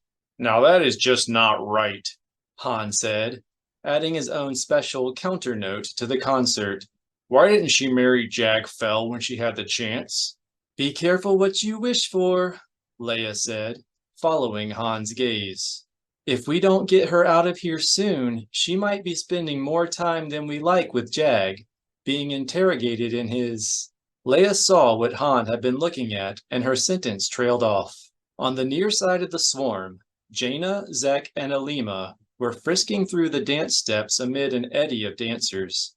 The 3 Jedi were holding their hands above their heads, waving them in unison with the Killik's antennae. Every few seconds, Jana and Zek would bow forward with the entire nest and rub forearms with the antennae of whatever insect they happened to be facing. Alima bowed as well, but rubbed Leku instead of arms. It does look a little unnatural, Leia admitted. Not at all, C-3PO assured them. It's a bonding dance, welcoming the birth of the new day.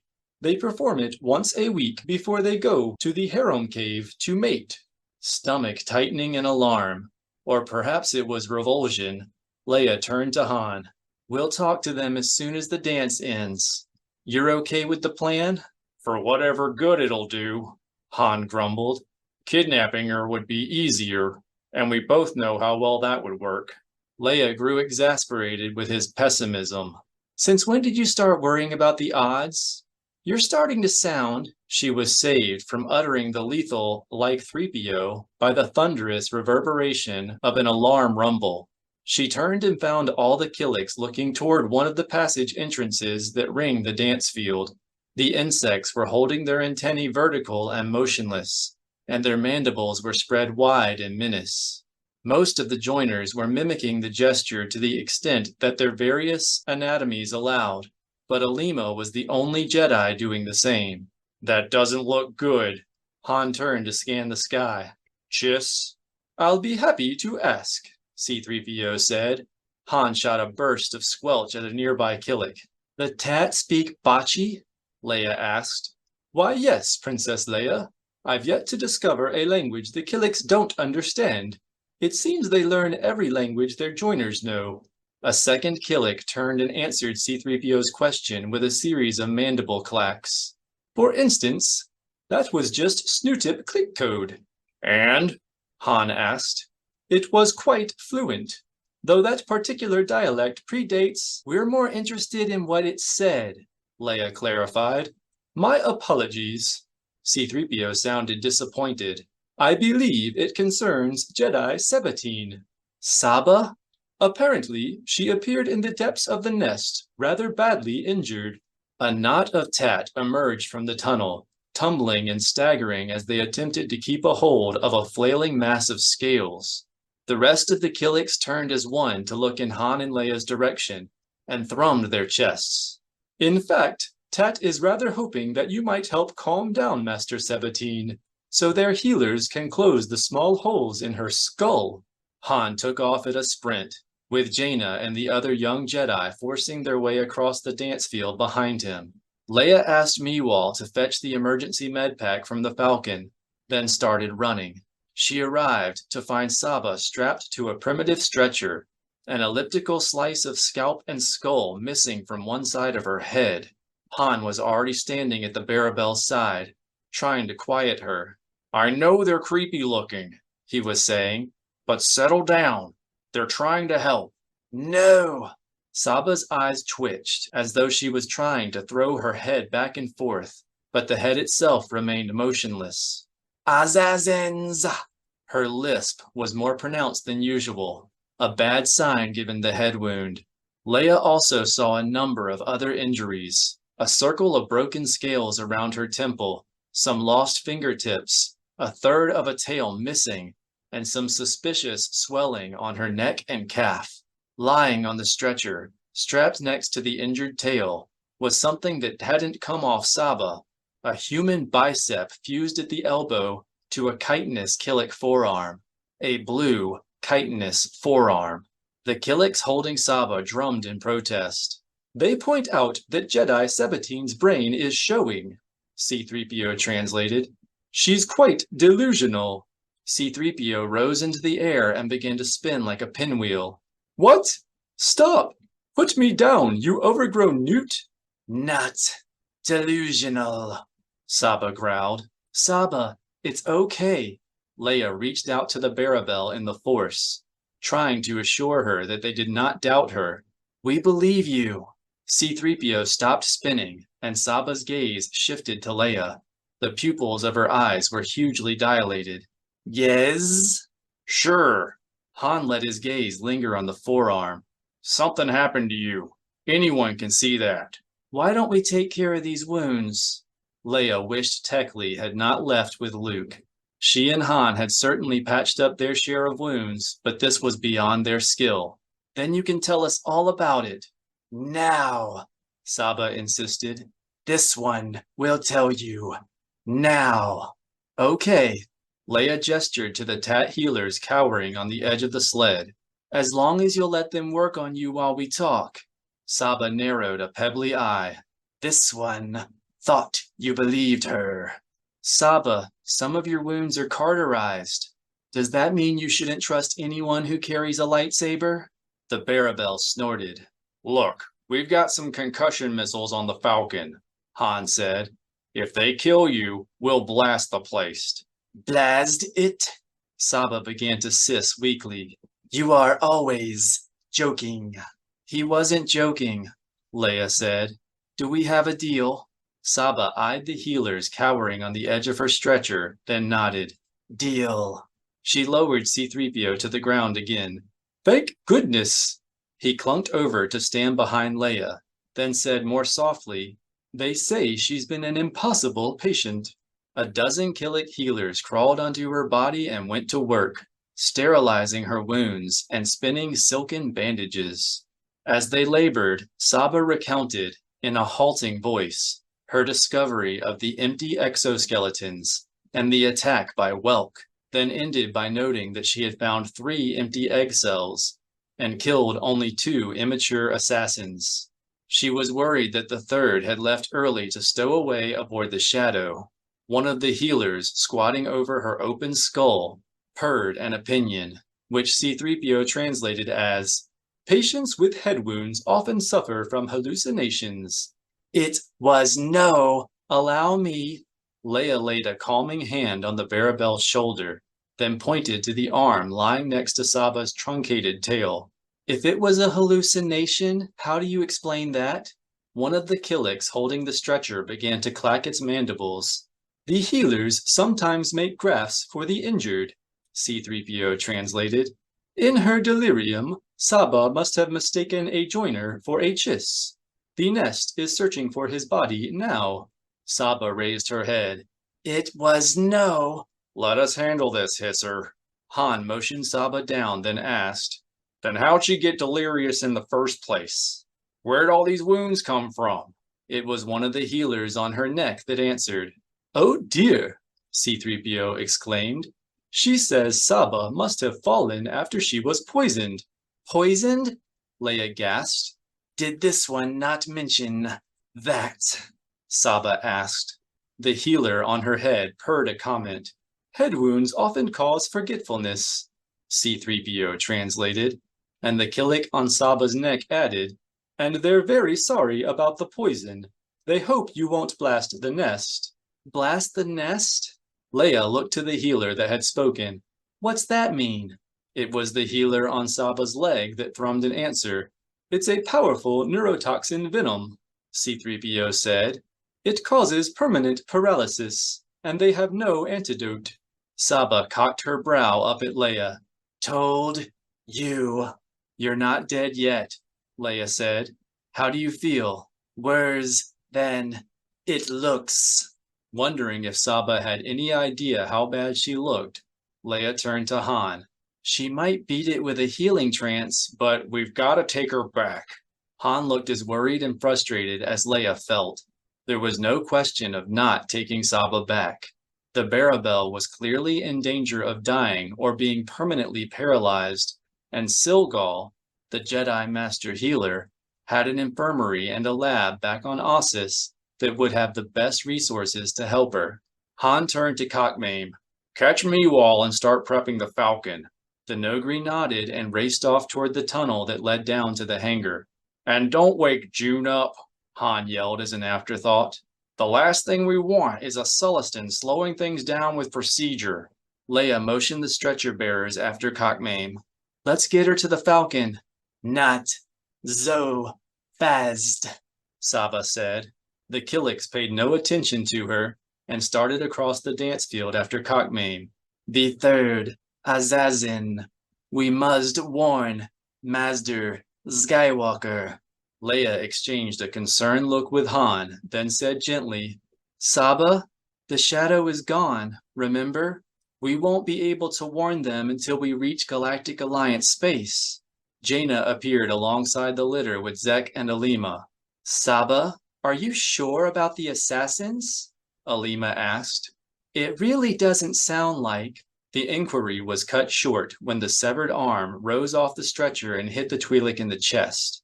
"Yes, sure." They reached the tunnel leading down to the hangar. Leia sent C-3PO on with the Killiks and Saba, then stopped at the entrance and turned to Jana. "How soon can you be ready?"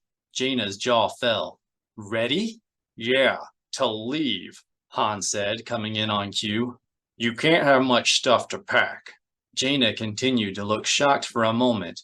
Then a shadow of her father's crooked grin came to her lips. "Nice try, guys." "Try?" Han managed to sound outraged. "We had a deal." "You can't hold us to that," Zek cried. Jana raised a silencing hand to him. "Let me handle this, Zek. I've had practice." "Jana," Leia said sternly, "we did go after Loie." "Don't try the disilogic shift on me," Jana said. The terms were that we had to bring him back.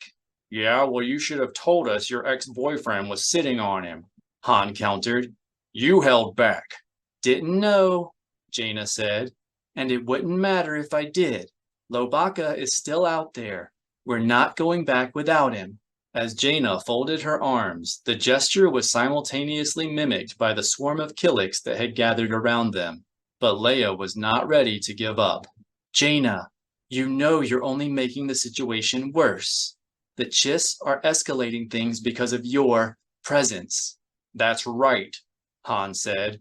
And you've proved on the rescue mission that your judgment isn't exactly sound. Jana did a good job of maintaining a neutral expression, but Leia was too adept at reading faces to miss the glimmer of hurt that flashed through her daughter's eyes. Jana, if you really want to help Lobaka, you'll come back with us. Leia switched her gaze to all three Jedi. You know the Chiss are an honorable people. Stop making the situation worse and give us a chance to work this out diplomatically. Jana and Zek actually dropped their gazes, but Alima was ready with a response. And while you're trying to make contact, they'll send in a fleet of defoliators to finish what they began. Jana nodded. Diplomacy is good, but it's better when there's something to back it up. Go ahead and make contact with the Chiss, but we're staying. That's one option, Leia allowed, but I'm concerned that you really don't know who you're dealing with. Jana's scowl of confusion was mirrored by the other two Jedi. We're not talking about the Chiss, Han explained. You three are in way over your heads here, unless you think Saba really did imagine those assassin bugs. Alima's eyes flashed at the word bugs, but she was the first to shake her head. They were real, but they weren't Tat, Zek added. That's one of the things we'll be working on, Jana said. Until when? Once again, Leia was unnerved by how easily the trio were finishing each other's sentences. Until you become joiners? Jana and the others shared a glance, then Zek said, That depends. On what? Han asked. On how quickly you convince the Chiss to stop, Alima finished. Maybe you'd better hurry back to the Falcon, Jana finished. Especially if Saba is right about where the third assassin went. Leia's stomach grew hollow and worried. Jana was right about that much at least. They did not have time to waste trying to talk the three Jedi into coming home, and Han knew it too. He stepped close to Jana. Jana, listen to me. I don't have to listen, Dad, Jana said. I can feel what you're thinking. We all can, Zek added.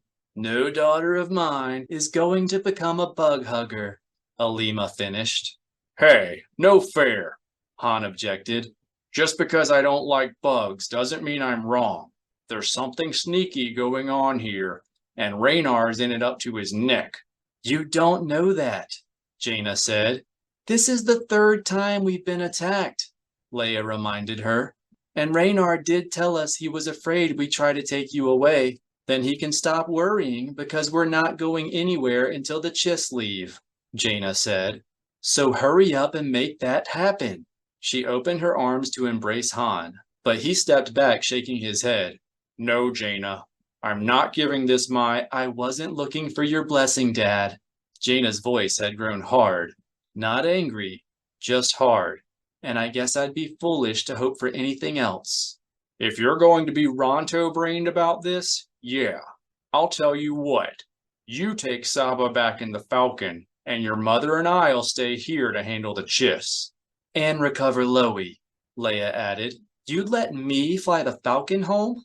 Jana asked, cocking her head in an all-too Killik-like fashion. Alone? Well, with Alima and Zek, Han said. Sure. Jana scowled. Who do you think you're talking to, Dad? I know how you feel about insects. She turned her back on Han and held her arms out to Leia. Mother, I wish you listened to your father. Leia's chest grew heavy, for she could see Han's frustration with Jana turning to anger. You do know you might be the real prize in this conflict. Raynar isn't the earnest young man who went to Merkur with you. He's desperate and lonely. I wouldn't be surprised if he had instigated the whole border conflict just to draw you. Mom! Sometimes you think too much. Jana lowered her arms, then turned and started away. You'd better get the Falcon off this moon. I'll try to warn Aunt Mara through the Force. Jana! Han barked. Jana ignored him. Zek said, do what you can with the Chiss. We'll keep things in check here. He turned and started after Jana. This isn't over, you know, Han said to their backs. We're going to come back. Jana waved over her shoulder, but Alima remained where she was, in front of the Solos.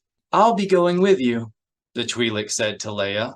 Jana and Zek both stopped and whirled around in surprise. You will? Jana asked. We didn't expect this, Zek said. They'll need a guide, Alima explained. They can't go back the same way they came without stopping at Yagoi, and that might not be a good idea, at least not until we know who's behind these attacks.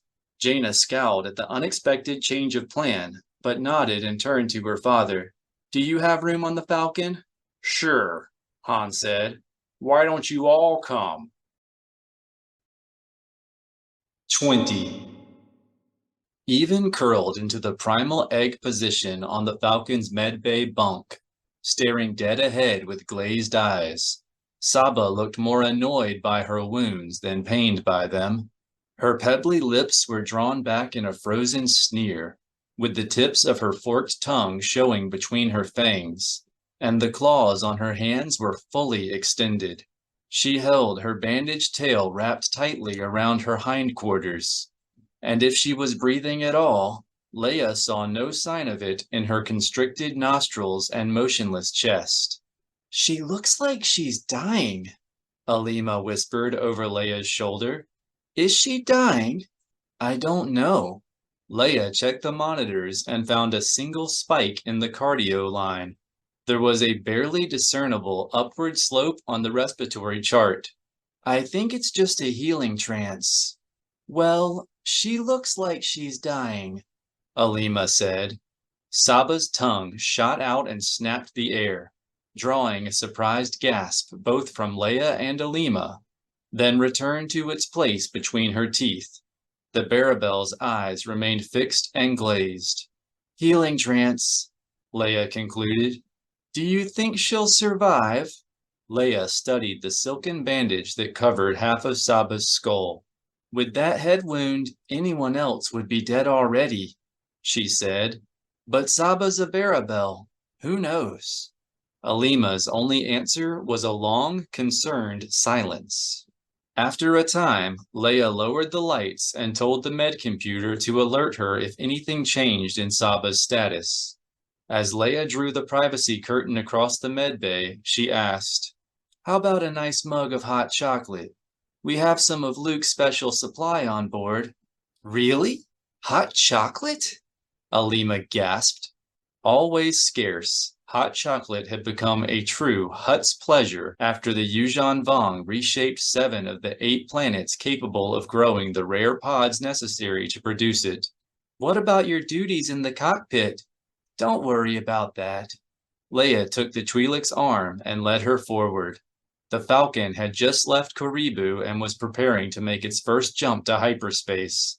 But Leia needed to find out what was really happening on Julio, and the sooner the better. June is filling in for me. Han's growing fond of the little guy. Alima curled her leku. That's not the impression I get from Han. Leia gave a knowing smile. That's because Han doesn't realize it yet. They entered the main cabin. Anyway, we have time. Have a seat. Leia took several white thumb-sized seeds from a storage box and placed them in the galley multiprocessor. She set the controls to dry and powder, then turned, placed her fist on her hip, and began to study Alima with the same slightly interested, slightly preoccupied expression that she had been using to soften up her subjects since her days as junior senator in the Old Republic. Leia should have known it wouldn't work on Alima Rar. Lithe, beautiful, and averse to modest clothing, the Twi'lek was used to being stared at. She simply stared back, making Leia feel as though she were the one dressed only in a sideless chemise. The multiprocessor chimed, allowing Leia to turn away gracefully. She added a lot of sweetener and a small amount of water, then set the controls to agitate and heat. You have a complicated way of making hot chocolate, Alima noted. Usually it just comes out of the dispenser nozzle. This is better, Leia said, turning back toward the Twi'lek.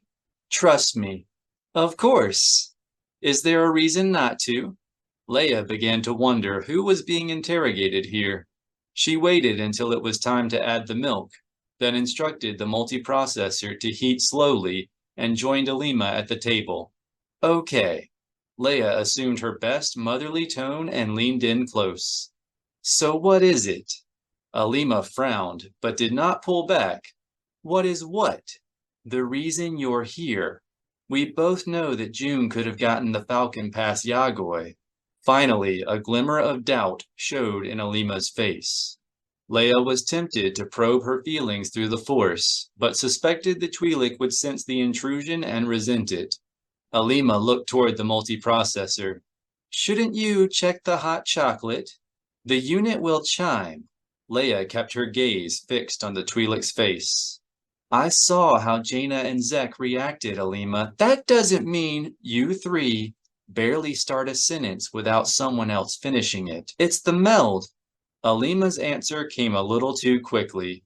We really baked ourselves on that boxing mission. That's so. Leia was far too experienced to miss the Twi'lek's attempt to change the subject, but she decided to play along for now. When did you start using the battle meld with Killix? Alima looked genuinely confused. We haven't. What makes you think that? They're not even Force sensitive. I know. Leia gave a motherly smile. But there is a mental connection, especially with you. I saw it in the dance. Alima cast a hopeful look toward the multiprocessor, then seemed to realize that the bell would only delay the inevitable. Maybe there is.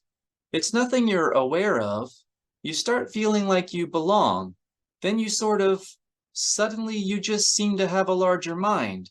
Leia began to wonder if there were any deprogrammers in the Galactic Alliance capable of handling 8 Jedi.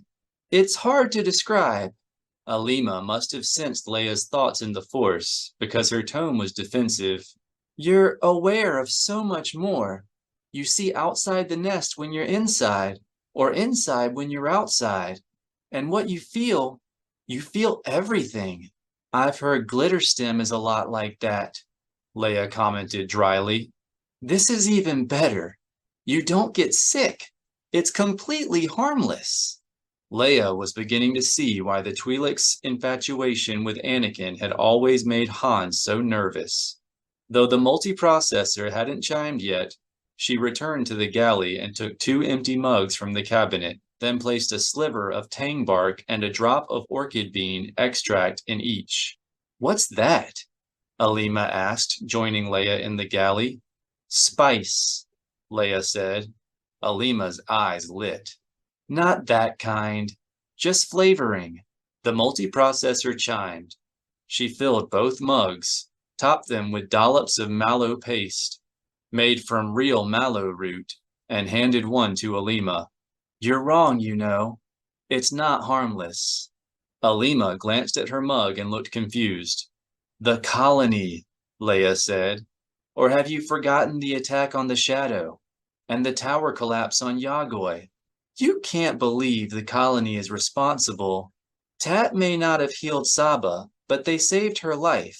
Tat's healers had to save Saba's life because someone else tried to take it.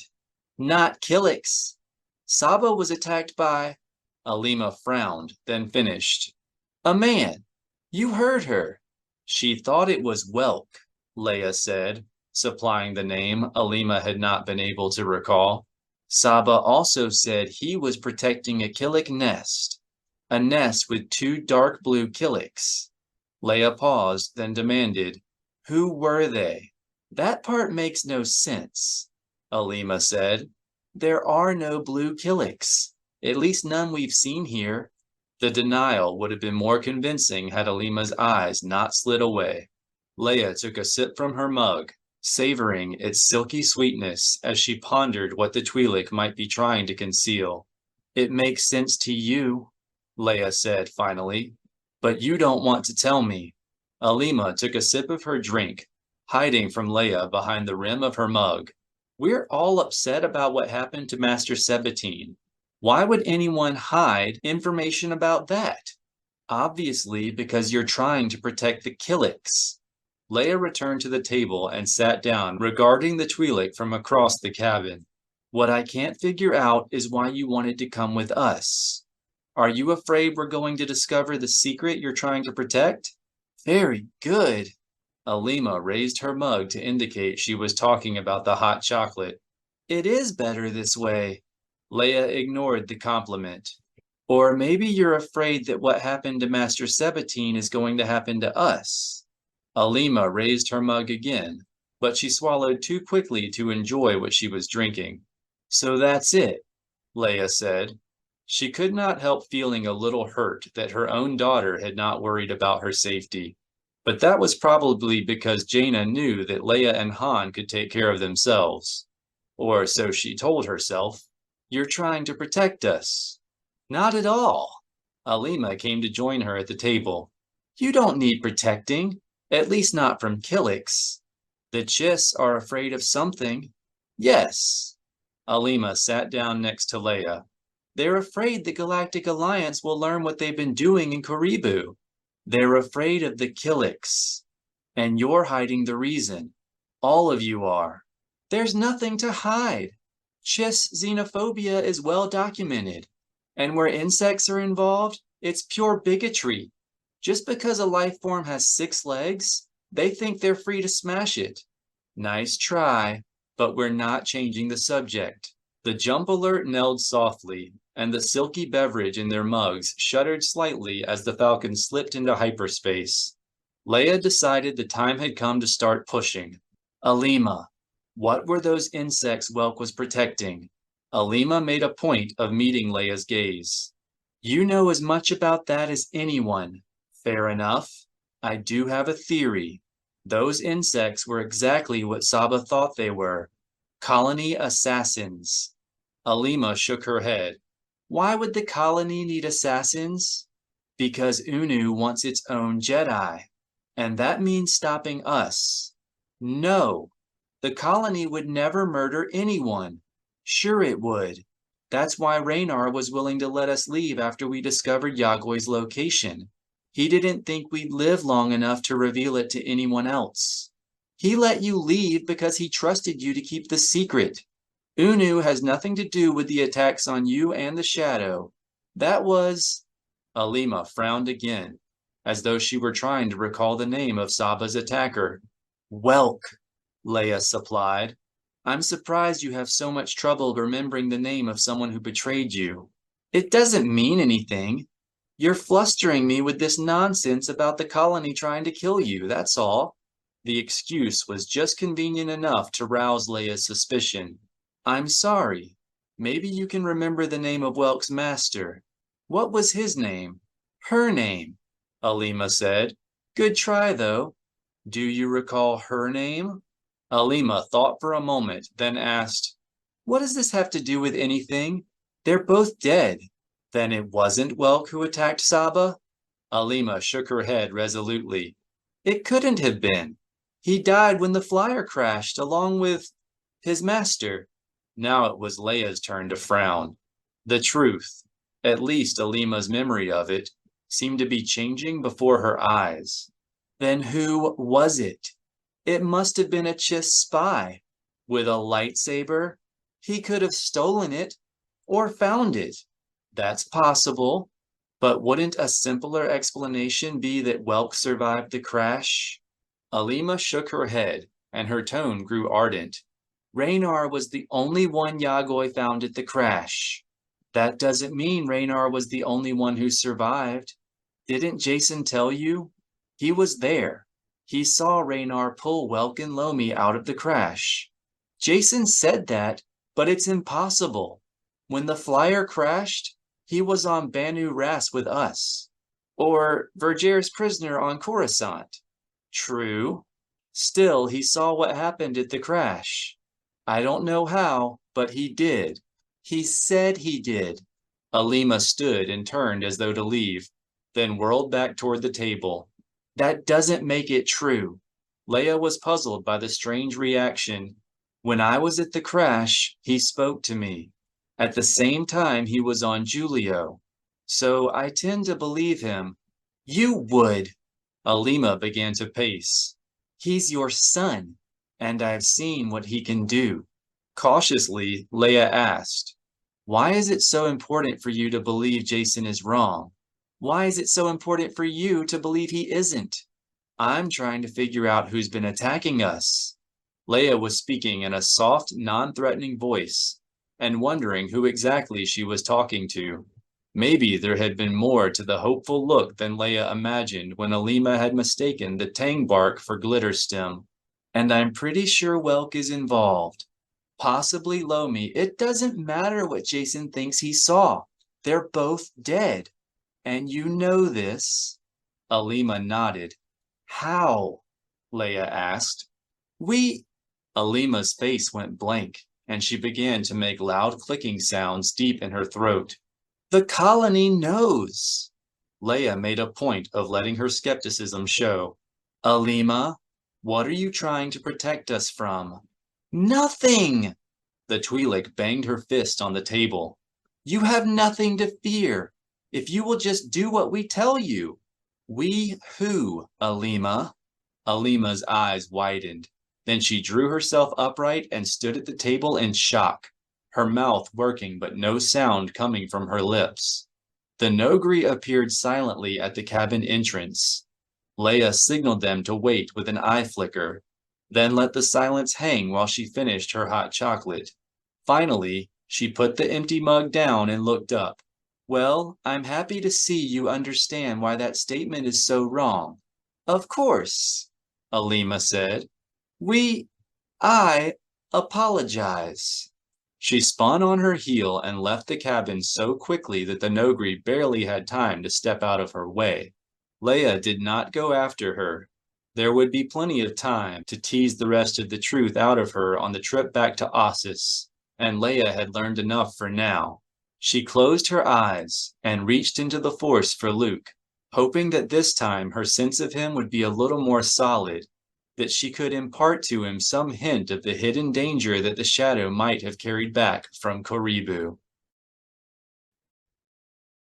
21. The 4 brains displayed above the med hollow varied broadly in size and shape, the largest being oblong with only a slight downward bulge to join the brainstem, the smallest looking more like a withered pally mounted on a pulsing mushroom stem. In 3 of the brains, bursts of activity were simultaneously blossoming in bright identical colors, then fading at exactly the same rate. Even more telling were the 2-dimensional alpha waves crawling through the air beneath each hologram. 3 of the patterns were indistinguishable, with matched frequencies and amplitudes. The 4th wave, located beneath the solid blue shape of a human brain, was alternating between dead flat and so wildly erratic that the peaks vanished into the hollow above. Very funny, Jason. Luke frowned toward the relaxy chair where his nephew reclined, looking out through the viewing window of a huge scanning hood. Would you stop playing with the brain mapper? Just making a point. The 4th brain went entirely white. This won't tell you anything. You must decide for yourselves whether we can be trusted. Trust isn't the issue, Corran Horn said. Along with Luke, Mara, and several other Jedi Masters, he was standing in the isolation ward of the infirmary at the Jedi Academy on Ossus, where they would be far from the prying eyes of the Galactic Alliance Advisory Council. We're just trying to figure out what happened to you. It has nothing to do with Killix, Tizar said. We overused the meld, Tahiri said. And now we can't stay out of each other's minds, Techley finished. Though Luke certainly knew about the problems the meld had caused the strike team survivors, he suspected these new symptoms had more to do with the Killix than the meld. Still, that was a judgment better made by the Jedi Master's master healer. Luke turned to Silgal. What do you think? The Mon Calamari looked at him out of one bulbous eye. I think they are mistaken. Mistaken? Kip Duron asked with his usual lack of tact. Or lying. Tizar Sebatine started to push his scanning hood off. This one does not. Easy, Tizar. Luke flashed Kip a look of irritation. Now was hardly a good time to be testing Tizar's patience. The Barabel had felt his mother get wounded less than 24 hours earlier, and the only thing anyone knew about the circumstances was a vague sensation that Luke had felt from Leia suggesting that she was caring for Saba, and that he and Mara faced the same danger on Ossus. I'm sure Master Duron didn't mean to impugn your honor. Ignoring the opportunity for an apology, Kip continued to look at Silgal. Okay, why do you think they're mistaken? Because the activity is in the wrong places. Silgal keyed a command, and a blobby structure about the size of a thumb tip began to glow deep within the hologram of Tahiri's brain. With the meld, the hypothalamus responds to emotional reverberations in the Force, Silgal said. The blob began to swell and grow red. Prolonged use, or very intense use, can enlarge it and make it hypersensitive. Melders can become so attuned to each other that their minds begin to read the reverberations as much as transceivers read comm waves. That's when the meld slips into telepathy. What about the mood swings? Corin asked. Silgal keyed another command. What looked like a wishbone with two long curling tails appeared above the image of Tahiri's hypothalamus. As use is continued, the effect spills over into the rest of the limbic system, and melders begin to alter each other's emotions. The masters watched the few moments as the wishbone grew thicker and darker. They were all aware of the risks associated with the meld, but this was the first time many had heard Silgal's theory concerning the actual mechanism. Luke had the sense that some were looking inward, trying to guess how sensitive their own limbic systems might be growing. Finally, Corin asked, "And where is the other kind of activity occurring?" Silgal keyed another command.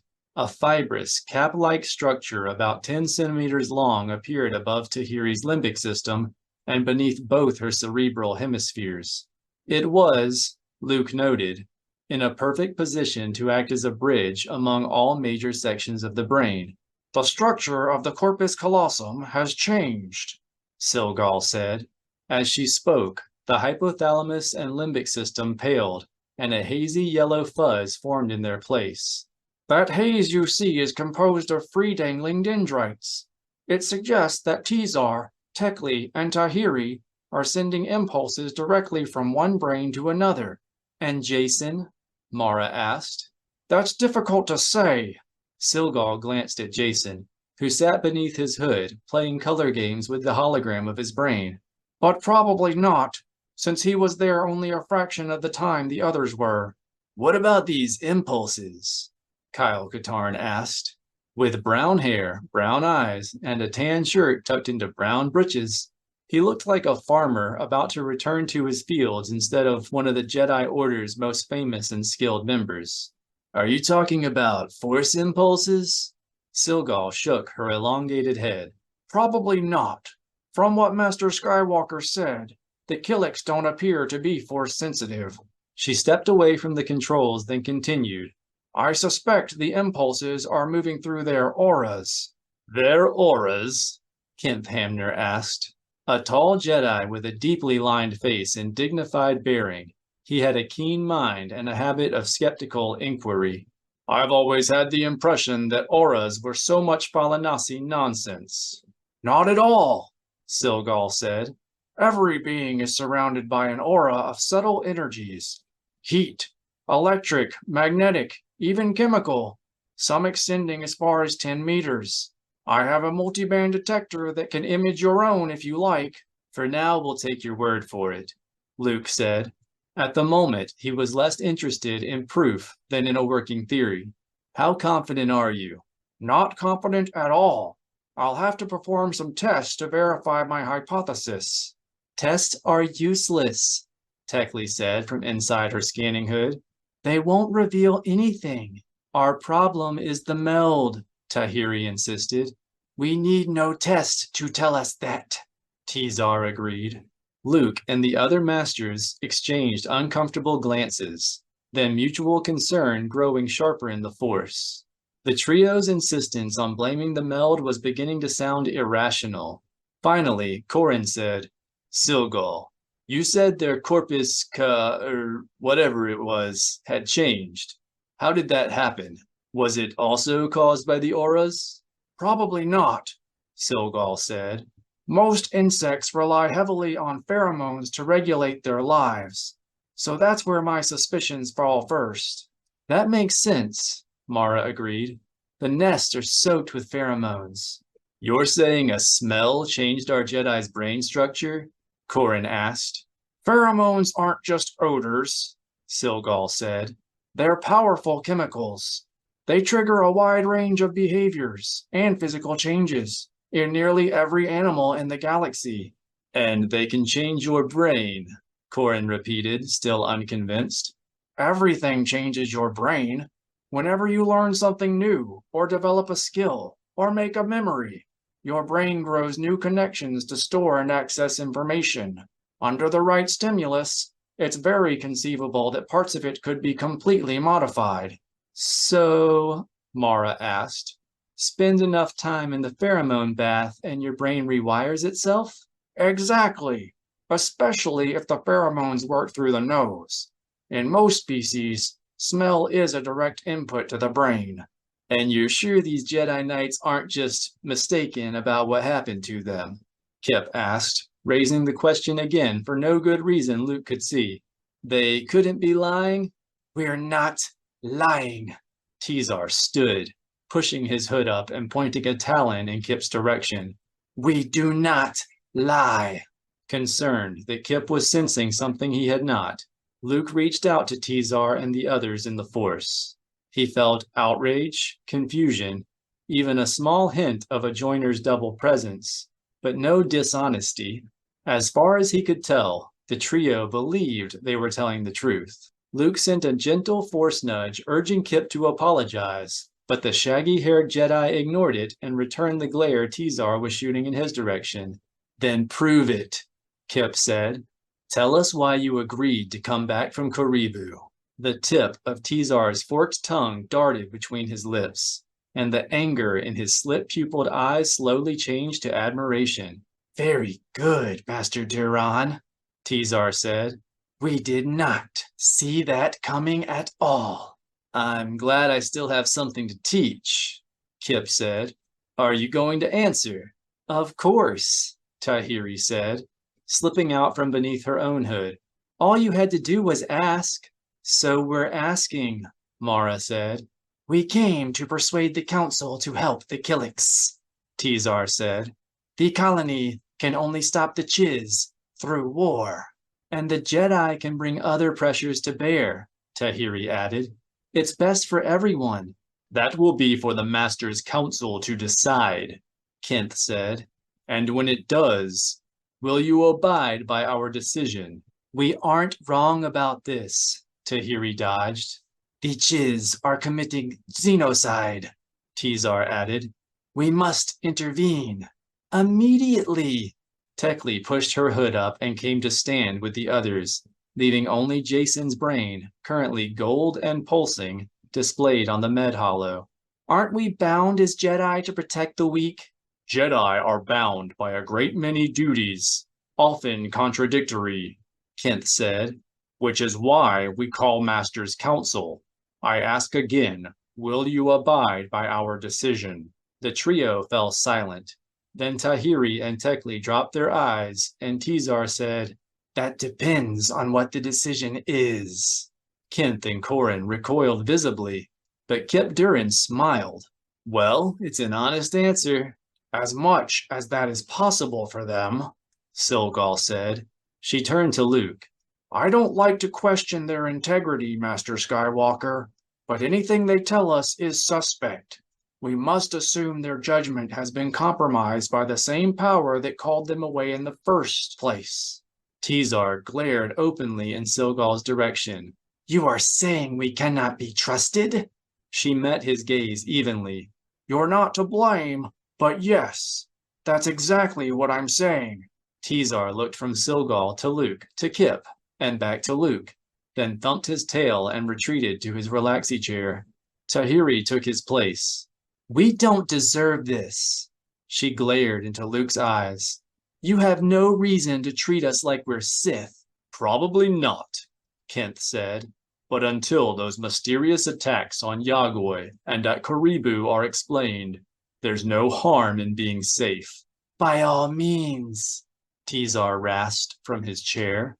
This one would not want you to fear us. Luke turned to Silgal. Perhaps you'd explain your concerns? The Mon Calamari nodded. It's very simple. The meld always comes from the outside. You know you're listening to someone else's thoughts and reacting to someone else's emotions. But this joining feels like it comes from inside. The things our Jedi Knights see through it, or hear, or smell, or taste, seem like things they're sensing themselves. Even the thoughts they share seem to arise inside their own minds. So they don't know whether their thoughts are their own or someone else's? Mara asked. Luke could sense that she was as concerned as he was, that she was afraid their young Jedi Knights were lost to the colony already. They can't just ignore outside thoughts like we can in the meld. I'm afraid that's correct, Silgal said. In all likelihood, it's impossible to know the difference. The masters studied Tahiri and the other young Jedi in silence, their faces betraying the same disappointment and concern and uncertainty that Luke felt. Silgal could probably find a way to negate the changes to their brain structure, but the patients were clearly going to be uncooperative, and that would make recovery a long, difficult process. Finally, Kent said, Well, that explains a lot. They certainly haven't been acting like themselves. Perhaps not, Tizar admitted. He leaned forward, being careful to remain seated and non-threatening. But that doesn't mean we are wrong about Karibu. Ask Masters Skywalker, Techley said. They both saw Julio. They can tell you what the Chiss have done to the moon. Fair enough, Luke said. Mara and I weren't on Julio long enough to gather many facts, but it is clear the Chiss are trying to drive the Killiks out of the system. And it's just as clear the Killiks don't have the resources to leave, Mara added. The way things are looking, the result will be war or extermination. Probably both. Tahiri beamed. Tizar assumed a reptilian grin, and Techley brought her ears forward. Then Corrin asked, Why? Tizar rose. Why? What? Why are the Chiss doing this? He asked. They're xenophobic and secretive, but they're not expansionists. If they're trying to drive the Killiks away, they must have a reason. They are afraid the colony will expand into their territory, Tizar said. That is what their joiners say. There's more to it, Mara said. If all the Chiss were worried about was border security, they'd just wait for the nest to pop up in their own territory, then attack. That's right, Luke agreed. Something about the Killiks scares the Chiss so much, they don't want them in the same sector as the Ascendancy system. You'd have to ask the Chiss about that, Tahiri said. We shouldn't need to, Kent pointed out. Isn't it the first duty of a Jedi to understand both sides of a conflict? Tahiri met his gaze with a raised chin. We were preoccupied, saving innocence. And look what happened, Kent said. Both sides are closer to war than ever. Perhaps, Techley said. But our mistakes shouldn't condemn the Karibu nests. And they shouldn't commit the Jedi to any action the Masters haven't authorized. Corrin turned away from the trio and addressed the other Masters. Our first concern must be the stability of the Galactic Alliance. No. Kip Duran surprised everyone by stepping to Tahiri's side. The Jedi are no one's mercenaries, not even the Galactic Alliance. Our first concern, our only concern, is our own conscience. We must follow it where it leads. Octo Ramus, who had remained silent until now, spoke up to agree with Kip. Then Kent agreed with Corrin. Kip repeated his position, and the discussion degenerated into an argument. Tahiri, Tekli, and Tizar remained silent, content to let their advocates argue their case. Luke glanced over at Jason, who was continuing to create elegant swirls of light in his brain hollow, and wished he were also free to ignore the argument. What he really wanted to be doing was looking for a slicer who could access the sequestered sector in R2-D2's memory, but personal business would have to wait. The argument among the masters was rapidly growing more heated. Luke eased his mind into the middle of the knot. Enough! The tumult began to quiet, and he said, "This isn't the time for discussion. We're just here to have a look at Silgal's tests and listen to our Jedi Knight's report." An embarrassed silence fell over the room as the masters contemplated their outbursts. Then Kip flushed and dropped his chin. "I let my emotions carry me away. I apologize." "No need," Corrin said, slapping his shoulder. "We were all a little excited." "Master Skywalker is right," Kyle added. "We're just here to listen." "You haven't listened to me yet." Jason sounded as though he were less than a meter from the group. But when Luke turned around, he found only the image of his nephew's brain floating above the holopad. Jason himself remained seated in his relaxi chair, eyes staring blankly through the viewing window of his scanning hood. "Okay, Jason," Luke said. "We'd be very interested in hearing your report." The hologram pulsed in a brilliant show of iridescent color, and the alpha line below it quivered in time to a deep, booming voice that was barely recognizable as Jason's. "Killiks are dangerous friends, but no one's enemy," the brain said. "The true danger lies not in what the Jedi do, but in their failure to act at all." The effect was exactly what Jason had intended. A thoughtful silence descended on the group, and the masters' gazes turned inward as they searched for the deeper meaning in Jason's words. Luke walked over to the control panel. "Very funny," he said, switching it off. "Didn't I tell you to stop playing with Silgal's brain mapper?" 22. Han and Leia were alone in the cockpit, sitting together in one chair, watching the opalescent nothingness of hyperspace slide silently past. The jump was a long one, and there was no reason for them both to spend it on watch. But the flight deck was the one place on the suddenly crowded Falcon to find some discreet time together, and after the way things had ended with Jana, Han was glad they had. Somehow, it helped to know that Leia was as frightened for Jana as he was, that she too was determined to find out what Raynar really had planned for their daughter, to return to Karibu the minute they could, and to put a stop to it. "You're in a better mood," Leia said. "Talking to you, I guess," Han admitted. "How'd you know?" "The humming. You never hum." "Humming? I'm not humming." "Really? It certainly sounds like you are." Han spun the seat around until he was facing the same direction Leia had been. Then he heard it. A faint, undulating purr. "That's not me." He jumped up, dumping Leia onto her feet. "It's a coolant line." "A coolant line?"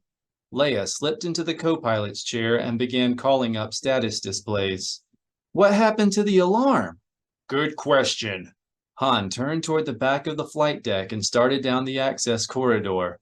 "Disengage the hyperdrive and do a slow cool down. I'll see what I can find out back in systems." The hum grew steadily louder as Han advanced. By the time he entered the main cabin, it had risen to an irritating drone. He met the rest of his crew and passengers coming the other way. Cockmame and Meewall were wide awake, but still pulling on their sleeveless robes. Alima and June were both bleary-eyed and dressed in their sleeping shifts, which, in Alima's case, was considerably more than she wore when she was awake. C-3PO was also present and, of course, fully alert. "I don't believe I've ever heard the Falcon make a sound quite like this, Captain Solo. What is it?" "Boiling coolant," June said with a yawn. He stretched his arms. "The hyperdrive must be..." The weariness vanished from the Sullistan's bulbous eyes. "Blowa! The hyperdrive is overheating." A loud boom reverberated through the hull as the Falcon executed an emergency drop into real space. The drone in the coolant lines became a loud, bubbling hiss. Han pointed at June, then jerked a thumb toward the cockpit. Take the navigator station and get a fix on where we are. 3PO, take the comm station in case we need an emergency hail. Everyone else, with me. Han led the way to the rear of the ship, then opened an access panel and peered in at the contorted tangle of valves and radiation-shielded conduits surrounding the unit itself. There was no need to ask for a thermoscanner to determine which lines were overheated. The lower inside conduit was bulging, glowing pale blue and banging as if there were a profog inside. Han activated the lighting and crawled into the sweltering cabinet, then traced the pipe up to the dark nook where it passed through the flow regulator. The diverter valve was stuck half-closed, but Han could not see what had caused the malfunction or why the sensor hadn't sounded an alarm. Meewall, get me some burn gloves and a face shield. Before he could finish asking, the Nogri was passing the gloves and face shield into the cabinet. As Han donned the equipment, June's voice came over the intercom. Captain Solo, I haven't identified exactly where we are yet. Well, keep working on it. I'm sure you can figure it out. Han rolled his eyes. Let me know when you do. Of course. But I thought I should report, look, I'm kind of busy here. So unless we're under attack, hold the reports until you're done. There was a moment of silence, then June asked, Do you want me to wait until we're actually under attack? What? Han turned, banging the side of his head on a strut. Blast! What do you mean, actually? Han, it looks like we're still in colony territory, Leia said, breaking in. We've got a swarm of dart ships coming. Rotter! Han nodded the Nogri toward the cannon turrets, then pulled on the second burn glove. Okay, forget the cooldown. Recalculate the rest of the jump using 3/4 power and go. This shouldn't take long. You found the problem? June's voice was full of awe. Already? Even better. Han reached up to the regulator and shut down the damaged coolant line. I found a fix. When Han pulled himself out of the cabinet, Alima was frowning down at him with her leku crossed over her chest. Don't scowl at me, he said. It gives you wrinkles. The frown vanished at once. Are you sure it's necessary to take this kind of risk? She asked. Those dart ships are only coming to greet us. Their nest might even be able to help us make repairs. First, not all the dart ships are friendly. Han passed her his face shield, then pulled off his burn gloves. Second, Saba can't wait for repairs, and maybe not Luke and Mara either. And third? There is no third. There's always a third. Okay, third. Han passed her the burn gloves and, as the Falcon slipped back into hyperspace, concluded, I'm the captain. It's safe if I say it is. Alima shrank back. Okay, just asking. Maybe we should check on Saba? You go ahead, Han said, wondering why the Twi'lek thought he was needed to check on the Barabel. Bugs and bug lovers, he thought. You can't trust either of them. He had a sudden image of Jana and Raynar rubbing forearms and shuddered. He closed the access panel and started forward. I need to keep an eye on things in the cockpit. He had barely stepped onto the flight deck when June reported, We have to recalibrate the warp controller. The heat buildup caused a performance spike in the number 2 nacelle, and we veered off course by 7 1/1000ths of a degree. We don't have time, Han said. Recalibrating meant days of trial jumps. Then he'd have to do it all again when they returned to the Galactic Alliance and repaired the problem. Just run a compensation program. A compensation program? June was aghast. But procedure mandates recalibration anytime. It also mandates obeying the captain's orders, Han said, slipping into the pilot seat. Just run the blasted program. June was silent for a moment, then asked in a subdued voice, Was the malfunction anything I should account for? Han softened. Good question. He considered for a moment, mentally reviewing the entire coolant system in his mind. The underactive diverter could cause another performance spike, but probably not a closed one, especially not if the hyperdrive remained below maximum power. I don't think so. You don't think so?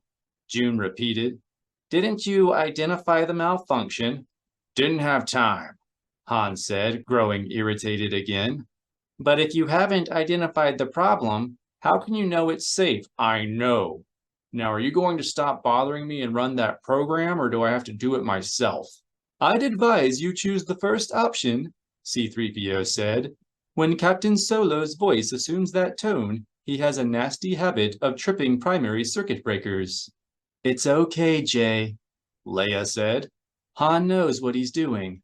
Oh, I realize that, Princess Leia, June replied. I was only asking because I like to understand how Han Solo makes decisions. Wouldn't we all? Leia replied. June ran the compensation program. Then they jumped back into hyperspace and spent the next quarter hour riding in silence, watching status readouts and listening for the faintest hum in the coolant lines. Finally, Han felt competent enough to pronounce the emergency past. He sent June back to tell the others they could return to their bunks, then looked over to find Leia staring raptly into her display, biting her lower lip as she double-checked June's compensation parameters against status readouts. She wore the same enthralled expression she'd often had as New Republic Chief of State, poring over a report on an initiative to feed hungry natives on Gottlegoob, or as a rebel leader studying a cruiser buildup on Farbog. It was a look Han had not seen since the end of the war with the Yuuzhan Vong, when the challenge of combat had faded to the drudgery of reconstruction, and they had retreated into the Falcon to build a smaller, more private life together. It was a look Han missed, and one he felt responsible for losing. As much as he loved having Leia all to himself, finally, he knew she needed more out of life. She would never be happy flying around just having adventures. She needed to be doing important things, putting the galaxy back together and seeing to it that the mega conglomerates did not end up owning everything, seeming to feel the weight of his gaze, or perhaps sense it through the Force. Leia looked up from the columns scrolling down her display. Something wrong? Nothing, Han said. I was just wondering. He wanted to say, if you were happy, but knew that would sound wrong. It would sound like he was unhappy. Well, if... June's parameters are very complete, if you're worried about that, Leia said. We're not going to stay in the safety margin. But when do we ever? Yeah, that's kind of my point. Do you ever miss our old place back on Coruscant? Leia cocked her brow and remained silent, studying him like a wart eyeing a creedle. Having a whole bedroom suite to ourselves, and a real kitchen where we could cook real dinners? The apartment is gone, along with everything else we might remember about that planet. Leia made a point of not looking at Han. And I don't recall you doing much cooking. That doesn't mean I don't like the food. And we could get another place. With the Reconstruction Authority trying to move the seat of government back. What's this talk about moving into an apartment? I thought you loved living on the Falcon. I do, but there's more to life than being happy. Leia frowned. Han, you're starting to sound confused. Have you been seeing color flashes? Feeling dizzy? Having trouble here? I'm not having a stroke. I'm fine. Good. Leia returned to her status display. So am I. And I'm not old. Did I say you were? Han activated his own display and went to work running sensor tests, trying to locate the fault that had prevented the safety system from detecting the coolant problem before it grew critical.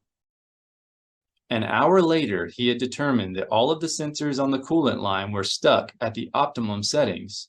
It took another hour to determine that the number 1 nacelle readings were being repeated on the number 2 status bar. By itself, either malfunction was dangerous. Together, they could prove catastrophic. I don't know where we serviced the hyperdrive last time, Han said, but the next time we're in the neighborhood, remind me to send them a concussion missile. Bad coolant? Leia asked. Corrosive impurities were the cause of most coolant problems. Yeah, and that's not all. Some short circuit ran a double status feed from the number 2 nacelle. Really? Leia grew thoughtful.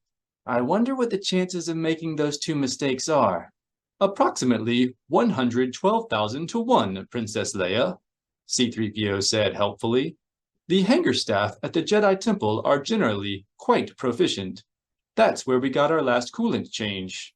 Han turned to Leia. Something smell bad to you? Very, she said. The temple would know by now if it had been using bad coolant. Someone would have warned us. Yeah, it's gotta be something else. Sabotage? That'd be my bet. 3PO, find out how Saba's doing, and have Meewall and Cockmame do another sweep of the ship. Tell them to look for droppings or bug tracks. That may be the only way we know they're here. They? C-3PO asked. Killix. Stowaways. The droid left to obey. Han turned to find Leia staring out the viewport with a distant expression. It was the same look he'd seen a dozen times as she reached out in the Force and tried to warn Luke about the assassin bugs Saba had found. He waited until her attention returned to the cockpit, then asked, Any luck? Luke's preoccupied with something about our family. I think he thought I was trying to tell him about Saba. Leia shook her head. And I just don't have strong enough connection with Mara. What about Jason? I don't know. I can't tell if he doesn't believe me or just doesn't understand. Blast. We could use a little help here. If this is sabotage.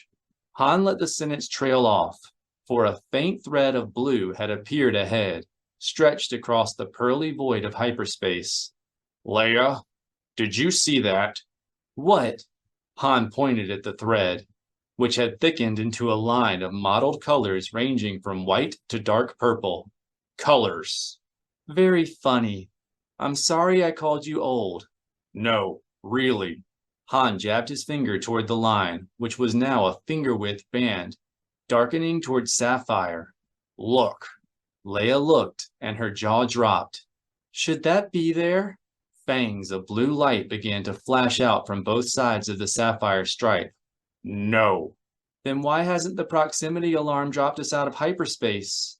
You don't want to know. By the time Han had a hand on the hyperspace disengage, the sapphire stripe had thickened into a braided grimace of purple and white, and the tips of the blue fangs were flashing clear up to the canopy.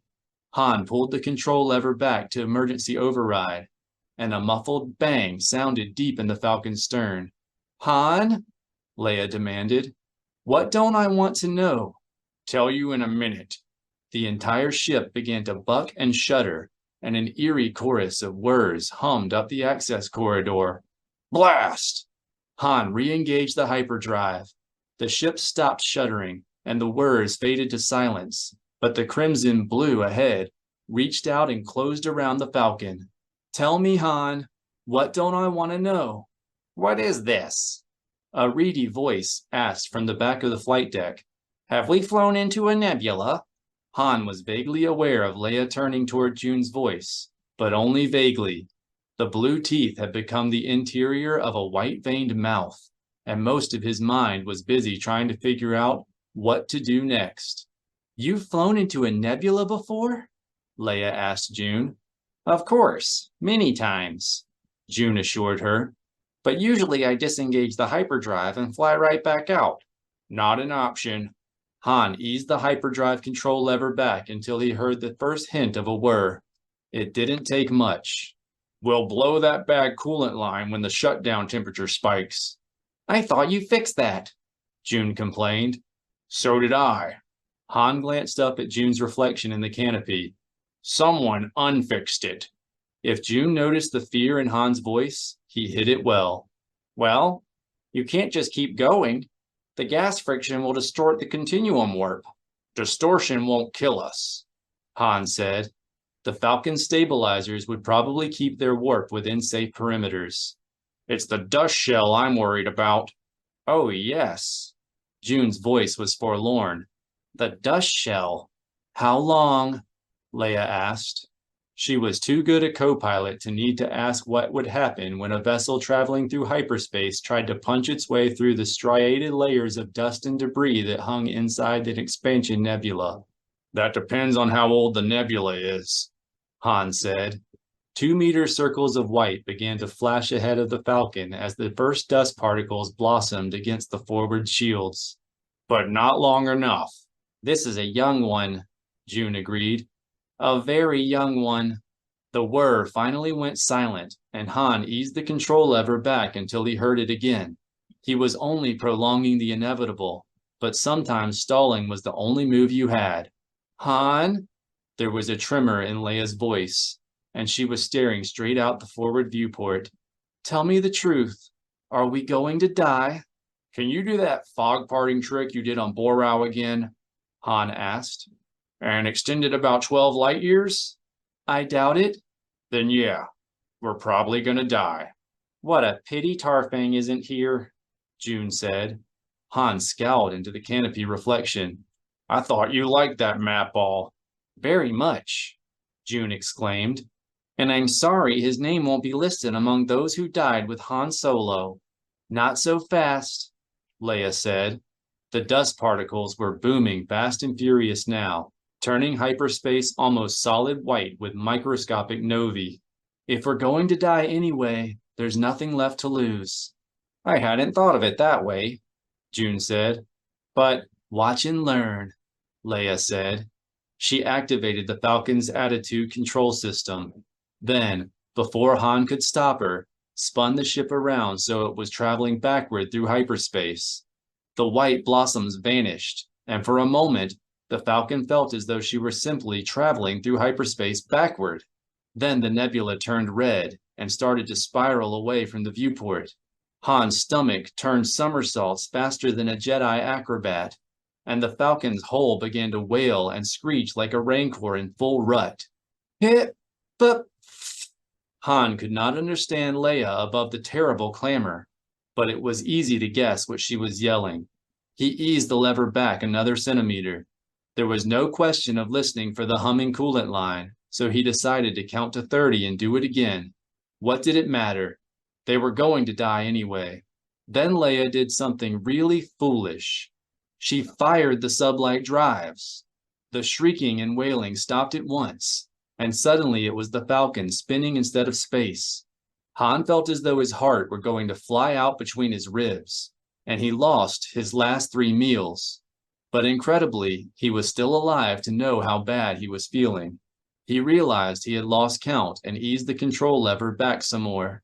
The whir returned. It occurred to him that the Falcon had fallen otherwise silent, which meant they weren't being pelted by dust particles, which meant the sublight drives were blasting a hole through the dust shell. And Han looked over to congratulate Leia. Her face was 1 meter wide and 5 centimeters tall. Nice try, he said. It came out in his own head. He doubted he would ever know how it sounded to Leia.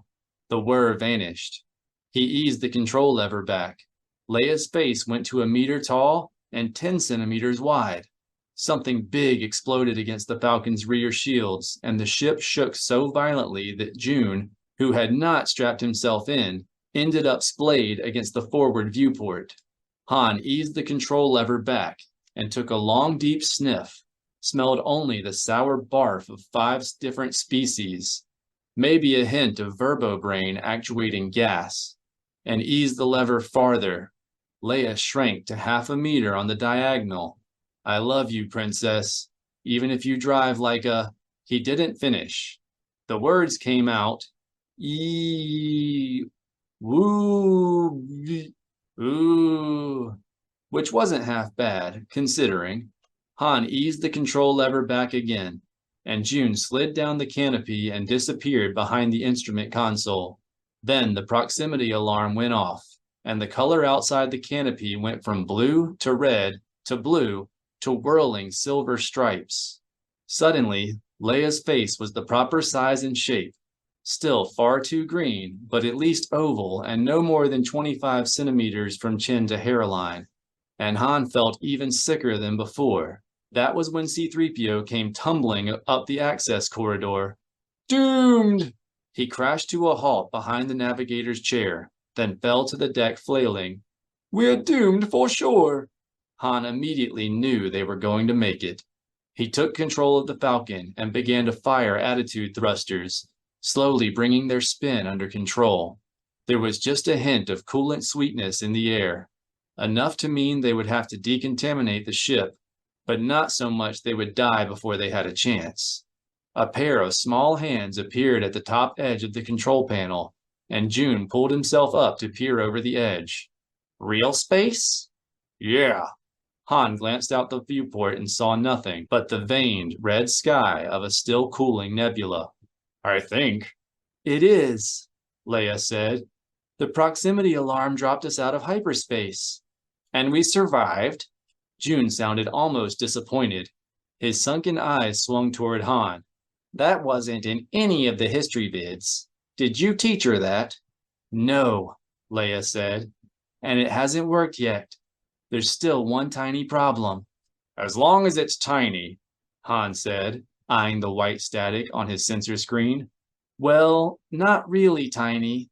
Leia used the attitude thrusters to spin the Falcon around, bringing into view the green, rapidly swelling disk of the planet they were about to crash into. It was big enough to drop us out of hyperspace. 23. Jacen dropped out of the tick tree to discover that even here, in the muggy heart of her private jungle garden, Queen Mother Tenel Ka was not alone.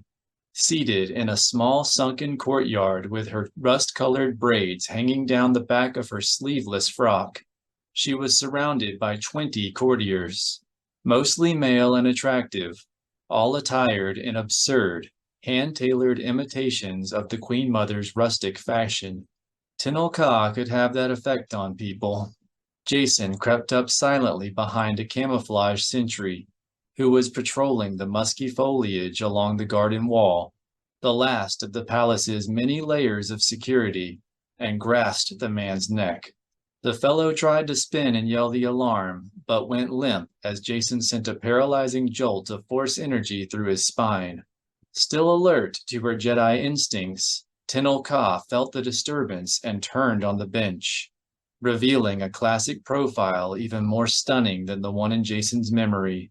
He expanded his presence in the Force so she would not be alarmed, then lowered the unconscious sentry to the ground and stepped out of the shrubbery. Several courtiers cried out and sprang forward to shield Tenel Ka, and 3 more sentries emerged from the foliage along the garden wall. The 2 guards with clear angles zipped blaster fire in the intruder's direction, while the 3rd called for help. Jacen deflected the bolts with his palms, then reached out with the force and jerked the blaster rifles from their hands. Cease fire, Tenel Ka ordered, a bit late. Stand down. The guards, already rushing Jacen with their hand blasters half free of their holsters, reluctantly obeyed. The nobles complied far less reluctantly. Once Tenel Ka was satisfied her orders were being followed, she leapt onto the courtyard wall and, smiling warmly, opened her arms. Jacen was not surprised to see that the right one still ended at the elbow. After the sparring accident that had claimed the limb, Tenel Ka had refused an artificial replacement, keeping the stump as a reminder of the arrogance that had led to the mishap. Jacen, she cried. Welcome. Thank you. It warmed Jacen's heart to find such an enthusiastic reception. It's good to see you again, Queen Mother. Jacen stepped forward to receive her embrace, half a dozen burly Hapans blocking his way. One of them, an icy-eyed noble with neck-length blonde hair and no left hand, glanced back at Tenel Ka. This man is a friend of yours, Queen Mother? Clearly, Drokel. Tenel Ka pushed between Drokel and an even larger noble missing an entire forearm. Would I wish to hug him if he weren't? She pressed herself tightly enough to Jacen's chest for him to tell that a lot had changed in the last 5 years. All for the better. Jacen hugged her back, and noting the noxious glowers from her male courtiers, tried not to smirk. I apologize for entering this way, Jason said, but your social secretary refused to announce me. He kept telling me you were unavailable. Tenel Ka released him and took a step back, her expression darkening.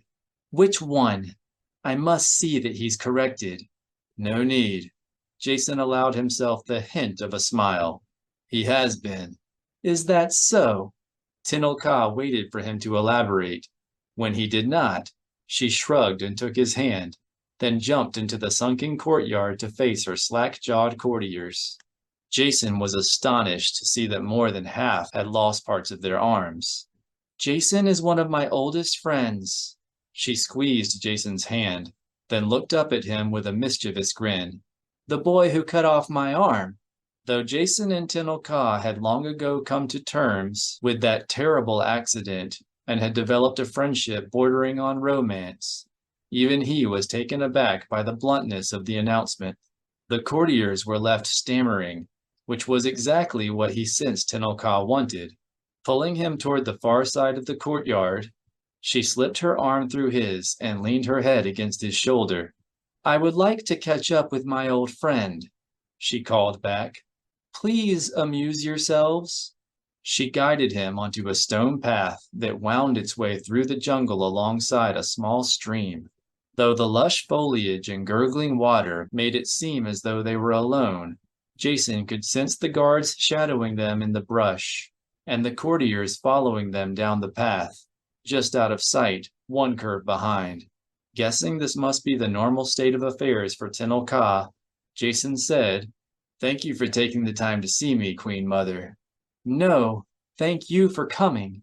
You cannot know how refreshing it is to speak with someone who is not trying to win my hand or coax something out of me. Jason felt instantly guilty. Actually, I did come to ask a favor. A big one. I know. Tenel Ka squeezed his arm and leaned closer to him. That changes nothing I said. Hapen nobles never ask. They arrange or contrive or, if I'm lucky, merely persuade. You would not believe what they do to curry favor. Jason raised his eyebrow. The amputations? Fencing accidents, Tenel Ka snorted. The path came to a jungle pond, complete with a waterfall and a small island rising out of the green water. To judge by the number of limbs being preserved in Hapen cryovats, most of my idiot nobles have no idea which end of a sword to hold.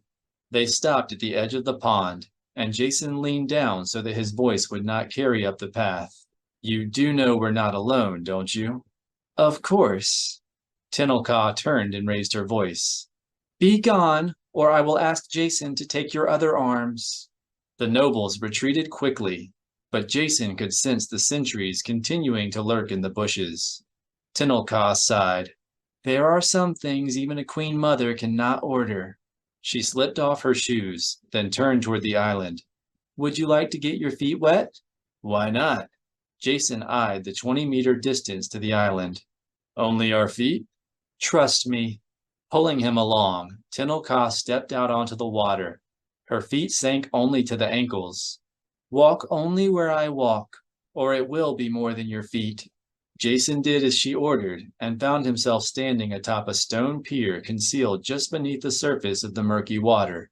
The secret way, Tenel Ka said.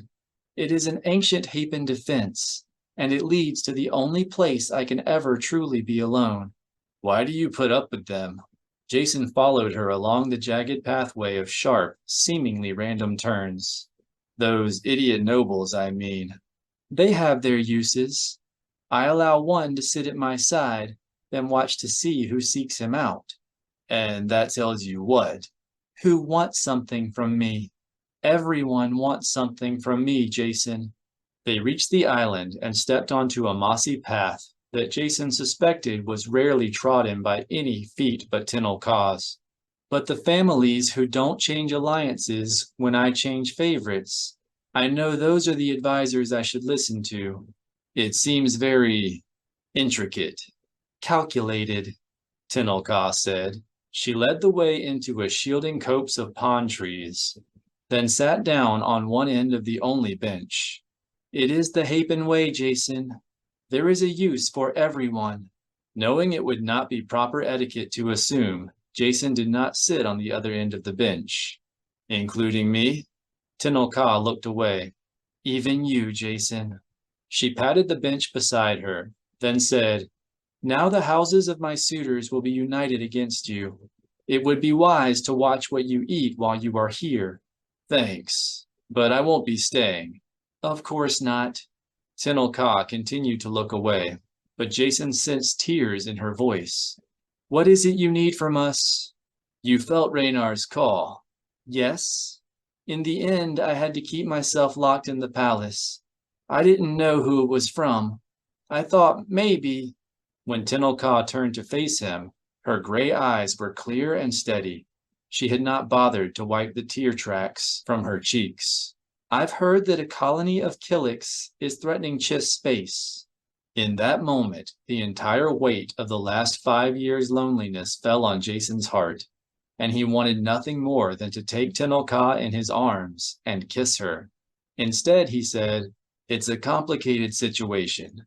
Jason went on to recount his journey into the colony, from his arrival at Lizzle to his exploration of the Tachyon flyer to joining Jana and the rest of the strike team on Julio. Tenel Ka's gaze never strayed from his face, and he described his slowly dawning awareness that the Killiks shared a collective mind, what Raynar had become, and Silgal's theories about how the pheromones altered the joiners' minds. This drew a cocked brow from Tenel Ka, and for a while she seemed a young Jedi Knight again, her thoughts consumed by adventure and mystery rather than intrigue and politics. Jason ended by reporting the mysterious attacks against his parents and uncle and aunt, and by noting that the Killiks claimed to have no memory of Lomi or Welk. The two of them just disappeared after the crash, Jason finished. The Killiks insist Raynar was the only one aboard the flyer, even though I know he dragged both Lomi and Welk out of the fire. Jason did not say exactly how he knew. There was no reason to go into the subtleties of Ang-Ti flow walking right now. Tenel Ka sat in deep silence for several moments, then swung around, straddling the bench, and faced him. What became of MTD? Lobaka's translator droid? He was on the flyer when it was stolen. I think he was destroyed in the fire. I found a melted lump of metal that kinda looked like him. Tenel Ka sighed. Too bad. He could be a very annoying droid, but I know Loie would have liked to have him back. Their gazes met, and neither hurried to look away. So you've come to ask me to leave here and help track down Lomi and Welk before they create a whole legion of Dark Jedi? Jason's heart leapt. You could do that? Tenel Ka smiled, but her eyes turned sad. No, Jason. It was a joke. I see, Jason said, also growing a little sad. Am I required to laugh? Only if you wish to avoid offending the Queen Mother. Never. Jason laughed dutifully, then added, You still have a lot to learn about jokes. So you say. Tenel Ka raised her hand and made an elaborate wave skyward. Everyone here seems to think my jokes are quite funny. And you trust them? Only the ones who don't laugh, Tenel Ka admitted. She swung her leg back over the bench and assumed a more regal pose. All right, Jason. I confess, I cannot guess. What is it you require of us? A battle fleet, he said, for the colony. Tenel Ka's face did not show the surprise that Jason sensed from her in the Force. That is a great deal to ask. The Hapes Consortium is a member of the Galactic Alliance. Does that mean the Galactic Alliance makes your decisions for you? Tenel Ka's gray eyes turned steely. It means that we try to avoid angering Alliance friends. It's more important to prevent this war. The Chiss are pushing too hard, and the Killiks couldn't withdraw if they wanted to. It's going to erupt into full-blown carnage, unless something happens to give the Chiss pause and the colony a reason to be patient. And why should it matter to the Hapen people if a border conflict on the other side of the galaxy does become war? Because it would end in xenocide, one way or the other, Jason answered. Tenel Ka turned and looked up into the palm trees, and Jason sensed in the silence her Jedi instincts battling her duties as the Hapen Queen. The Killiks are tied to the history of the galaxy in a way we don't understand yet, Jason said. They were living in cities before humans learned to build, and they were a civilization before the Sith were spawned. They were here when Centerpoint and the Maul were constructed, and they were driven from Alderaan by the beings who did it. Though Tenel Ka's gaze remained in the treetops, her eyes widened, and Jason knew he was reaching her. Tenel Ka, the galaxy will turn on what happens next, and the Killiks are the pivot point. We need time to figure this out, because it could be total war, or true and lasting peace. Tenel Ka finally turned to look at him. What about the will of the Force, Jason? Why not trust it? The reference to the Jedi's new understanding of the Force made Jason think of Vergere, the lost master who had opened their eyes to so much of that new understanding, and he smiled at the first truth she had taught him. Everything I tell you is a lie. To Tenel Ka, he said, should I trust a river because it wants to run downhill? Tenel Ka frowned. I am the one who asked the questions on Hapes, Jedi Solo. Jason chuckled. Okay. The Force isn't a deity, Tenel Ka. It's not self-conscious, and it isn't capable of caring what happens to us. It's a flow. Its only will is to remove that which blocks it. When we facilitate that flow, when we allow it to run through us to others, we're in harmony. We're using the light side. And the dark side is when we block that flow and turn it to our own ends. We keep it from others, and when we release it too quickly, we turn it from a nurturing stream into a destructive flood. Didn't Vergere teach that our intentions make an act dark or light? She did, Jason admitted, and she was telling the truth from a certain point of view. If you have good intentions, you tend to let the Force flow through you. If not, you tend to bottle it up inside, and it starts eating away at your good looks. Tenel Ka looked at him from the corner of one eye. I prefer my truths to remain true from all points of view. Sorry, the Force is too big. And this is what you've learned in the 5 years you were gone?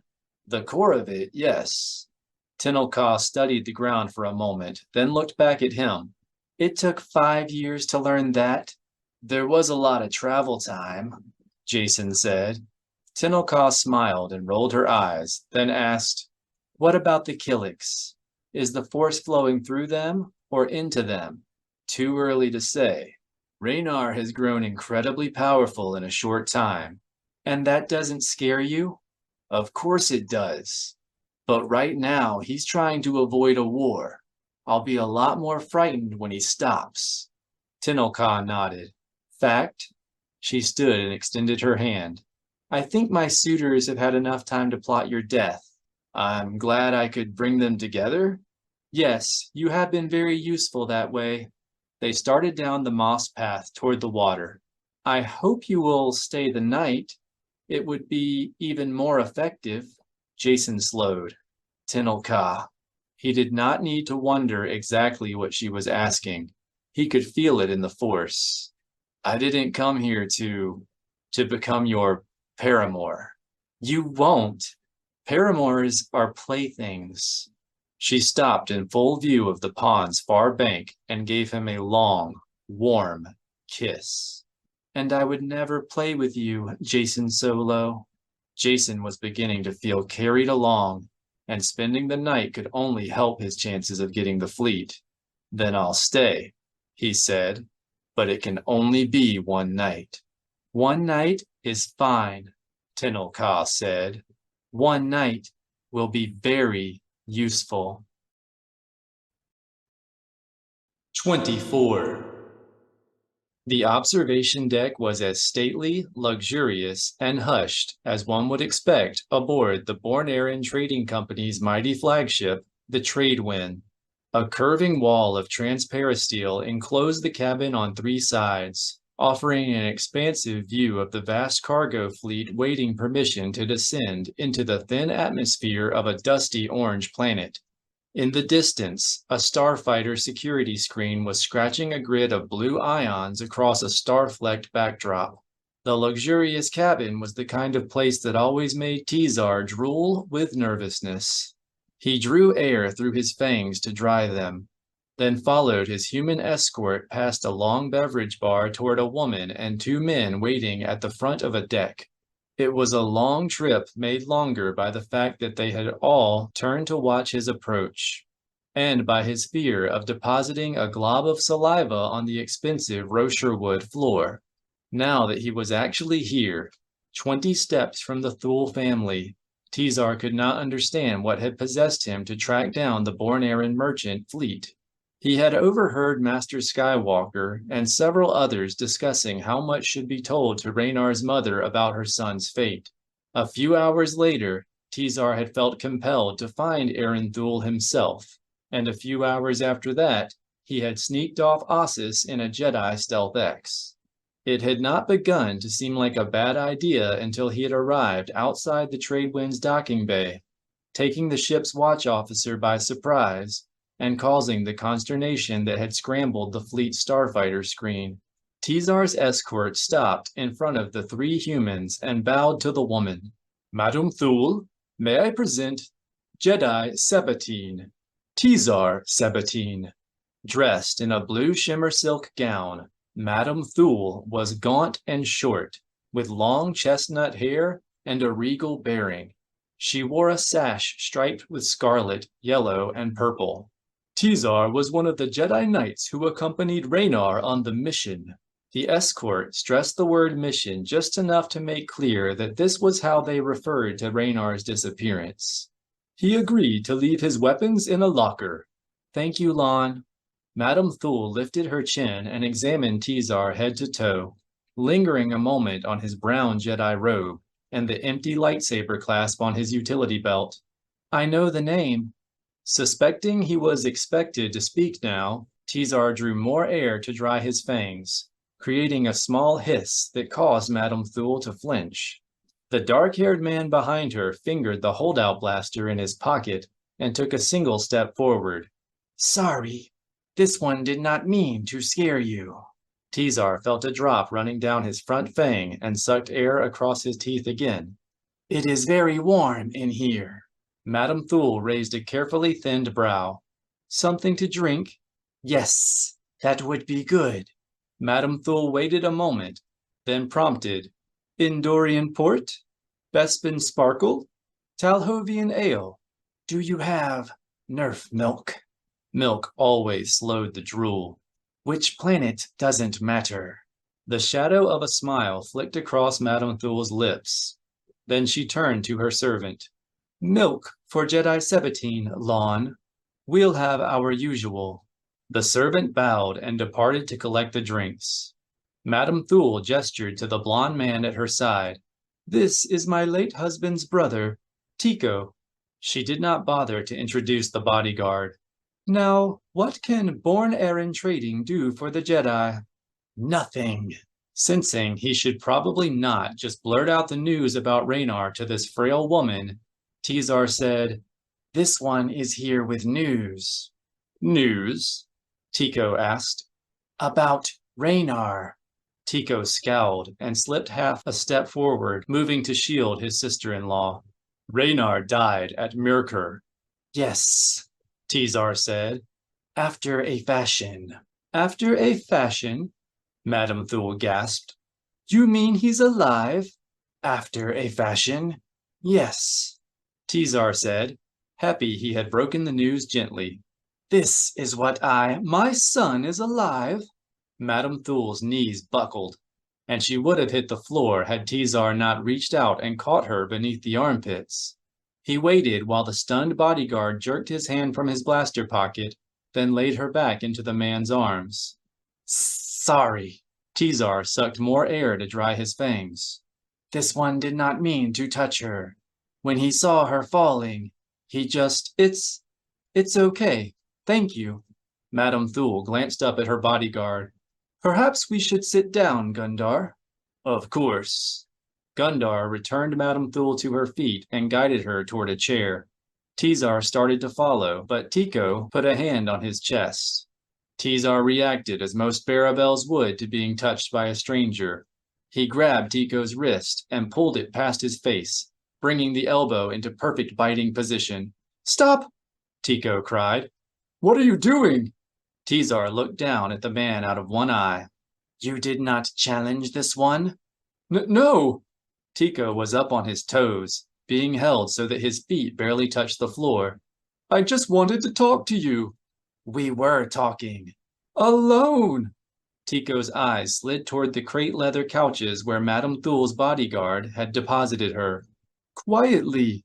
"My brother-in-law is being protective," Madame Thule explained from her seat. Her blue eyes shifted to Tico. "That's hardly necessary, Tico.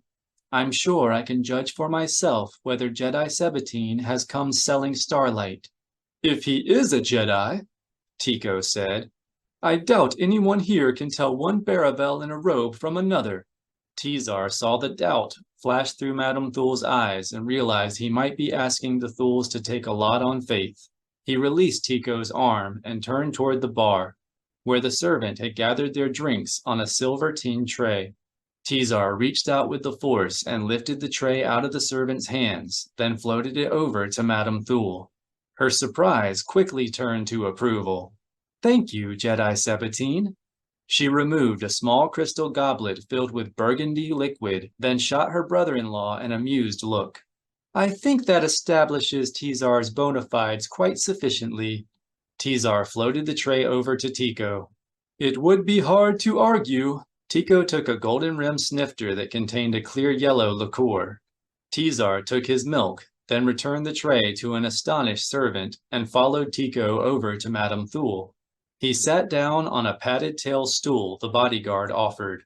"Now, Jedi Sabatine, tell me about my son," Madame Thule ordered. "What does after a fashion mean?" "The ship he was aboard crashed in the unknown regions. There was a fire." "Oh?" Madame Thule reached for her brother-in-law's hand. "Go on." "He was taken in by a nest of sentient insects." "The Killiks?" Tico glanced at Madame Thule. "Our agents have been hearing reports of an insect colony in the unknown regions."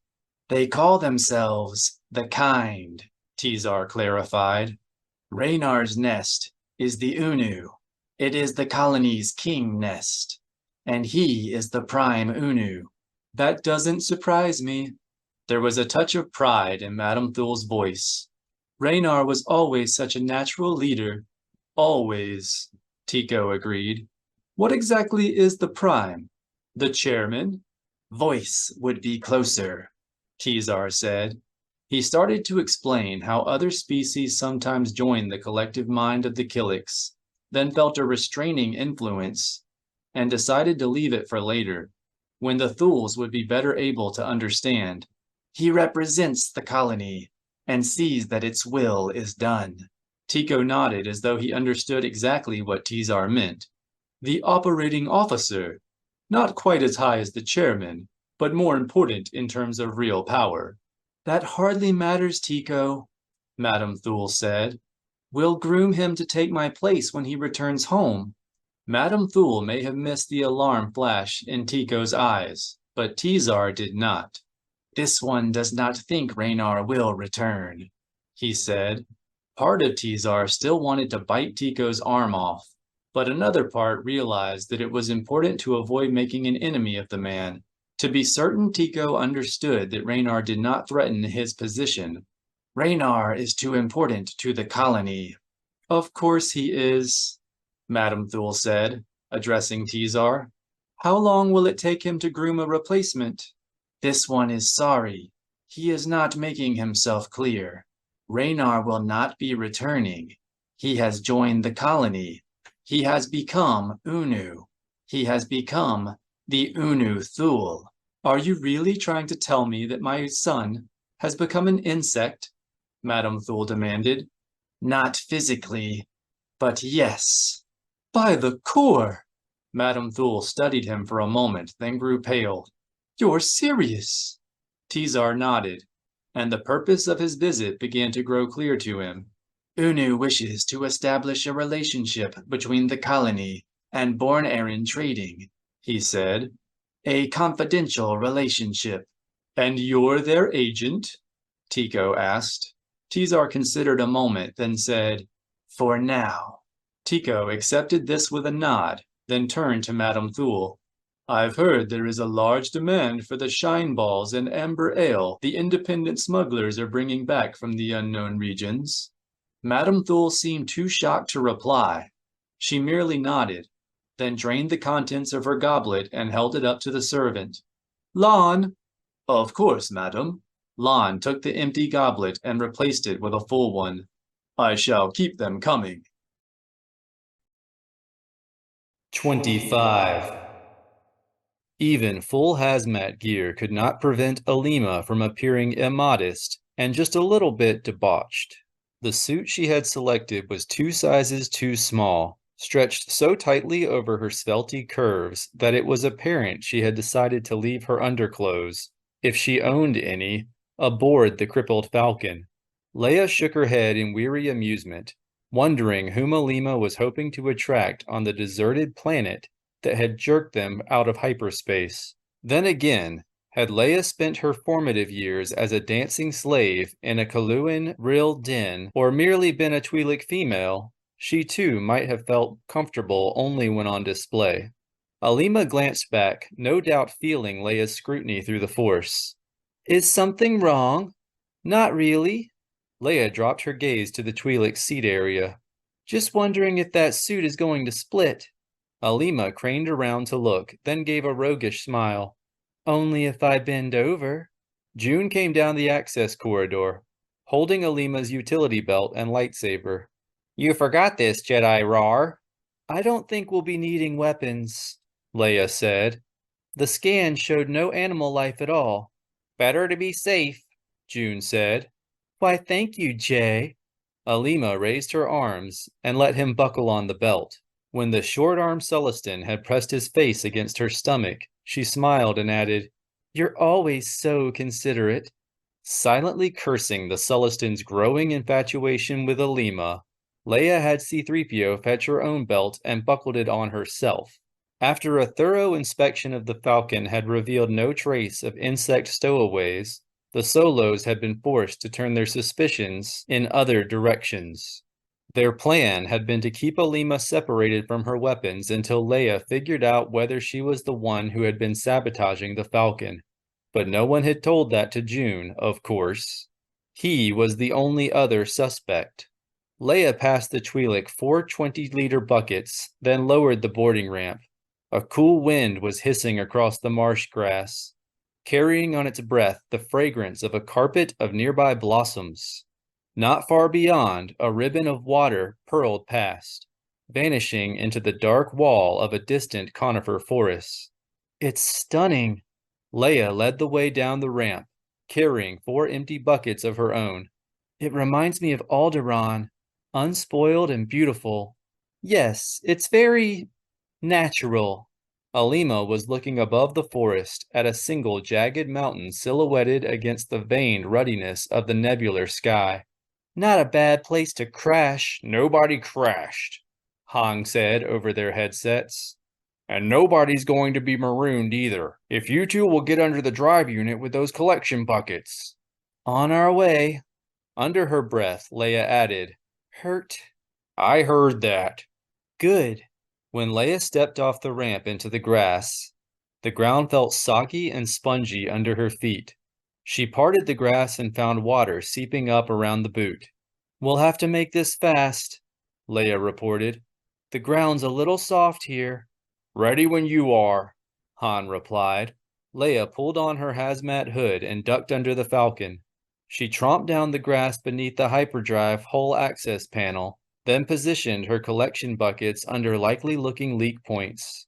Only when she finished did she notice that Alima was out beyond the boarding ramp, kneeling over a magenta blossom the size of a Wookiee's hand. Alima, we're kind of in a hurry here.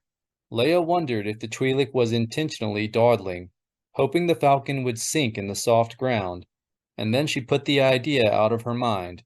This was going to be dangerous enough without Alima sensing her suspicion through the Force. "We can look at flowers later." "Sorry."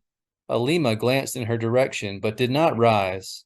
"Are you sure there are no animals here? No insects or birds or flying mammals?" "The scan didn't reveal any," Leia said, "and I've seen nothing to suggest it was wrong." "Interesting." Alima plucked the flower off its stem and brought it over to Leia.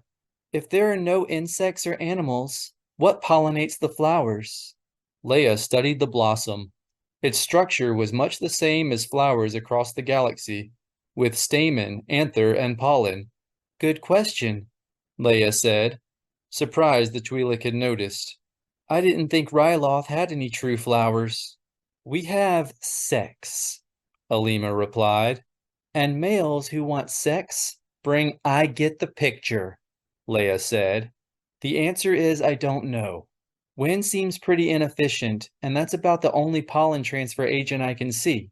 Han's voice came over their headsets. "If you two are done talking about the birds and the bees, I'd like to change out this coolant line before the Falcon sinks to her belly." "It's my fault." Alima's voice assumed the same purring quality she used with June. "I hope you can forgive me." "That remains to be seen," Han said. Leia winced at Han's cool tone, but saw no sign that Alima had sensed truth beneath his words. The Twi'lek simply retrieved her own buckets and positioned them beneath the Falcon, then curled her Leku into her hood and pulled it on. "Ready!" Han grunted, and one corner of the hyperdrive hull panel sagged open.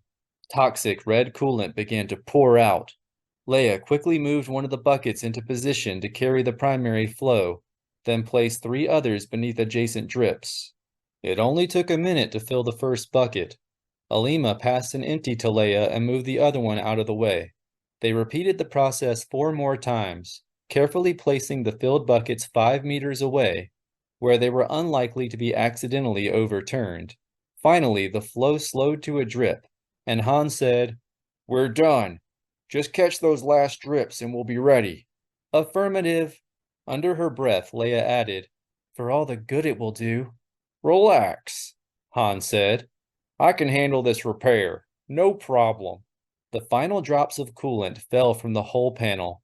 When they moved the last buckets aside, Leia was surprised to find the first little bit that had fallen on the flattened grass was evaporating before her eyes. "Look at that," Leia said. "It killed the grass," Alima observed. "That's to be expected." "It should have killed a lot more," Leia replied. "And look at how fast it's drying up. It's not that hot or dry around here." Alima shrugged. "Maybe the grass is absorbent?" She glanced at the vast field surrounding the Falcon, then added, "I don't think we need to worry about environmental damage." They carefully wiped the access panel down with absorption pads. Then Leia reactivated her throat mic. "Okay, it's clean. You can close up now." The panel hissed into place, then Han asked, "How much did you get?" Leia eyed the buckets. "About 120 liters." "That's all?" "Maybe 130, Leia said. "No more." A disappointed sigh came over the headsets. "It'll have to do, but don't spill a drop. We need it all." "Copy." Leia picked up a bucket, using both hands on the handle, and started up the Falcon's ramp. "We'd better take it in one bucket at a—" A liquid thunk sounded behind Leia, and she turned to find Alima holding a broken handle. At the Twi'lek's feet lay 3 overturned buckets, an 80-liter pool of hyperdrive coolant slowly spreading across the ground. "Alima!" Leia was trying to feel genuinely surprised rather than disappointed to avoid giving Alima any hint that this was exactly what she'd expected. "What happened?" "The handle broke," Alima said. "I'm—" The Twi'lek's eyes grew large behind her faceplate, and suddenly she sprang toward the Falcon's prow in a diving roll. An instant later, Meewal and Cockmane dropped out of the ship's far side airlock, their blaster rifles spraying stun bolts at the place Alima had just been standing. Blasted Jedi danger sense. Alima came up on her knees, her hazmat-gloved hands fumbling for her lightsaber. Did they get her? Han asked over the headset. Leia and Alima answered together, No! The Nogri spun toward the Falcon's prow and opened fire again, but Alima was already leaping behind a landing strut. Leia dropped her own bucket and started to circle behind the Twi'lek, fumbling at her lightsaber through the thick hazmat gloves. Wait! Alima cried. What's this about? Spilled coolant, Han replied over the comm. It was an accident. Sorry, kid. We were watching on the hull cam. You broke the handle. The 4 remaining buckets of coolant rose and went flying toward Meewal and Cockmame. The Nogri dodged easily, but the maneuver gave Alima time to pull off her hood and gloves and snap her lightsaber off her belt. Blasted telekinesis! Leia pulled off her own gloves and hood, then grabbed her lightsaber and continued toward the prow. Though she felt certain the colony was behind Alima's treachery, Leia could not help feeling hurt, angry, and confused. Somehow, the Twi'lek's vulnerability felt like a betrayal in itself, and Leia could not help wondering whether Jana had really been as surprised as she seemed when Alima announced her plans to return aboard the Falcon, or if her own daughter had known the plan and kept silent about it. Alima glanced in Leia's direction, but then Cockmame and Meewal were fanning out toward her flanks, firing as they ran. The Twi'lek spun from her hiding place, her silver blade deflecting the Nogri's stun bolts back at them as she ran. Han continued to chatter at Alima over the headsets. What I can't figure out is why. What did we ever do to you? We told you, Alima insisted. It was an accident. You kicked over the buckets. We had no choice. Alima launched herself through the air, flipping and corkscrewing closer to Cockmame, turning bolt after bolt in Meewal's direction. You betrayed the colony. We betrayed them? Han was incredulous. Saba's the one lying up there half dead. You see? Alima landed. You blame the colony. We can't. She directed one of Cockmame's stun bolts into Meewal's chest. Let you poison the Master's counsel against us. Meewal dropped to her knees but kept firing. Leia ducked under the Falcon's prow, ignited her own lightsaber at mid-guard, and raced to attack. Alima did not even show Leia the respect of turning around. She simply raised a leg and planted a hazmat boot squarely in Leia's stomach and sent her flying back into the landing strut, then directed a second bolt into Meewal and turned all her attention to Cockmame. How's it going down there? Han asked. Leia answered, trying to suck some air back into her lungs. Ugh, that good? Seeing that his blaster fire was doing him more harm than good, Cockmame tossed it aside and drew his favorite weapon, a thin Durasteel club, connected by a hilt cord to a short sickle. Alima continued her advance more slowly, her lightsaber weaving a silver shield in front of her. Leia really didn't want to turn this into a killing fight, but neither did she want to die marooned on an empty planet. She pointed to the bucket she had left near the boarding ramp and used the Force to send it flying at Alima, then pointed at Cockmame's discarded blaster rifle and sent that flying as well. Alima pivoted away from the bucket and ducked the blaster rifle.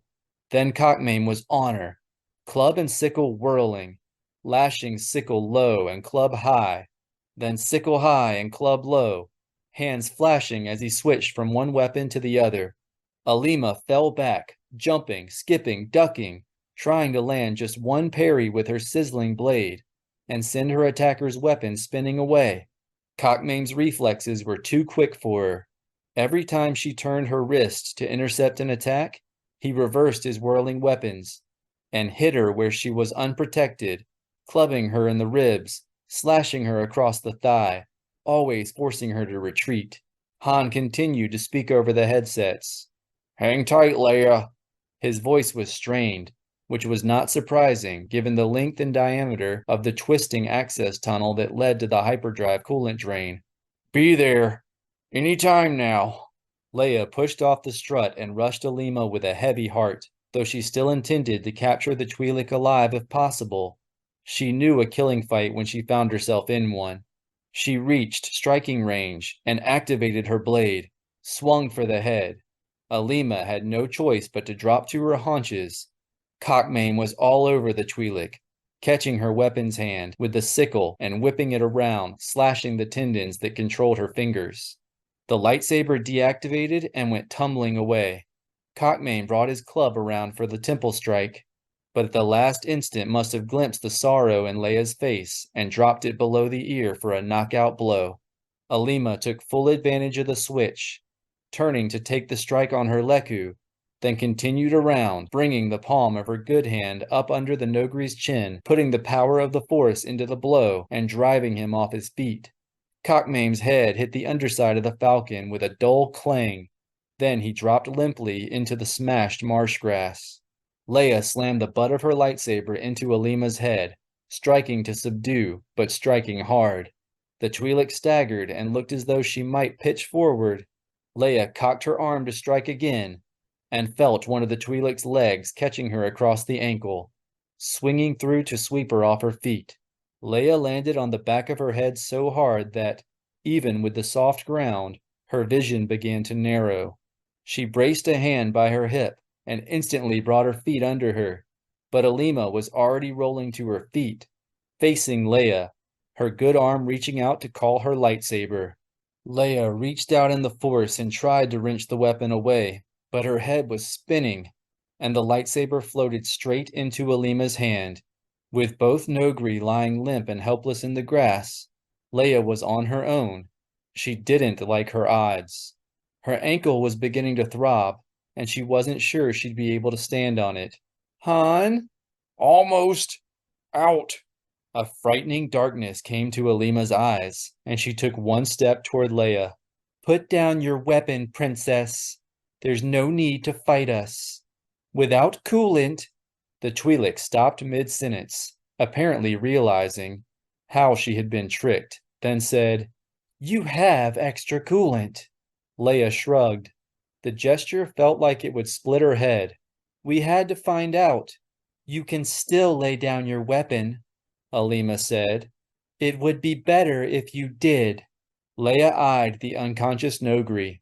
If they had failed to take Alima by surprise, it seemed unlikely that Leia could win a lightsaber duel, even if Alima would be fighting with her offhand. You're right about one thing, Leia said. There's no need for us to fight. I've been reaching out to Luke in the Force. Alima remained where she was, about 5 steps from Leia, safely out of attack range, but close enough to spring.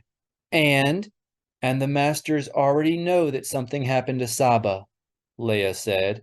Her vision had returned to normal, but now her head was throbbing worse than her ankle. They know the Skywalkers might have a stowaway too. My guess is they'll assume the colony is responsible. You're lying. You're a Jedi Knight. You should know I'm not. Alima's eyes narrowed, and Leia felt the Twi'lek probing her mind, searching for any hint of deceitfulness. Leia made no attempt to resist. The colony's best chance is to win the Master's support. Its only chance is for you to go to Ossus now and explain what really happened. Alima's lightsaber crackled to life. You won't win any friends for the colony that way, Leia pointed out. Alima shrugged. It doesn't matter to you? Leia began to drag the Force into herself, preparing to pull herself to her feet the instant the Twi'lek even looked like she was going to advance. I thought you sabotaged us because... Leia let the sentence trail off, suddenly realizing how badly she had misunderstood the situation. Alima did not know why she had sabotaged the Falcon. She thought she was protecting the colony when she was actually damaging any chance it had of winning the Master's sympathies. And why? Luke and Mara? Or Ben? Leia's heart felt like it would burst with rage. You ungrateful! Alima sprang. Leia activated her lightsaber and blocked the Twi'lek's first attack, then stretched out with the Force and used it to pull herself to her feet a dozen paces away. Alima started after her, coming fast but under control, and that was when a muffled thud reverberated from inside the Falcon. Han finally dropped out of the hyperdrive access tunnel into the aft service corridor. Alima glanced up and Leia had an idea. Han, I think she's figured us out, Leia screamed into her headset. She's looking toward the drive exhaust. The drive exhaust? Han managed to make his confusion sound like alarm. Well, stop her. If she cuts one of those, Han? Yeah? Enough, Leia said. Han certainly knew his own ship well enough to realize that the aft escape pod discharged a couple meters forward of the drive exhaust, and she would just have to trust him to figure out the significance of that. She has a headset too, remember? All right, just stop her. Leia raised her lightsaber and charged. Alima looked first puzzled, then worried. Then finally she pivoted away and blocked as Leia swung at her head. Leia kicked wildly at the Twi'lek's leading foot, forcing her to step back, then swung again at the head. Alima blocked and stepped into the attack, trying to work her way past Leia to strike at the drive exhaust. Leia attacked hard, smashing her knee into Alima's ribs, forcing herself not to look toward the escape pod hatch, to not even think about it. Alima surprised Leia with a spinning hook kick that caught her across the shins and sent her sprawling onto her face, just centimeters from the pool of spilled coolant. Han's panicked voice came over the headset. Leia, stop her! Leia looked up to find Alima racing past, only 3 steps shy of the pod hatch but a full meter off to one side. She locked her blade into the activated position, then rose to her knees to throw her lightsaber at the Twi'lek's shoulder. Whether Alima sensed or heard the blade coming did not matter. She dodged away, and that was when the escape pod's outer hatch blew, catching the Twi'lek along her whole left side, buckling her knees and leaving her lying motionless in the grass. By the time Leia had scrambled to her feet and raced over to make sure Alima would not be getting up again, C-3PO was already riding the rear cargo elevator down with a hypo full of tranquilizer in his hand. Well done, Mistress Leia, C-3PO said. Captain Solo said all along that experience, give me that. Leia snatched the hypo from the droid's hands and knelt down to inject the Twi'lek, then nearly fainted as a terrible pain shot up her leg. Blast! If I'm going to make a habit of this, I really need to practice more. 26. At the near end of the Academy training grounds, the youngest students were practicing force leaps, stepping to the mark with knitted brows and launching themselves one after the other over a 3-meter crossray. Most cleared the red beam with a simple arcing dive, then dropped into the landing area head first, relying on the safety repulsors to break their falls. But a few, especially from their more agile species, executed graceful somersaults and came down on their feet. Some of the children in line noticed Luke and Mara emerging from the access tunnel and began to point and whisper, so Luke made a show of nodding approval as the next few jumpers cleared the beam. These are Woodoos, Luke explained to their guest, Aristocra Chaform Ventrani, of the Chiss Ascendancy. They're our youngest students. Your youngest? A few centimeters shorter than Luke, the Aristocra was relatively small for a Chiss, with a blue angular face just beginning to sag with age. How young are they?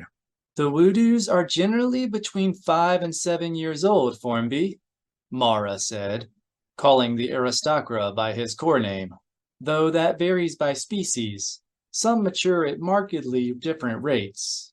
Yes, well, we wouldn't have that problem in the Ascendancy. Formby folded his hands behind his back and peered across the running track of children. Which one is your son? Luke felt the pang in his wife's chest as clearly as the one in his own, but when Mara answered, her voice betrayed no hint of her emotions. Our son doesn't attend the Jedi Academy. How strange. Formby continued to watch the Woodoos. My file lists his age as 7. Ben is withdrawing from the Force. As much as it pained him, Luke had no intention of hiding the fact. That would have implied he was ashamed, and he was not. We don't know why. Formby turned. I didn't know children could do that. Most can't, Mara said. Ben demonstrated exceptional power from birth. This only confirms how gifted he is. I see, Formby said. I am sorry, then, that he is choosing not to develop his potential. We're not, Luke said. He felt Mara's ire rising, but the smile on her face remained polite. Winning Formby's cooperation was going to be difficult enough without allowing Chiss manners to become an issue. Children must want to be at the academy to succeed. We don't force anyone to attend, and we do everything we can to encourage them to enjoy their time here. We even arrange employment for their parents on Ossus. Some are assistant trainers here at the academy, Mara said, and we encourage students to develop at their own pace. So when Ben is ready, his natural abilities will allow him to establish himself very quickly. I have no doubt. Formby turned back to the training grounds, looking past the Woodoos to where the Rontos were practicing telekinesis by smashing giant beanbags against each other. But I'm sure you didn't summon me here to discuss Jedi training techniques. As a matter of fact, we did, Luke said. They had also asked Soontir Fel to come, but he had politely declined, explaining it would not do for anyone on the Defense Fleet General Staff to consort with Ascendancy enemies. We want you to understand what goes into the training of a modern Jedi. Hoping to impress me so much that I'll persuade the ruling council to let you handle the Koribu problem? Formby asked. Precisely, Mara said, and it was an invitation, not a summons. Funny, your message mentioned the Brask Auto. That's right, Luke said. The Brask Auto was a Chiss battle station he and Mara had saved during an earlier trip into Ascendancy territory. We wanted you to know it was authentic. Formby smiled. As I said, a summons. We Chiss always repay debts of honor. He waved a hand toward the interior of the training complex. Please, impress me. Luke led the way across the running track to the slide walk that circled the inner fields, then heard an alarmed whistle behind them. He glanced back to find R2-D2 traversing in a banked turn, one tread off the ground and perilously close to tipping over. Your droid seems rather intoxicated, Formby observed. A memory fault is playing havoc with his systems. Luke reached out in the Force and carried R2-D2 over to the slidewalk. I don't want it repaired until we find a way to extract some information stored in the chip. Formby watched with an amused expression as the droid settled onto the slidewalk behind him. And this information is so valuable you must keep the droid with you at all times. Luke thought for a moment, then said, yes. The truth was that R2-D2 kept scheduling himself for a chip replacement, so Luke had decided to keep him nearby until the Galactic Alliance's best slicer, Zakaris Gint, arrived to bypass the security program protecting the memory chip. It could solve a very old mystery for us. Then I wish you luck, Formby said. He pointed to a circle of 12-year-olds, banthas, sitting cross-legged around a single happy-looking nerf, waving their fingers and sending the contented beast waddling back and forth among them. What in space are they doing? Mind tag, Mara explained. It's how they develop their persuasive abilities. Formby gave her a sharp look. I trust that's not how you intend to persuade me. The technique only works on the weak-minded, Luke said, and no Jedi would ever consider a Chiss aristocrat to be weak-minded. Good. I was given to believe Jedi Knights are rarely fools. We generally try to train that out before anyone becomes a Jedi Knight, yes, Mara said. Then why do you insist on involving yourselves at Koribu? Formby's voice was casual, as though it were only an idle question. The conflict is no concern to the Galactic Alliance. The Jedi serve the Force. Luke was keeping an eye on R2-D2, making sure he did not wander off. Our concerns reach well beyond the Galactic Alliance. Formby's gaze grew hard. Into the Ascendancy? Into the colony, at least. Luke said. Formby looked away, focusing his attention on a group of 14-year-olds who were using their lightsabers to bat live blaster bolts back and forth. These students had no nickname. Once students built their first lightsabers, they were simply known as apprentices. You understand nothing about the colony, Formby said, almost absently. If you did, you would leave it to us. We understand that what you're doing at Karibu comes close to violating Chiss law, Mara said, unless the ascendancy has bent from 1,000 years of tradition. A lot has changed in the ascendancy. Formby's voice grew resigned. But not that. It remains unlawful for the Chiss to be the aggressor people. I've always admired that about the ascendancy, Luke said. In truth, I find it rather quaint. But having no desire to find myself exiled, I follow the law, even if it means the destruction of the ascendancy itself. A line of 10-year-old students appeared ahead, racing toward Luke and the others against the flow of the slidewalk.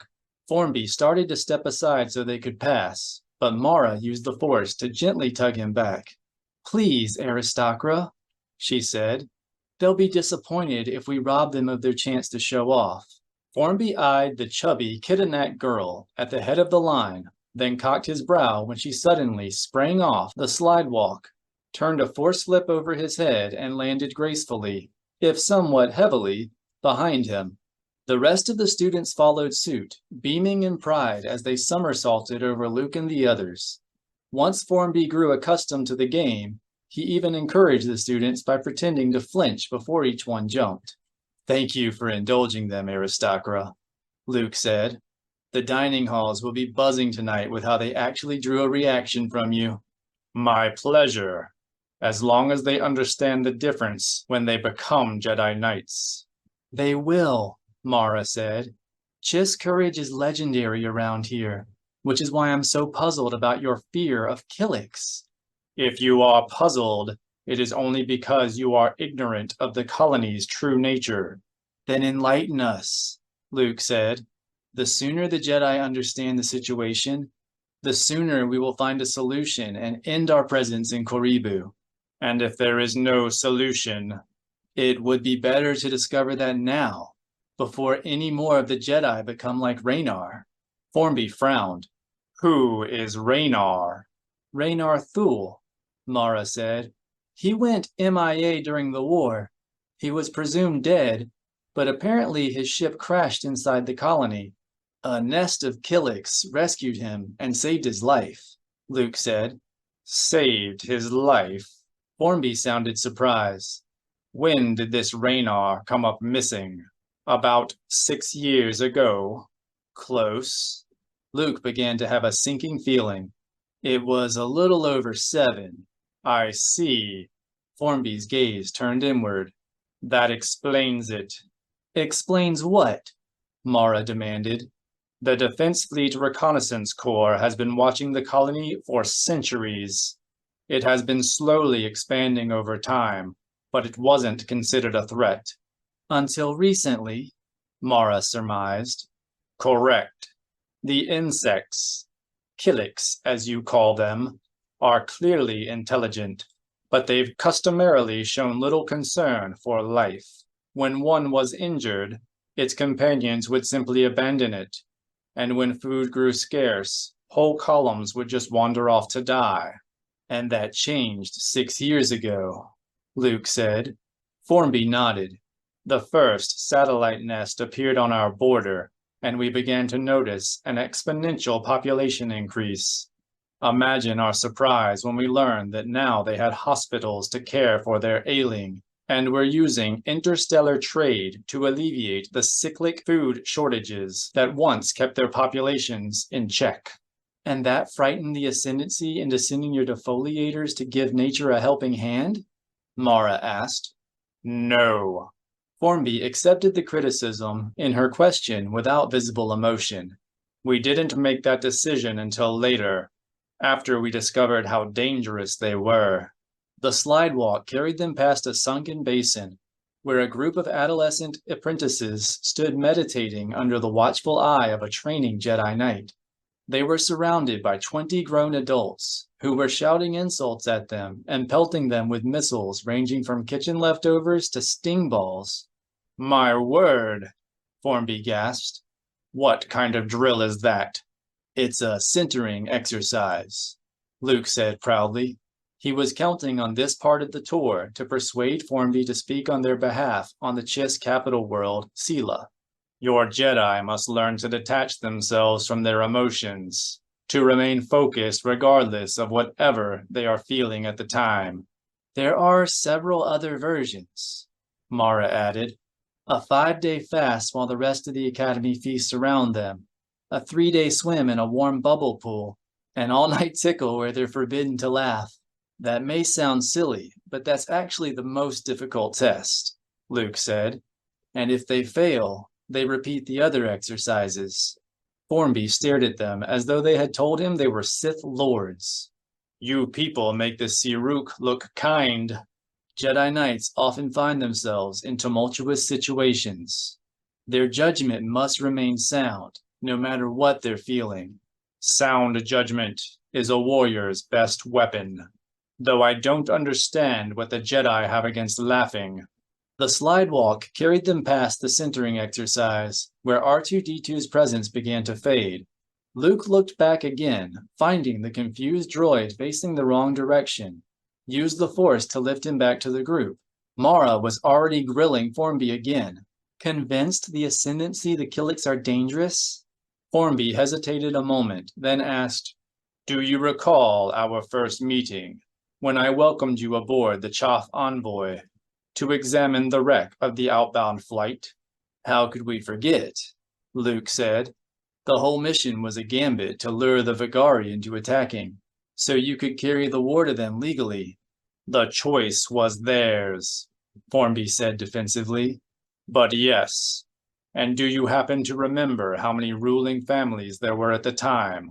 9, Mara said insistently. When it came to politics, she rarely forgot a fact. But 5 years later, when we visited Sela, the number was 4. I assumed the discrepancy to be the result of the war with the Vigari. Not directly, but the Third Vigari War did leave us with a labor shortage, and that led to the discrepancy. I'm afraid I don't understand, Luke said. Were the losses of some families so heavy, several families began to hire entire nests from the colony. It seemed the perfect solution. The insects were plentiful, industrious, but not averse to risk. This was a couple of years before your Raynar arrived, and they began to care about surviving. Formby winced at how that sounded, then hastened to add, Of course, we were careful not to take advantage. Of course. Luke had the unhappy feeling that he saw where this was leading. Didn't you know about the joiners? We took precautions, very stringent precautions. That still didn't work, Mara surmised. They worked, Formby replied, until someone started sabotaging them. The Killiks? Luke asked. Formby frowned. We value fools more than the Jedi, Master Skywalker. The precautions remained solely under our control. There was a moment of silence, then Mara asked, And? We don't really understand. It may have been interfamily rivalries. All we know is that the precautions broke down, and before we realized it, 2 entire families had become joiners. Only 2? Luke asked. What about the other missing families? 3 of the families had become critically dependent on insect labor. There was a dispute over the best course of action. The Ascendancy had a civil war? Luke gasped. Chiss do not have civil wars, Master Skywalker. We have disagreements. The matter was resolved before your visit to Sela, though I do believe you were witness to some reverberations. The attack on Suntir fell? Mara asked. I thought that concerned the aid he provided the Galactic Alliance against the Yuuzhan Vong. It is easy to disagree with the policies of someone who has destroyed your family, Fel has a habit of being too merciful for his own good. The slidewalk carried them to the training field that had been Luke's destination all along, a jumbled course full of traps, hazards, and obstacles. 2 teams of senior apprentices, one team large and strong, the other small and quick, were running back and forth through the course, using long-handled rackets, stun blasters, and forced telekinesis to pass half a dozen crackling jet balls to each other through the air. In the midst of the crashing bodies and acrobatic power plays, a single referee was struggling to maintain order. Motioning Formby and Mara along, Luke stepped off the slidewalk, then reached out with a metal hand and pulled R2-D2 to his side.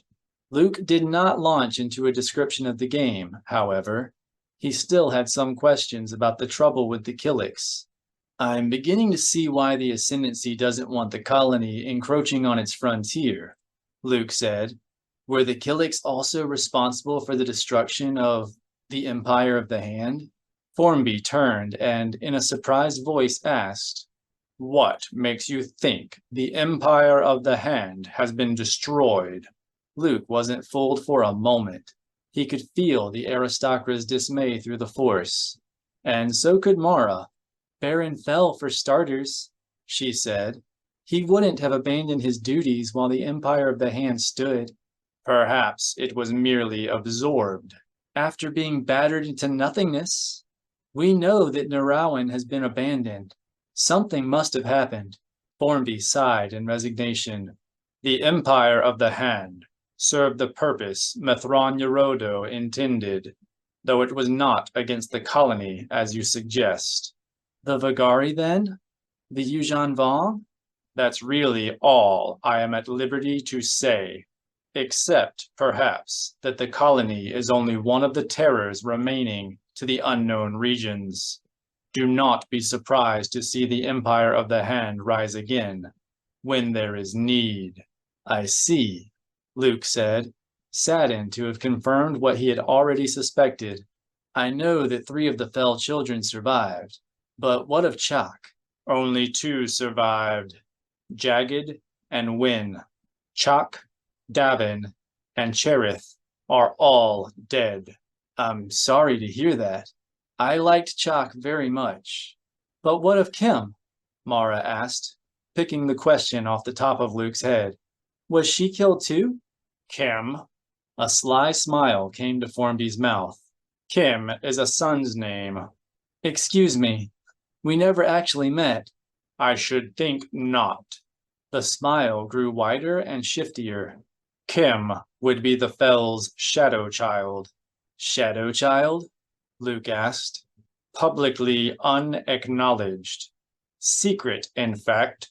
It's a common Chiss precaution to keep enemies from wiping out an entire ruling family. Luke began to have a guilty feeling in his stomach. How secret? Quite. In fact, this is the first time I've heard of Kim Fel.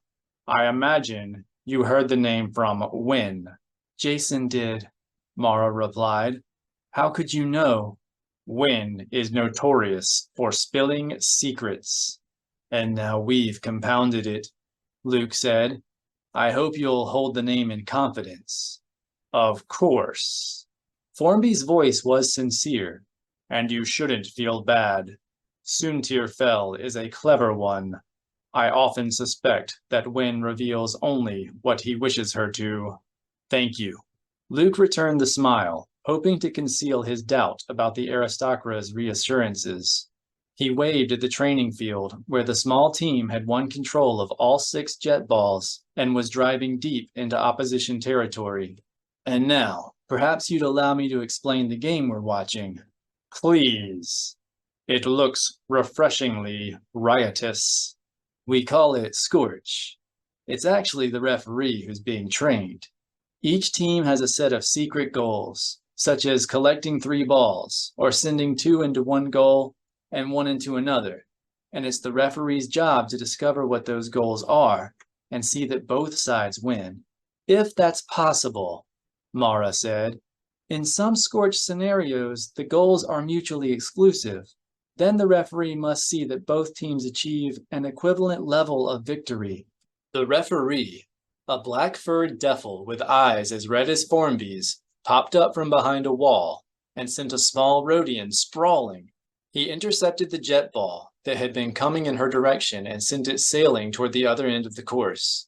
The referee can also arrange complete losses for both sides, Luke said, though that's a last resort. It's considered barely adequate. What an odd game, Formby said. R2-D2 emitted a discordant series of beeps, then raised his transceiver antenna and began to move off. Luke scowled and called, R2, come back here. When R2-D2 continued toward the scorch field, Luke excused himself and caught up to the droid. Didn't you hear me? We're in the middle of some very important business. R2-D2 whistled a sharp reply. I'm sure your business is important too, but you'll have to conduct it over there with us. R2-D2 pivoted on a tread, then tweetled a question. If it can't wait, you'll have to. You're in no condition to wander around the training grounds alone. Another question. Yes, on Ossus. Where did you think we were? R2-D2 gave a confused sigh, then reluctantly returned to Luke. Mara was explaining the theory behind Scorch as two players, a Wookiee and a Squib, wrestled with the Defil referee in an attempt to keep him from interfering with the game. The only rules are the ones the referee can persuade the players to accept, she was saying, and his only rule is that he can't use his lightsaber on any of the players. It sounds like a dangerous game, Formby observed. How many students are killed playing it? These are senior apprentices, Luke said. They can take care of themselves. And there are always healing trances, Mara added. Healing trances are good, Luke agreed. The idea is to teach our Jedi Knights to look for secret agendas and develop solutions that work for everyone. He turned to Formby. That's what we hope to do at Koribu. Very noble. Formby turned away from the game. But I have seen nothing to convince me that you understand the Killiks any better than we do. Quite the opposite, in fact. We haven't had as long to study them as you have, Mara retorted. But our senior scientist has already developed a theory about how joiners are created and about how the Killiks' collective mind functions, Luke said. Which is? Formby asked. Luke sensed that the question was a test. We believe joiners are created when Killik pheromones alter the basic structure of the corpus callosum. Those changes allow the joiners to receive signal impulses directly from the Killik brains, which, we presume, have a similar capacity. And what is the transfer agent? Luke hesitated. He could sense that they were close to winning Formby's support, but they were crossing from theory to guesswork here, and he did not want to undermine their progress by making a wild-sounding assertion. Mara disagreed. He could feel her through their force bond, urging him to take the chance. We think the impulses are transferred through auras, but we're having trouble identifying exactly which part. All of them. Heat, electric, magnetic, probably chemical. At least that's what our scientists think. But that doesn't explain the will. The will? Mara asked. As far as we know, only individuals from the same nest share a truly collective mind. Our scientists describe it as a sort of very advanced telepathy, where an individual has access to the thoughts and sense impressions of the entire nest. Luke nodded. That was just as Tekli and Tahiri described the experience, though he was not going to admit that to Formby. That's what our investigations suggest. But insects from different nests must communicate with each other via language, just as we do. The collective mind doesn't seem to extend far beyond the confines of the nest. Which is exactly what you'd expect, if the communication medium is their aura, Mara said. To participate in the collective mind, an individual would always have to be within range of their insect's aura, and that one would have to be close to another. Precisely. The collective mind can extend over quite a large area, as long as the chain of insects remains unbroken. R2-D2 began to beep for attention. Not now, R2, Luke said. He did not want to give Formby time to reconsider what he was about to tell them. Please continue, Aristocra. Formby glanced at the droid, then nodded. But the entire colony seems to be subject to a single will. We've noticed that Nest all across the sector are acting in concert, pursuing a single unified purpose. Let me guess. Expanding the colony. Very good. And this will appeared about 6 years ago? Mara asked. When they started to develop hospitals and interstellar trade? Right again. And frankly, we're puzzled. How so? Luke asked. Perhaps we can clear something up for you. Formby smiled. Yes. Soontir suggested you would respond well to an information exchange, and we believe this mystery is to be particularly well suited to the Jedi. We'll do what we can, Mara said, leaving out what exactly she meant by can. Though as I said before, we haven't had as long to study the Killiks as you have. That has been to your advantage, I assure you. Otherwise, if you were wise, you would leave our part of the galaxy to us and avoid the colony at all costs.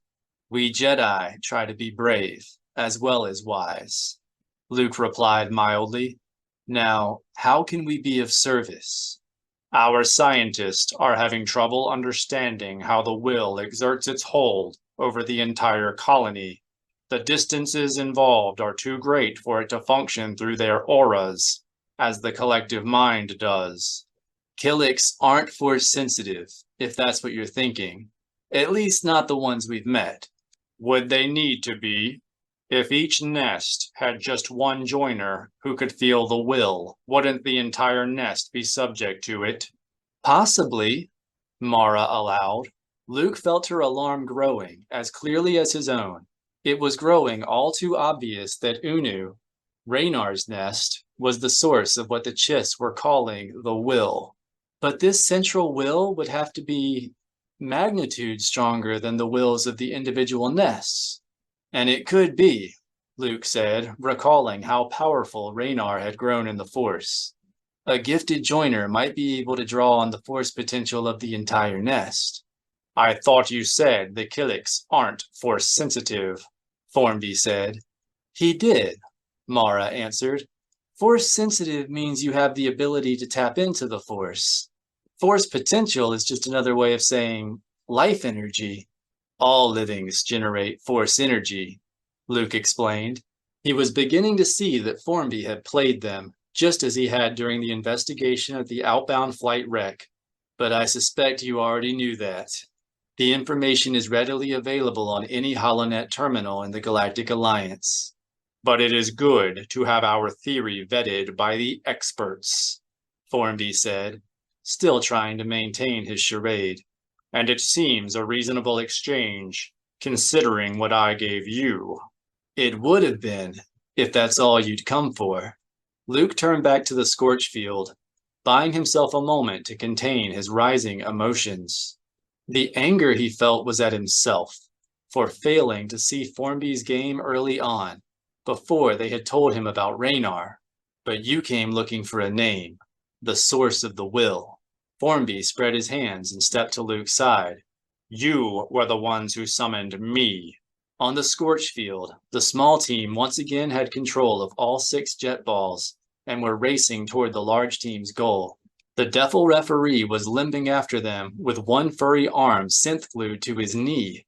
You have what you came for, Mara said, but it wouldn't be wise to act on the information. Formby looked at her in surprise. Are you threatening me? She's telling you that killing Raynar won't return the colony to what it was, Luke said. If you assassinate him, all you're going to do is have 1 trillion angry insects who don't care if they die, and the Jedi won't be able to save you. Actually, we were counting on that. The Jedi have no business. R2-D2 emitted a piercing shriek then began to bang back and forth on his treads until Luke looked down. R2, I said. R2's holo projector activated, and a fuzzy image of Leia appeared on the ground in front of him. For a moment, Luke thought it was that old message she recorded for Obi-Wan. Then he noticed that she was dressed in a white jumpsuit instead of a ceremonial gown, and her hair was falling loose down her back, instead of being gathered in those ear buns she used to wear. Luke? Her voice was scratchy and barely audible. Are there? Yes, Luke answered. R2, where's this coming from? R2-D2 tweetled a sharp reply. I know it's being relayed through the Academy HoloNet transceiver, Luke said. He dropped to his knee. Leia, where are you? Luke, Leia's image said. Can't you? But important. Killik attacked Saba. Stowaways on. Think after you and maybe Ben. Stowaways, Mara gasped. An image of their son holding an empty container of gel meat flashed from her mind to Luke's. Then she was racing toward the exit. Ben! Careful, Leia's image said. The image grew motionless, obviously waiting for a reply. Tell the comm officer to acknowledge and ask for a repeat, Luke instructed R2. Tell if, Leia said. Again later. The image winked out, leaving R2-D2 buzzing in frustration. It's okay, R2. We heard enough.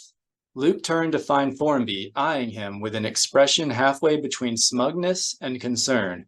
I'm afraid we'll have to cut our tour short. Of course, Formby replied. It sounds as though you'll be quite busy, as will I. Is that so? Luke used the Force to summon a pair of apprentices out of the Scorch game to escort Formby and look after R2-D2. Can the Jedi be of any assistance? Not really. Chief of State Omas was kind enough to send an escort to accompany me to his office on Coruscant. I see. I assume you'll be discussing the situation at Koribu? Formby smiled and dipped his head in acknowledgement. Discussing would be the wrong word, I'm afraid. 27. Leia had heard it said that no captor could imprison a Jedi longer than the Jedi wished to be imprisoned, and she was beginning to understand how true that was. Even with Alima lying unconscious in the number 2 hold, with all 4 limbs shackled to cargo tie-downs, and 2 angry Nogri guarding her with T-10 stun blasters, Leia constantly found herself limping back with a new way to confine their prisoner. Her head and ankle were throbbing harder by the minute, and the last thing she wanted was to start fighting the Twi'lek again. Now Leia was holding a pair of L77-1000 series automatic stun cuffs from the security locker. Highly illegal, of course, but standard equipment aboard the Falcon. After checking the vital signs monitor on Alima's wrist to make sure the Twi'lek was still unconscious, Leia limped around behind her head. A sudden shudder ran down Alima's leku. Her eyes started to move beneath their lids, and she began to mumble in a frightened, high-pitched voice. At first, Leia thought the Twi'lek was crying out incoherently in a dream, but then she recognized a couple of Twi'leki words, those for knight and herald, and realized Alima was actually talking in her sleep. Leia turned toward the intercom panel. 3PO, activate audio recording and hold 2. As you wish, Princess, but I will need to leave Master Sabatine unattended for a few moments. As long as she's stable. Oh, she's quite stable. Her vital signs have been hovering close to 0 for hours. A moment later, a red light activated on the intercom panel. Alima continued to mutter in her native language, something about the Night Herald, and her limbs began to jerk against their restraints.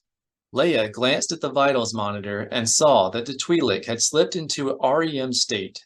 She motioned for the Nogri to cover her, then squatted on her haunches and clamped the stun cuffs on Alima's leku.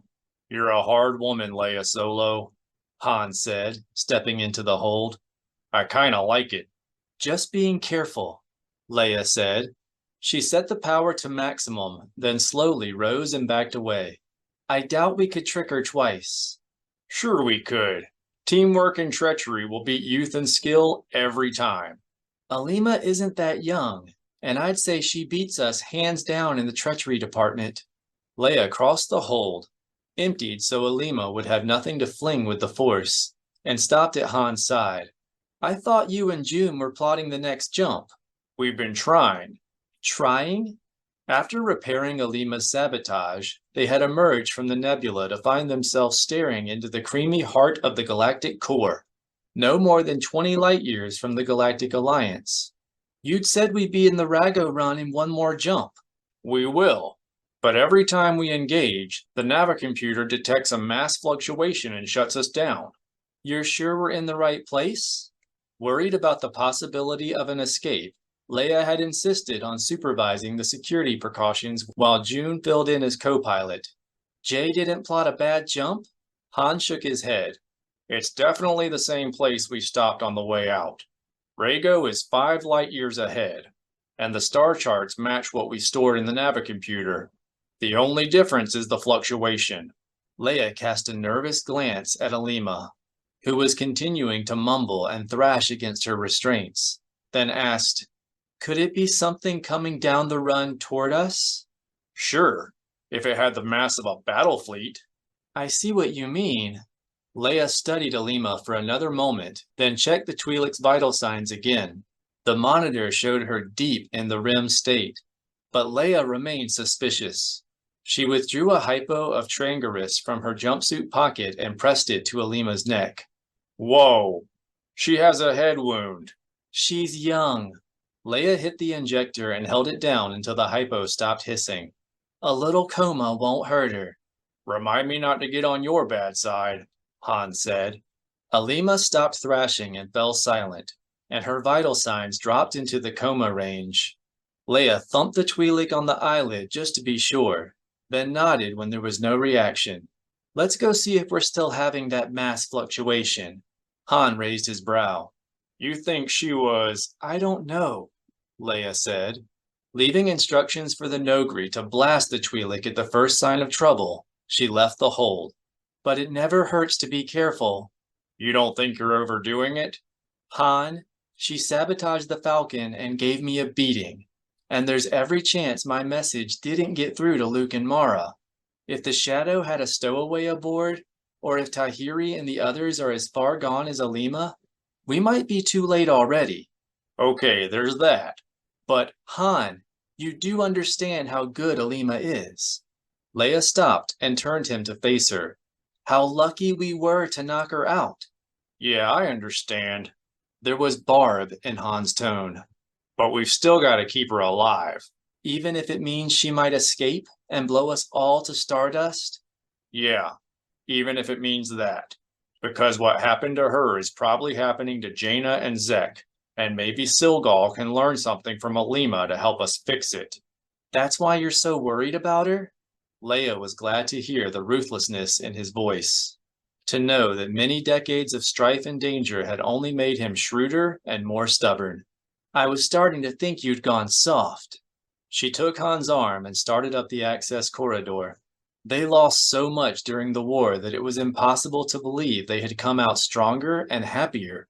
But they had emerged together, with a better understanding of each other, and a bond that had survived the deaths of a son, a close companion, and more friends than Leia could name.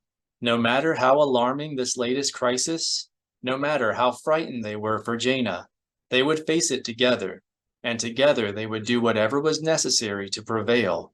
They reached the flight deck and found June staring at the navigator's display, so engrossed in star plotting and continuum calculations that he did not notice the Solo's presence. Leia could see what he was attempting to do, a broad-spectrum variable analysis with a 10-decimal accuracy parameter. With his eyes bulging and his cheek folds flared in frustration, it looked like he would blow a circuit before the navicomputer did. Leia brought her mouth close to Han's ear. I hope you've been backing up our navigation log. You bet. I knew what you were thinking the minute we realized we were coming down on an abandoned planet. Really? Actually, Leia had been too busy trying to cold fire the repulsor engines to be thinking much of anything, but she wasn't going to admit that to Han. She didn't want him thinking June was a better co-pilot than she was. Pretty sure of yourself, aren't you? Yep. Han flashed a cocky grin. And I charted everything in sensor range on the way out. The grin grew larger and cockier. There might be another dozen stars inside the nebula. A dozen? Leia gasped.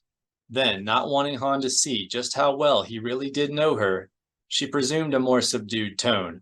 So there might be another 5 or 6 habitable planets, plus a few moons if we're lucky. 5 or 6? There'll be a dozen, even 2. The indignation in Han's voice faded quickly to concern. But will anyone want to colonize there? It's still outside the Galactic Alliance, and it's not easy to reach. The Ithorians will go right away. The world we came down on is perfect for them, and given how they feel about violence, it's about the only chance they have of getting around the Reclamation Act. As long as the rehab conglomerates don't steal it out from under us again. The Reclamation Act doesn't apply outside the Galactic Alliance. Besides, who's going to tell them? Han nodded quietly at the navigator's station, where June was mumbling to himself and shaking his head in frustration. Finally, he banged the side of his fist into his temple and whined something in Sullustan that Leia did not quite catch. "We'll just have to keep him close," she whispered, "until we've relocated the Ithorians."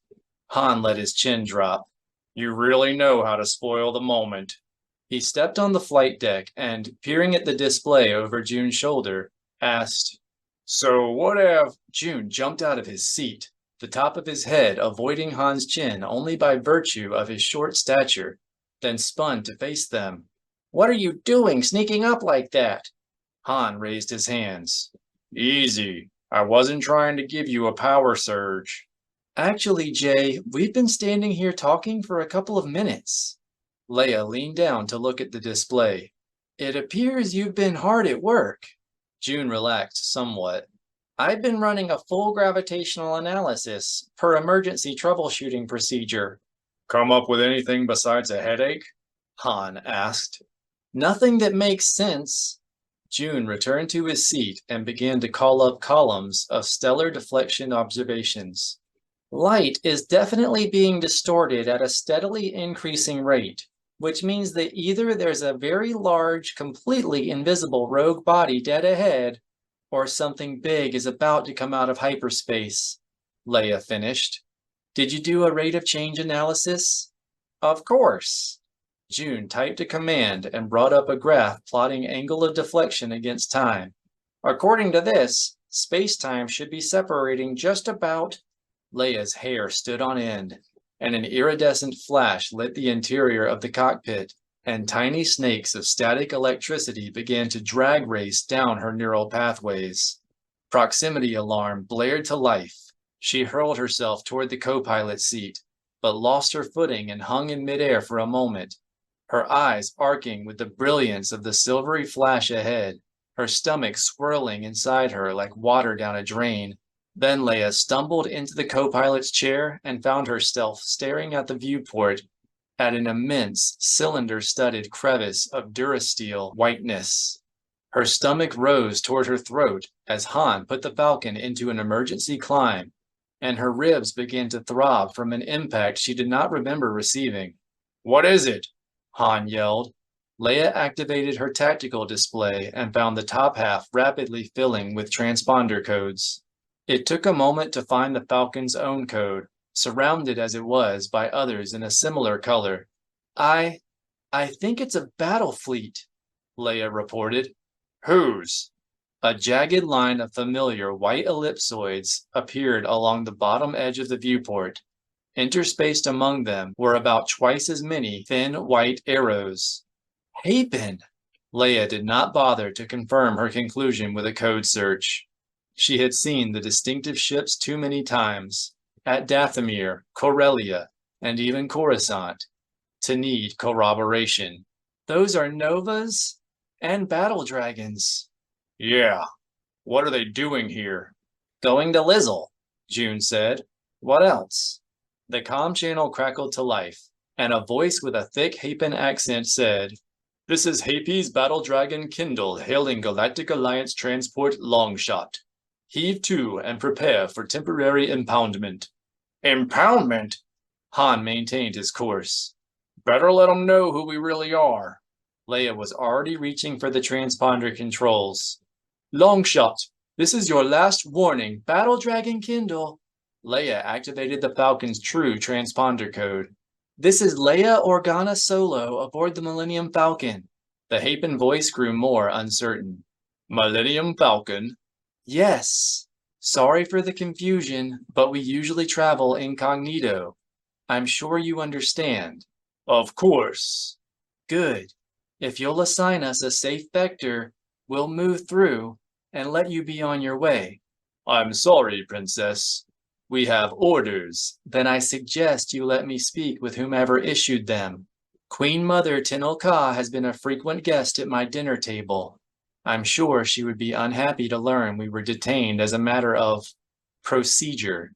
A new voice came over the comm channel. Princess Leia Organa Solo? He asked. The mother of Jedi Jason Solo? "That's correct." Disturbed by the way the man had emphasized Jason's last name, Leia reached out in the Force and was relieved to feel no sense that her son was anywhere in the fleet. "To whom do I have the honor of speaking?" Forgive me. I am Dukat Ailson Grey, 9th cousin to the Queen Mother, and Duchda to Lady Al Grey of the Relafon Moons. "Thank you. I'll remember you to the Queen Mother the next time we meet." You're very kind. Grey's tone was polite but doubtful.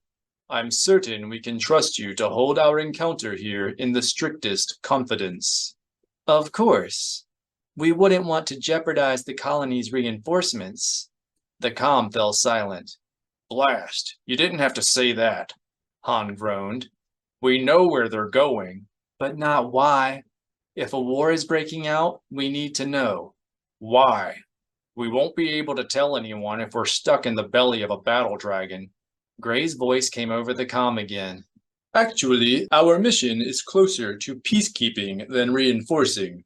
Leia shot Han a smug grin, then said, "Yes, that's what I was given to understand.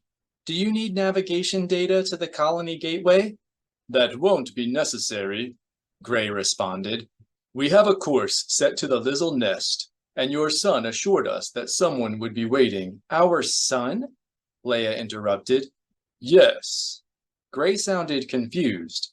The Queen Mother's new consort. He was the one who, convinced her to intervene. A loud smack sounded from the pilot's seat. Leia glanced over to find Han holding his palm to his brow.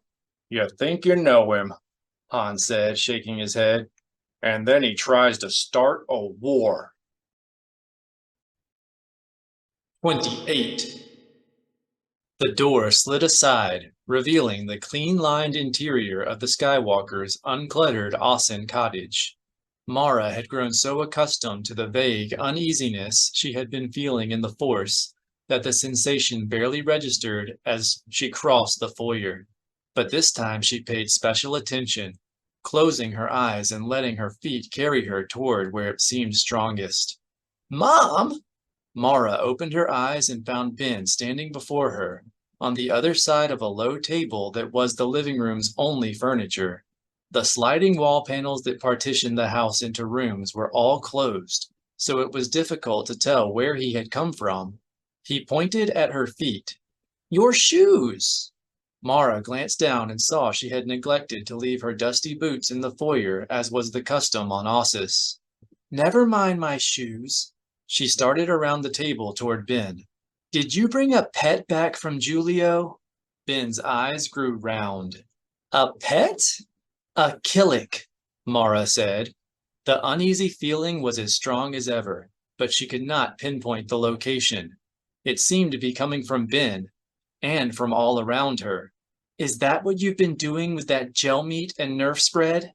"Aren't Killicks smart?" "Smarter than I thought." "Why?" "'Cause then she'd be a friend, not a pet." Mara cocked an eyebrow. "She? Ben? Ben's mouth fell open, and he backed toward the kitchen. They're all... Stay here.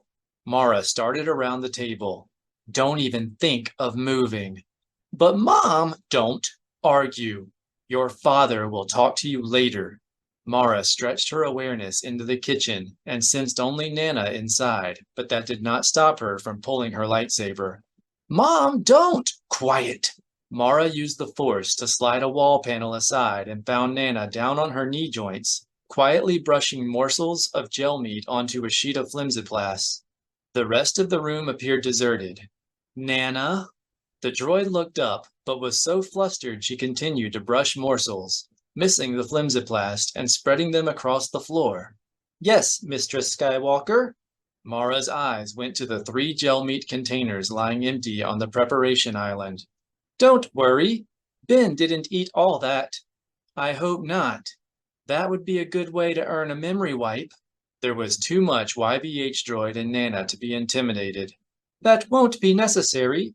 My nutritional programming is very up to date. Mara pointed the handle of her lightsaber at the wrappers. Then who ate that? The droid peered up at her. I'm sorry. I can't say. Then how can you be sure it wasn't Ben? I'm afraid you're misunderstanding. I know who ate the gel meat. I'm the one who opened the food locker. I just can't tell you. What? Mara used the force to jerk the droid off her knees. Explain yourself. It's a secret, Ben said from the edge of the kitchen. You promised, Nana. You can't have secrets from me, Mara said, holding the droid in the air. I'm his mother. Under normal circumstances, of course not, Nana agreed.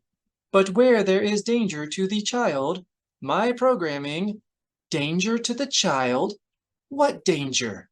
Nana lowered her feet to the floor. Ben said you would kill him if you found out what he was doing, the droid explained. And I must say, considering how angry you are now, his fear certainly seems warranted. Ben? When he failed to answer, Mara glanced back and found an empty doorway. She turned to go. Ben, I said. Nana started after her. I'm sorry, Master Skywalker, but until you calm down, I really must. Mara whirled on the droid. Stand down, beautiful blaster. The override code stopped the droid mid-stride, darkening her photoreceptors and dropping her chin to her chest. I'll handle this myself. Mara continued into the living room and went straight to Ben's room, where he was busy pushing the closet panel closed. Ben, come away from there. Now. Ben pressed his back to the closet. It's not what you... Mara reached out with the force and pulled him to her side, then grabbed his wrist and, keeping one eye on the closet door, knelt at his side. Ben, we just received a holo from Aunt Leia. She was worried that a Killik assassin might have stowed away aboard the Shadow. So if all that gel meat you've been taking is for Gorog's no assassin, she's my best friend. She's an insect, Ben. So? Your best friend's a lizard? Don't be ridiculous. Mara rose and pushed him behind her. Aunt Leia is my best friend. Doesn't count. She's family. Saba is a lizard. Okay, maybe my best friend's a lizard. Mara was both repulsed and terrified at the thought of her son developing a relationship with a Killik, especially given what Silgal was learning about the joiner bonding mechanism. But she was also beginning to worry about the psychological damage Ben might suffer if she slew his friend in front of him. If Gorog's your friend, tell her to come out nice and slow. We'll talk this. The muffled groan of a sliding wall panel sounded from 2 rooms over. Holding her lightsaber at the ready, Mara used the force to open Ben's closet, and nearly ignited her blade when an empty exoskeleton tumbled into the room. It was about a meter high, with thick blue-black chitin and barbed mandibles half the length of Mara's arms. Ben, I told you it wasn't what you thought. Stay here. Using the force to slide the wall panels aside in front of her, Mara rushed 2 rooms over and found 6 black limbs, 2 legs and 4 arms, sticking out from under the low table that Luke used for a writing desk. The mandibles were protruding from one end, and the whole piece of furniture was trembling as though there were a groundquake. Ben rushed up beside Mara. "I told you to stay in your room," Mara said. "I can't. Gorog's scared." "Okay. Tell her to come out. Everything will be all right." A low rumble reverberated from under the table. "She doesn't trust you," Ben reported. Mara actually looked away from the bug. "You speak Killick?" "I don't speak it. I just understand it." Gorog drummed again, and he added, "She says you're a killer." Coming from her son, the words felt like a vibroblade to the heart. "We talked about that, Ben. Sometimes we have to kill. Many Jedi Masters do." Gorog rumbled something else, and it seemed to Mara that there was something sharp in the insect's rhythm, something spiteful and malevolent. "Mom, what's cold blood? Is that what she's saying?" Mara squatted down so she could look Gorog in the eye. Instead, she found herself staring at a dark sheaf of mandibles and mouth parts. "It means you kill when you don't have to. I don't do that." The Killick slowly moved away, carrying the table along on her back and drumming incessantly. "She says you killed lots of people when you didn't have to. For Palpatine," Ben said. "Mom, who's Palpatine?" "Palpatine," Mara corrected automatically. She felt as though the Emperor were reaching across time to her yet again, as though to prove how foolish she had been, to believe she could ever truly escape him. "A bad man I used to know. How does Gorog know his name?" A stream of brown saliva shot out from under the table. Mara's reflexes were too quick for her to let it come near her face, but in the quarter second it took her to draw away, the insect came flying at her with the table still on its back. She activated her lightsaber instinctively and heard Ben crying out over the crackle of the igniting blade. "Don't! Please!" Mara deactivated the blade in a pang of motherly concern and whirled into a spinning back kick instead, her foot landing high because she had to lift her leg above Ben's head. Instead of launching the Killick across the room, the attack simply knocked off the table and drove the insect to the floor. A soft sizzle sounded from the wall beside Mara, and a sour, acrid smell filled her nostrils. She put down a hand to push Ben back, and Gorog slammed a mandible into her ankles, sweeping her from her feet. Mara hit the floor on her back. The Killick stabbed a pair of sharp pincer hands down on her shoulders and brought her head around. A hypo-shaped proboscis pushing out between the mandibles, venom dripping from its tip. Mara smashed her lightsaber into the tube, folding it over and drawing a boom of pain from the Killick's chest cavity. "Mom!" Ben cried. "Go to your room!" Mara hooked her elbow around the arm on her shoulder and pulled, dropping Gorog to an elbow. "Now!" The Killick reached for Mara's neck with its other 2 hands. Mara drove her free hand up under the insect's jaw, then bridged on her shoulders and flipped it onto its back. She sprang instantly to her feet, and the Killick flexed a wing and flipped instantly to its feet. Ben remained in the doorway on the opposite side of the Killick from Mara. "Ben, I'm very disappointed in you." Mara's shoulders were throbbing where the pincers had pierced them, and blood was running down the front of her jumpsuit. She could sense that Luke was only a couple of minutes behind her, but a lot could happen in 2 minutes. Too much to be sure that she would not have to kill Ben's friend. "You need to start obeying me and go find your father." "But you said go to my... Ben!" Mara brought her lightsaber up and started to circle toward him. "Just do as I say. You're in enough trouble already." Ben's face grew pale, and the Killick began to pivot with Mara, keeping itself between her and her son. She thought for a moment the Killick meant to use Ben as a hostage, but it was careful to stay away from him, as though it too were worried he might be accidentally injured. "Ben, I think Gorog wants you to leave too. Ben glanced at the Killik, then asked Mara, Are you going to kill her? Ben, I'm the one who's bleeding here. But you're a Jedi Master. It doesn't matter if a Jedi Master bleeds. You've been watching too many action hollows, Mara said. Nevertheless, she hung her lightsaber on her belt. But okay, I promise, if you leave right now. Gorog rumbled something that caused Ben to scowl. Maybe you should just be nice, he said to the Killik. Then maybe Mom would let you stay. Gorog thrummed, and Mara began to wish C-3PO were here to translate. She doesn't always lie. Not even most. Gorog raised two hands and shooed him toward the door. Ben sighed and left the room.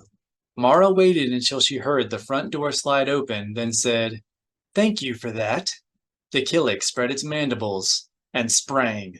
Mara caught it in the force and slammed it into a support post. There was a sharp crackle, and when the insect dropped to the floor, one of its wings jutted out at an angle. I don't understand why you want to fight, Mara said. Because you have no chance of winning. Gorog jumped across the room, mandibles snapping at her head height. Mara rushed to meet the attack, then dropped into a slide, catching both ankles as she passed beneath the insect, spinning to her belly, twisting its leg around and slamming the Killik down on its back. The insect flexed its good wing and landed back on its feet, but Mara was already driving an elbow into a tubular knee. The leg snapped with a sickening crackle, and the Killik dropped to the floor. Mara grabbed the Killik's good leg and stood, jerking it up more or less, upside down, then snake-locked her leg over the insect's and shoved against the joint. All right, that's enough. I promised Ben I wouldn't kill you, but I didn't say anything about hurting you. The Killik clacked its mandibles wildly, then released an acrid, foul-smelling vapor that filled Mara's eyes with cloudy tears and turned her stomach queasy and rebellious. She snapped the joint and attempted to launch herself out of danger with a departing thrust kick, but the insect was already rolling into Mara's leg. She landed face down, her kicking leg trapped beneath the Killik. 4 pincer hands grabbed hold of her calf and began to pull, dragging her foot toward the clacking mandibles. Mara's own hand drifted toward her lightsaber, but she stopped short of pulling it free. The bug was not going to make a liar and a killer of her in her son's eyes. She reached forward, clawing at the wooden floor, trying to pull free, and slipped farther beneath the insect.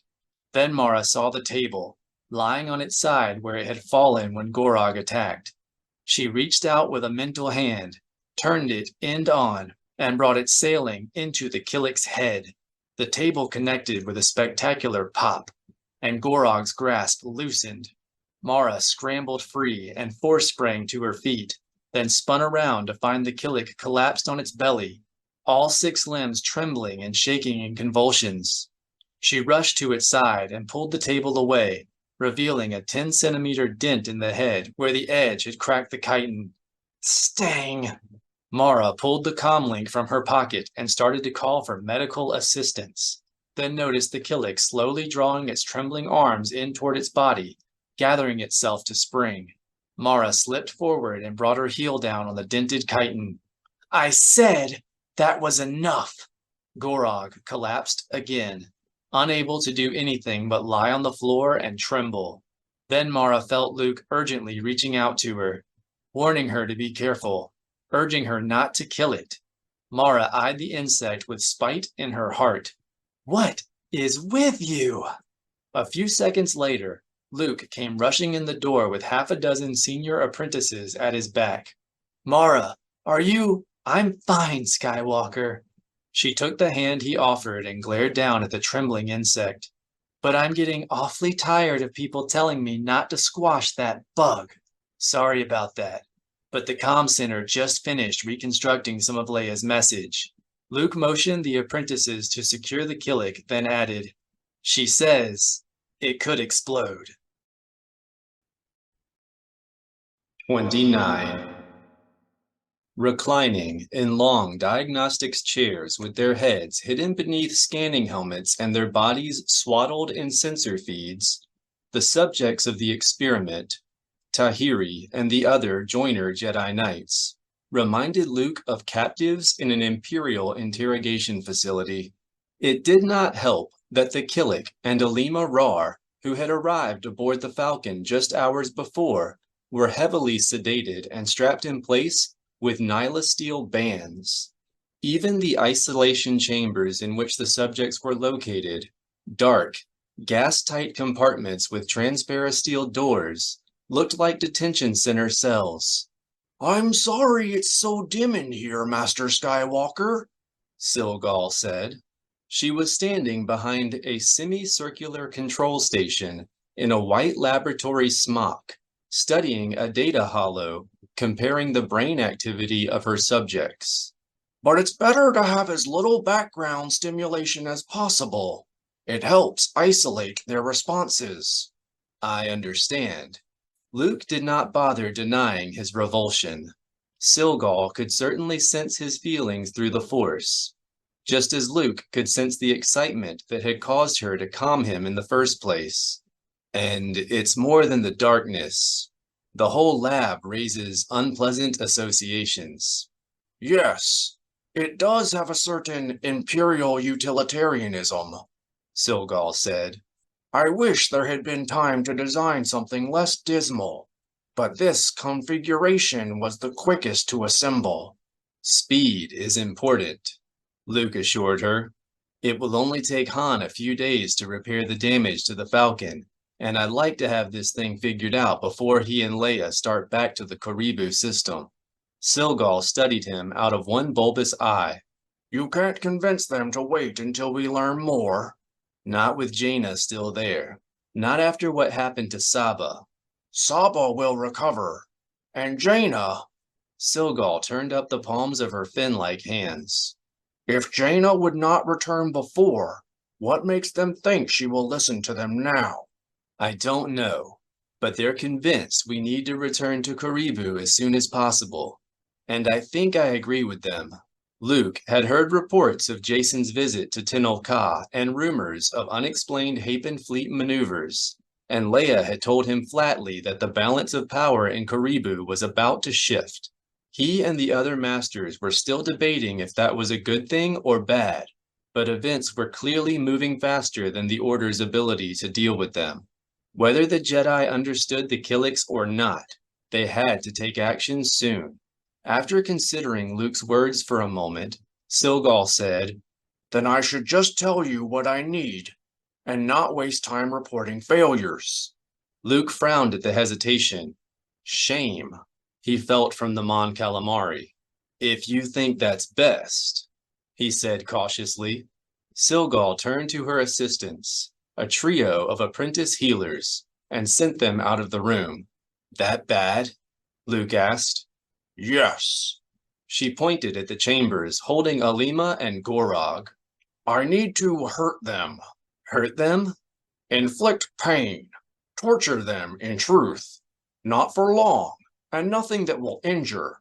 But it must be intense. It's the only way to test a critical hypothesis." I see.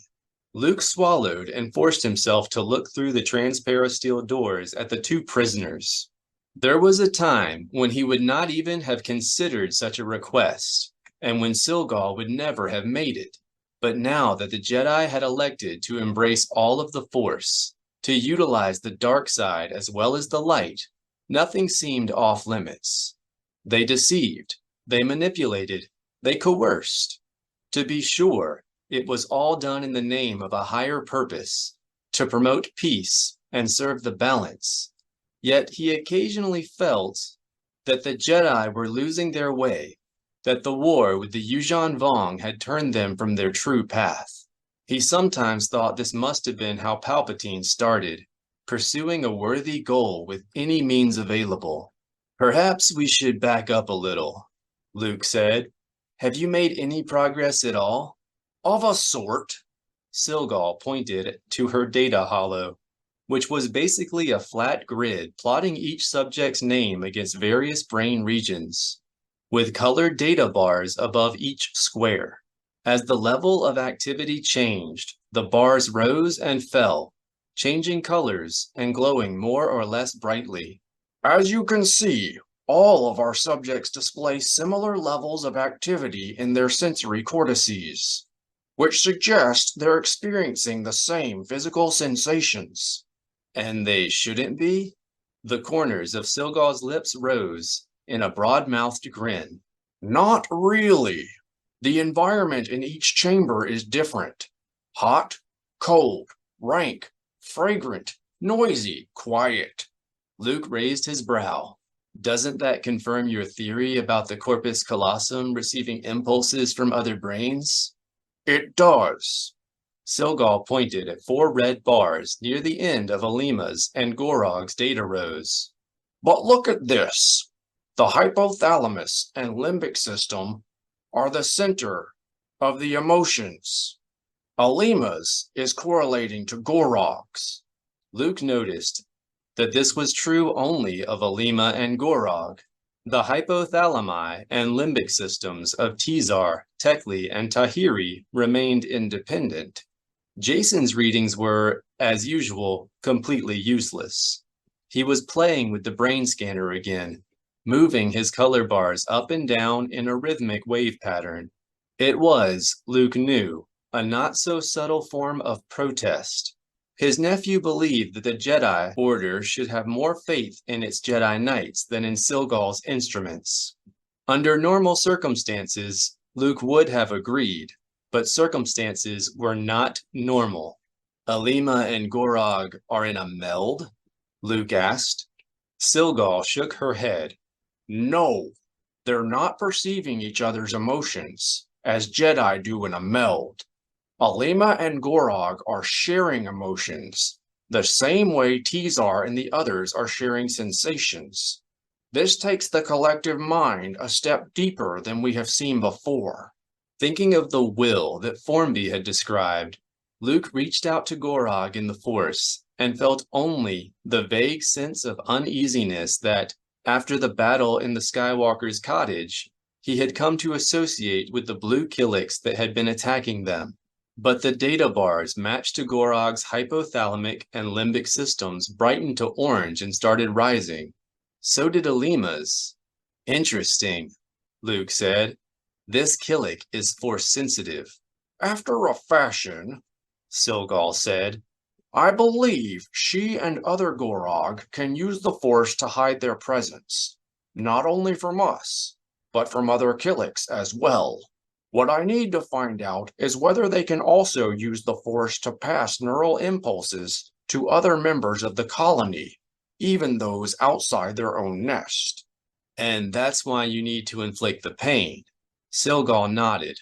I'll neutralize the numbing agent, but leave Gorog and Alima unable to move.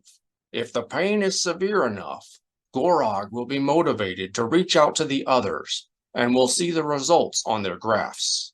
And this will tell us whether Gorog is also able to influence the others. We need to know that before we can begin thinking about countermeasures. Luke's heart sank at the word begin. If Silgal had not yet started to think about countermeasures, it seemed unlikely she would have any ready before the Falcon was repaired. And if Luke asked her to find some other way to test her hypothesis, unlikely became almost impossible. Feeling just a little more lost inside, Luke nodded. If there's no other way, there isn't. Silgal's sad eyes grew even sadder. Not in the time we have. She activated the electromagnetic shielding between the cells, and all the sensory cortex readings returned to independent levels. Alima's hypothalamic and limbic systems remained the same color and brightness as Gorog's, however. Silgal entered another command. A hypo dropped down from the ceiling panel and injected the neuralizing agent into the soft spot just below the Killik's mouthparts. A few seconds later, the insect's cortex activity began to fluctuate as its physical sensations returned. The hypo ascended back into the ceiling, and a flat-tipped probe took its place. Gorog's hypothalamic bar turned brilliant white, shooting to the top of the data hollow, and staying there. So did Alima's. Borau is angry with us, Silgal observed. I don't blame her, Luke said. He wanted to look away, but forced himself not to. If he was willing to sanction torture, then he had to make certain it never became easy. Silgal brought the probe down to where one of Gorog's upper arms joined the thorax, then sent an electrical charge through it. All 6 limbs, even the 2 casted legs, extended straight out and began to quiver. All of the insect's data bars brightened to white and rose to the top of the hollow. Alima's limbic system continued to mirror the Killik's, but her sensory cortices remained quiet. When the other subjects did not show similar rise in the activity of their hypothalamic and limbic systems, Luke asked, "Is that enough?" Not yet. She must believe it will never end. The Killik's mandibles clacked closed, and its antennae began to whip madly back and forth. Luke reminded himself that this was the insect that had tried to turn his son against his wife, but that did not make torture feel right. Mara was spending every waking minute with Ben, trying to make him understand how the things that Gorog had said could be true and still not mean she was an evil person. And Luke knew that even she would not have approved of the insect's suffering. Mara reached out to him in the Force, worried about Ben and curious about what was happening to Gorog. Luke's stomach grew hollow with fear. Ben and Gorog were clearly joined, perhaps not as completely as Alima, but too much. A part of Luke wanted to kill the Killik right now, to punish it for trying to use his son against him, to sever the connection before it grew any stronger. But a bigger part of Luke wanted to protect Ben, to spare him the anguish of knowing that his friend was in pain. He started to tell Silgal to turn off the probe. Then Tizar's hypothalamic bar began to rise. Tahiri's limbic system also began to show more activity, and Tekli exhibited steep rises in both. A moment later, the trio's data bars vanished as they pushed off their scanning helmets and began to peel electrodes off their bodies. Unlike Alima and Gorog, they were not restrained. "Okay, turn it off," Luke said. He could feel Mara growing more concerned about Ben. "There's no sense." Silgal held up a hand. "Wait!" Gorog continued to clench her limbs to her chest and whip her antennae. Tekli, who was a healer, was a little faster at extricating herself from the equipment, emerged from her chamber first. "I'm sorry," she said, marching straight for the exit. "I need to use the refresher." "Of course." Silgal swiveled a dark eye in Luke's direction, and he felt her interest growing. "Take your time." Tahiri emerged next. "You need to give us a break sometimes," she complained over the console. "I'm beginning to feel like I'm on a week-long X-Wing jump." Tahiri's gaze drifted to the data hollow and lingered for a moment on Gorog's bars. Then she turned to Luke with her mouth twisted into a brutal grin. "Looks like I'm not the only one who came out of the war part Yuuzhan Vong," she said. "What's next? Jedi tattoos?"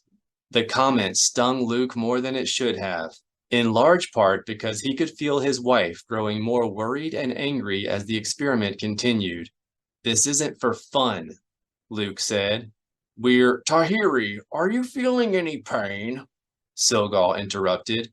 "Is that why you came out here?" Tahiri looked at the Mon Calamari as though she were a dimwit. "Silgal, I'm half Yuuzhan Vong inside.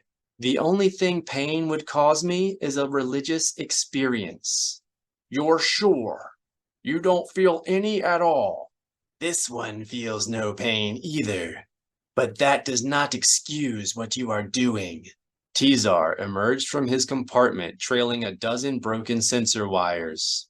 "This one is through with your games. He will not be party to a breaking." He tore a handful of electrodes off his chest, threw them to the floor, and started toward the exit. Tahiri watched him go, then looked back to Luke with the hardness of a Yuuzhan Vong in her green eyes. "Tizar and I must not be completely joined," she said. "I'd kinda like to stay." "I think we're through," Luke said, wondering if the revulsion he felt was for the Yuuzhan Vong and Tahiri's personality, or for himself. "Isn't that right, Silgal?" "Yes, I have seen everything I need to." She cut the power to the probe. Gorog's data bars returned to normal, and Mara gushed relief through the force. "We're through for today," Silgal said to Tahiri. "Thank you." As Luke watched the young Jedi Knight leave, he began to feel increasingly disappointed.